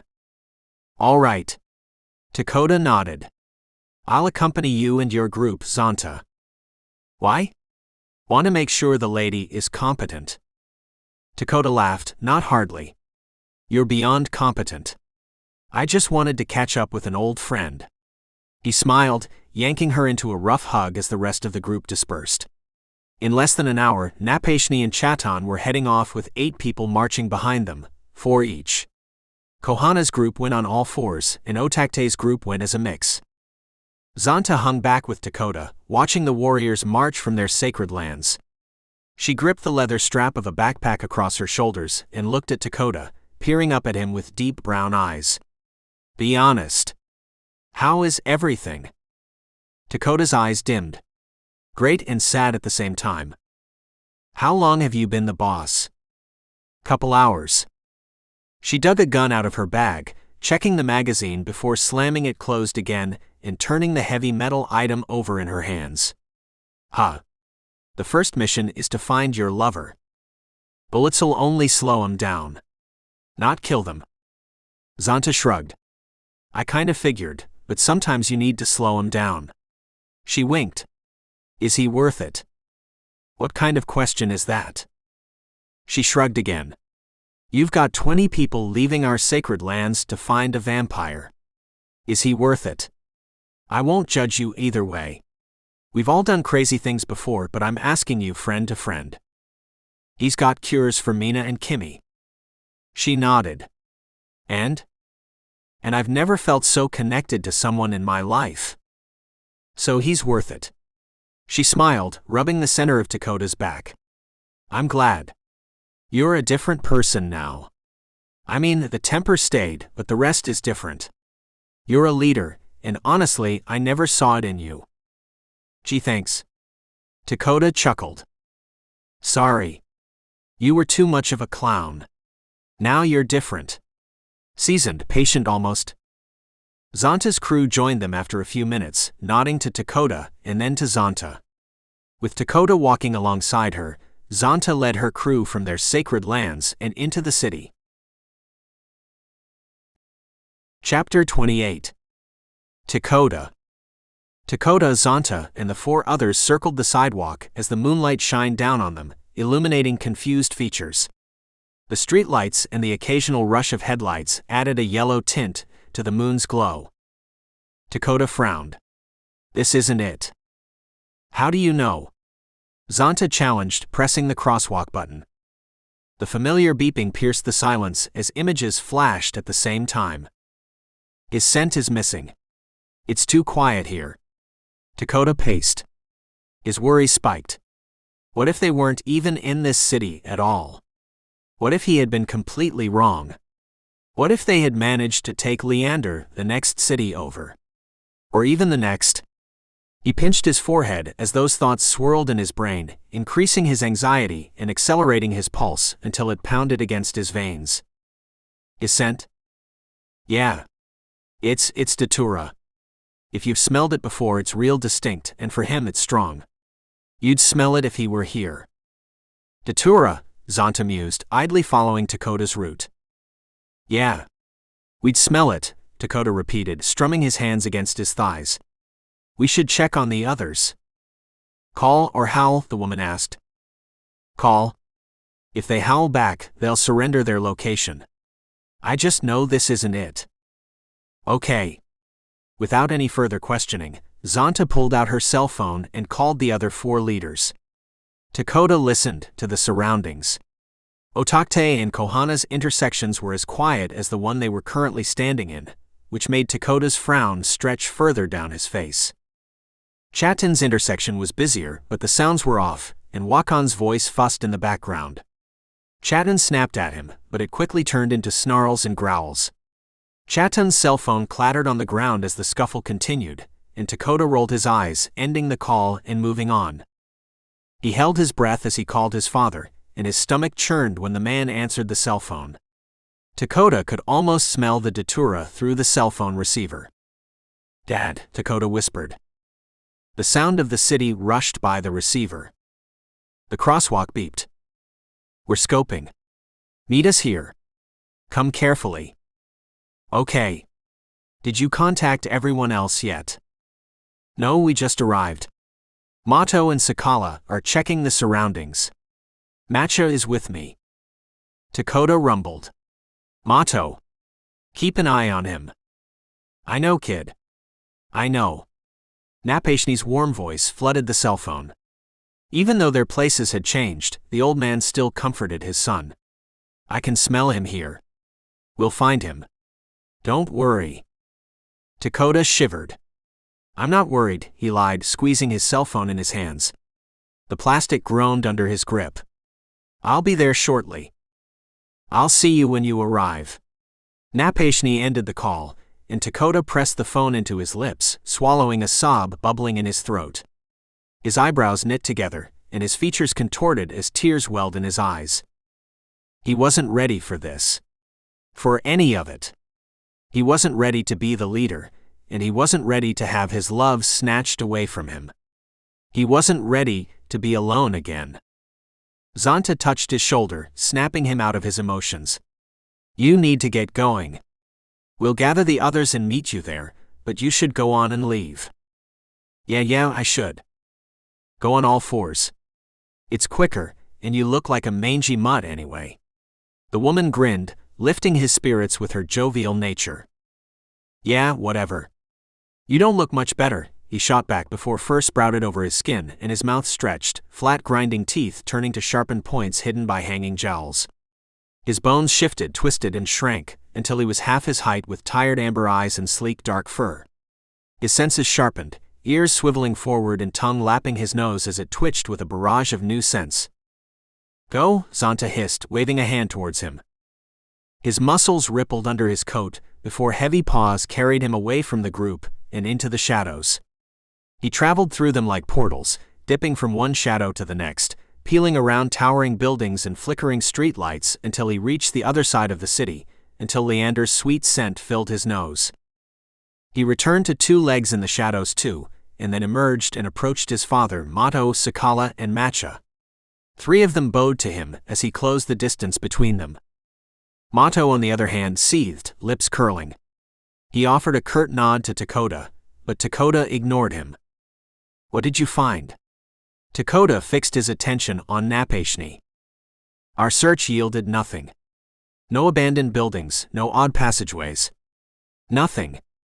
We smell him, but—" "The sewage," Matcha, the only female in the group, blurted out, eyes widening as she looked between the men. "It's the sewage. That's where they are. They have to be." Dakota turned the idea over in his brain before he nodded. "I'm willing to go with it, but we can't go down right here. Let's go until his scent fades and then lift one of the grates. We can follow his trail again once we're down there." "We're going in the sewer," Mato snarled. Dakota flicked his eyes towards his old enemy. "Yeah. We are. And you're going in first." "Like hell I am. Everything is a challenge with you. I ain't going in the sewer looking for some leech. He should have been dead and gone a long time ago, anyway. It isn't right. Didn't ask you." Dakota moved past them, following the street as he spied sewage grates, as Leander's scent slowly faded from his nose. He stopped and crouched over a grate. "I need a hand." Napashni joined him, squatting across from him and digging his fingers into the holes of the sewage grate, lifting it in time with Dakota and inching it away from the opening. Dakota groaned as the smell of human excrement and death hit his nose. His stomach lurched and his eyes darted around. He squeezed his eyes shut as a wave of nausea rolled through him. Fuck. Your nose will adjust, Napashni rumbled. Mato, he commanded, stepping away from the hole. Fuck you, Mato muttered under his breath. He approached the hole, peering inside before rolling his shoulders back, crouching and easing himself inside of it. With a short fall, he splashed against the floor of the tunnel. He groaned. Fucking gross. Everyone else filed in behind him, except Matcha, who stayed, nudged the covering back in place, and waited for the others. The sewage line spidered like the roots of a tree, but Leander's scent didn't coat every path. Dakota's nose latched onto the smell of datura, and the men moved in a single file line through the dank tunnels. Silent except for the steady drip of moisture and the scrape of tiny nails against the concrete. Fucking gross, Mato snarled again as they turned one corner into another. You even know the way back? Shut up, Dakota hissed. I smell something else. Boss says to bring him as many humans as we can find. Pretty ones. Says he wants them all with blue eyes. Nothing else, a twitchy voice advanced on them. Dakota froze, hunching his body and easing their four-person party backwards before crouching even lower. His knees kissed his chest as he dug a knife from his boot. He twirled the knife in his hand, gripping the handle. Don't he always want pretty blue-eyed ones?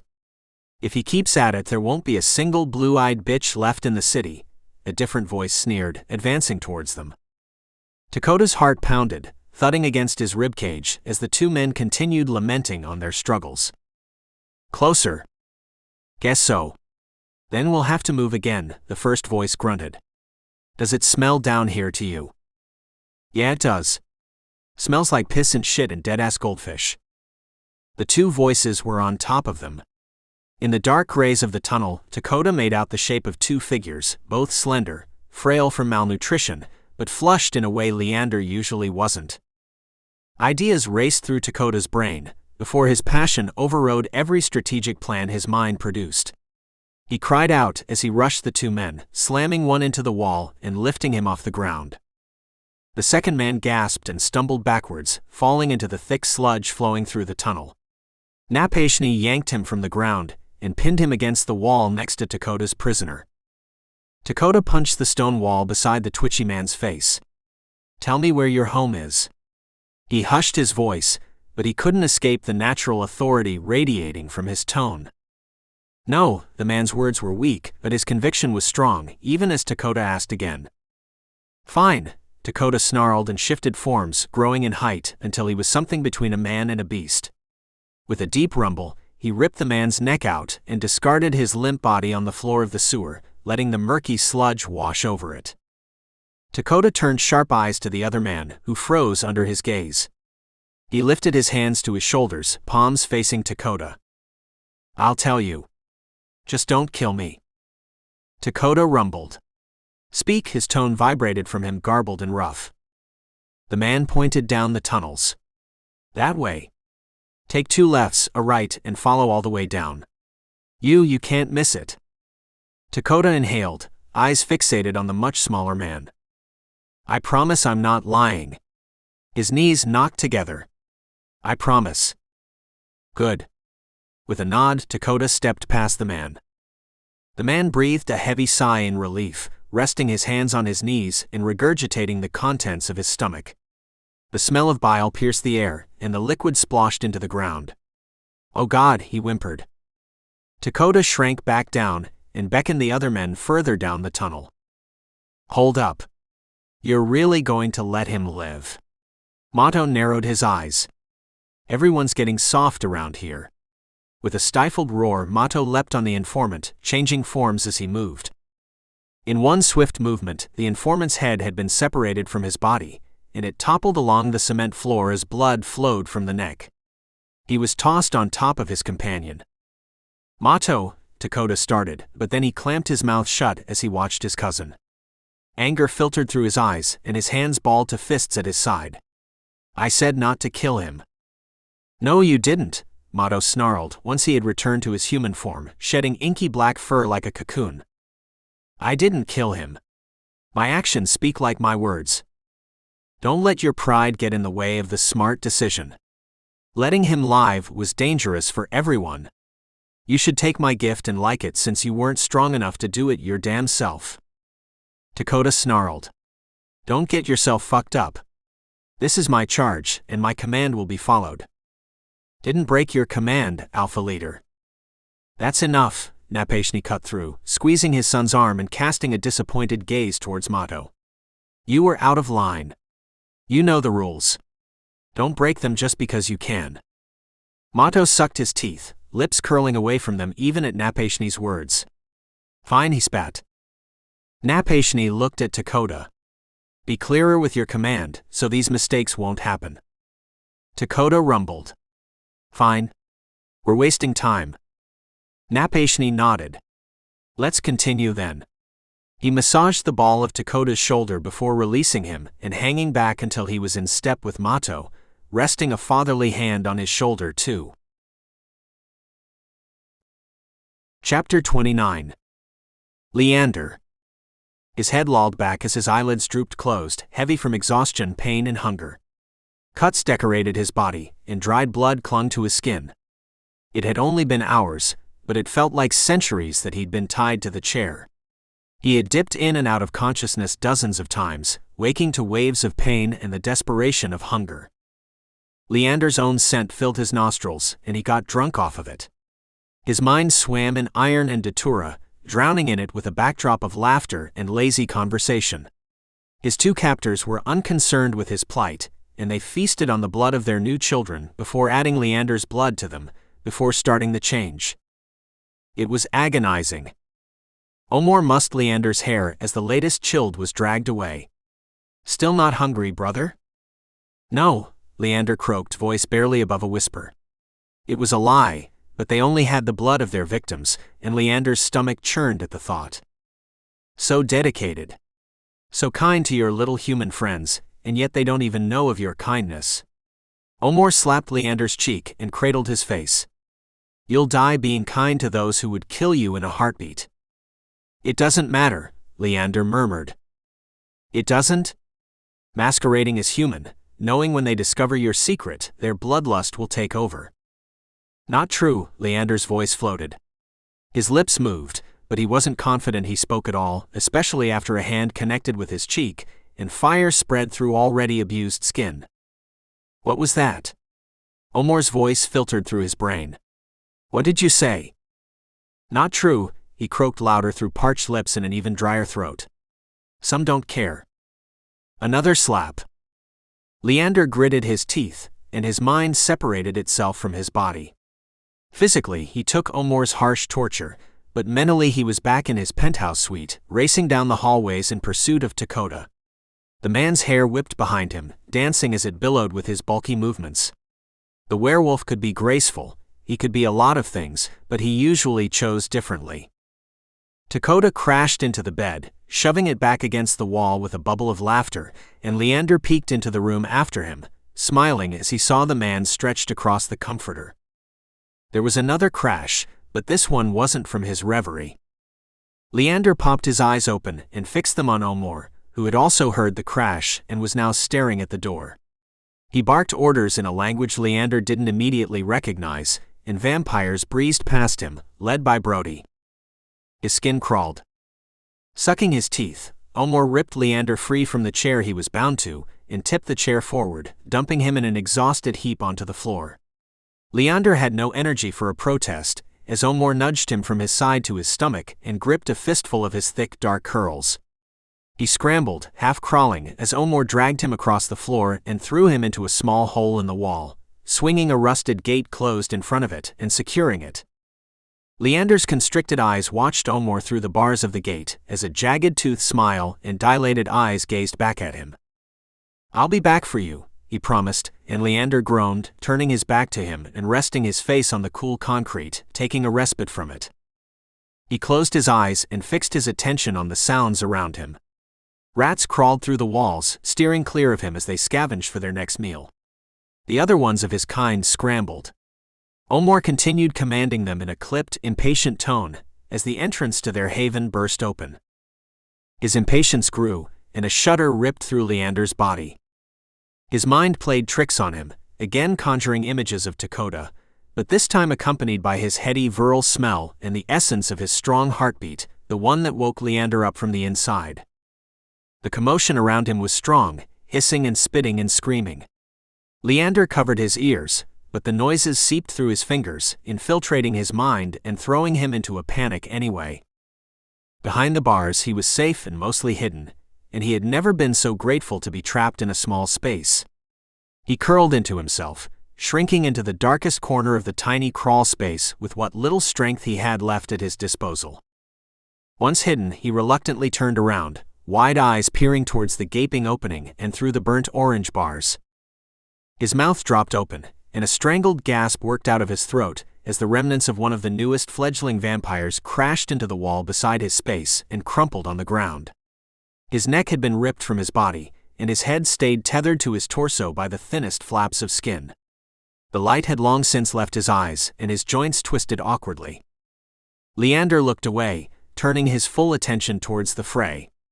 The fledglings were no match for the seasoned werewolves, and they tossed them aside like sacks of flour, immobilizing body after body, until they had methodologically cleared the place. With heaving chests they emerged as clear victors. Dakota stood the tallest, back straight and head held erect on his shoulders, and his father was behind him, slightly smaller despite being of equal height to his son. Leander bit his bottom lip, quirking the corners of his lips despite being too exhausted for a smile. "He's here. I can smell it," Dakota rumbled. His sharp eyes traveled around the room, scrutinizing it, passing over Leander's cage several times in his frantic search. Leander groaned, and his heart turned over in his chest each time Dakota's gaze peered into the dark opening. He was skillfully hidden, but the beast sniffed the air, lifting his nose to the air. Chatton touched Dakota's shoulder. "You find him. There are more creatures in here. We'll seek them out and get rid of them." Dakota's growled. "No. Attack only those that attack you first. The rest are captives. There's no need for senseless killing. We're not condemning them just because of their blood." Chatton nodded and moved away from the pack with 4 other beasts Leander didn't recognize trailing behind him, leaving Dakota with a few less people standing behind him. "Scour the place top to bottom. I know he's in here. We'll find him," Dakota commanded as he broke away from the group, dismissing them to their individual searches. Leander pushed himself away from the wall, knowing he couldn't be found if he stayed burrowed in the shadows. Wolves were drawn to movement. He knew this too, but with depleted strength and a gnawing, desperate hunger, his movements were glacial. He pushed himself away from the wall with shaking muscles and exposed his pallid skin to the dim light of the room. The werewolves were distracted in their search, ransacking the place as they browsed, turning over everything in their path with looks of curiosity and disgust on their faces at the same time. "Dakota," Leander whispered, willing the word past his lips. He caressed it, enjoyed the feel of it on his tongue, just like he enjoyed the feel of the man's hard muscles under his fingers. "Did you hear that?" Dakota paused, strung back to Leander. His fight had painted stripes down his exposed bronze skin. "Yeah, I heard something." "What did you hear?" A man Leander didn't recognize spun on his heels and looked at Dakota.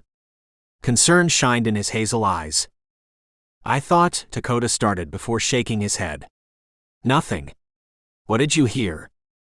"I think there's more of them," the man replied, crouching next to the only other door besides the entrance in the room. "I think they're in here. Should we leave 'em, boss, or go ahead and clear it?" Dakota gave another quick glance around the room. "Clear it. He might be in there." "Sure thing. Step back," he instructed everyone. Leander's stomach turned over as he watched, still with barely any skin out of his hiding place. The man unlatched the door, and vampires burst from the room. Leander's children. Dakota ripped the throat out of the first one, and Leander felt the bite in his own skin. He felt his skin tearing, the poison of Dakota's fangs coursing through his body. Another perished, ripped limb from limb, and Leander felt him too. A ringing sound flooded his ears, and his eyes crossed. As his eyes rolled back in his head, he sobbed, weak nails pressing into the solid wall. A pained cry jolted from his throat as another one of his babies died. They weren't special, but the sensation was too much. It was an unyielding pain, something he'd never experienced before, and it sent him into a frenzy. With his last stores of energy, he threw himself out of the shadows, careening around the tiny space and coiling his fingers around the rusted bars, pulling and yanking at them. His efforts were futile, but he fought against the bars anyway. His pupils dilated, and the pain of his dying children fueled him. "Stop," he cried. His voice throbbed in his head, his lips moved, and his vocal cords clapped together, projecting his usually soft voice. "Stop, please." He sobbed, watching them through slitted, watery eyes. He shook the bars again, pressing his forehead into them. Dakota ripped the throat out of another one of the young vampires before Leander's voice stilled him, and he spun on his heels. His eyes widened when they locked on Leander, and his mouth dropped open. "Everyone."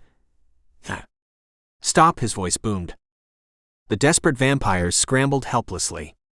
They hadn't been after the werewolves, they had been after any sort of food they could find.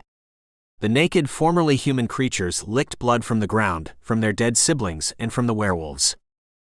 "Fang lover," Mato sneered, sucking his teeth as Dakota rushed over to Leander. He made quick work of his metal prison, ripping the bars away and reaching inside for Leander. "Baby," Dakota dropped to his knees, accepting Leander into his arms and wrapping him up in a hug. Leander went limp in Dakota's arms. His head dropped forward, and he rested his forehead against Dakota's sweaty shoulder, breathing in his scent. "Please, please stop." "It hurts," he added, voice muffled against Dakota's skin. "What hurts?" Dakota groaned and disentangled their bodies, eyes roaming over Leander. They grew sadder and sadder as he looked at him. "Everything," Leander whispered. Dakota was barely in focus in front of him. He saw the man's shape, sometimes his concerned eyes and quirked eyebrows, before things went hazy for him again. His eyes drooped closed for a minute or for hours, Leander wasn't sure, but when he opened them again his breath hitched and his eyes bugged. "Coda." "What, baby, what?" He looked over his bulky shoulder as Mato lunged for him. Then, in a smooth movement, he drew Leander to him and draped his body over the other man, shielding the weak vampire from Mato's attack. Leander braced for it too, but it never came. In place of Mato's attack, a sickening cry hit the air, and two large beasts crashed into the ground, tumbling with extended claws and flying bits of fur.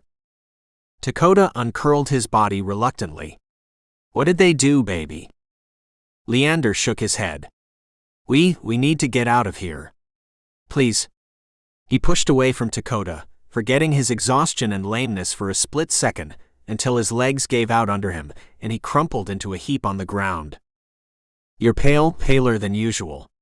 You need to eat." "I will when I return home," Leander whispered from his collapsed position on the ground. "My love, you're not going to make it home. Feed from me." "No." "Do you want to get out of here, or not? We don't have time for this fight. Bite me, drink what you need to get you home." Dakota, no. He shook his head, but the idea wiggled into his brain, and his eyes found the thick vein in Dakota's powerful neck. It throbbed under his skin. Pulsing, radiating. "Leander, yes," his voice cooed. Leander could sense the blood rushing through him. Rich, oxygenated, sweet, and round like licorice. "No," his resolve weakened, crumbling under Dakota's repeated offerings, and his mouth watered.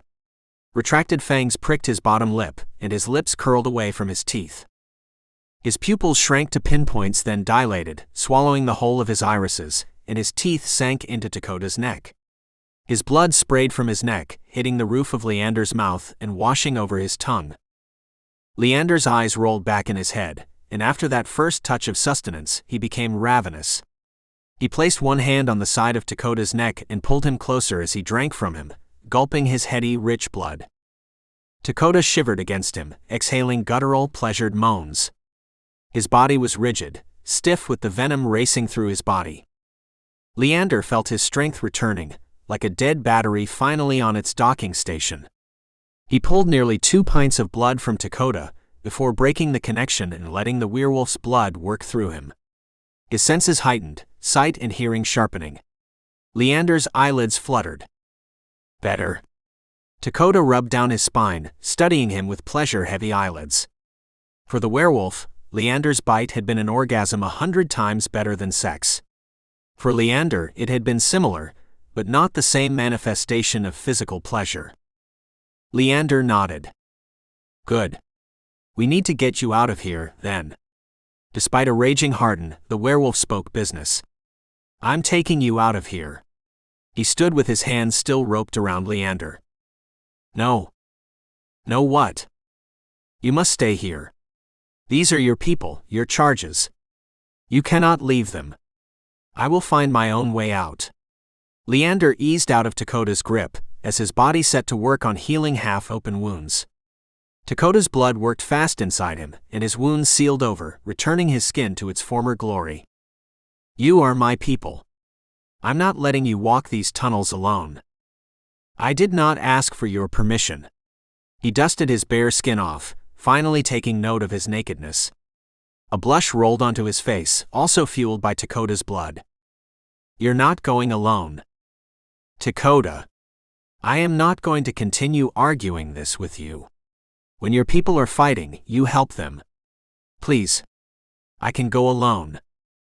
Dakota grit his teeth, working his jaw as he looked the vampire up and down. Nope, he snarled. Chattin'. The man wrestled himself away from the fray and approached the pair. Yeah? His bare chest heaved as deep claw marks mended themselves. He looked between Dakota and Leander, frowning when his eyes settled on Leander. Do not regard me in that way. Take him home, Dakota instructed, flicking his eyes to the older werewolf at his side. I do not, Leander hissed. Chattin shook his head. Sure. He nodded to Dakota's instruction and wedged himself between the fighting couple. Lee. You look like shit. Just let me take you home. Leander shot a scathing look towards Dakota, who returned it with a seasoned sigh, the look of a man with more experience than years. He saw decades of experience inside Dakota's dark ochre eyes, the bands of color surrounding his pupil, akin to the bands aging a tree. At this moment, Leander was youthful and lacking in experience, and he was embarrassed by it. The laboratory was Leander's domain. This battlefield was Dakota's. The larger man's lips curled, and his muscles shuddered under sweat and dirt. Leander cut his eyes away from Dakota, giving him his visual surrender. Good, Dakota rumbled, dragging his hard gaze away from Leander and looking at Chaton. Thank you. Take care of him. He rubbed Chaton's shoulder before taking Chaton's place in the fray, shifting from a brawny man to an even larger creature as he moved. Chapter 30. Leander. The trek out of the sewers sent constant shivers down Leander's spine. Chaton had offered him torn jeans and a sweaty shirt as he stepped through and around viscous, foul-smelling liquid. They walked in silence. Slow. The echoes of the werewolves and what was left of the attempted vampire army filled in what neither of them could say, but it was a comfortable silence. Leander's fears subsided with every step he took away from his captors and towards fresh air. He had never valued his freedom so much until Chaton lifted him out of the sewers. He kissed the ground. The channel they slipped out of was secluded, and Chaton had been careful, waiting until the right moment to lift them both out of the dank tunnels. Close your eyes, he instructed as he lifted the sewer grate and inched it away from the hole. He passed Leander's still recovering body to another person, who lifted him out with ease. It was a female's touch. Her hands were pointed, fingers slender and gentle, but she had the strength of a man. Thank you, Leander murmured. No problem, an alto voice responded, confirming his hazy theories. The sun kissed his face, and even with its warm sting, Leander was grateful. Chaton closed the grate again. You all right? The woman who had lifted him from the sewers pressed blazing fingers to his forehead, and then sucked her teeth. I'm Zonta, she announced, confidence spilling from her. She shared Dakota's easy personality. Leander. Yeah, I know. I've heard a lot about you. She smirked, touching his chin. Good thing you're safe, or I don't know what we'd do about Coda. Ah. Yeah, it's bad down there. How's it been here? Chapman fixed his gaze on Zonta. Quiet mostly. Leah put down a few of them earlier, but since it's been pretty quiet. The hardest job is keeping people away, but Wickasa's enjoying thinking he has authority, so, the woman shrugged. Leander closed his eyes again as the sun warmed his back, pulling what newly renewed energy he had. After the healing and the walking, Leander was depleted again, and his thoughts swam in his mind. His brain was waterlogged. His thoughts drowned. He swayed forward, resting against Chatan. You all right? He really doesn't look all right. You should, Zonta's voice trailed away. Everything did, and he drifted into the most peaceful sleep he had experienced in weeks. When he woke again, he was in his space, in his bed, draped with blankets and oddly warm. His head pounded and he groaned. His whole body ached. He stared at the ceiling before sighing and closing his eyes again. Already saw you were awake. Chatan chuckled. Was wondering how long you'd sleep. How long has it been? Leander asked, keeping his eyes closed. Most of the day. We got back here early morning, and it's almost dinner time now. Ah. Already made myself something, and you've got a few bags of food in the fridge if you want me to go get them. When Chatan mentioned food, the taste of Dakota's blood made his mouth water. He remembered it, how good it felt splashing over his tongue, how nutritious and rich and smooth. Dakota's blood was nothing like the blood bags he had sustained himself on for decades. Tasting Dakota and having Dakota's blood in his veins was a more invigorating feeling than the first time they had connected sexually. It was more intimate, more precious, and he craved Dakota again. Expired blood donations weren't enough anymore. I'm not hungry, Leander whispered. You have to eat. I'll get something for you. He stood up, rubbing his palms down his thighs. Leander remembered Chatan half-dressed in a mess of sweat and grime, but as he stood now, he was clean and smelled like lavender and pine. He smelled like Dakota's body wash. Have you heard from them? Who? Coda and the others. Have you spoken with them since we left? No. This isn't something you check in on. He'll call when he's finished and when they're safely back on our sacred lands. Leander bit his bottom lip. It has been hours.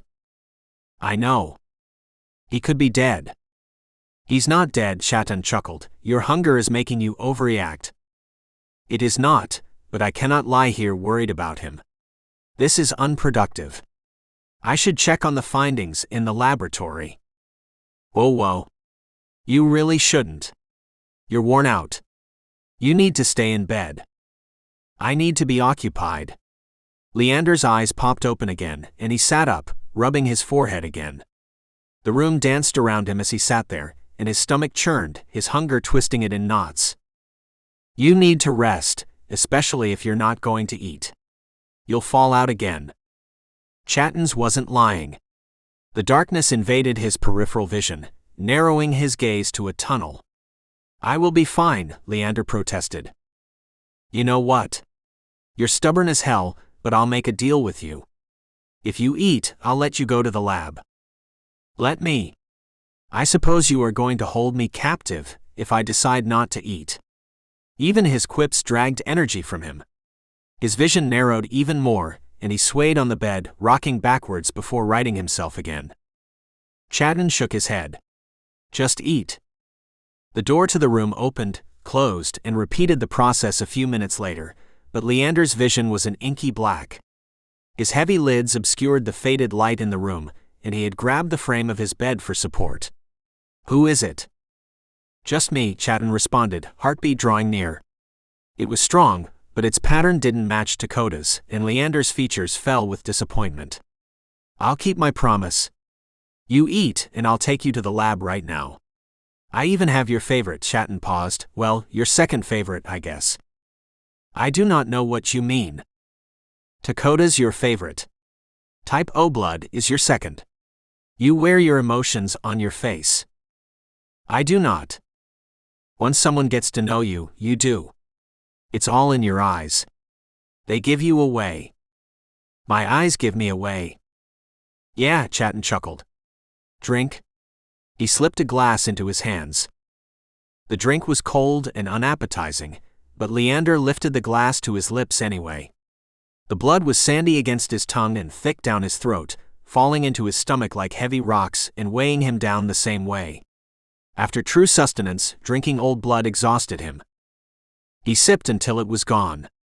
It fueled him enough to beat back the darkness caving in on him and support his limbs as he eased from the bed and dressed, digging one of Dakota's sweaters from the dirty clothes bin and pulling it over his head. Chatton quirked an eyebrow. "It is comfortable," Leander protested to Chatton's silent questions. "I didn't say anything at all." The other man grinned. "My wife likes wearing my clothes too. Something about feeling owned. It is comfortable." "I bet it is." Leander slipped on a pair of slacks and tucked his feet into a casual pair of loafers. Then he dug an old shoulder bag out of the closet and paused, realizing all his belongings were still on the campus. He frowned and squeezed his eyes shut. A wave of fear went through him as the last 24 hours flashed through his mind. He'd been abducted, tortured, and saved, and it had all started on campus. There was a fair amount of him that never wanted to set foot on the campus again. The rest of him, the larger portion of him, knew he had a duty to his lover and those who had risked their lives for him. He had a duty to every werewolf he saw in the sewers, to Chatton and his wife, to Zonta, and to everyone else living in sacrifice so he could be safe. "What's up?" Chatton prompted. "My belongings are still on campus. It slipped my mind." Leander smoothed his fingers over the stealth stitching on the messenger bag before he abandoned it and stood up again. "I am ready then." "Good." Chatton walked him out and escorted him into the limousine, sitting in the back seat next to Leander as the driver pulled out of the penthouse parking lot and moved through the city. "I kind of missed this." "Missed what?" Leander prompted, picking at his nail beds idly. "Missed riding back and forth with you, missed being on campus, missed our conversations." "Which?" "All of them, Leander, all of them. Once you and Dakota are official, are you still going to live in the penthouse, or are you going to move in with Coda? On your lands?" "Yeah. I mean, mated couples get their own space, so y'all would have a place to yourselves outside of Napashni's house." "You have missed the question. Not everyone accepts me on your lands. I don't believe I am safe there." "You've got me, Dakota, Napashni, Zonta," Chatton started. "And none of you can be at my side at all times." "You're right, but if anyone touches even just one of your wild dark curls, they'll have to answer to me, then Napashni, then Dakota, then Zonta. She is more revered than the leader. She used to be his best friend. They were more or less a package deal. He never told me." "Yeah, after his mother died she left to go to the city." "Why?" Chatton shrugged. "Your guess is as good as mine. I suspect it was hard on them. She didn't want to be around everyone's sadness. I suppose. This seems like the easy answer rather than the best answer. They were children. I know you did some dumb stuff as a child. What was it? Steal a few chickens?" "No." Leander wrinkled the bridge of his nose.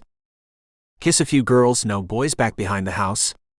I'll show you mine if you show me yours kind of games." Leander sucked in a breath. "Absolutely not." "All right, then what was it? What did you get yourself into?" "I did nothing." Chatton chuffed. "Liar." Fine. I watched a man bathe once." "Oh yeah?" Chatton's eyes sparkled. "Do not look so excited by my transgression." "It's not a transgression," Chatton laughed. "It's just about normal, especially if you didn't get into any other trouble. I mean, look, we all do stuff when we're finding ourselves." "Who was it?" Leander shook his head. "Oh come on, you let it out. Tell me who it was. Doesn't matter now anyway, does it?" Leander stared out of the window as they reached the campus, and the limousine rolled to a stop. It was dark around them, and another shiver passed through Leander's still healing body. His skin and bones ached with fresh memories, and his eyes dampened. They still hadn't heard from Dakota. Nothing. Not even a message. The werewolf was busy, he knew, now being the leader of his people, but Leander was still concerned. Well? Chatton prompted. His eyes flicked downwards. The man who created me. Then he opened the passenger door and slipped out of it, rocking on shaky legs as Chatton joined him and escorted him to the building. The conversation died as they left the privacy of the limousine, and Leander was grateful for it, even though the campus was quiet. The pair moved inside, following the hallway on the first floor to the staircase. Chatton knew the way, even though it had been months since he set foot inside the building. He opened the door to the staircase and then the door to the laboratory, closing it gently behind him. Leander approached his desk, finding his belongings in a neat stack along with the results from the tests. He rolled his eyes and set his jaws as he thumbed over the information. What is it? Chatton folded his arms over his broad chest. Someone has already finished with the results and recorded them for me. Who? I don't, Leander started but then shook his head.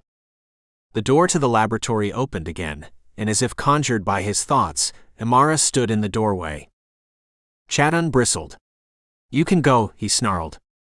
No. She can stay for now. He lifted the papers from his desk. Did you do this? The woman placed her hands behind her back and gave a slight nod before dipping her head down. Why, yes. Why? Leander hissed. Dakota told me. She sucked in a breath. He told me about what you were doing, and why it was so important. I was scared. I wanted to do something to help. Leander pressed his lips together. Chatton sneered. You definitely did something to help, didn't you? They're good results. Look at them. I checked them more than once. She stayed by the door, wide green eyes fixing on Leander as he lifted the papers again. Watch her, Leander muttered under his breath, tearing his eyes away from Amara and fixing them on the papers in front of him. They were the results of the blood tests, each page written to his own specifications with specific numbers and notes. Mina's results were first. I went ahead and retested all of the samples you had, Amara chimed in again. Chatton shook his head. You can't make up for what you've done with test results, he snarled. Before he spat more venom, his cell phone chimed in his pocket, and he dug it out without preamble, studying the information on the screen. I need to take this. I'll be over here. Chatton pointed to a corner of the laboratory as he put his cell phone to his ear. Yeah, he groused. Leander nodded, but continued reading the information. At the end, Amara provided a clean summary. For Mina.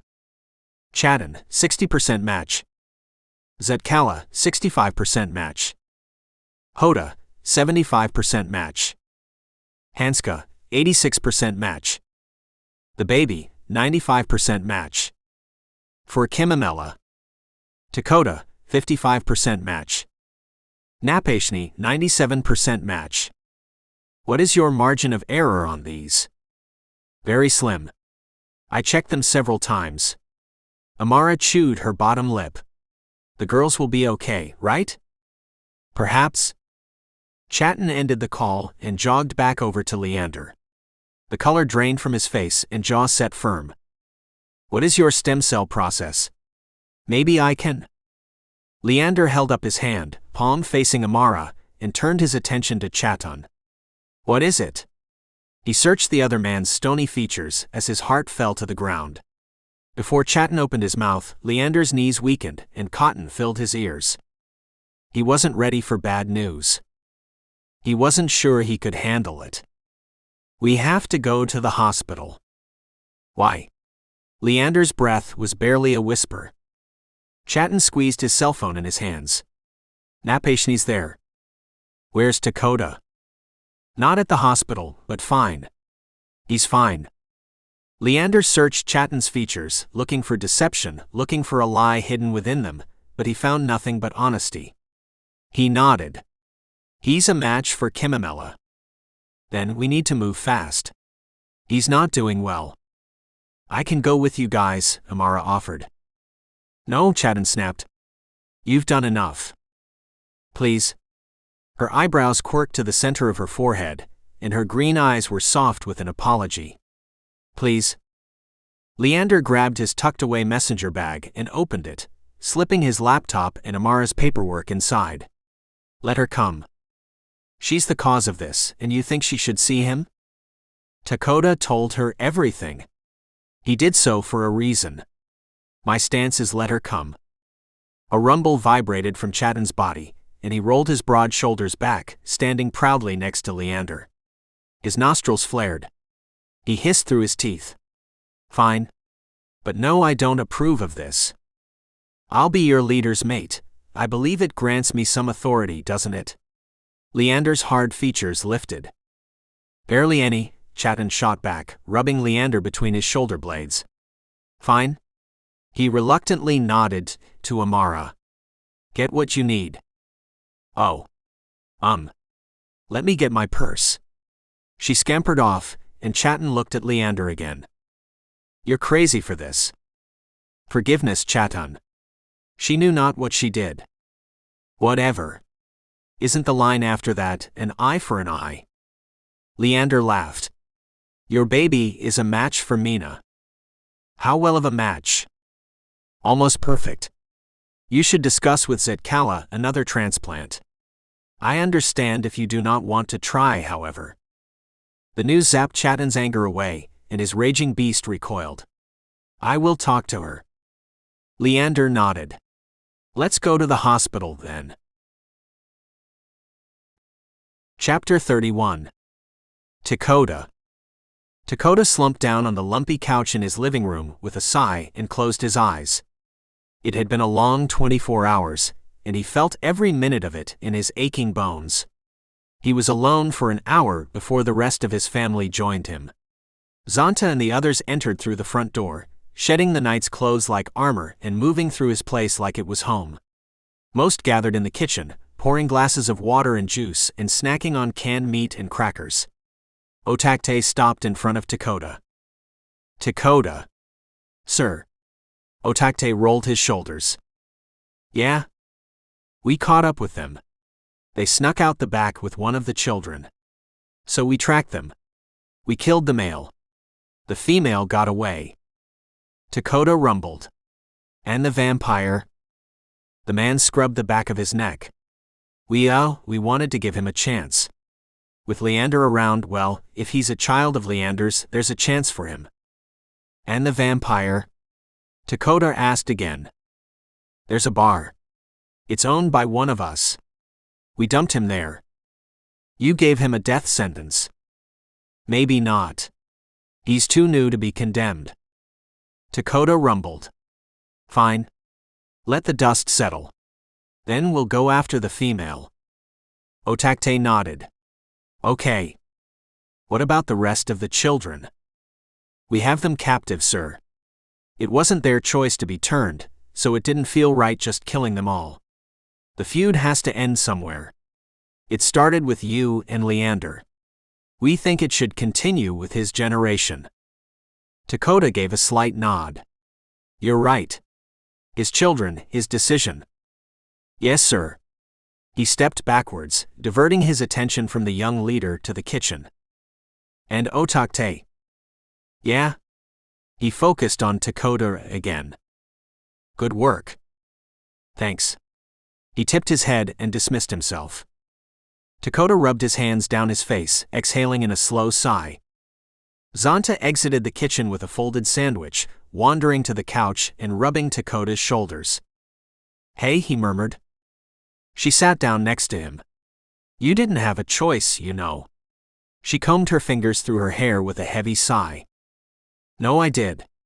And I made it. This is the second time Matos fucked with my family. He wasn't going to stop, but now I've solved that problem. Dakota ran his hands over his face. Second. His best friend prompted. Yeah. He and his buddies attacked Leander the first time he was here. Thought I solved it, but I guess not. Zonta bit her bottom lip.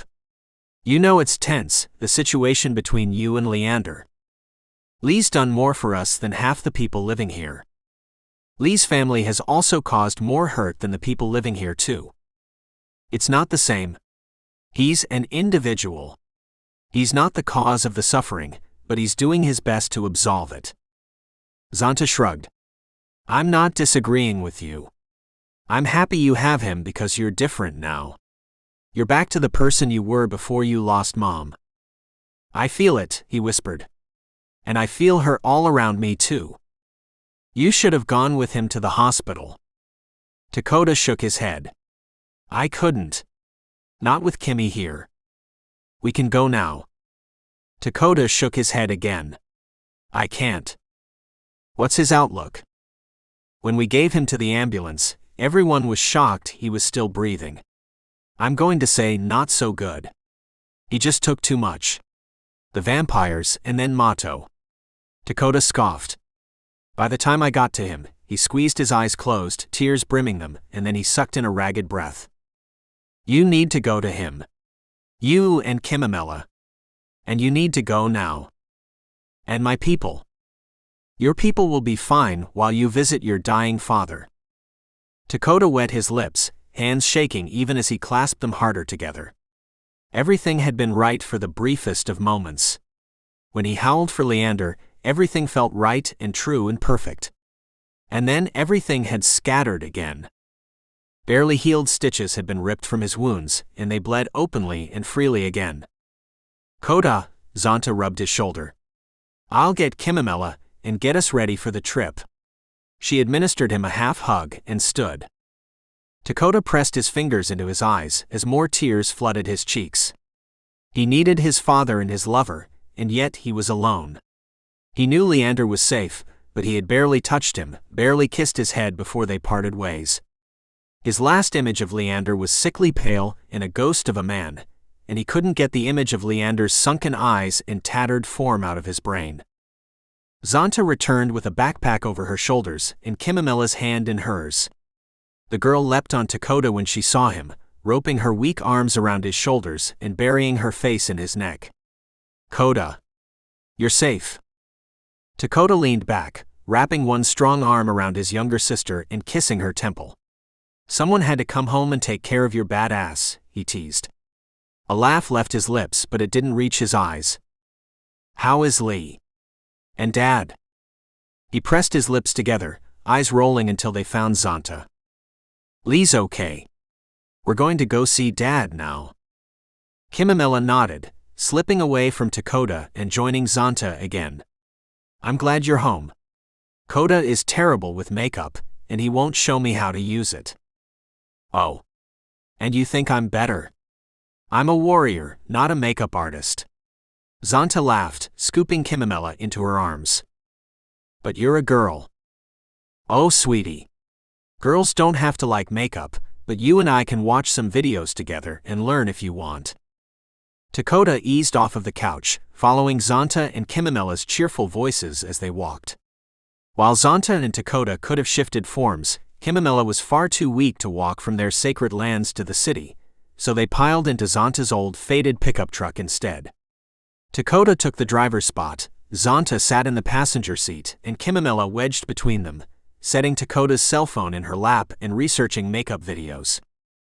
They drove in silence, and as they returned to the city, Dakota's mind wandered. He had traveled the roads on foot and by car, so he knew them like the back of his hand, like the veins crisscrossing through his body. Physically, he was never lost. Emotionally, he realized he had only recently found himself. He had only recently dropped his guard enough to accept someone else into his life. He wasn't sure why that person had to be a vampire. He had no idea why his ancestors had sent him the enemy to befriend, to love, but he praised them all the same. His mind had stores of memories from the last few months, but he could place none of them. They were embedded in his brain, right next to memories of his family, memories of his mother, and he couldn't date any of them. Leander had only been in his life for a short time period, but it felt like it had been forever. He wasn't sure what his life had been before the stoic little vampire walked into it, or forced his way into it, more likely, but Dakota didn't regret a single second of it. When he pulled into a parking space at the emergency room, he killed the engine and looked at the other two. "We're here." "You've been crying," Kimamela observed. "Yeah," Dakota grunted, wiping his wet cheeks with his arm before climbing out of the vehicle. Zonta took one of Kimamela's hands, and Kimamela took Dakota's hand with the other. They walked towards the entrance, looking just like a young family, garnering pleasant smiles from those exiting the building, much to Dakota's displeasure. The inside of the emergency room smelled like death, iron, and harsh cleaning products, and the woman behind the counter had a short curly haircut framing her frowning round face. Cat-like glasses sat on her chin, and she dragged bulging eyes from her computer, glancing over her glasses at the trio. Dakota cleared his throat, opened his mouth, but his words caught in his throat. A knot blocked them, and he felt a new round of tears brimming his eyes. "We're here to see Napashni Billy. We're his family." The woman looked at her information, then looked up at Dakota before nodding. "He's in room 3005. Go down this hallway, make a left, go through 2 double doors, you'll be in a waiting room, then make another left, and he'll be the door on the right." Dakota's eyelids fluttered, but Kimamela and Zonta nodded, pulling him away from the desk and starting on the woman's directions. Kimamela recited them as they walked, but as they walked, Dakota felt lighter and lighter. By the time they turned the last corner, he floated behind the 2 women, dragged along by Kimamela's strong grip and her light, musical voice.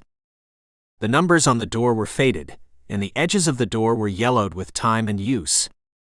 Zonta knocked, and after a few seconds, the door opened, and Leander stood in it, bringing Dakota flying back to reality. "Coda," Leander whispered, eyes widening.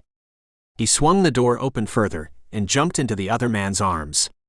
He roped his arms around Dakota's neck and mashed their bodies together, a display that would have never happened even a month ago. "You're okay," he murmured, squeezing him tighter. "Yeah. I'm okay." Dakota touched the small of Leander's back. "How's Pops?" "Not so good," Leander whispered. "He was lucid enough for us to get a stem cell donation for Kimamela, but he has been asleep since." Leander squeezed Dakota tighter. "I'm glad you're here. He needs his son." Leander reluctantly loosened his grip, sliding his hands down Dakota's broad chest and tugging Dakota into the utilitarian room. Chatan stood in the corner, arms crossed over his chest, and Amara sat in the only available seat. Dakota growled when his eyes landed on the woman. "Why are you here?" he snapped. "Leander said I should come. I was helping him with the donation." I should," she stammered, recoiling under Dakota's heavy gaze. "Not the time, Coda," Zonta interjected, squeezing his shoulder as her gaze traveled from her best friend to the stranger. Then she paused, mouth agape with words left unsaid on her tongue. "S should leave them alone." "The family," she managed, wide eyes still locked on Amara. "Yes?" Amara agreed. Her cheeks bloomed with color, and she touched them. I can go across to the hospital's lobby and find snacks for everyone." "I'll come with you," Zonta suggested, unable to take the eagerness out of her tone. Her cheeks reddened too, and she ducked her head, scrubbing the back of her neck. Leander nodded, stepping out of the way as Amara ducked out of the room, posting herself beside Zonta, and Dakota and Kimamela entered the room. "Perfect," Amara breathed. "Lead the way." "Sure." Zonta motioned towards the hallway before touching the small of Amara's back. Amara flushed deeper and giggled. Dakota watched them go until they turned the corner, forcing him to regard his father. He closed his eyes as he turned around and felt a quick wave of emotion manifest itself as tears over his cheeks. A wash of them, a cascade he couldn't stop, and he hadn't even opened his eyes yet. Kimamela squeezed his hand, and Leander rubbed his broad shoulders. He shuddered. "We can give you a minute alone, Boychik," Leander murmured. "Yeah," Dakota sniffed, rubbing his face with his arm again. It was futile this time because the tears didn't slow. If anything, they increased in patterned waves, pulled from him like the moon pulls the ocean. Leander nodded, glancing at Kimamela and Chatan. "Let's go." He herded them out and closed the door behind them. It clicked in place, and then Dakota was left with the incessant beeping of machines and his father's tattered body, chest barely rising and falling. He had always seen his father as impossibly strong and larger than life, but stretched in front of him, pale from blood loss and comfortable from pain medications, he noticed how his own size had surpassed his father's. His shoulders stretched further, his muscles bulged more, and he even had a few inches on the old man. "Dad?" Dakota whispered, brushing the backs of his fingers along Napashni's hand. The man stirred, cracking heavy eyelids open and directing a cloudy gaze towards his son. A light smile touched his face, chapped lips stretching and cracking even more.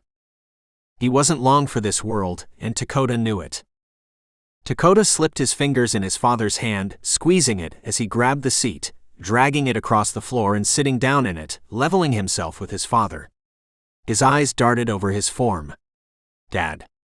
I'm sorry. I should've." "No," the weaker man croaked, squeezing Dakota's hand with a weak grip. "What?" He pinched his eyebrows at the center of his forehead, looking down at his father's hand before into his face again. "This all happened because of me."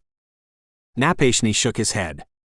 "Everything is right," he said, voice labored and harsh. He wrestled his hand away from Dakota's hand and lifted it to his cheek, cradling his face. "I'm proud of you." "Yeah, Dad, but I don't think I can do this without you. I need you." He closed his eyes, and the memory of a hot summer day floated to the front of his brain. He recalled the scent of the lush greenery surrounding them, and the ache of his muscles, as he tumbled off a rickety tricycle for the 100th time. It was like that. Being the leader was a rickety tricycle, and he needed his father behind him, pushing him forward with an encouraging smile. "I'm not going anywhere," Napashni replied. Leander tells me Kimmy will be okay." Yeah, she's going to be okay," Dakota agreed readily. "I'm going to die." No, you're going to be fine. This is a hospital. They save people. It's their job." "Son," Napashni interjected, patting Dakota's cheek lightly. "I'm going to die." His voice was firm, hard set on the thick truth hanging in the air. "I want you to know that I have always been proud of you, even at your darkest." A wave of pain went through him, shutting down his words, hitching his breath. "I know, Dad, I know." Napashni shook his head. "You will make a fine leader. Your mother knew so.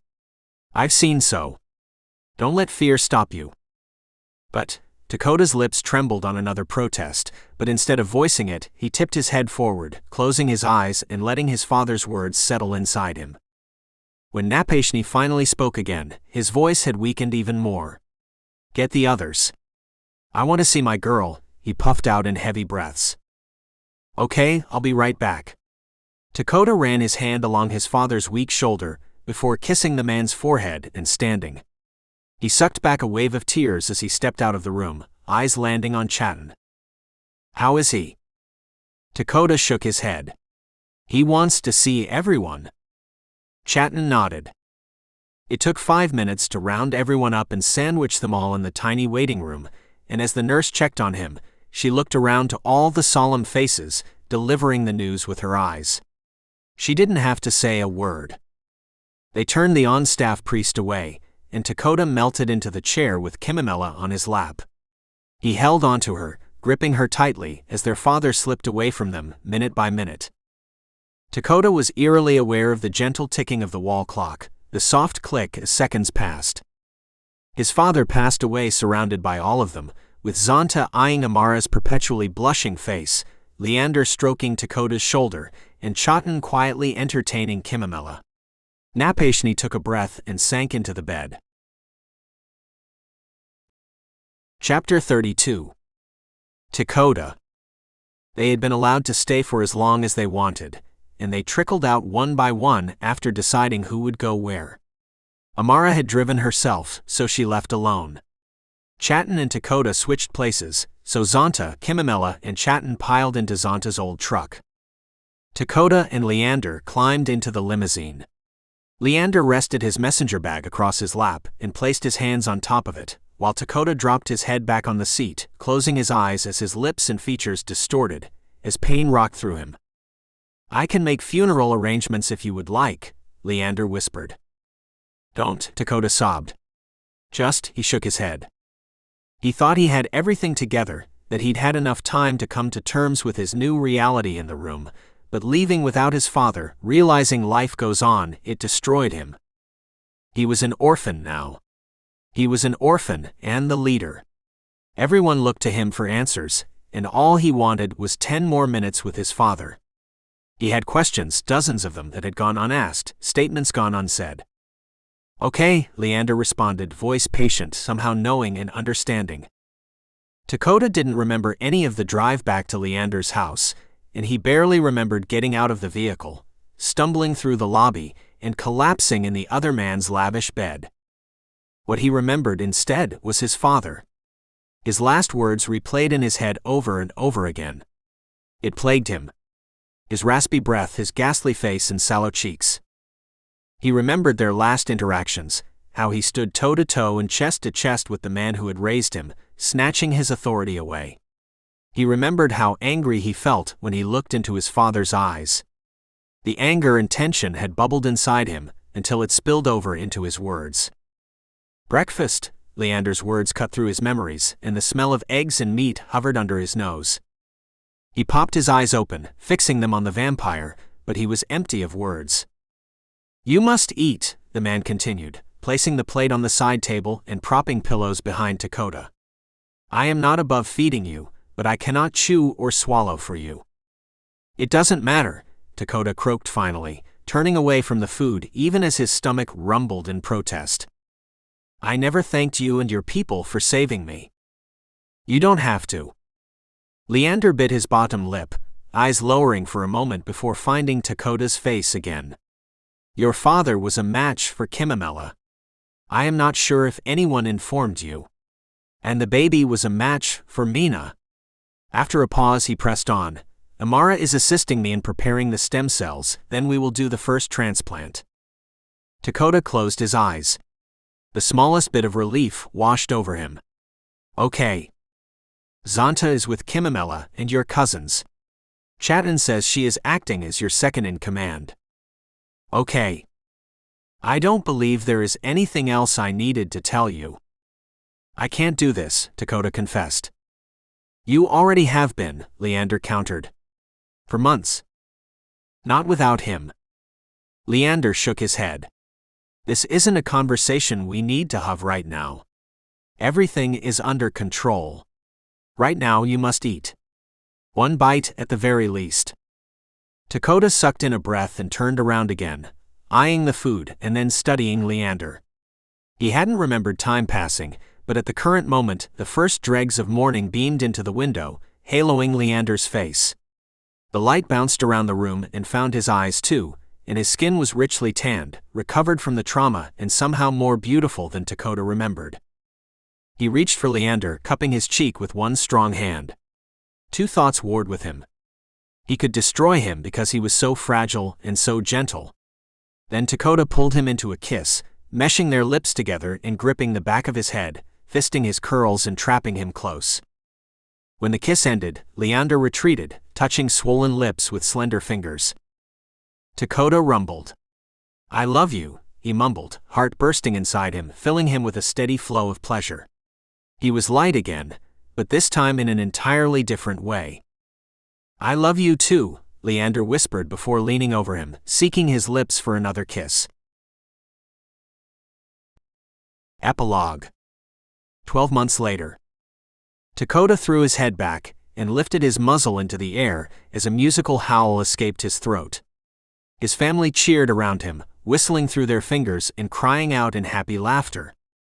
It was a beautiful evening for a ceremony. Dusk had settled around them, and the air was cool, chilled but warm when the sun crawled over the ground. A fire in the center of their gathered group spread its crackling heat over the group. A deep sense of belonging swirled inside Leander as he looked around at all the round, smiling faces congregated in their outdoor meeting area. In a year, a lot had changed. He and his remaining children, 3 men and 4 women, had become members of their family, accepted like refugees. They had learned the werewolves' ways, their culture, their food even, and the werewolves had accepted them and their affliction openly. After hiding for hundreds of years, it was a unique life for Leander, but his children knew no different. They sat mingled in with the shifters, laughing and smiling with them. They drank blood while the werewolves shared sweet-smelling fried bread and cooked meats.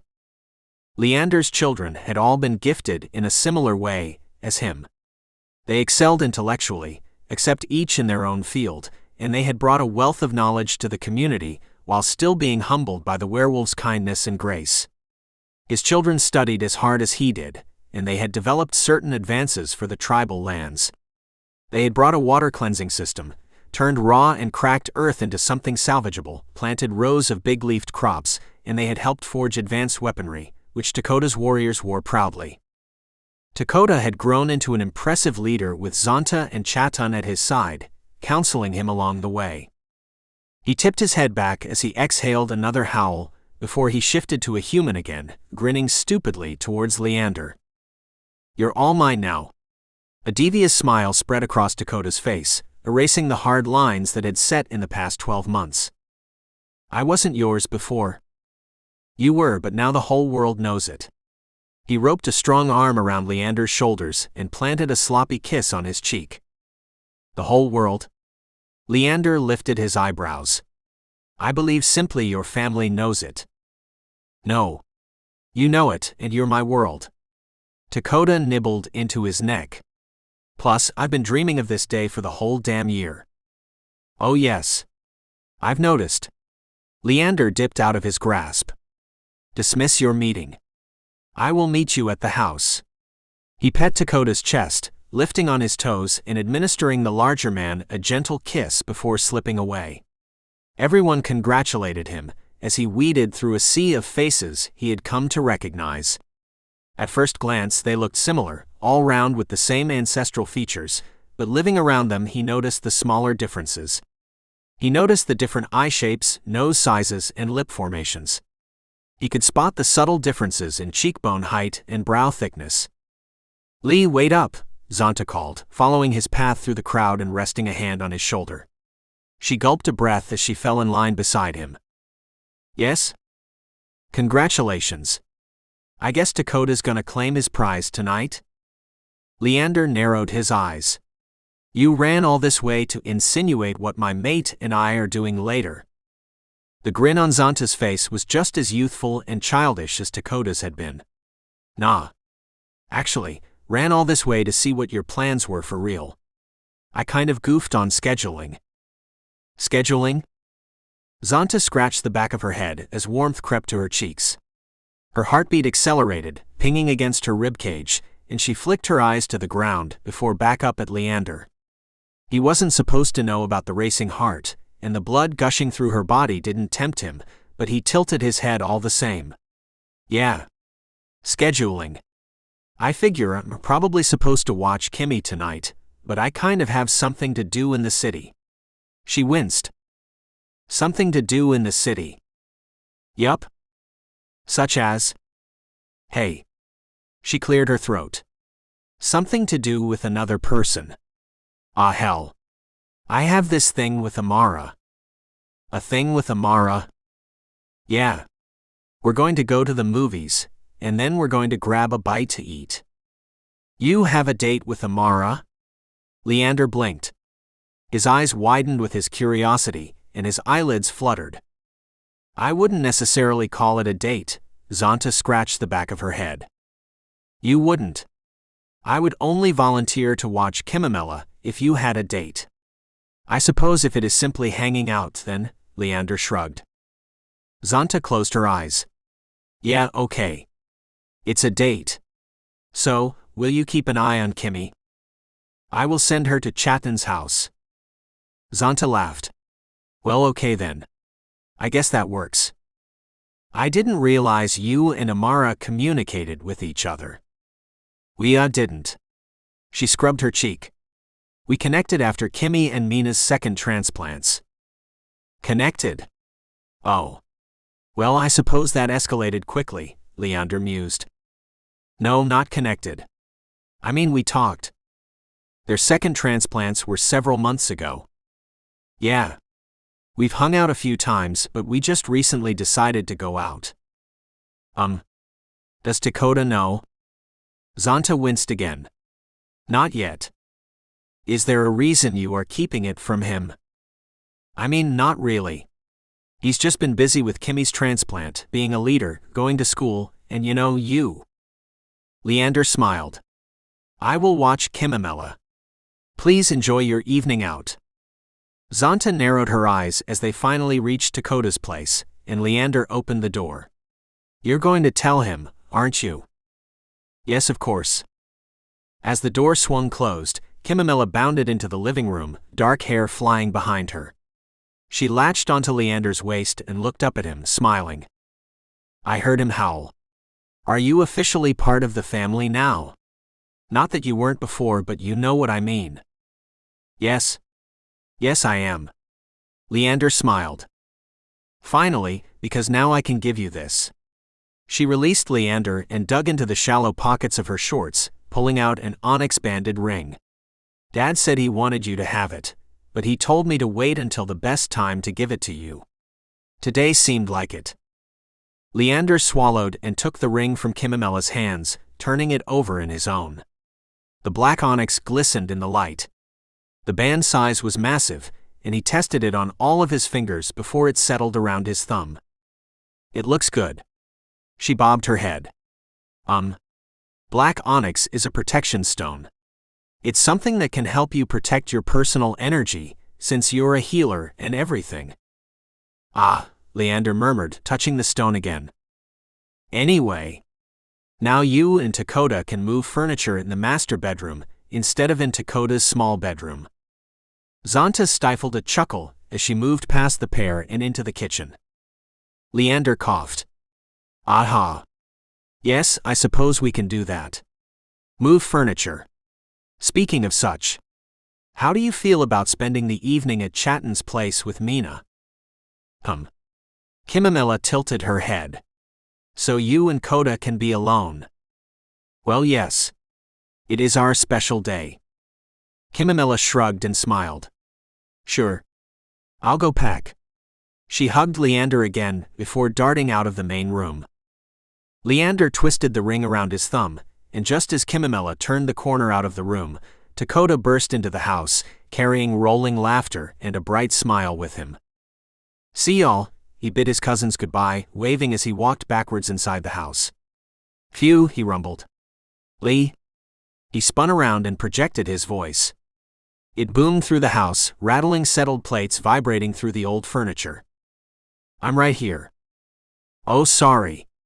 He rocked on his heels as his earlier vibrato dissipated, and he shrugged his shoulders up to his ears. So, Kimmy said y'all are moving furniture tonight, Zonta called from the kitchen. In the master bedroom, too.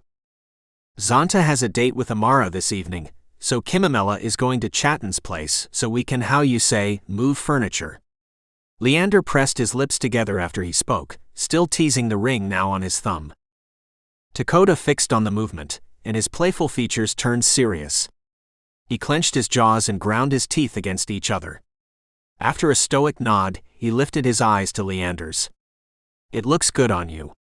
I'm glad you have it, he groused. I'll help Kimmy pack. And what should I do? Wait for me in the master bedroom, I guess? A little glitter came back to his eyes, and Leander looked away from him. The hint of playfulness sparked a wave of heady anticipation through him, and his body woke up in an instant. The front of his slacks tightened, betraying him, and Dakota grinned. It had been a while for him, too, and his passion had laid dormant patient for this day, but now since it was here, his hunger for Dakota was ravenous. Yes, Leander worked out through his constricted throat. Yeah. Dakota grinned as he approached Leander, sweeping his lips along Leander's cheekbones. His warm breath tickled the shell of his ear, sending shivers down his spine. I want all of you tonight, Dakota whispered, pinching the base of Leander's neck and massaging sensitive skin before he kissed him soundly, exploring the caverns of his mouth with a rumbling groan. Yes, Leander repeated when the kiss ended. His feet stayed glued to the floor as the burly werewolf stepped back and regarded him. Aftershocks of pleasure from the way their lips connected made Leander's lips tingle and his body beg for more. When the werewolf retreated, Leander obeyed his command, moving into the master bedroom. He had no expectations, but when he stepped inside, his gaze landed on a room that had been intricately designed for the both of them. It had Dakota's warmth and Leander's sensibility, intertwined in the furniture choices and decorations. Leander stepped further into the room, walking his fingers along an antique dresser and letting the door swing closed behind him. The pieces were filled to the brim with history. Years of use by happy couples now blessed their union. The bed had been made properly, comforter folded back, pillows neatly placed, at ease. Dakota would destroy it all later, and Leander's heart fluttered with his growing anticipation. Leander checked the bathroom last. It had been outfitted with everything they needed and nothing they didn't, and though it was small and utilitarian, it had still been scrubbed sparkling clean. New tiles had been laid on the floor and in the shower interior. It was a far cry from the luxury he was used to, the years he had spent collecting and hoarding his funds, living bathed in opulence, but he had something much better. For once he had love. Uninhibited, unbridled, true and pure love, and no amount of assets or money could compete with it. As he exited the bathroom, Dakota greeted him again. "Kimmy's all packed. Chatton's on his way now to pick her up for the night," Dakota rumbled. They were alone now, and the desire to claim his mate glowed in his eyes. They were wild, answering his primal nature, and Leander took his steps slowly, crossing the room to the bed and tracking his fingers along the comforter. "This is good." Leander nodded. "Yeah." His voice grew deeper and his gaze followed Leander. They had a dance. Despite Dakota's strength, his authority, and his power, he would never act without Leander's permission. Perhaps with his pack he answered to no one, but in his bedroom he answered to his lover. "Take me, my love," Leander whispered. "Yeah." Dakota growled deep in his throat and crossed the room to Leander, tackling him into the bed and surging over him.